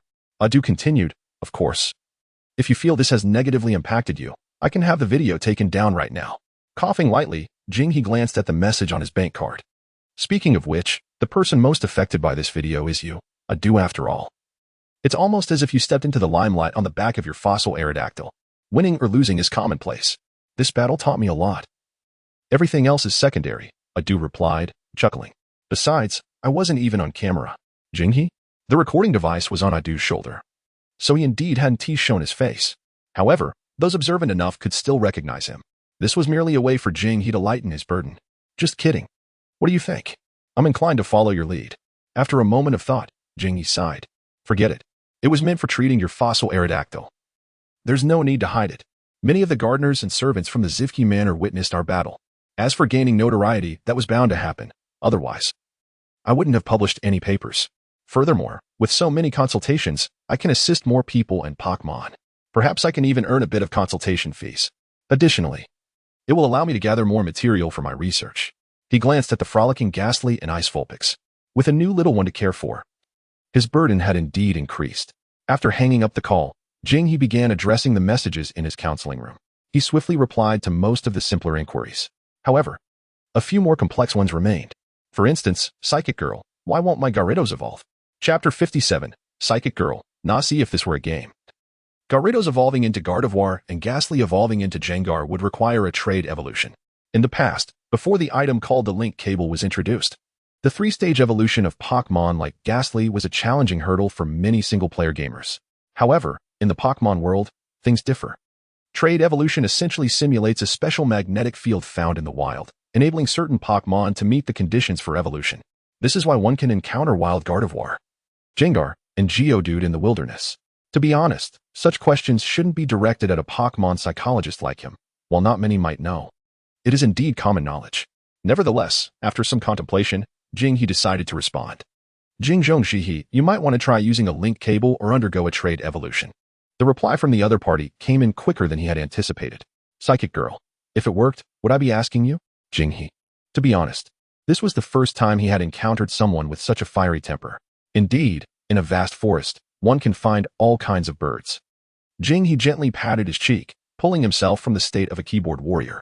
He sensed the tension. The individual across from him had a rather unpleasant temperament. Engaging with her could easily escalate into a medical dispute. Nevertheless, her words prompted him to reflect. Generally speaking, Pokémon like Gila and Guaystone, even if they have only recently evolved, could instantly complete their third stage of evolution through methods such as the linking cord or communication evolution. However, it was evident from her tone that attempts had already been made without achieving the desired outcome. After all, reality cannot be entirely governed by the rules of the game. "Can you describe the state of your Gila, or tell me what it usually does?" Jinghe inquired. "What else could it do?" The girl replied, rolling her eyes. Meditate. Days off, meditate. And what about its state of eating and sleeping? Does a psychic Pokémon need to sleep? Do you even understand? Jing, he took a deep breath and managed to smile. I believe you should consider asking Gila for its own thoughts. Although it is a psychic Pokémon, it is not a machine. It has its own ideas, routines, and preferences. It cannot be solely confined to meditation. Perhaps try to add some color to its life. He intended to continue speaking, only to find that she had abruptly logged off. Gist, did you notice Jinghe's state? Gist floated over, seemingly aware of his demeanor. It's nothing, Jinghe said with a smile, waving his hand dismissively. Gist grinned and turned to play with Ice Vulpix. Ah. The superiority complex of a psychic Pokémon trainer? ISNT it? Let Mewtwo deal with you all. A dangerous glint flickered in Jinghe's eyes as he made his way to the restroom. After washing his face, he looked into the mirror. His state had fluctuated. It seemed that capturing Vulpix had indeed placed considerable pressure on him. This condition is inadvisable for a Pokémon psychologist and trainer, as it could potentially affect not only himself, but also the Pokémon. Fortunately, he recognized this. In the Kanto region, in the bustling city of Goldenrod, which serves as the headquarters of the colossal Sylph Company and boasts 2 formidable gyms, one could find a room deep within the psychic gym filled with an array of dolls, both humanoid and Pokémon forms. Seated among these dolls was a girl dressed in a tight red suit with long straight hair, approximately 17 or 18 years old. She was the gym leader of this psychic gym, the psychic Pokémon trainer, Nasi. Gila, do you need to sleep? Nasi asked, resting her hand on her head with a neutral tone. However, before Gila could respond, a faint blue light flickered in her eyes. Simultaneously, Gila's eyes were also filled with this blue glow. As Nasi slightly shook her head, Gila awkwardly mirrored the action. Seeing this, Nasi smiled and murmured, right. Psychic Pokémon don't need to sleep, do they? When the ethereal blue light in Nasi's eyes dissipated, Gila returned to normal. A fleeting expression of struggle crossed its face, but it quickly reverted to its usual demeanor. Let us give it a try, shall we? Nasi tilted her head, hesitantly. Upon hearing this, Gila paused, looking at Nasi with surprise. Emerging from the restroom, Jinghe found Gist seemingly getting along well with Ice Vulpix, laughing and chatting. Yet, as he listened, he sensed something amiss. Gist had led Vulpix to stand before a full-length mirror. Let me tell you, the most important thing in our Jing family is hypnosis. You? Ice Vulpix replied, puzzled but serious, nodding earnestly. Gist nodded in satisfaction. And then, its transformation. What? Jinghe poured himself a glass of water and listened intently. Gist's initial statement wasn't too problematic. As a Pokémon psychologist, mastering hypnosis would indeed warrant further study. Moreover, Ice Vulpix had not only grasped hypnosis, but its psychic abilities were also quite potent, presenting a promising avenue for exploration. However, what was this transformation nonsense? Suddenly, he witnessed the black mist surrounding Gist writhing, its form gradually morphing. Gist. Ew. Ice Vulpix's eyes sparkled. Gist beamed with pride as the black mist shifted once more under Ice Vulpix's expectant gaze. Gira. Jinghe nearly choked on his water. You? Yet Ice Vulpix displayed even greater admiration. Gist, you're amazing. However, it must be noted that ever since Gist mastered the substitute technique, its ability to transform had indeed improved. Ha ha ha. Gist laughed heartily, continuing to flaunt its elder status. Next, it's about scaring someone. With a sneak attack from behind, Jinghe quickly set down his cup and approached, scooping up the soft and fluffy Ice Vulpix. It's time for us to sleep. If Gist continues teaching, I fear Ice Vulpix may be led astray. Ew. Suddenly being cradled, Ice Vulpix blushed slightly, letting out a soft whimper before snuggling closer to him. Jinghe stealthily reached into the fluffy fur atop its head, revealing a contented smile. The previous pressure diminished significantly. Certainly, nothing alleviates stress quite like petting a cat. Or in this case, a Vulpix. So soft and delightful, it was worth it. Ew. Ew. Ice Vulpix emitted a sound akin to a purring cat. Gist? Observing Ice Vulpix being carried away, Gist paused mid-sentence, quickly following. I haven't finished teaching yet. Whether Vulpix wants to become stronger, train, or battle, it must depend on its own will. Jinghe's voice resonated. Gist nodded thoughtfully. That makes sense. Then it froze. Wait, haven't I just taught this? Gist, turn off the lights. Bang. Gist let out a relieved sigh. Grateful Jinghe noticed. It then merrily floated toward the bedside. I'm coming. But after the lights went out, neither Jinghe nor Gist noticed that within the mirror where they had stood, a crimson eye filled with curiosity suddenly opened. Who was the fool that failed to log in? Chapter 58. Taking that step forward, Gist. Gist floated in through the door, remembering to open it for Jinghe, who stood awkwardly at the threshold with a key in hand. Jinghe felt a twitch at the corner of his eye. Gooeyes. Remember to wait for the door to open next time before entering. Koja? Gui's turned around, a look of confusion on his face. Why? Jingha took a slight breath. Didn't you see? The community posted a notice about a thief. If you just walk through the door and then pry it open, and someone sees you, we might find ourselves unable to clear our names. Koja. Seeing its astonished expression, Jingha nodded in satisfaction and closed the door. Do you understand now, Koja? As Jingha walked past, he failed to notice the spark of intelligence that burst forth in Gui's eyes. It seems to be true. Jingha hadn't even realized it himself. However, he chuckled. Oh woo. Hearing the commotion, Little Six-Tails cautiously poked its head out from behind the door. Upon confirming it was Jingha and Gui's, its eyes brightened. And it joyfully dashed towards Jingha. Oh woo, oh you woo. Wait, hold on, Six-Tails, you bang. Before Jingha could finish his sentence, Little Six-Tails pounced on him, affectionately licking his cheek. Wiping the frost from his face, Jingha shot a glare at Gui's, who was laughing heartily at the sight. He gently placed the little creature down, despite its small size. When you remove the fluffy fur, Little Six-Tails is hardly bigger than a kitten but possesses considerable strength, easily toppling an adult. Moreover, what surprised Jingha the most about Little Six-Tails was its extraordinary abilities, which were far from what one would expect of an ice-type Pokémon. Just like now. As he prepared to rise, he felt a wave of psychic energy enveloping him, gently lifting him back to his feet. Is this truly an ice-type Pokémon? Has the duck god possessed it? Nonetheless, its condition has indeed improved rapidly. This was the third day since Jingha had captured Little Six-Tails, and in the Pokédex, the status bar had transitioned from frail to good. Tonight there will be a fireworks display. Let us prepare and head out shortly. Rubbing the soft fur of the little creature, Jingha said with a smile. Oh, you will. Hearing this, Little Six-Tails took a couple of steps back, its eyes revealing a hint of anxiety, even fear. This was the little one's current state. Aside from being uncertain about its own strength and possibly harboring a violent streak, it was also extremely socially anxious and lacked confidence. Don't be afraid. We'll face it together, Jingha reassured softly. Woo-woo. Under Jingha's comforting words, the little one finally acquiesced, turning to organize things with Gui's. Jingha did not delve deeply into the origins of Little Six-Tails. On one hand, it was a painful past for the creature, and probing too deeply might touch upon scars it wished to leave unexamined. It had only just begun to show some liveliness, so it was best not to ask about it for now. On the other hand, he had already sought some information through Miss Junshaw from the Kanaz Police Department regarding Pokémon trafficking in the Alola region. If he could obtain results, there would be no need to pry into Little Six-Tails' past. Nevertheless, he had learned indirectly that Little Six-Tails had indeed experienced abandonment but had never been captured. The individuals who discarded it seemed to have only intended to keep it as a pet. In Jingha's view, while Little Six-Tails' past was significant, its future was undoubtedly more important. Remaining entrenched in the past would forever hinder the first step forward. It must take that step. Half an hour later, as the streets of Kanaz bustled with activity, Little Six-Tails perched atop Jingha's head, gripping his hair tightly. Six-Tails, if you keep holding on like that, I might as well become a monk. Oh you will. Little Six-Tails finally realized, hurriedly loosening its grip and gently blowing on Jingha's scalp. Crackle, crackle. A layer of frost formed. Jingha thought, aside from cherry berries and peach berries, perhaps I should also prepare some lumberries? Koja. In contrast to Six-Tails, Gui's appeared decidedly more carefree, especially with a large red bow it had somehow procured from home, adorning its head, proudly declaring it a matching accessory for Little Six-Tails. If Jingha had intervened, it would likely have dashed off to ask others if it looked good. One a social butterfly, the other painfully shy, it was quite the pair. Uncle, that Six-Tails is so cute. Why is it white?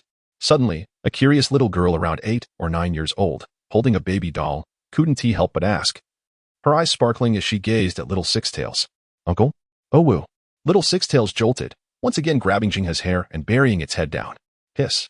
Jingha inhaled sharply, forcing a smile as he said, call me brother. All right, Uncle, is this really a Six-Tails? The little girl tilted her head adorably. Suddenly, Gui's appeared out of nowhere, making a silly face at the little girl and sticking out its tongue. Koja. In an instant, the girl's expression froze, her eyes shimmering with tears. Oh no. Jingha quickly pulled Gui's away and turned to run, spotting the girl's parents nearby. They hurried along until they finally reached the Riverside Park for the fireworks display, where a lively crowd had gathered, filled with laughter and chatter. Jingha settled down on a patch of grass with Little Six-Tails and Gui's. Koja? Gui's looked dissatisfied. Why did you pull me away? Didn't you see that little girl thought I was so cute she wanted to cry? Jingha's forehead twitched. Yes, indeed, explosively adorable. Six-Tails, oh you woo? Didn't you notice? Along the way, Many people have been complimenting you, saying you're cute and beautiful. Oh, you will? Really? If you just lift your head and puff out your chest, you'll find you're more popular than you think, Jingha said, gently placing little Six Tails down from his head. He ran a hand through his hair. Goodness, it was so stiff. But now wasn't the time to dwell on that. He lightly stroked little Six Tails' head, speaking softly, "Let us move forward and learn from Guis." Turning his head, he saw that Guis had somehow made its way over to a couple who were deeply engrossed in each other, making exaggerated faces and proudly flaunting its large red bow, causing the couple to scamper away in fright. Jingha coughed. "Don't imitate Guis. Be yourself. Take a step forward, and you might discover a different scenery." Oh woo. Under Jingha's encouraging gaze, little Six Tails gritted its teeth, closed its eyes, and dashed forward several steps. Bang! The brilliant fireworks erupted perfectly against the night sky, illuminating the darkness like a shower of stars. Startled, little Six Tails instinctively opened its eyes and beheld the splendid display.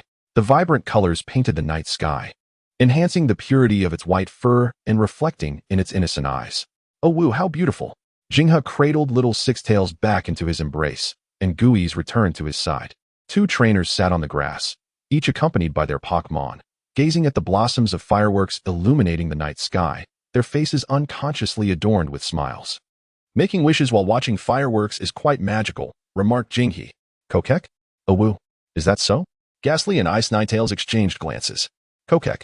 Ghastly cackled heartily. "I too shall accompany Jinghe and our adorable friend as we take on the champion of the South and the master of the North." Oh woo. The Ice Ninetales subtly blinked its eyes. "Brother Ghastly claims Jinghe is destined to be an extraordinary trainer. I must keep pace." Together, they turned their gaze toward Jinghe. "Ah, the world is vast, and I long to show you both its wonders." Jinghe responded with a smile. Boom. The fireworks painted a radiant Pikachu in the sky. Chapter 59. The invitation. The night was at its peak. After the fireworks display concluded, Jinghe cradled the sleeping Ice Ninetales and headed home with Ghastly. Suddenly, his phone vibrated. Upon checking, he saw a message. "Psychic Girl, you possess quite the talent." Jinghe? Psychic Girl, although Youngara hasn't evolved, after a good rest, its psychic abilities have significantly increased. "Sister, did you sleep for 3 days? How long has it been since you last rested?"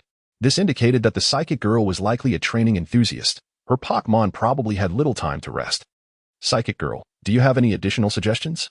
If Youngara can evolve or enhance its abilities further, we are prepared to challenge it." Challenge it? Other Pokémon?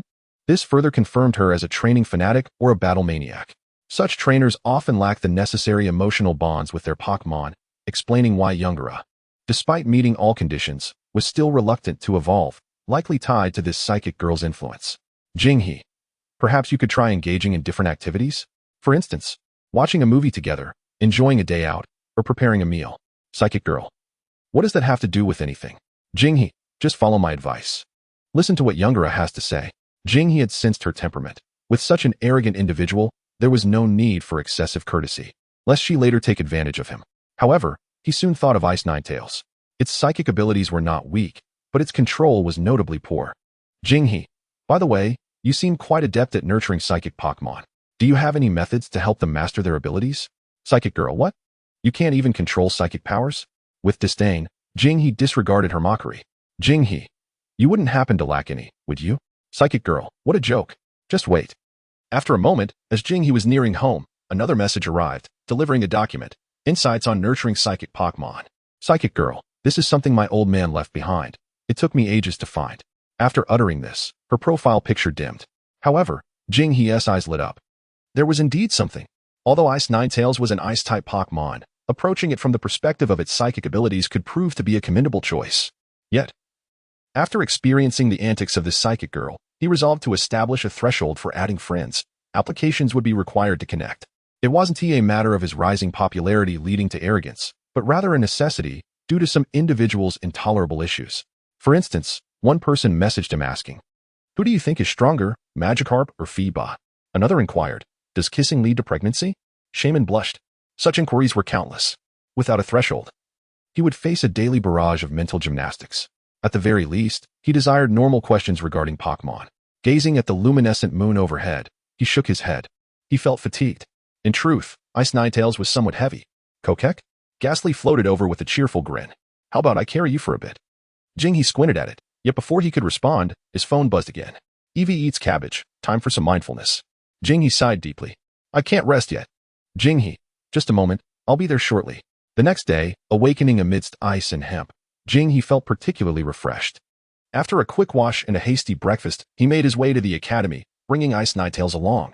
Keeping it cooped up at home felt unjust, especially since it had shown considerable courage the previous night, taking a significant step forward. Amidst the rumbling of the coffee machine, Jinghe prepared a cup of coffee. Ice Ninetales, he called. The Ice Ninetales, appearing somewhat bewildered, turned to gaze at him upon hearing his voice. Jinghe squatted down, beaming as he held a cup of coffee. Ghastly's expression shifted dramatically. Kokek, don't drink that. Yet Jinghe chuckled, just blow on it. Oh woo. Ice Ninetales, confused, gently blew on the coffee. In an instant, the steaming concoction transformed into an iced coffee.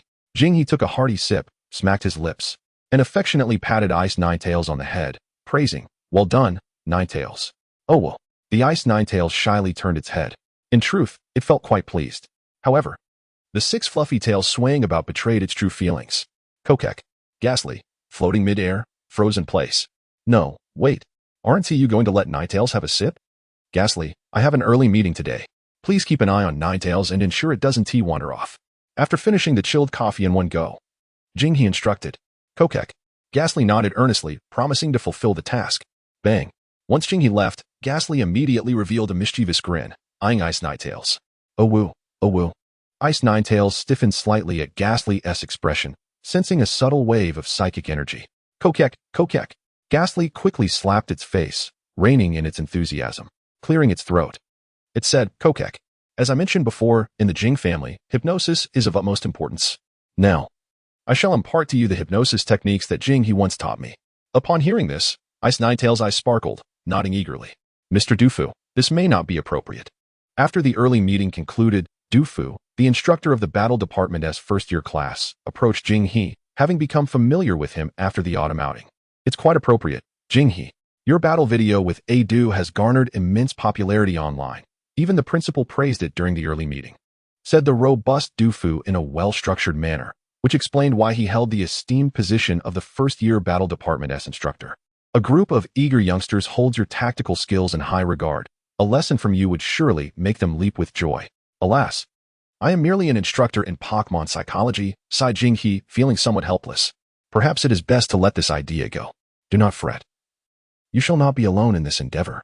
I have also invited a dear friend. Should you find it unsuitable, even a mere appearance from you would suffice. With a jovial pat on Jinghe's shoulder, Dufu turned and departed, leaving no room for rejection. A friend? Who could it be? Curiosity flickered across Jinghe's face. The royal masked man, came Dufu's distant voice. Jinghe paused, momentarily taken aback. The royal masked man. Professor Kukui. With a mix of astonishment, he returned to the consultation room. As he opened the door, a sudden chill enveloped him. The consultation room had transformed into a winter wonderland. A delicate layer of snow blanketing the floor. Ice Vulpix stood bewildered amidst the snowdrifts, while Jengar twisted its head with a stiff expression, trembling as it opened its mouth. I say, it's not my fault. Do you believe me? Chapter 60. Imparting knowledge and resolving doubts. Jinghe drew a deep breath, clearly aware that the room's transformation was due to Ice Vulpix's snow warning ability. This ability causes snowfall upon the Pokémon's entry, lasting for a set duration. It is one of the 4 major weather abilities, often cultivated by experienced trainers to form the core of a team, around which they build their strategies, be it a snow team, sun team, rain team, or sandstorm team. Jinghe, however, had yet to entertain such notions, having only captured 2 Pokémon and struggling to manage them, let alone forming a team. Nevertheless, Ice Vulpix's ability offered him a potential direction. Yet, despite being aware of Ice Vulpix's ability, it had not exhibited its snow warning trait since Jinghe captured it. Ooh, Ice Vulpix tensed, lowering its head, seemingly aware of its mistake. Do you want to have a snowball fight? Jinghe's voice echoed again. Jengar. Ooh, bang. Before Jengar could react, a snowball suddenly struck its face, exploding into a flurry of snowflakes. The culprit was undoubtedly Jinghe, who squatted down, crafting a second snowball. Jengar, realizing the situation, Jengar let out a sinister laugh, the black mist swirling as it began to gather snow from the ground. Vulpix, quickly, throw it at him. Bang. As he spoke, another snowball hit Jinghe squarely on the head, instantly turning his hair half white. Ooh. Ice Vulpix gazed at the playful clash between Jinghe and Jengar, feeling a pang in its heart, its eyes shimmering with unshed tears. Initially, it had been unable to control the sudden snowfall, an ability it struggled to master. which led others to deem it an ominous presence. Thus, it had consistently suppressed its powers to the point of forgetting its own abilities. However, Jinghe and Jengar did not reject or despise it. Taking a deep breath, Ice Vulpix rapidly gathered snow, forming a snowball the size of a large wheel in the blink of an eye.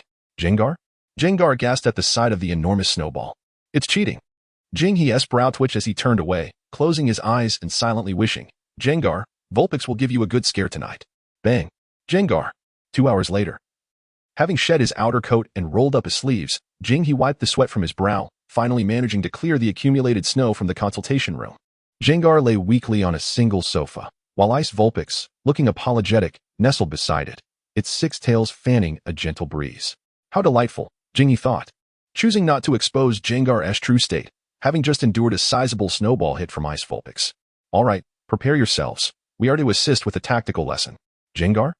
Jengar perked up. Assist with a class? Jinghe nodded.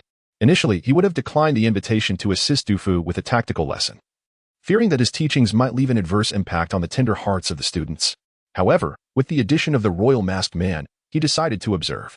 As a professional wrestler, the Royal Masked Man enjoyed considerable fame online, though this identity was not the crux of the matter. What truly mattered was that beneath the mask lay the future authority of the Alola region, Professor Kukui, a researcher of Pokémon moves. Of course, at this time, Professor Kukui had not yet obtained his doctorate and was still in the academic stages of his journey. It is important to note that the Alola region has yet to establish a Pokémon League. And one of Professor Kukui's greatest aspirations is to create the Alola League. To this end, he has traveled far and wide, absorbing knowledge from various regions' league establishments. Eventually, he not only succeeded in founding the Alola Pokémon League, but also established the Alola Pokémon Academy, where he serves as both the champion and a teacher, while simultaneously researching Pokémon moves, a truly remarkable individual. He stands among the few who can earn a doctorate while also excelling as a top-tier trainer, a feat previously achieved only by Professor Oak. Moreover, he has managed to achieve such comprehensive success and will one day marry the stunning Professor Burnett, a feat that even Professor Oak cannot boast. Yet, for Jinghe, the most significant aspect is that he hails from Alola, just like Ice Vulpix. The grandest lecture hall of the Kanaz Pokémon Academy also serves as the Academy's auditorium. Students gradually arrived, chatting and laughing, accompanied by their Pokémon. In the preparation room at the back of the classroom, or rather the stage's resting area, Jinghe supported his forehead. Dufu. Didn't you say you were teaching the first-year combat class? This room is far too large for just one class. Ha ha, it's perfectly fine. Dufu chuckled heartily. Leaning closer to Jinghe, he whispered, rest assured, this time is a special approval from the Academy. Your appearance fee will be the same as that of the Royal Masked Man. With a raised eyebrow and a knowing look, he added a playful wink. Jinghe's expression turned serious. As a teacher, appearance fees are of no concern. I merely believe that an educator should impart knowledge, convey wisdom, and resolve doubts. Well said. At that moment, a man of unassuming stature, yet remarkably proportioned, wearing an extravagant mask, entered. It was none other than the Royal Masked Man, Kukui. Alola to you both. Upon noticing Dufu and Jinghe's gazes, Kukui grinned widely, hands on his hips, striking a pose reminiscent of a Pokémon World teacher. The three exchanged brief greetings. From Dufu, Jinghe learned that the robust Dufu was once a wrestler. However, after losing to Kukui in a match, he was discontented and challenged him to a Pokémon battle, which he also lost. Nevertheless, this encounter forged a friendship between them. Guiz, you look just like Kukui. He grinned, striking a pose similar to Kukui's. This action momentarily startled both Dufu and Kukui. Jinghe turned away, unable to bear the sight. Haha. It seems you two will get along splendidly. Dufu laughed heartily, pushing a cart laden with an abundance of red and white Pokeballs. You two chat for now. Later you may need to practice some strategies. These are teaching Pokémon. Even as a battling instructor, one cannot impart all strategies and philosophies solely through their own Pokémon, thus teaching Pokémon are essential. These creatures typically reside in the Academy's breeding facilities, cared for by dedicated personnel. While they may not be suitable for actual battles, they are more than adequate for practice. After speaking, Dufu walked towards the front desk. Jinghe, I watched your battle video against the Dragon Master. Your application of the defensive strategy was quite impressive, interspersed with other tactical philosophies. After Dufu left, Kukui, feeling quite at ease, struck up a conversation with Jinghe. I saw your comments as well. Jinghe thought to himself while smiling politely. I often watch your matches, Royal Masked Man. Oh, really? Which one? Kukui's eyes brightened. Is this an Alolan Vulpix? Fortunately, Kukue did not pry further and noticed the ice-type Vulpix nestled in Jing He's arms. Ooh. The little creature shrank deeper into Jing He's embrace upon hearing the sound. Indeed, Jing He gently patted the little one. Mr. Royal Masked Man, you hail from Alola, right? I have a few matters I would like to consult with you after class. No problem, Kukue replied, thumping his chest with enthusiasm. But, Jing He, do not hold back. I am eager to witness your strategies. While browsing through the teaching Pokémon data, Jing He paused momentarily, a smile creeping across his face. Is that so? His hand grasped a Pokeball containing a Lapras. Gooeyes, it seems you have devised a new strategy. Chapter 61, Lapras, Sing.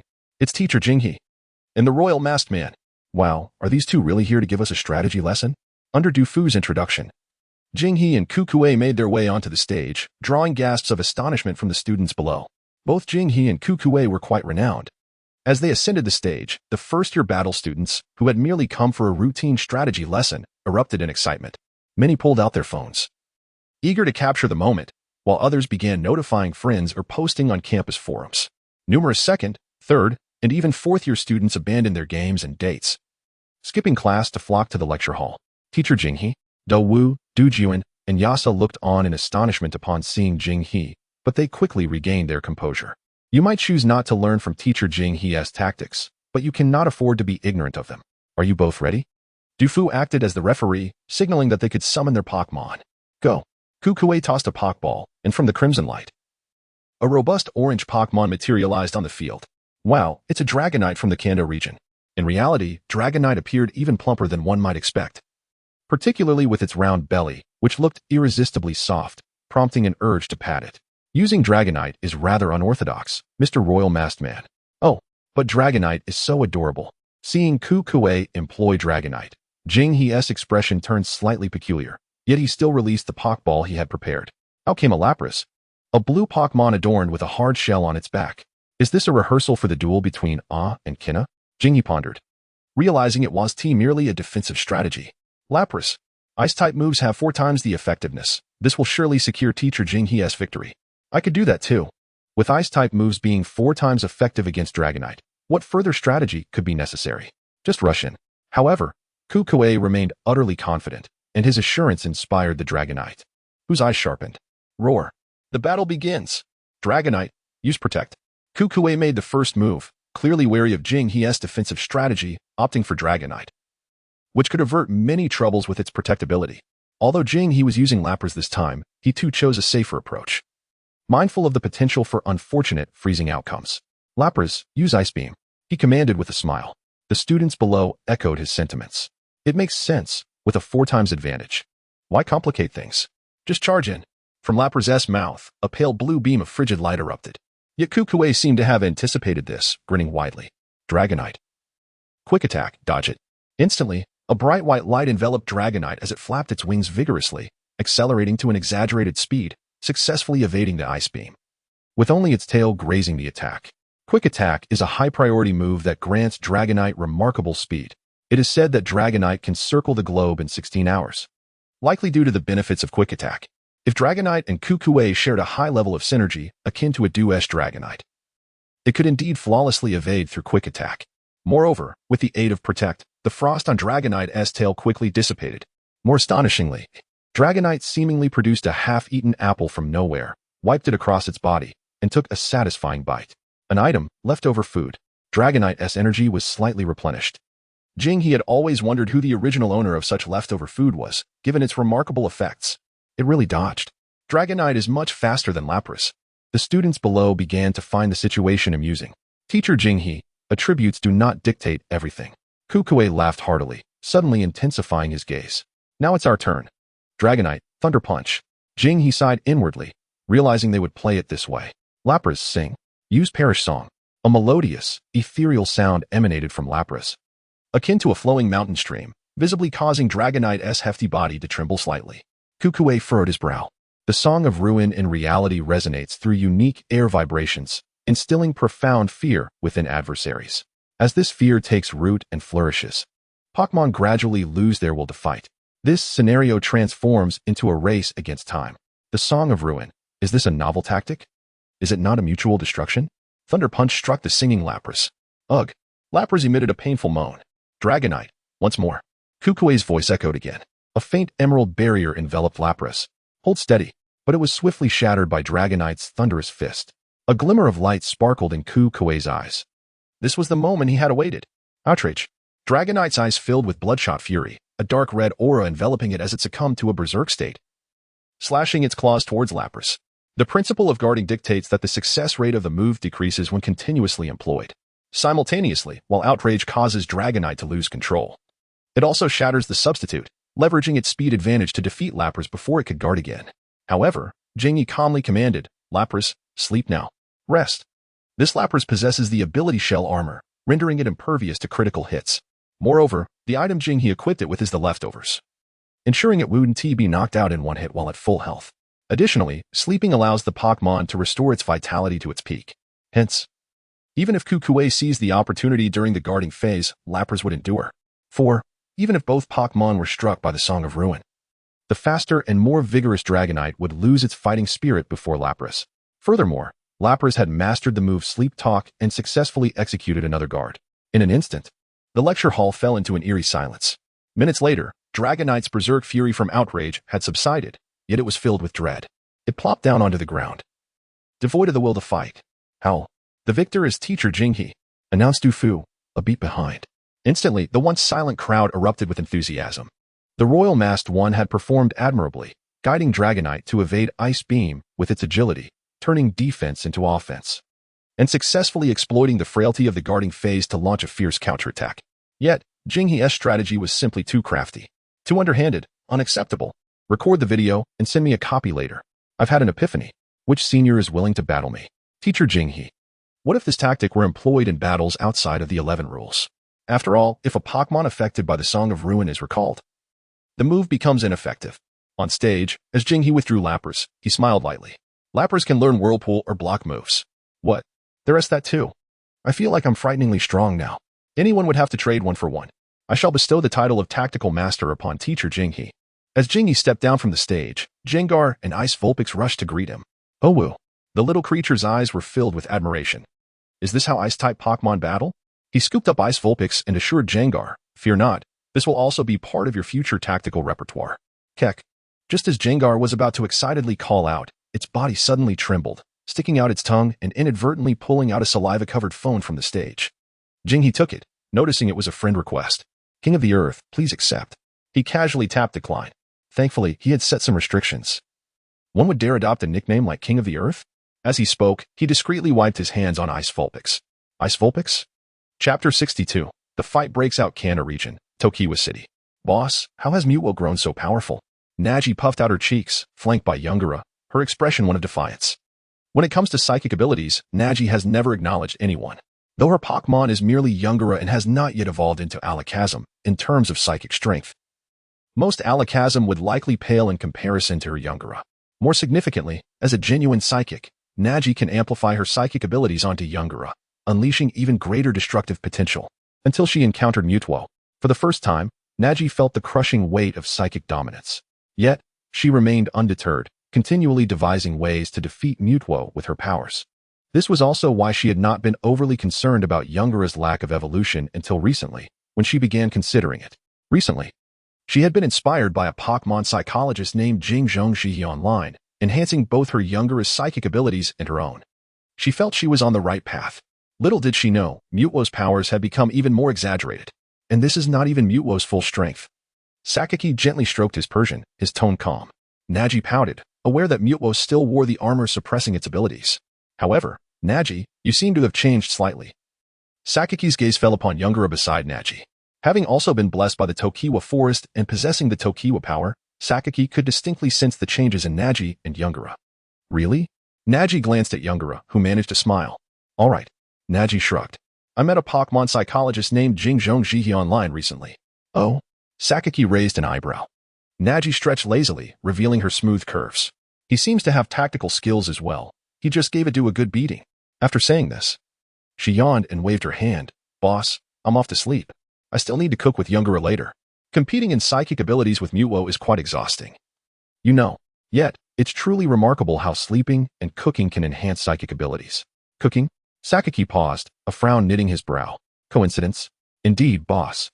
Miss Nagy seems to have changed a bit, Jean Bird said softly from the side. Jean Bird, has the database been restored? Sakaki inquired. No, not yet, Jean Bird replied. Slightly flustered, explaining, it's mainly because Dodecad is still recovering from Jengar. Then perhaps you should try talking to this Jing Zhongzhi, Sakaki suggested. Hearing this, Jean Bird's pupils constricted. Boss, are you implying that Mewtwo might be related to him? She refrained from asking further and began operating her phone. As a secretary, she did possess certain privileges. However, just as Sakaki awaited results, Jean Bird's actions suddenly froze. B-boss, Jean Bird stuttered. I was rejected. Sakaki? Hoenn. Knez Pokémon Academy. Kek?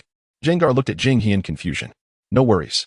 A bold individual adopted an extravagant moniker, yet failed to specify the symptoms he wished to inquire about, leading to his rejection. Such individuals have become increasingly prevalent of late, prompting him to set his phone to vibrate mode, with notifications reserved solely for his patients. Glancing surreptitiously, Gaisai mused, the King of the Earth? What audacity this person possesses. King of the Earth, how can a Gu find his place in this? Behind the scenes, Jinghe and Kukuyi left the classroom once more to do fu. Truth be told, while the Annihilation Song strategy may be deemed unsavory, a considerable number of individuals are indeed aware of it, and many employ it. However, few utilize it adeptly. For instance, the King of the Chrysanthemum, who bestowed Jinghe with the fearful insight, is a quintessential practitioner of the Annihilation strategy. Yet, the King of the Chrysanthemum's method diverges from Jinghe's. The vast legions of ghost-type entities are no trifling matter, and the title King of the Wild Battle aptly reflects his prowess. Furthermore, the Ice-type monarch of the Kanto region in the future will also be among those who wield the Annihilation strategy, destined to become a formidable obstacle on Adu's path to championship glory. Some tactics are one thing to know and entirely another to execute. Moreover, unsavory tactics are versatile and unpredictable. This is not a mere game where one can rely on 4 basic moves. A rote application is likely to lead to a loss without comprehension. Just as in gaming, while everyone is aware of optimal builds, the results can vary dramatically. Backstage, Kukuyi, upon encountering Jinghe, offered a resigned smile. I hadn't anticipated that you would employ the Annihilation strategy. Even though the Ice type has a 4-fold advantage over Dragonite, Kukuyi remains unfazed. As a quasi-divine Pokémon, Dragonite's inherent advantages can compensate for numerous shortcomings. The Annihilation strategy, however, caught him off guard, as few wield it effectively. Jinghe smiled slightly. Having contemplated alternative approaches, knowing that a straightforward defense against Kukuyi would be anticipated. Other tactics, such as spikes or rage powder, were not worth mentioning, as were those reliant on specific teams. The more reliable options are limited to weak defensive tactics like Sandcastle or Annihilation strategies. Regarding the Heavenly Grace aircraft, Jinghe mused about his luck, for he has experienced failures in sequences of 5 and 7 before. Although the Academy possesses numerous teaching Pokémon, not just any creature with the requisite moves and abilities will suffice. Kukuyi is evidently formidable, and the Annihilation strategy offers a relatively stable 1-for-1 exchange. If Mega Evolution were more commonplace, perhaps Ice-type Big Bang or Ice Ghost would be quite applicable. Wait a moment, Jinghe suddenly thought. If the Ice-type Big Bang were to fall into Kinna's knowledge, Adu may never overcome this hurdle in his lifetime. Teacher Jinghe, I have a request, Kukuyi stated earnestly. Jinghe returned from his contemplation. Yes? Please, go ahead. If, and I mean if, a Pokémon Academy were to open in the Alola region in the future, could we invite you to occasionally give lectures? After a moment's hesitation, Jinghe nodded. If time allows, I would have no objections. Given that he would eventually visit the Alola region due to the Little Vulpix, he was open to the idea. Moreover, he was curious to meet the girl who caught a Magikarp with a fishing rod.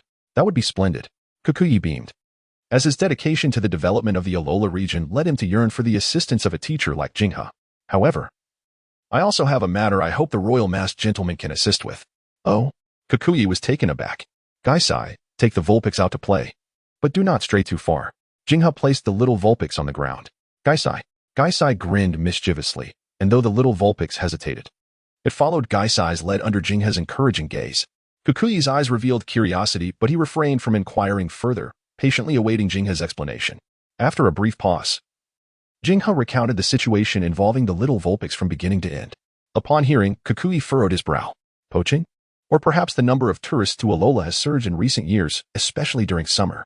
Yet, due to the lack of a centralized league in the Alola region, addressing such matters proves difficult. Had it not been for the presence of the Island King, the chaos could have escalated significantly. Taking a deep breath, Kukuyi solemnly declared, I understand. While he may not have been aware of the situation previously, now that he was informed, he felt compelled to investigate. If not for Jinghe and the Ice Vulpix, then for the sake of justice. At that moment, a student burst into the room. Teacher Jinghe, it seems your Gaisai has gotten into a scuffle with another Pokémon. Meanwhile, the video of the battle between Jinghe and Kukui began to circulate online. Chapter 63, Fighting for Milk? Beneath the Silver Mountains in the Kanto region lies Silver Academy. Within a dorm adorned with charming cartoons and brimming with youthful exuberance. A tall girl clad in glossy black stockings and a fitted black skirt, her delicate frame accentuated by a pair of thin-framed glasses perched on her nose. Cradled an adorable Jigglypuff doll, her face radiating girlish delight. Suddenly, the dormitory doors swung open, and another girl with gray-blue hair, dressed in a yellow crop top and gold high heels, entered. Kinna, you need to hurry. The girl holding the Jigglypuff doll was none other than Kinna, one of the future Kanto region's Elite Four, the Ice-type queen. As the gray-blue-haired girl pushed open the door, her words trailed off upon noticing Kinna's fair cheeks slightly flushed, prompting her to hastily conceal the Jigglypuff behind her. All right, there's no need to hide. I've already seen it, the gray-blue-haired girl teased. I doubt anyone expected our seemingly cold ice queen to possess such a soft spot. Kinna cleared her throat, regaining her composure, and replied, Liwa, speak your mind. The gray-blue-haired girl, Liwa, would eventually become one of the Elite Four of the Johto region, specializing in Dark-type Pokémon. You should check the League's official website. There's someone employing an annihilation strategy that is rather intriguing. Annihilation? Kinna raised an eyebrow as she retrieved her tablet. Encased in an EV-themed cover, she remarked, Few wield the annihilation strategy effectively. I've only seen it executed well by the King of the Chrysanthemum. Upon opening the League's official website, she quickly found the video, its popularity skyrocketing. Jinghe? That name sounds somewhat familiar. His opponent is the Royal Masked Gentleman? The Royal Masked Gentleman's reputation eclipsed Jinghe's, particularly due to his strength, which has garnered recognition from many top trainers. Curiosity piqued, Kinna began to watch intently. However, as she continued, surprise began to flicker in her usually calm, icy gaze. Well? Lihua perched playfully on the table, inquiring with interest, is it intriguing? Kinna appeared so engrossed that she did not respond immediately. After a moment, she slowly set down her tablet, her eyes glimmering as she murmured, sleep plus momentum. Guarding while ensuring mutual protection with the substitute, initiating with the Song of Annihilation, as long as the strength disparity isn't too vast. TSK, quite unsavory, isn't it? Aren't you also employing annihilation? It seems yours isn't nearly as unsavory. Kana gently lifted a strand of silk, reminiscent of the spirit of the wise king of chrysanthemums. Yet undeniably more fitting for Laplace. Pear Blossom leaned closer, lowering her voice. Aren't you supposed to meet that guy soon, cousin? In the sky above Long Cave. In the city of Yinma, located in the Chengdu region, Adu urged his Dragonite, let us descend quickly. He had recently witnessed his Dragonite evolve and had been training in Yinma City, not only for the sake of his Dragonite but also for his fossil pterodactyl. What's wrong, Xiaochuan? A girl with a light blue ponytail, her figure accentuated by a fitted outfit, was none other than Adu's cousin, the future master of the Yinma gym. Here, Xiaochuan handed him a tablet. It's the video you've been following, from Jinghe. Is that so?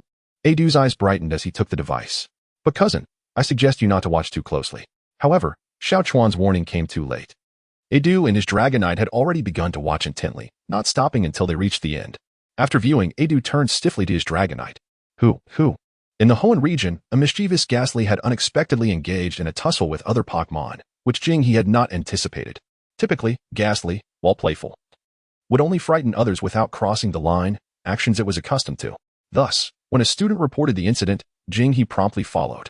Ghastly and a small Vulpix, upon hearing Jinghe's call, did not flee far but instead ventured to a nearby grove behind the lecture hall. The greenery at Kanaz Pokémon Academy was quite impressive, featuring not only the Pokémon of students but also those cared for by the school, and even some wild Pokémon. Most of these wild Pokémon were gentle-natured, having grown accustomed to human interaction over time due to their proximity to students and their Pokémon. However, there were exceptions. In the little grove at Kanaz Pokémon Academy resided a group of slothful sloths and hyperactive monkeys. They were notorious within the academy, often bullying couples sneaking into the grove, playing pranks, or teasing them. It was said that a trainer had released this rowdy group here, leading students to jokingly refer to the area as the Graveyard of Lovers, or more succinctly, the Love Burial Grove. When Jinghe arrived, he found Ghastly in a standoff with two monkeys, while several sloths lay sleeping nearby. It was hard to discern whether they had fallen asleep naturally or had been put under Ghastly's hypnotic influence. However, upon noticing an empty bottle of Moo Moo milk and the red-eyed Vulpix, Jinghe began to piece together the scenario. Likely, Gastly and Vulpix had been leisurely sipping milk while exploring the academy when a few monkeys appeared, attempting to snatch their milk, leading to the ensuing fray. A battle over milk? For the sake of dairy? Interestingly, the generally high-spirited and energetic monkeys were quite effective against a ghost-type Pokémon like Gastly, which primarily relied on control. As Jinghe approached, one monkey let out a low growl and sprinted towards Gastly. Gastly, use smog, then poison. Hearing Jinghe's command, Gastly's expression lit up with excitement. It promptly unleashed a thick cloud of purple smoke to obscure the monkey's vision, swiftly repositioning itself beside the creature and tauntingly sticking out its tongue while dousing it with a viscous layer of poison. Meanwhile, another monkey, unable to contain its restlessness, charged at Gastly. Vulpix, use confusion. Jinghe's footsteps slowed as he called out. The ice-type Vulpix blinked its innocent eyes, glancing between Jinghe and the confrontation, appearing quite flustered. You don't want to see Gastly get hurt, do you? Jinghe's voice resonated again. Upon hearing this, the ice Vulpix grew increasingly anxious, whimpering softly, clearly torn. But as the monkey's claws neared Gastly, the Vulpix's demeanor shifted dramatically. A powerful wave of psychic energy erupted, sending both the attacking monkey and the one already poisoned hurtling away. Gastly, witnessing the uproar, reflected on its own recent experiences. No, my flying style is surely more graceful than that. What happened? Jinghe, now closer, asked with a furrowed brow. Recovering from earlier, the ice Vulpix pouted, its eyes shimmering with unshed tears. I couldn't put them to sleep. I couldn't hypnotize the monkeys. I feel inadequate. Listening to the ice Vulpix's words, Jinghe raised an eyebrow. The situation seemed to deviate from his expectations. Where are you going? Turning around, he spotted Gastly attempting to sneak away. Gastly jumped, turning with a sheepish grin, its tongue lolling out as it clutched a whalemere pail, faint scratch marks visible upon it. Want a taste? It's quite delightful. Jinghe squinted, slowly inquiring, what else do you have? Nothing more. Unconvinced, Jinghe seized Gastly, disregarding the tingling sensation as he flipped it over. From Gastly's mouth emerged several whalemere berries, 3 hairpins, 2 hats, 2 pins, and 2 monkey claws that had been shed. Jinghe narrowed his eyes further. Are you a ghost-type Pokémon or a gluttonous squirrel? Suddenly, a deeper, more imposing roar resonated through the grove. Chapter 64. I have the heart of a knight. Inside the consultation room, Gastly hovered against the wall, attempting to maintain a serious facade, failing miserably. Jinghe cradled the ice Vulpix, gently running his fingers through its soft, cool fur, silently observing Gastly. The Vulpix purred contentedly, casting a sympathetic glance at Gastly. Speak. What transpired? Just moments before, Gastly and the ice Vulpix had not only induced an extended slumber in the already lethargic sloths, but had also chased away several monkeys. Ultimately, they had stirred a supposedly lazy king who hadn't bathed in 3 years. Had it not been for that king's reluctance to emerge, Jinghe would have been at a loss for how to conclude the matter. Seizing the opportunity to explain, Gastly eagerly began recounting. Listen to my defense, no, my explanation. Here's what happened. I was merely taking a stroll with ice Vulpix nearby when I spotted a couple of monkeys stealing whalemere berries from 2 walking grass types. How could I let that slide? With decisive action, 2 were swiftly brought down, only to be pursued by another pair of hyperactive monkeys. These mischievous creatures also set their sights on the delightful milk of the moo, and poor little Sixtails was even struck by one of the monkeys. Although this resulted in a scattering of lazy folks, could Gaisai really overlook it? The description was so vivid, filled with righteous indignation. After listening, Jinghe pressed his lips together, offering a conclusion. So, you engage in black on black. Gaisai attempted to continue his defense, but Jinghe had already rendered his verdict. He supported his forehead, exclaiming, Heavens! Indiscriminate intrusion. Black on black. Gaisai, you are straying further down an unlawful path. I hereby decree that you shall not use your phone tonight. Jinghe declared sternly. Gaisai appeared stunned, as if petrified. My precious EV, my beloved Piku, my cherished Bunnelby, he lamented, contemplating retrieving some energy cubes later to repay the walking grass. Jinghe added, you should also try to train little Sixtails in controlling its powers. Despite some unexpected incidents, fortunately, no one was lost. Upon returning home that evening, Gaisai quietly hid in a corner, and as he pulled out his phone, he felt a piercing gaze from behind. He immediately chuckled awkwardly, claiming he intended to let little Sixtails play. In the midst of its confusion, Gaisai stuffed the phone into its embrace. Seeing this, Gaisai promptly offered to teach little Sixtails how to play. Tap here, tap there, yes, yes, yes, just watch this, the adventures of Bunnelby. Little Sixtails tilted its head, eyes filled with curiosity. As for Gaisai's remote actions, Jinghe observed with a smile, not taking it too seriously, for he had his own matters to attend to. The day's video undoubtedly made its way online, leading many to request his friendship. Some genuinely sought advice on Pokémon psychology, while others simply found it amusing, like the self-proclaimed king of the land from earlier. He needed to take some time to provide straightforward responses while discerning who truly needed help and who was merely wasting time. Even at this hour, friend requests continued to trickle in, such as, the bird on the ground, what should I do if I'm not close to my Pokémon? This was a relatively reasonable inquiry. Jingha pressed the approval button. Jing Zhongji. Could you elaborate on the situation? The other party, seemingly an adept internet user, quickly replied. The bird on the ground. My Pokémon is incredibly powerful, truly exceptional. However, I find it challenging to communicate with it. This was a classic case of a trainer lacking capability, yet having captured a Pokémon of overwhelming strength, leading to a communication disconnect. It was akin to a foolish trainer struggling with a Charizard in the future. Jingha pondered whether this world belonged to the foolish or the wise. Nevertheless, he swiftly redirected his attention. To address such a situation, there are generally two approaches. One is for the trainer to enhance their skills through battles and defeats to gain recognition. The second is to foster bonds and intimacy to earn acknowledgement. Considering the context, Jingha recommended the latter. Jing Zhongji. Is it possible to communicate? Or is that also difficult? The bird on the ground. It is possible. But mostly it approaches me first. Using voice input? There were frequent typos. However, Jingha did not dwell on it. It was unlikely there would be another Mewtwo. The odds were too slim. Jing Zhongji, my suggestion is to first establish a friendship and partnership with it, placing the trainer and Pokémon identities last. The bird on the ground. How should I go about that? Jing Zhongji, whether it be a person or Pokémon, to capture their heart, one must first capture their stomach. This is always sound advice. In the Team Rocket base located in the city of Jingu, in a dimly lit room, Jin Yao held a tablet, the soft glow illuminating her flushed face, revealing a hint of excitement. Capture their stomach, she mused, stealing a glance at Sakaki, who was diligently reviewing documents. Noticing Jin Yao's gaze, Sakaki casually inquired, have you added him? Why yes. Jin Yao replied instinctively, startled. Oh. Sakaki paused his actions, turning to ask, what do you mean? Jin Yao quickly grasped her tablet, dimming the light, and explained, I added him with a different account and am attempting to communicate. But I cannot confirm anything yet. Sakaki nodded, returning his focus to the documents. Have someone investigate his background. Understood. His tactical skills are commendable. We could attempt to recruit him. Yes. Days passed in a blend of tranquility and the rigors of training, interspersed with laughter. Little Six Tails gradually mastered its abilities, while Gaisai appeared increasingly solidified. Occasionally, Jingha would disguise himself as Wudai, taking the two little ones to the battle restaurant in Canas City for a feast, enriching their battle experience. From initially visiting restaurants frequented solely by novice trainers, they now dared to challenge mid-level and even advanced trainers. After all, even in defeat, they merely spent what was already meant to be spent. This allowed the name Wudai to resonate once more in the battle restaurant of Canas City. The restaurants, initially dismissive of Wudai, began to recognize the business opportunity.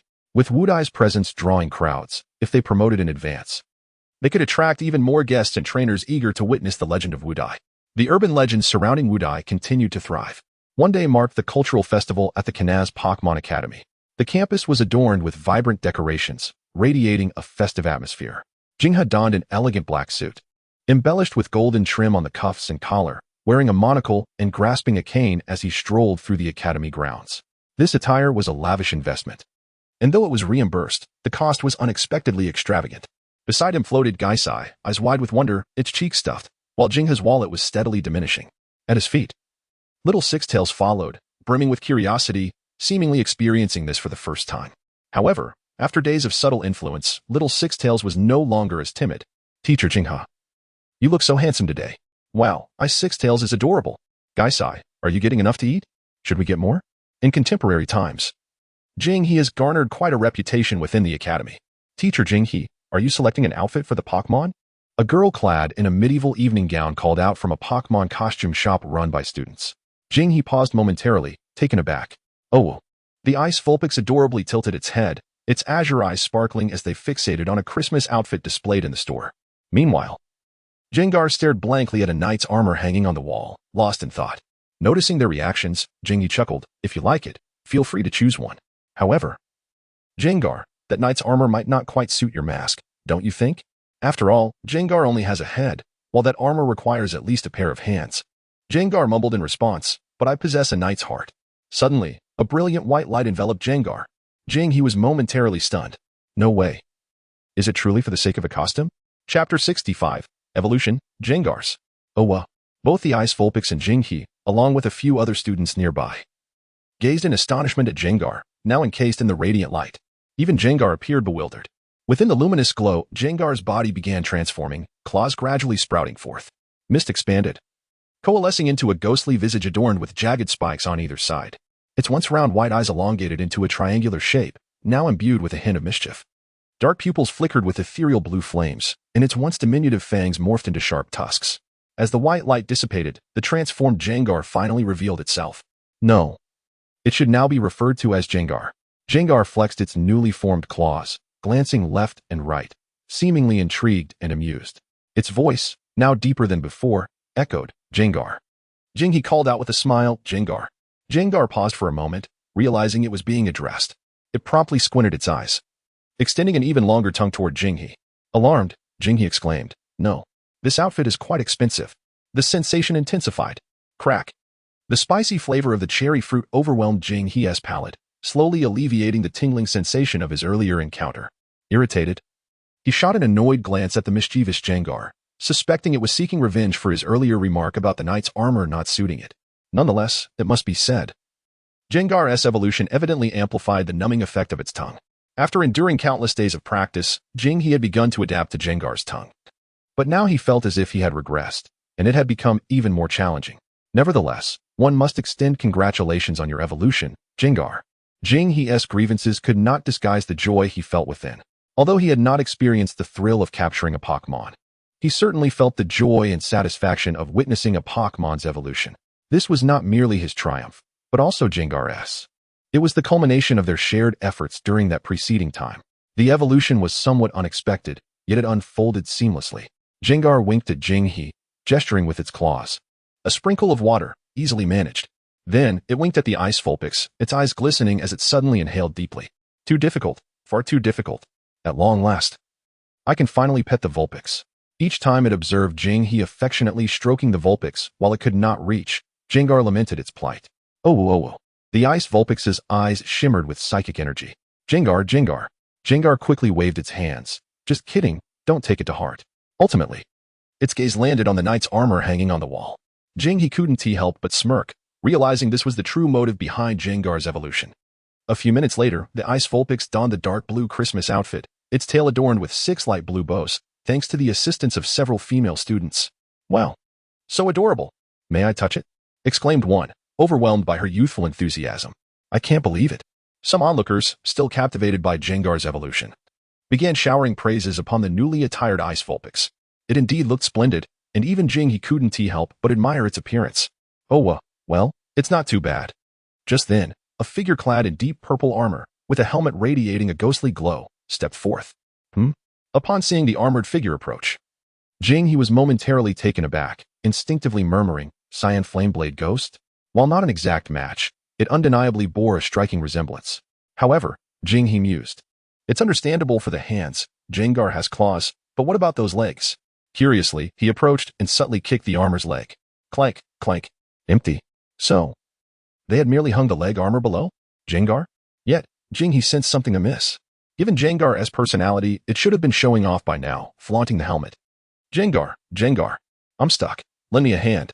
He retorted. I told you, with such a large head, how do you expect to fit in this knight's armor? In the end, He, accompanied by the Ice Vulpix now dressed in its Christmas attire, and Jengar, who was left with only half a suit of armor floating in the air, continued to explore the Academy Festival. With the advent of its hands, Jengar found things considerably easier, one hand cradling an oversized ice cream cone while the other wielded a spoon. Don't get me wrong. The spoon is for the Ice Vulpix. Jengar prefers to munch directly. Before long, the colossal ice cream cone had vanished by nearly half. The festival boasted a plethora of activities: ghost houses, food streets, special sales, battle arenas, and more. Jengar initially wished to visit the ghost house, but he pulled it away, concerned that the staff might be so frightened by Jengar that they could not continue their work, thus ruining the experience for others. As they meandered, they arrived at the battle area, which was equally adorned with festive lights and flowers. Numerous battle enthusiasts, both students and teachers alike, gathered here. The battle area of the festival was segmented into various modes: 1-on-1 and 3-on-3 matches, double battles, tower climbing, and even special contests. While the other areas of the festival were organized spontaneously by students, the battle area was managed by the Academy to prevent any unforeseen incidents. For safety measures, Ms. Joy from the Pokémon Center was even invited to oversee the proceedings. After all, as the largest Pokémon Academy in the Hoenn region, Kanaz Academy certainly held some prestige. Given that the Academy presided over the event, there were, of course, incentives for participants. Good evening, Ms. Joy. Since they were somewhat familiar, Jinghee approached the aid station and greeted Ms. Joy. Teacher Jinghee. Miss Joy's eyes sparkled upon seeing Jinghee, and she smiled, covering her mouth. You look quite handsome tonight. Thank you, he replied. Jangstone. Jengar raised a paw to his forehead and waved it towards Miss Joy and the nearby Happiny. Has Jangstone evolved? Jinghee displayed a hint of awkwardness. Thankfully, she did not inquire about the evolution process, which was somewhat difficult to articulate. The bashful Ice Ninetales also let out a gentle call towards Miss Joy, indicating its progress. Ah, Ninetales, you are so adorable. Are you participating in the competition, Teacher Jinghee? I heard the prizes this time are quite impressive, Miss Joy asked. Prizes, Teacher Jinghee. At that moment, Daigo, clad in his signature suit, approached with a beaming smile. I was looking for you. I knew you would be here. What do you mean, new? Jangstone. Teacher, your Jengar has evolved? Daigo quickly noticed the armored Jangstone and inquired. When did it evolve? He greeted both Jangstone and Ice Ninetales with a smile. Ahem, well, Daigo, have you challenged the battle zone yet? Jinghee attempted to change the subject. Not yet, Daigo shook his head, smiling. But I know the Academy has put in a lot of effort. The final prize for the tower climbing competition is a set of elemental gems. Jangstone's eyes lit up at the mention, stirring with excitement. Do you desire that set of elemental gems? Jinghee inquired, noticing Jangstone's eagerness. Jangstone scratched its head, its armor clattering. The elemental gems were secondary, it purely yearned for battle. Eager to test its strength after evolution. Well then, Jinghee chuckled, Jangstone has learned well. Even I cannot discern its true motivation. Perhaps it desires both. However, Jinghee too was keen to witness Jangstone's capabilities. It was said that Jangstone was a dimensional entity, possessing the ability to slip into dimensions. Trainers with Jangstone often commanded them to hide within their shadows as a precaution. The formidable Kikuko was particularly adept at this. It was said that even those familiar with her were unaware of how many ghost-type Pokémon she concealed within her shadow. In this Pokémon world, trainers must always safeguard themselves. Otherwise, encounters with indiscriminate combatants or those skilled in ambushes could lead to unexpected defeats, even for the Elite Four. Jinghee recalled the most notable example being Akin from the Special Edition, whose conventional battles were dismal, yet in indiscriminate combat, his skills were astonishing. Kikuko and Adu also came to mind, with Adu serving as a cautionary tale. Now, with Jengar evolving into Jangstone, it effectively provided an additional safeguard. Shall we give it a try? Jangstone exclaimed, sticking out its tongue and laughing mischievously. The hunting moment. Daigo's eyes brightened upon hearing this. Initially, he had little interest in the Academy festival battles, but if Jinghee were participating, his enthusiasm was piqued. However, Daigo was surprised to see Jinghee not heading towards the bustling battle zones, but rather towards the relatively quieter tower area. The tower climbing area, as its name implies, required challengers to face one opponent after another, akin to ascending a tower. No resting or restorative items were permitted during the challenges, and the more opponents defeated, the higher the tower's levels climbed. At each stage, challengers would receive rewards, and crucially, each subsequent opponent would generally be stronger than the last. It was a rigorous test of a trainer's strategy and the capabilities of their Pokémon. Moreover, as it was an Academy-sponsored activity, the intensity of the opponents would be tailored to match the challengers, ensuring that the early rounds would not feature particularly weak foes. Jangstone looked quizzically at the relatively quiet venue, glancing at Jinghee. Here? Jinghee, cradling Ice Ninetales, succinctly explained, as a teacher, should I battle my students? Others might think we are just participating in the baby cup, especially since some are quite formidable.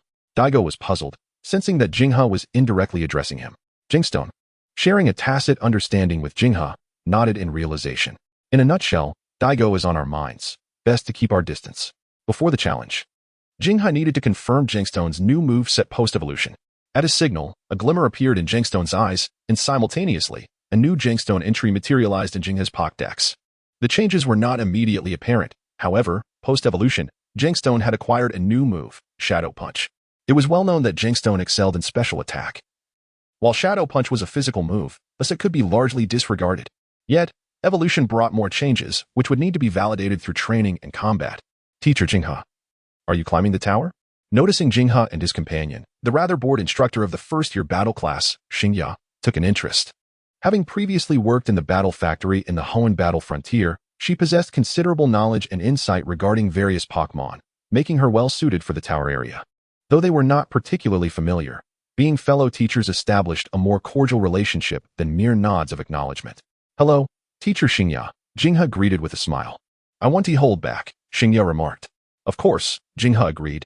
I merely wish to test Jingstone's strength. It has just evolved. Upon hearing this, Xingya appeared enlightened. She promptly pressed a button on the wall beside her. Boom. A massive 0 appeared on the screen mounted in the tower area, catching the attention of several onlookers. Initially indifferent, they gradually grew intrigued upon realizing that the challenger was Jinghe. Meanwhile, Xingya grasped a Pokeball in her hand. Since it just evolved, this will be the first one, Beedrill. With a flash of red light, the bug and poison-type Pokemon Beedrill, brandishing its sharp stingers, materialized in the arena. Jingstone, Jinghe said calmly, has the advantage in attributes. Jingstone grinned, its excitement palpable as it set aside its knightly armor. Here it comes, my moment to shine. Beedrill, use agility. Xingya commanded with a wave of her hand. The buzzing of Beedrill's wings filled the air as it rapidly darted across the battlefield, appearing in various corners almost instantaneously. However, Jinghe remained silent, and Jingstone stayed still, its eyes darting as it attempted to pinpoint Beedrill's location. Simultaneously, Jinghe's view displayed Beedrill's entry in the Pokédex. The evil type relies solely on the principle of an eye for an eye.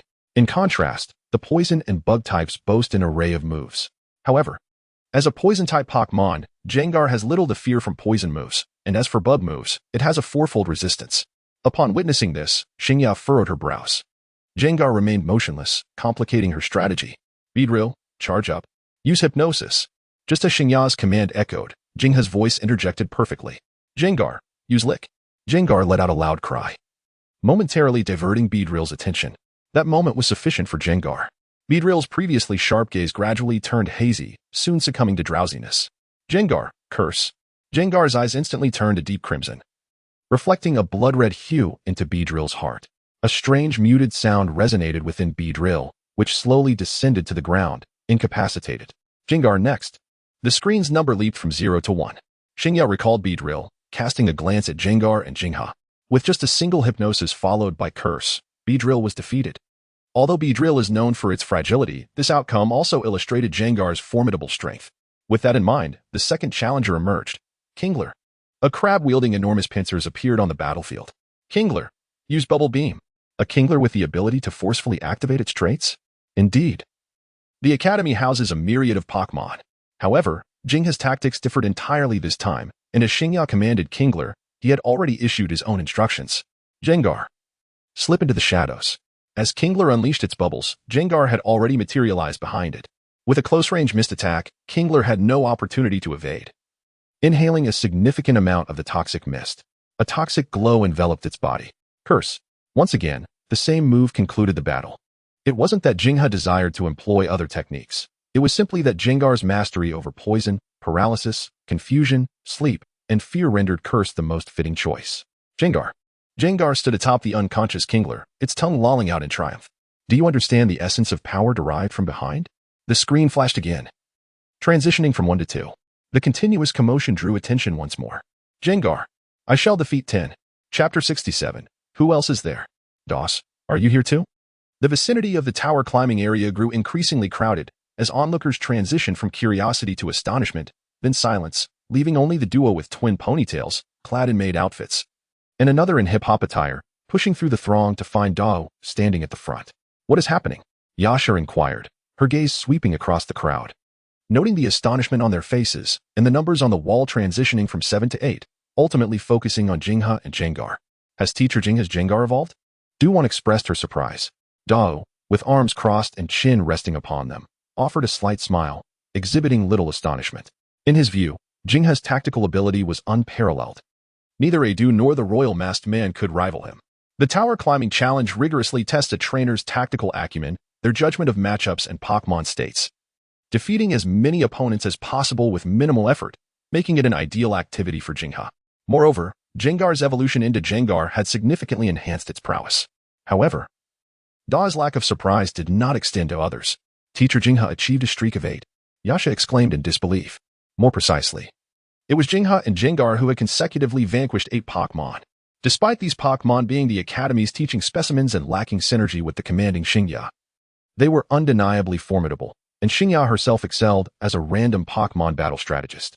Meanwhile, Jingha gazed at the grinning Jengar and asked, "Jengar, how do you feel?" "Jengar?" The Ice Ninetales in Jingha's arms also cast a concerned glance. "Jengar." Jengar licked its paws, exuding confidence. "This is my hunting moment. Failure is not an option."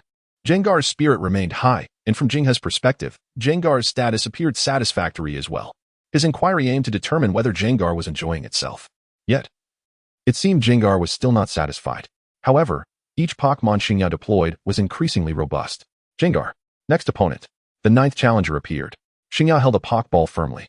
Although she found herself on the losing end of the challenge, she displayed no signs of irritation. After all, as a guardian of the tower climbing area, maintaining composure was essential for fairness. Truth be told, she was somewhat curious about how far Jingha and Jengar could progress. Simultaneously, she sensed that although Jengar had not sustained severe damage, the frequent use of moves and abilities was undoubtedly taxing on its stamina. Throughout the battle, Jengar had not employed any means to recover its energy. Occasionally, Jengar would expel a toxic orb from its mouth, akin to a refreshing drink. Go, Dream Eater. A Pokémon, resembling a human with a golden exterior and white fur around its neck, holding a hypnotic ring, materialized in a flash of red light. Soryu. A Psychic-type Pokémon and a Hypnotist, Dream Eater. As Dream Eater emerged, its eyes glimmered with a bluish light, enveloping Jengar. Jengar. Jengar gasped, clutching itself in fright. "There's a rogue. Jingha, there's a rogue." It felt as though it was being laid bare. Is it the ability Premonition? Jingha narrowed his eyes, pondering which move Dream Eater would glean from Jengar. Typically, the Premonition ability reads the opponent's most powerful move, but truth be told, Jengar's moves are relatively weak without specific conditions. Moreover, the Premonition ability in reality would certainly differ from that in the game. It should identify the move that poses the greatest threat to Dream Eater. In fact, at this moment, Dream Eater was quite perplexed. The move it detected as the greatest threat was, in fact, Lick. Xingya, receiving this feedback, was equally astonished. Nevertheless, the battle must continue. After a brief moment of shock, she quickly regained her composure, commanding, "Dream Eater, use hypnosis." "Soryu." Dream Eater's elongated eyes narrowed slightly, revealing a cunning glint as it gently swung the hypnotic ring. As the ring swayed, invisible ripples emanated outward. "Jengar, use hypnosis," Jingha commanded in a calm tone. Upon hearing this, Gistone let out a sinister laugh, gesturing with both hands as a glimmer flickered in its eyes.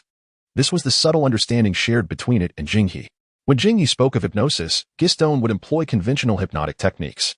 However, when the term hypnosis was uttered, it transformed into a cacophony of sinister glee. Engaging in a battle of hypnosis against a Pokémon specialized in the art? Many observers expressed confusion regarding Jinghe's choice. Only De Wu, who had witnessed the hypnotic prowess of both Jinghe and Gistone, awaited the outcome with solemnity. Xingya also struggled to comprehend Jinghe's decision, but soon sensed something unusual. What? In her incredulous gaze, the body of the Dream Eater trembled slightly. Bang! It collapsed to the ground. The onlookers wore expressions of utter disbelief. What on earth? As a Pokémon adept in hypnosis, the Dream Eater had succumbed to Gistone's technique. Had they not witnessed the Dream Eater fall, trembling on the ground, they would have refused to believe such a result. Gistone yawned, casually wiping its mouth, a single tear escaping the corner of its eye. That was close. It nearly dozed off. It then grinned mischievously, its gaze sweeping over the Dream Eater before finally settling on the hypnotic ring it held. Oh, how delightful. Little Vulpix's eyes sparkled with excitement. Is this the hypnosis technique from the Jing family? What in the world is happening, Teacher Jinghe? Finally, someone could not contain their curiosity and inquired. Jinghe responded promptly, unwavering in his explanation, stating that the Dream Eater's hypnosis was a wide-range technique, whereas Gistone's was unilateral. The crowd was taken aback. That doesn't make sense. Bang. The number on the wall leaped from 8 to 9. 9 Pokémon now. Xingya took a deep breath, recalled the Dream Eater, and produced another Pokeball. Thus, the 10th Pokémon. A flash of red light erupted, shaking the arena. A Gyarados, adorned with deep blue scales, stood upright, unleashing a deafening roar. Roar. A water and flying-type Pokémon, Gyarados. Jinghe furrowed his brow slightly. In the presence of such a colossal creature, Gistone appeared somewhat diminutive. Gistone exclaimed, "What a fright. You startled me." Slowly, it slipped into the shadows. Facing such a behemoth directly was surely a folly. Gyarados, use Dragon Dance. Xingya commanded with a sweeping gesture. Roar.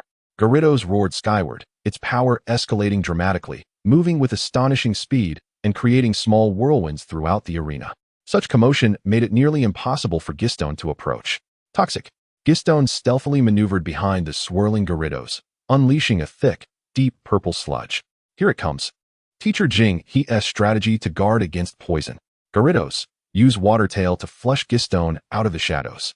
With a crash, Gyarados' tail whipped through a torrent of water, resembling a massive whip as it struck the ground where Gistone had hidden. Boom. The earth shattered, water splashing everywhere. And the force expelled Gistone from the shadows, its green barrier fracturing under the pressure. Employing a countermeasure against hypnosis? Jing He mused internally. Bite. Upon seeing Gistone emerge, Gyarados roared menacingly, its tail slamming the ground as it charged swiftly towards Gistone. Bang! The terrifying jaws engulfed a shadow, but it was merely a decoy. Xingyu's eyes gleamed. Dragon Dance! She had anticipated the principle behind the defensive poison strategy, yet Jing He had foreseen her counter. Gistone, misfortune befalls you. The simplicity of the defensive poison strategy belied its complexity in execution. Rigidity would lead to failure. Undeniably.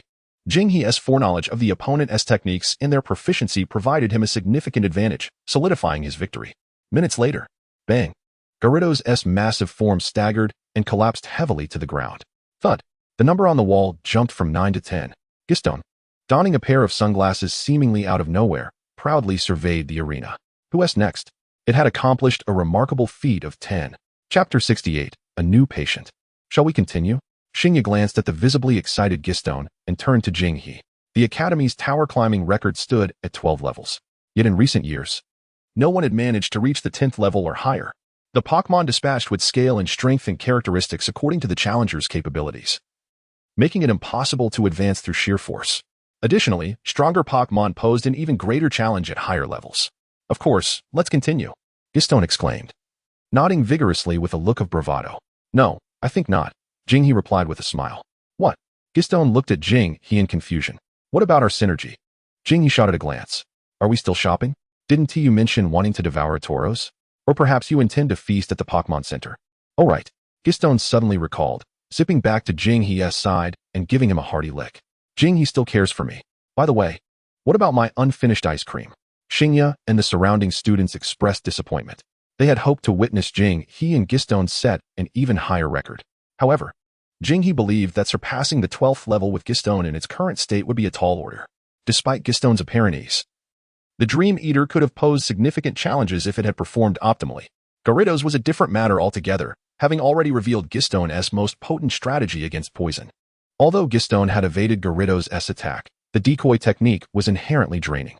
Furthermore, Gistone currently lacked any restorative moves. The Pokémon that would follow would only grow stronger and more formidable.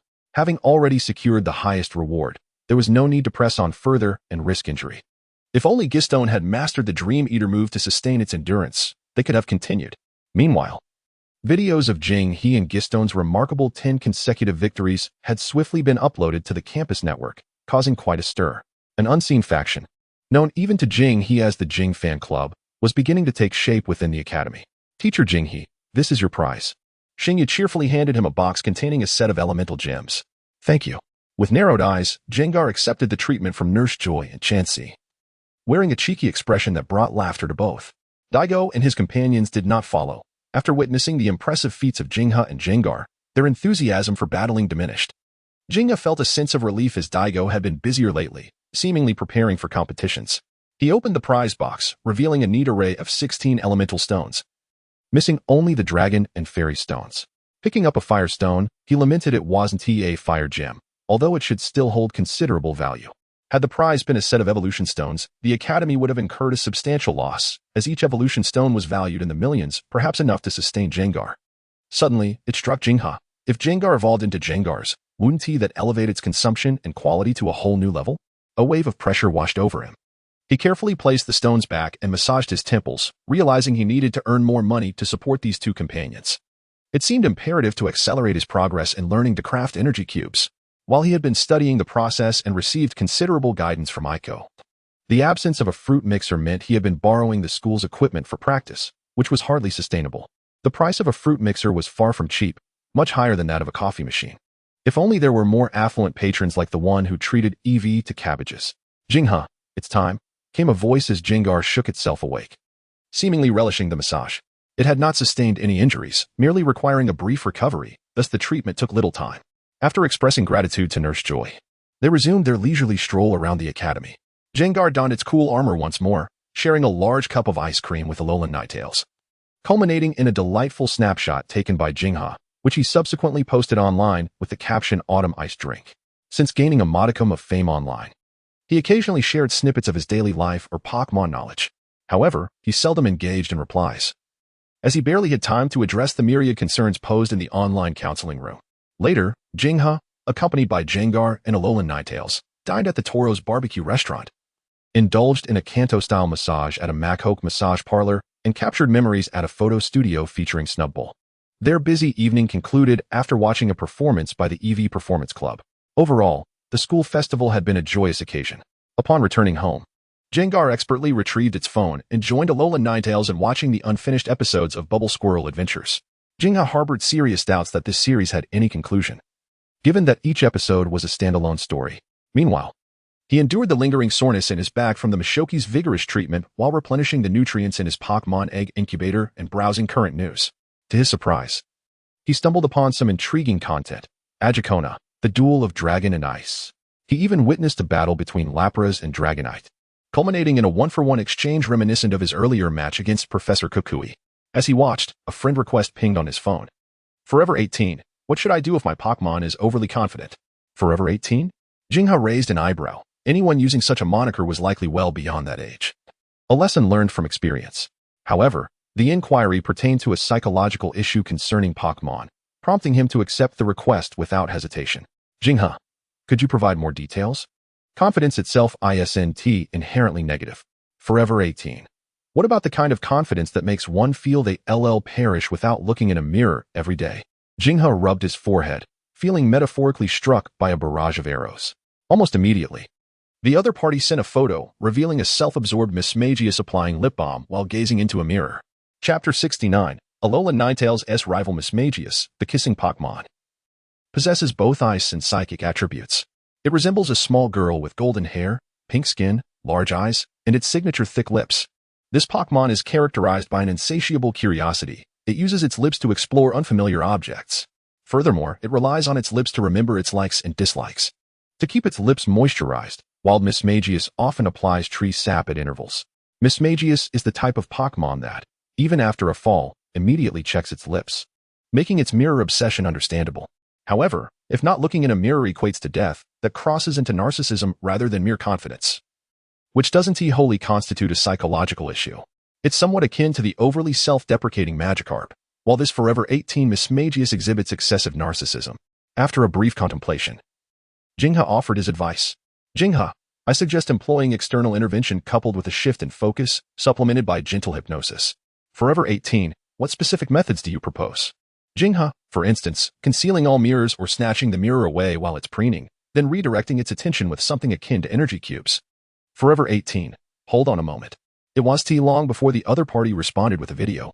In it, Mismagius was suddenly deprived of its mirror by a pale hand, causing it to burst into tears. The tears pooled on the ground, and it proceeded to use the puddle as a mirror, completely ignoring the offered energy cubes. Jingha retracted his earlier assessment. This was indeed a psychological issue. Forever 18, that's the situation. Jingha felt a headache coming on. While addressing a Pokémon's insecurities could be managed by bolstering its confidence, dealing with excessive confidence leading to narcissism required a more nuanced approach. A sudden shift from extreme confidence to severe self-doubt could yield troublesome results. Otherwise, merely showing Mismagius its evolved form would suffice. There seemed to be only one course of action. Sighing, he glanced at the engrossed Jengar and Alolan Ninetales, contemplating that perhaps they would not encounter such a case. He sent over a photograph of the small ice-type Pokémon, Vulpix, nestled in an ice cream cup during the park festival. Forever 18, how adorable. The other party has retracted their message. Jinghe twitched his lips, feigning ignorance. Jingzhongjihe, show it to them, then let me know their reaction. Soon, a photo arrived. The Mismagius, clutching a tablet, appeared transfixed. This brought a slight relief to Jinghe. Thankfully, Vulpix's charm was undeniable. Forever 18, it seems a bit bewildered. Jingzhongjihe, may I ask if you are a trainer? Forever 18, yes. Jingzhongjihe, then tell them that Vulpix is diligently training. And that Pokémon in training are indeed the most delightful. Forever 18. I will give it a try. A new photo arrived, depicting Miss Magius, earnest and serious, lifting 2 small dumbbells in training. It seemed that some progress was being made. Jingzhongjihe, this is merely the first step. You must closely monitor Miss Magius's condition thereafter. Remember to praise its efforts, saying that a hard-working Pokémon is the most beautiful. And feel free to reach out if you have any issues. Confidence is a virtue. But an excessive obsession with one's appearance can lead to a steep decline in self-esteem after Miss Magius evolves. Of course, it is also possible that it remains self-assured about its looks post-evolution, albeit in a more blind manner. Thus, it is prudent to mitigate such risks in advance.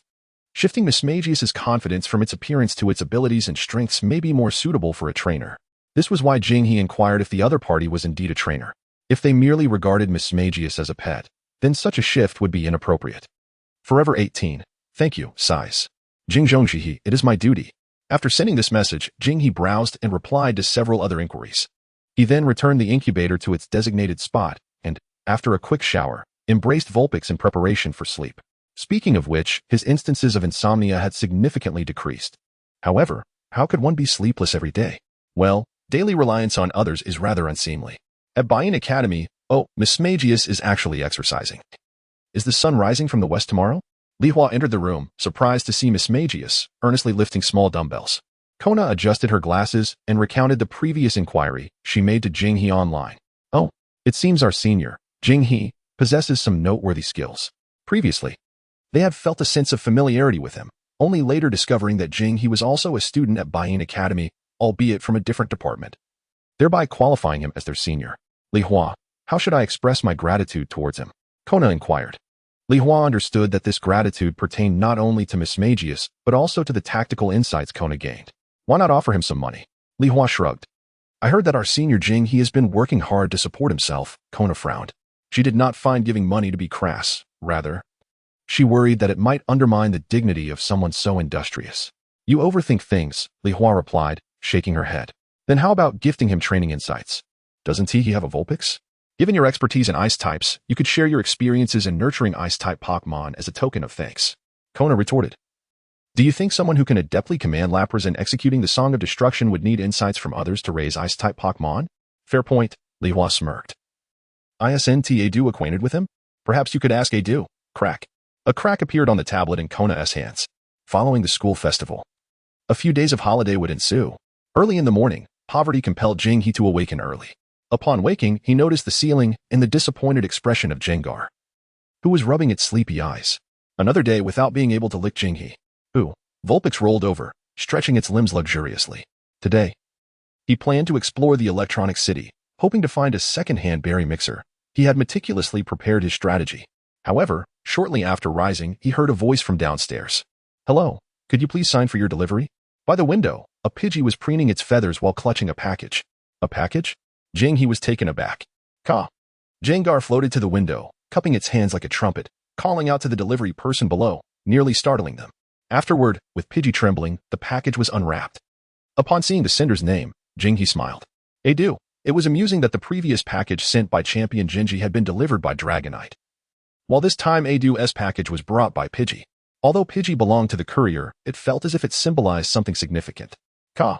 Before the package was opened, Jengar curiously poked its head inside. Jinghe discovered that it contained a Move tutor machine and an invitation letter. He recalled that when the video of his battle with Adu stirred quite a commotion online, Adu had mentioned compensating him with an item or a Move tutor machine. A trick? Upon seeing the move recorded in the machine, Jinghe's eye sparkled. Trick. Significantly boosts the user's special attack. This move was certainly not inexpensive. Had Adu spent a fortune? Or was it a gift from Champion Kiku? The trick move was similar to Sword's Dance, with one enhancing special attack while the other augmented physical attack. Such moves that greatly elevate one's capabilities are often pricier than most high-power moves. Naturally, they are also more challenging to master. However, both Jengar and Vulpix could learn Trick, which was what pleased Jinghe the most. Jengar was adept in special attack, while Vulpix had a comparatively stronger special attack than physical attack. One move tutor machine for 2 uses, what a bargain. Jengar, this daunting task is entrusted to you. Jinghe solemnly handed the Move tutor machine to Jengar, instructing it to watch alongside Vulpix and strive to learn it together. Kaka, are you not exceptionally talented? Surely this move won't stump you? Jinghe wore a look of skepticism. Jengar's expression tightened, quickly patting its chest in assurance. Ka. TCH, is that all? Just watch. After receiving the move tutor machine, Jengar turned and slumped down, letting out a sigh. Maintaining this guise of genius was rather taxing. Why pretend? Who? Noticing Vulpix tilting its head, looking at him adorably, Jengar suddenly perked up. It leaned closer to Vulpix and took a deep breath. Feeling invigorated. Jinghe smiled subtly, maintaining his composure. This is not merely the doing of Jengar's. Rather, it is Jengar who acts in accordance with circumstances. Turning his attention to the invitation, he opened it to find a ticket? A spectator seat for the youth exhibition match? Jinghe could not help but feel astonished. Fortunately, it was not an invitation to compete. In the world of Pokémon, due to the existence of battles, numerous events take place, all with significant popularity. From the pinnacle of the prestigious Pokémon League Masters to the humble baby cup in a small town, each has its own audience. Competitions can generally be categorized into three forms: exhibition matches, standard battles, and unrestricted confrontations. Among these, the unrestricted confrontations are gradually fading from the Pokémon stage with the passage of time. Standard battles, such as the World Championship, Master Point tournaments, and the World Gym Leader Championship, dominate the current competitive scene. As for the exhibition matches, as the name suggests, these events invite well-known trainers to participate. Where the outcome is inconsequential, what matters is the spectacle, which neither affects points nor rankings. When had Adu ever participated in an exhibition match? However, upon seeing the sponsors, Jinghe was taken aback. Sylph, Devon, Pot Gear, and Battle Company. The appearance fees must be exorbitant. Generally, major companies sponsor exhibition matches mainly to advertise their new products. But with so many large corporations collaborating, it was evident that the league was orchestrating something significant. The venue was set in the Hoenn region's Liu City. Jinghe stroked his chin, contemplating several possibilities. First, the league might be preparing to officially showcase the Grand Festival. Second, for some unknown reason, a plan to capture a Rayquaza flashed through his mind. Never mind, it had little to do with him. He placed the invitation in a cabinet, deciding that whether he would attend depended on his availability. After organizing his belongings, Jinghe called Jengar and Ice Vulpix and stepped out. They took a taxi to the largest electronics store in Kanaz City. This was a vast shopping complex, encompassing nearly every electronic device available in the Pokémon world, such as handhelds, navigators, pot gear, and berry blenders. Upon entering the electronics store, one could see not only a dazzling array of products but also numerous electric-type Pokémon. Electric-type Pokémon, like the Electrike and Manectric chasing each other in wheel-like habitats, and Electabuzz waving its arms with power cords tied to its head, were commonplace. As well as a Dragonite engrossed in a television series with a bucket of popcorn. Piku, it was indeed Piku. Jengar exclaimed excitedly upon catching a glimpse of the adorable creature. Oh, little Vulpix looked in the direction Jengar pointed, but the golden little fellow had vanished from sight. Jinghe led them to a specialty store for berry blenders. Despite having conducted some prior research, upon entering the store and witnessing the prices of the various berry blenders, he could not help but grimace. Prices often started in the tens of thousands. Good day, sir. How may I assist you? A female sales associate approached with a smile. I would like to inquire if you have any second-hand berry blenders? Jinghe asked. Of course. The sales associate remained professional, showing no negative reaction to Jinghe's request for second-hand blenders. In fact, many customers like Jinghe often sought second-hand items. Please, follow me. The sales associate led Jinghe to a back room resembling a warehouse, filled with shelves displaying various berry blenders. Some appeared quite old, while others were relatively new, with prices varying accordingly. May I ask, sir, are you a trainer? Well, sort of. Then you might want to take a look at this. The sales associate handed Jinghe a brochure. Jengar eagerly accepted it and leaned in closer to Jinghe. The Electric-type Cup Trainer Tournament sponsored by the electronics store? The prize for the competition is suddenly, the lights in the store flickered and went out. What? A power outage? However, the sales associate seemed unfazed. Merely calling out to the outside, Electrode, could you help us out? With a gentle hum, a red light glimmered, and amidst arcs of electricity, the store's lights were quickly restored. Simultaneously, Jinghe noticed that other shops were also utilizing their electric-type Pokémon to restore power promptly. It seemed that the electric-type Pokémon were kept to cope with power outages. But how could such an important commercial area like the electronics store experience a blackout? Why has the electronics store experienced a power outage? Jinghe inquired. Oh, the sales associate waved her hand dismissively, as if accustomed to the situation. This has been ongoing for quite some time. Outages occur periodically, which is why everyone has brought their electric-type Pokémon here. Miss Junsha is also investigating. But it's not something that can be resolved quickly. Suddenly, a loud explosion erupted from outside, accompanied by flickering flames. The sudden noise startled the sales associate. And even the electrode seemed taken aback. Jengar floated in front of Jingha, while Ice Vulpix shuddered in his arms, clutching his clothing. Does this sort of thing happen periodically? Jingha asked, pointing toward the flames. The sales associate swallowed nervously, losing her earlier composure, stuttering. Well, that has happened before. This is the first time, boom. Another explosion echoed, causing the entire electronics store to tremble slightly, the ground vibrating. At this, merchants and customers within the store reacted, rushing toward the exits. The sales associate, along with Electrode and Jingha, joined the crowd in their hurried escape. Fortunately, the explosion occurred outside the electronics store and did not cause significant damage, though it instilled a sense of panic. As Jingha led Jengar and Ice Vulpix out of the electronics store, he noticed Miss Junsha had arrived with personnel from the Kanaz police department, evacuating the crowd and managing traffic while cordoning off the explosion area. It's all right. Jingha gently patted Ice Vulpix's back to soothe her. Oh, Ice Vulpix, having grown braver than before, let out a low whine. Teacher Jingha? Miss Junsha's eyes lit up as she spotted Jingha in the crowd. Miss Junsha. Having been called, Jingha had no choice but to approach and greet her. However, he was curious about the situation and inquired, what is going on? Miss Junsha's expression was grave. The specific circumstances remain unclear, however. It is speculated that they are likely related to the frequent power outages experienced at the appliance market recently. We had originally arranged for an expert to clarify the reasons behind the outages today, but unexpectedly, we encountered an explosion. Jinghe realized why Miss Junsha had arrived so swiftly. Although the distance was not great, it was improbable that she could have arrived immediately after the explosion. An expert?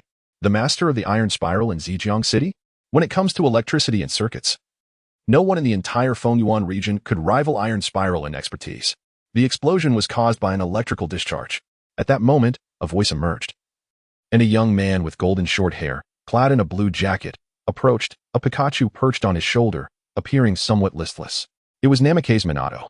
No, it was Densei, the gym leader of the coastal city in the Sinnoh region. He had not anticipated encountering Densei in Kanaz City within the Fengyuan region. Upon noticing the Pikachu on Densei's shoulder, Guesong's eyes sparkled. Pika, he exclaimed, clearly excited. Noticing Guesong's gaze, Densei's Pikachu tensed, with faint traces of electricity dancing on the sacs on its cheeks. Pika, what do you want? He swiftly pulled Guesong behind him, pondering if it was time to put a halt to Guesong's idol drama obsession. The price of fangirling is quite steep. Wasn't little Vulpix a better choice? Fortunately, Miss Junsha introduced them. Allow me to introduce Mr. Densei. This is Jinghe, a Pokémon psychologist. Densei glanced at Jinghe, as if he had vaguely heard the name before. This is Mr. Densei, the gym leader of the coastal city in Sinnoh. Initially, they had intended to contact Iron Spiral in Zhejiang City, but having failed to reach him, they instead managed to get in touch with Densei, who was in Zhejiang City. And upon learning of the situation, he was invited to assist. Jinghe recalled that Iron Spiral seemed preoccupied with modernizing New Zhejiang. Iron Spiral's renovation of New Zhejiang involved consultations with Densei. After all, known as the Thunder of the Coast, Densei was presumably engaged in the electrification of the coastal city. They were essentially learning from one another. After this brief introduction, Miss Junsha inquired, Mr. Densei, did you just mention the explosion was caused by electrical discharge? Indeed. Densei replied, appearing somewhat fatigued. However, as he spoke about electrical and mechanical matters, he perked up slightly. I took a brief glance earlier. The explosion likely originated from the electrical box in this area, which bears clear signs of electrical discharge. As he spoke, he furrowed his brow. The electrical lines in Kanaz City are not particularly old. The established circuits should not suddenly malfunction at this time. Moreover, the discharge resembled that produced by electric-type Pokémon. Electric-type Pokémon? Miss Junsha was somewhat surprised. Densei nodded and proceeded to explain some technical aspects regarding electricity generation and conduction using electric-type Pokémon, which left both Miss Junsha and Jinghe somewhat confused. In essence, it was concluded that ordinary Pokémon would not be capable of releasing such a substantial electrical current all at once. After all, in a world teeming with electric-type Pokémon, if any one of them could wreak havoc on the city's electrical systems, chaos would ensue. Consequently, the circuits and electrical boxes within the city are specially treated to withstand damage. Of course, Pokémon like Electivire, which can supply enough electricity to power a city's structures for an entire year, are exceptions that must be considered. Additionally, Electivire requires a specific item, the power amplifier, along with communication to evolve, and it seems that wild Electivire have yet to make an appearance. What if this electric-type Pokémon had been absorbing electricity for several days or even longer? Jinghe posed a question. Densey appeared contemplative. If that were the case, it is indeed possible. However, Pokémon capable of storing such vast amounts of electricity are quite rare. Jinghe and Miss Jun Sha exchanged glances. Their speculations aligning, a rampaging electric-type Pokémon. Yet, they could not be entirely certain. After all, if it were a rampaging Pokémon, it would likely have caused a ruckus by now. Let's first restore power in this area, Jinghe suggested, to which Miss Jun Sha concurred. Though a thought instinctively crossed her mind. If only Ash were here, he could certainly serve as a resistor. It would take some time. Densey retrieved his equipment from Miss Jun Sha's police vehicle, accompanied by Pikachu, and headed towards the electrical box where the explosion had gradually subsided. Jinghe observed Densey's retreating figure, gently rubbing his chin. Had Densey grown weary of battling? Chapter 72, Pikachu's request approaching noon, at a restaurant outside the appliance market. The owner, donned in an apron, rubbed his hands together and chuckled awkwardly. If there's nothing else, I shall take my leave. Miss Jun Sha nodded. Thank you for your hard work. Bang. Before he could finish his sentence, the restaurant owner had already dashed away, pushing open the sliding door. Although Densey had begun repairing the electrical box, no one could predict whether another explosion would occur or how intense it might be. Had it not been for Miss Jun Sha's request, the owner would have departed long ago. Little Vulpix, could you assist me? Jinghe smiled as he handed a cup to Ice Vulpix. With a gentle breath over the cup, the beverage instantly transformed into an icy delight. Wonderful. Jinghe praised as he took the cup and affectionately ruffled its head. Oh. Little Vulpix emitted a soft whimper. No, not at all. The 6 wagging tails indicated that Jinghe's compliment had indeed resonated with it. Observing this scene, Miss Jun Sha and the other officers followed suit, placing their cups before Little Vulpix. Oh? Little Vulpix, feeling apprehensive, edged closer to Jinghe. Helping others is a source of joy, Jinghe encouraged with a smile. Upon hearing this, Little Vulpix hesitated momentarily before stepping forward to breathe on each cup in turn. Before long, all the beverages had become chilled. I understand the principle, but you're just so adorable. Thank you, Little Vulpix. You are truly remarkable. Hearing the accolades, Little Vulpix lowered its head, though its tail wagged even more vigorously. Jinghe-sensei. Little Vulpix is becoming increasingly lively, Miss Jun Sha remarked. Given that Jinghe visited the Kanaz police station periodically, she had witnessed Little Vulpix's gradual transformation. Jinghe smiled. Little Vulpix's struggle with controlling its abilities, specifically how to regulate the emitted cold air to chill drinks rather than freeze them into blocks, was also a means of honing its control. Naturally, as it faced a growing number of unfamiliar individuals and received praise from everyone, Little Vulpix would also gain confidence. Meanwhile, Densey's Pikachu was grasping a plug, with faint currents emanating from the red sacs on its cheeks to maintain the normal operation of the rice cooker. Guisong stealthily floated beside it, offering a wanya fruit. Ka, are you hungry? Pikachu glanced over, tilting its head in curiosity. Pikachu, cautious about consuming unfamiliar Pokémon treats, pondered, is that so? Gengar produced several energy cubes. Pika Pika, exclaimed Pikachu, unable to resist the temptation. Snatching the offered energy cube from Gengar, Pikachu promptly devoured it. Gengar let out a series of mischievous chuckles upon witnessing this. It seemed that Jinghe had indeed learned a thing or two about dealing with appetites. With the conversation now flowing, Gengar felt encouraged to continue. For Pokémon, aside from their daily meals, the most prevalent topic of discussion often revolves around their trainers. Gengar had nothing but praise for Jinghe, particularly admiring his psychological insights, which were truly unparalleled. Despite occasionally encountering inexplicable browsing histories on his phone, Pikachu was determined to assert its own prowess. Deeming Electric Master to be the finest trainer it had ever known, skilled not only in battle tactics but also in innovation. However, as the conversation unfolded, Pikachu's ears drooped. Over the past few years, Electric Master's enthusiasm for battles had waned significantly. One might even say he had developed a slight aversion to them. A disconcerting change for the combative Pikachu. This is a problem that needs addressing, Gengar mused, stroking its chin. Pika? Pikachu inquired. Startled at the mention of problem, Gengar slowly redirected its gaze toward Jinghe, who followed suit. Him? Gengar smirked cunningly, tapping Pikachu on the shoulder. Rest assured. This is purely a matter of friendship. Just then, the sliding door opened, and Electric Master entered, tools in hand, with his hands tucked into his pockets. Pika. Pikachu hopped onto Electric Master's shoulder in a few swift bounds. Mr. Electric Master? Miss Chusha stood up. Electric Master lazily lifted his eyelids and remarked. There is nothing to worry about for now, but we'll need to replace the converter with a new one later due to missing components. Understood, Miss Chusha nodded. As they settled down, thanks to Pikachu's efforts, dinner was soon ready. The group began to eat. During the meal, Electric Master observed. It's highly likely that electric-type Pokémon are responsible. I noticed bite marks on some power lines. That's what we suspected as well. Miss Junsha subtly glanced at Jinghe, adding, I've already contacted my colleagues at the Bureau, and they are currently investigating. Upon hearing this, Electric Master fell silent. After the meal, Gengar discreetly tugged at Jinghe's sleeve, beckoning him aside. It recounted its communication with Pikachu in brief. Are you serious? Indeed, Gengar replied. No outrageous demands were made? Like a lick, perhaps? I must tell you, Electric Master's Pikachu is male. What are you implying? Gengar appeared indignant. Jinghe, maintaining his composure, glanced toward Electric Master, meeting Pikachu's gaze, which blinked knowingly at Gengar and Jinghe, recognizing that Gengar was not jesting. Jinghe rubbed his temples in frustration. He is a Pokémon psychologist, not a conventional psychologist. Can the complexities of human emotions truly be compared to those of a simple Pokémon? Moreover, what does it mean for a Pokémon to seek a psychologist for its trainer? Most importantly, this was brought about by my own Pokémon. Deciding to take things as they come, Jinghe remarked, it should be around here. Miss Junsha parked the vehicle near a local park. A nearby manhole lay open, with scorched marks on the ground. Pikachu, perched on Electric Master's shoulder, looked serious as it gazed towards the woods in the park, letting out a cry. Sparks of electricity flickered across its cheeks. Suddenly, amidst the buzzing and sizzling sounds, a golden arc of electricity surged from the thicket. Instinctively, Electric Master threw a Pokeball. In a flash of red light, a Lurantis, resembling a fully grown lion with a blue body covered in black fur, appeared before him. Lurantis, Thunderfang, Electric Master commanded. In an instant, a burst of electric light erupted, scattering electric currents that scorched the trees. Lurantis assumed an aggressive stance, its upper arc shimmering with energy. Electric Master furrowed his brow, uncertain of the opponent's identity. However, Lurantis possessed the ability to see through objects and had already locked onto its target.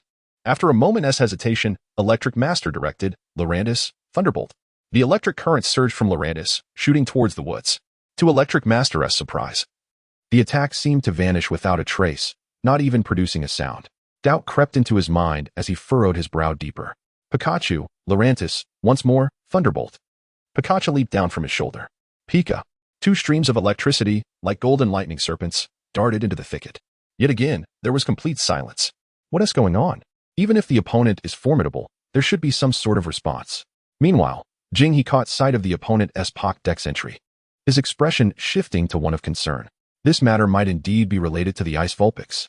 For the adversary turned out to be a shovel bug alongside 4 charged bugs.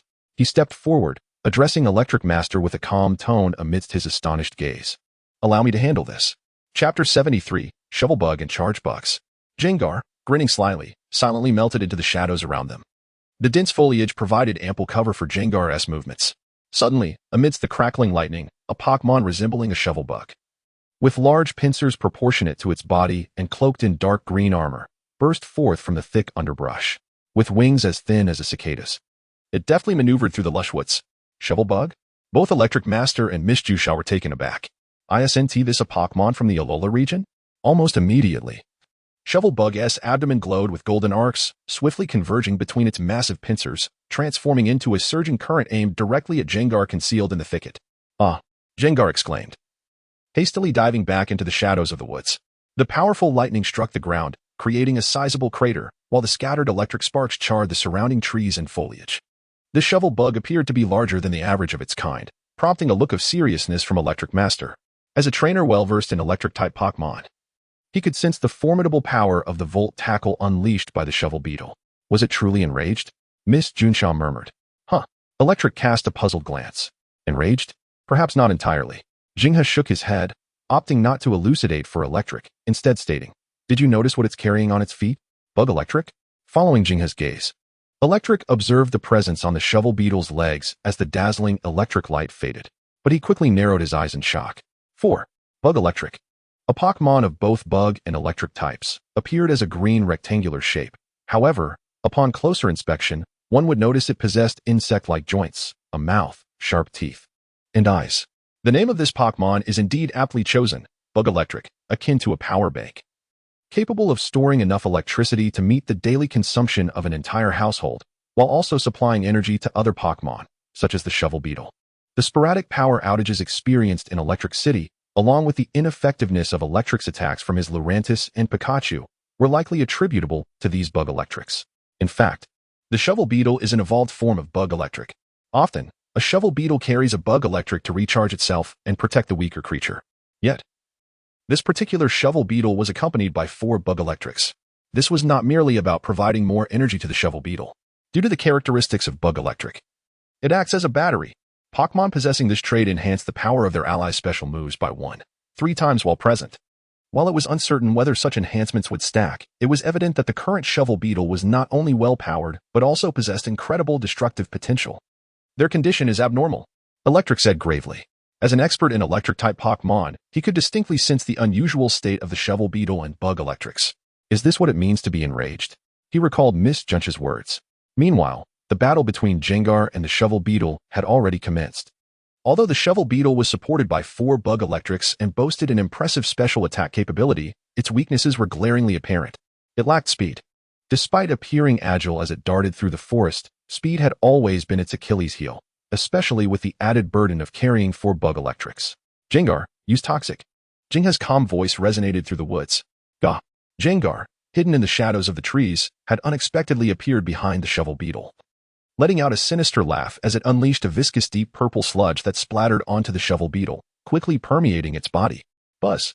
The shovel beetle vibrated its wings vigorously, channeling vast amounts of electricity from the bug electrics into itself, cloaking it in a golden aura. In the next moment, zop! Electricity surged like a tidal wave from the shovel beetle, radiating outward in a frenzy. Jingha frowned and commanded, evade, Gengar, then use hypnosis. Gah! Gengar, startled by the overwhelming electric surge, hurriedly dove into the shadows behind a tree. The destructive power unleashed by the electric current devastated nearby trees and even ignited flames. Could the shovel beetle be put to sleep in this state? Although the electric current did not create an electric terrain, it indeed bore some similar effects. Electric expressed his confusion. However, Miss Chusha, standing nearby, explained. Jingha's and Gengar's hypnosis is different. Different? Ooh, little Vulpix emitted a low whine. It's from the Jing family as hypnosis. Pikachu? The keen-eared Pikachu picked up on Vulpix's murmur. The Jing family's hypnosis? Gah! Suddenly, Gengar reappeared. This time directly in front of the shovel beetle, its smile menacing. Releasing its tightly clenched claws, a hypnosis ring fell down. Jingha, Miss Junsha, and Electric were all taken aback. As the hypnosis ring swayed, Gengar's eyes glowed red, emitting strange ripples that spread outwards. The electric light surrounding the shovel beetle began to flicker, resembling a strobing lamp. Thud! 1 bug electric fell to the ground. Immediately after, the remaining 3 bug electrics also tumbled down. Without its power supply, the shovel beetle's electric glow dimmed significantly. Misfortune does not come alone.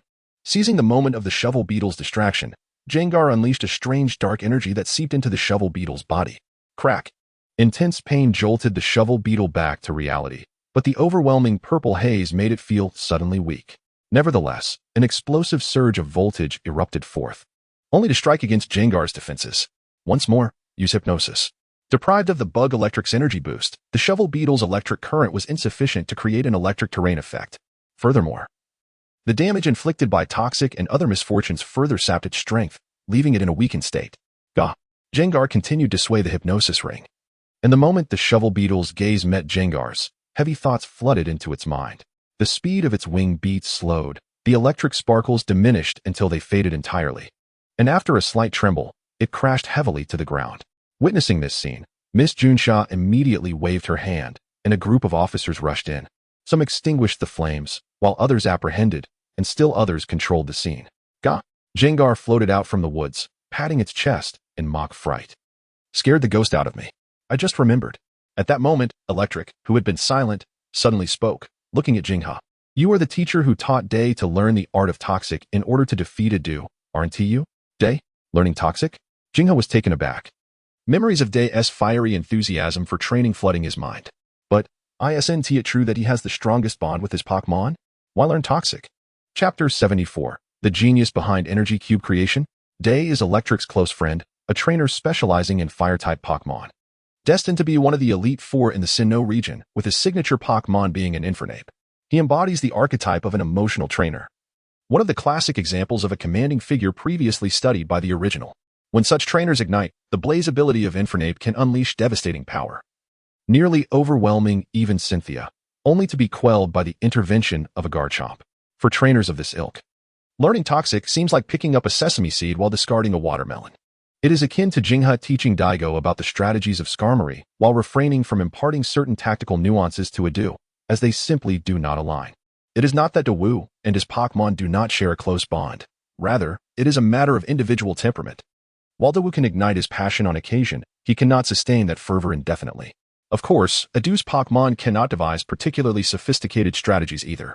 If he were to fully grasp the essence of the power of Tokiwa, it would suffice as quite impressive. In the special edition, the esteemed Dragon-type champion Aedu was unexpectedly defeated by Tokiwa's Lada and Green Caterpillar, illustrating the true value of the power of Tokiwa. When returning to the academy, one must ensure to return the favor, Jinghe admonished, pulling Gizetong aside. The hypnosis ring of the Dream Eater is not comparable to the teeth of Pokémon like the Rice Spoon Snake or Zubat, as they can regrow after being removed. Gizetong drooped his head, fiddling with the hypnosis ring in his hands, finding it quite useful. Observing Gizetong's demeanor, Jinghe sighed, feeling a sense of exasperation. Teacher Jinghe. At that moment, Miss Junsha approached with a serious expression. Gizetong, take the Vulpix aside to play for a while. Jinghe anticipated what Miss Junsha was about to discuss but couldn't forget the incident with the Academy's hyperactive monkey. He reminded her once more, do not cause trouble. Gizetong, still lost in the sorrow of potentially losing the hypnosis ring, absent-mindedly nodded.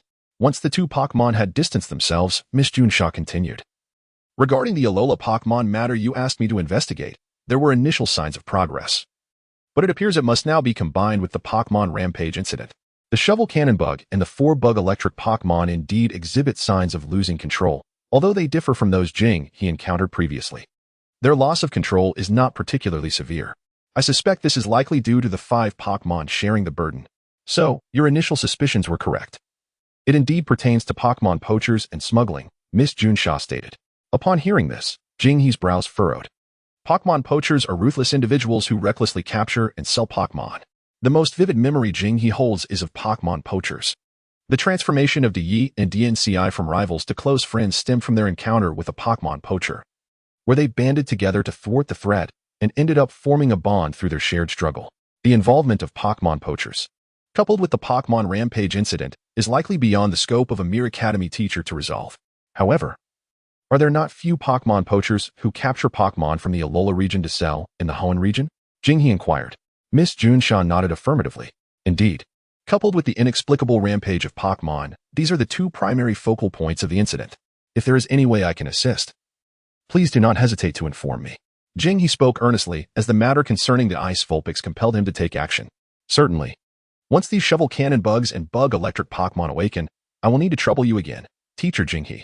Meanwhile, DNCI, accompanied by Pikachu and Luncheon Cat, observed Jinghe and Miss Junsha with a stoic expression, hands in his pockets. He could discern that Jinghe's Gizetong was likely no stronger than Luncheon Cat or even Pikachu.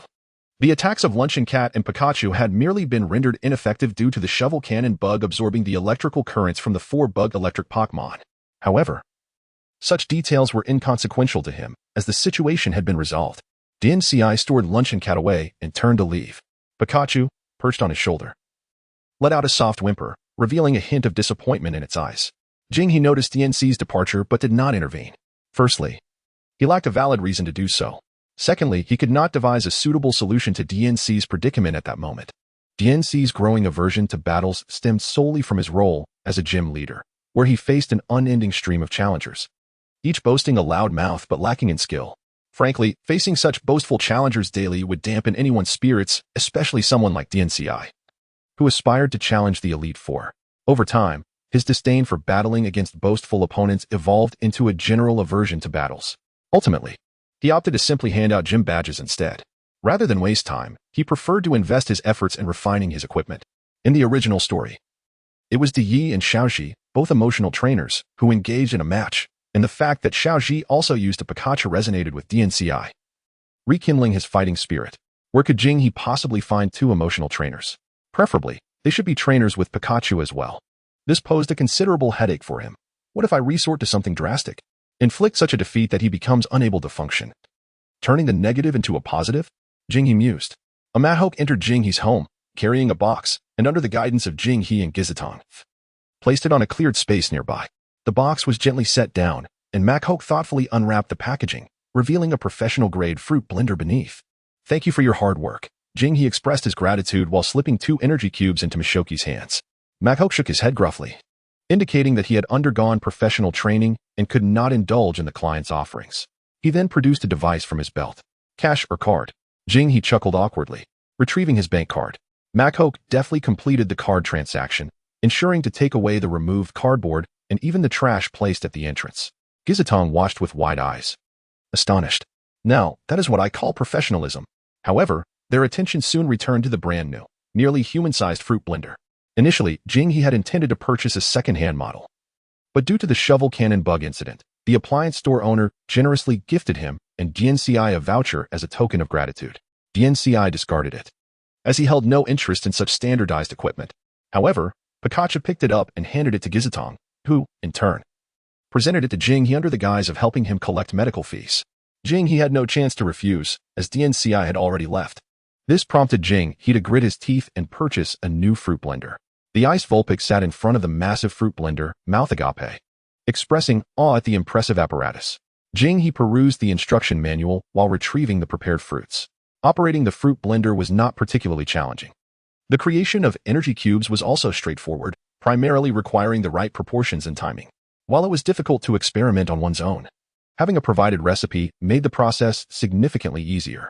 Before long, the machine began to hum and whir, prompting Jing he to marvel at its superior quality, as it emitted minimal noise, ensuring it would not disturb the neighbors.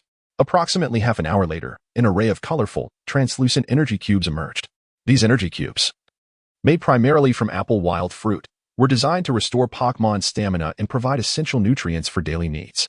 Gizatong eagerly rolled his tongue around one and popped it into his mouth, closing his eyes in delight as he savored the taste. Little Vulpix gingerly picked up a still-warm energy cube and took a tiny bite. The two Pokémon exchanged glances. Is it truly that delicious?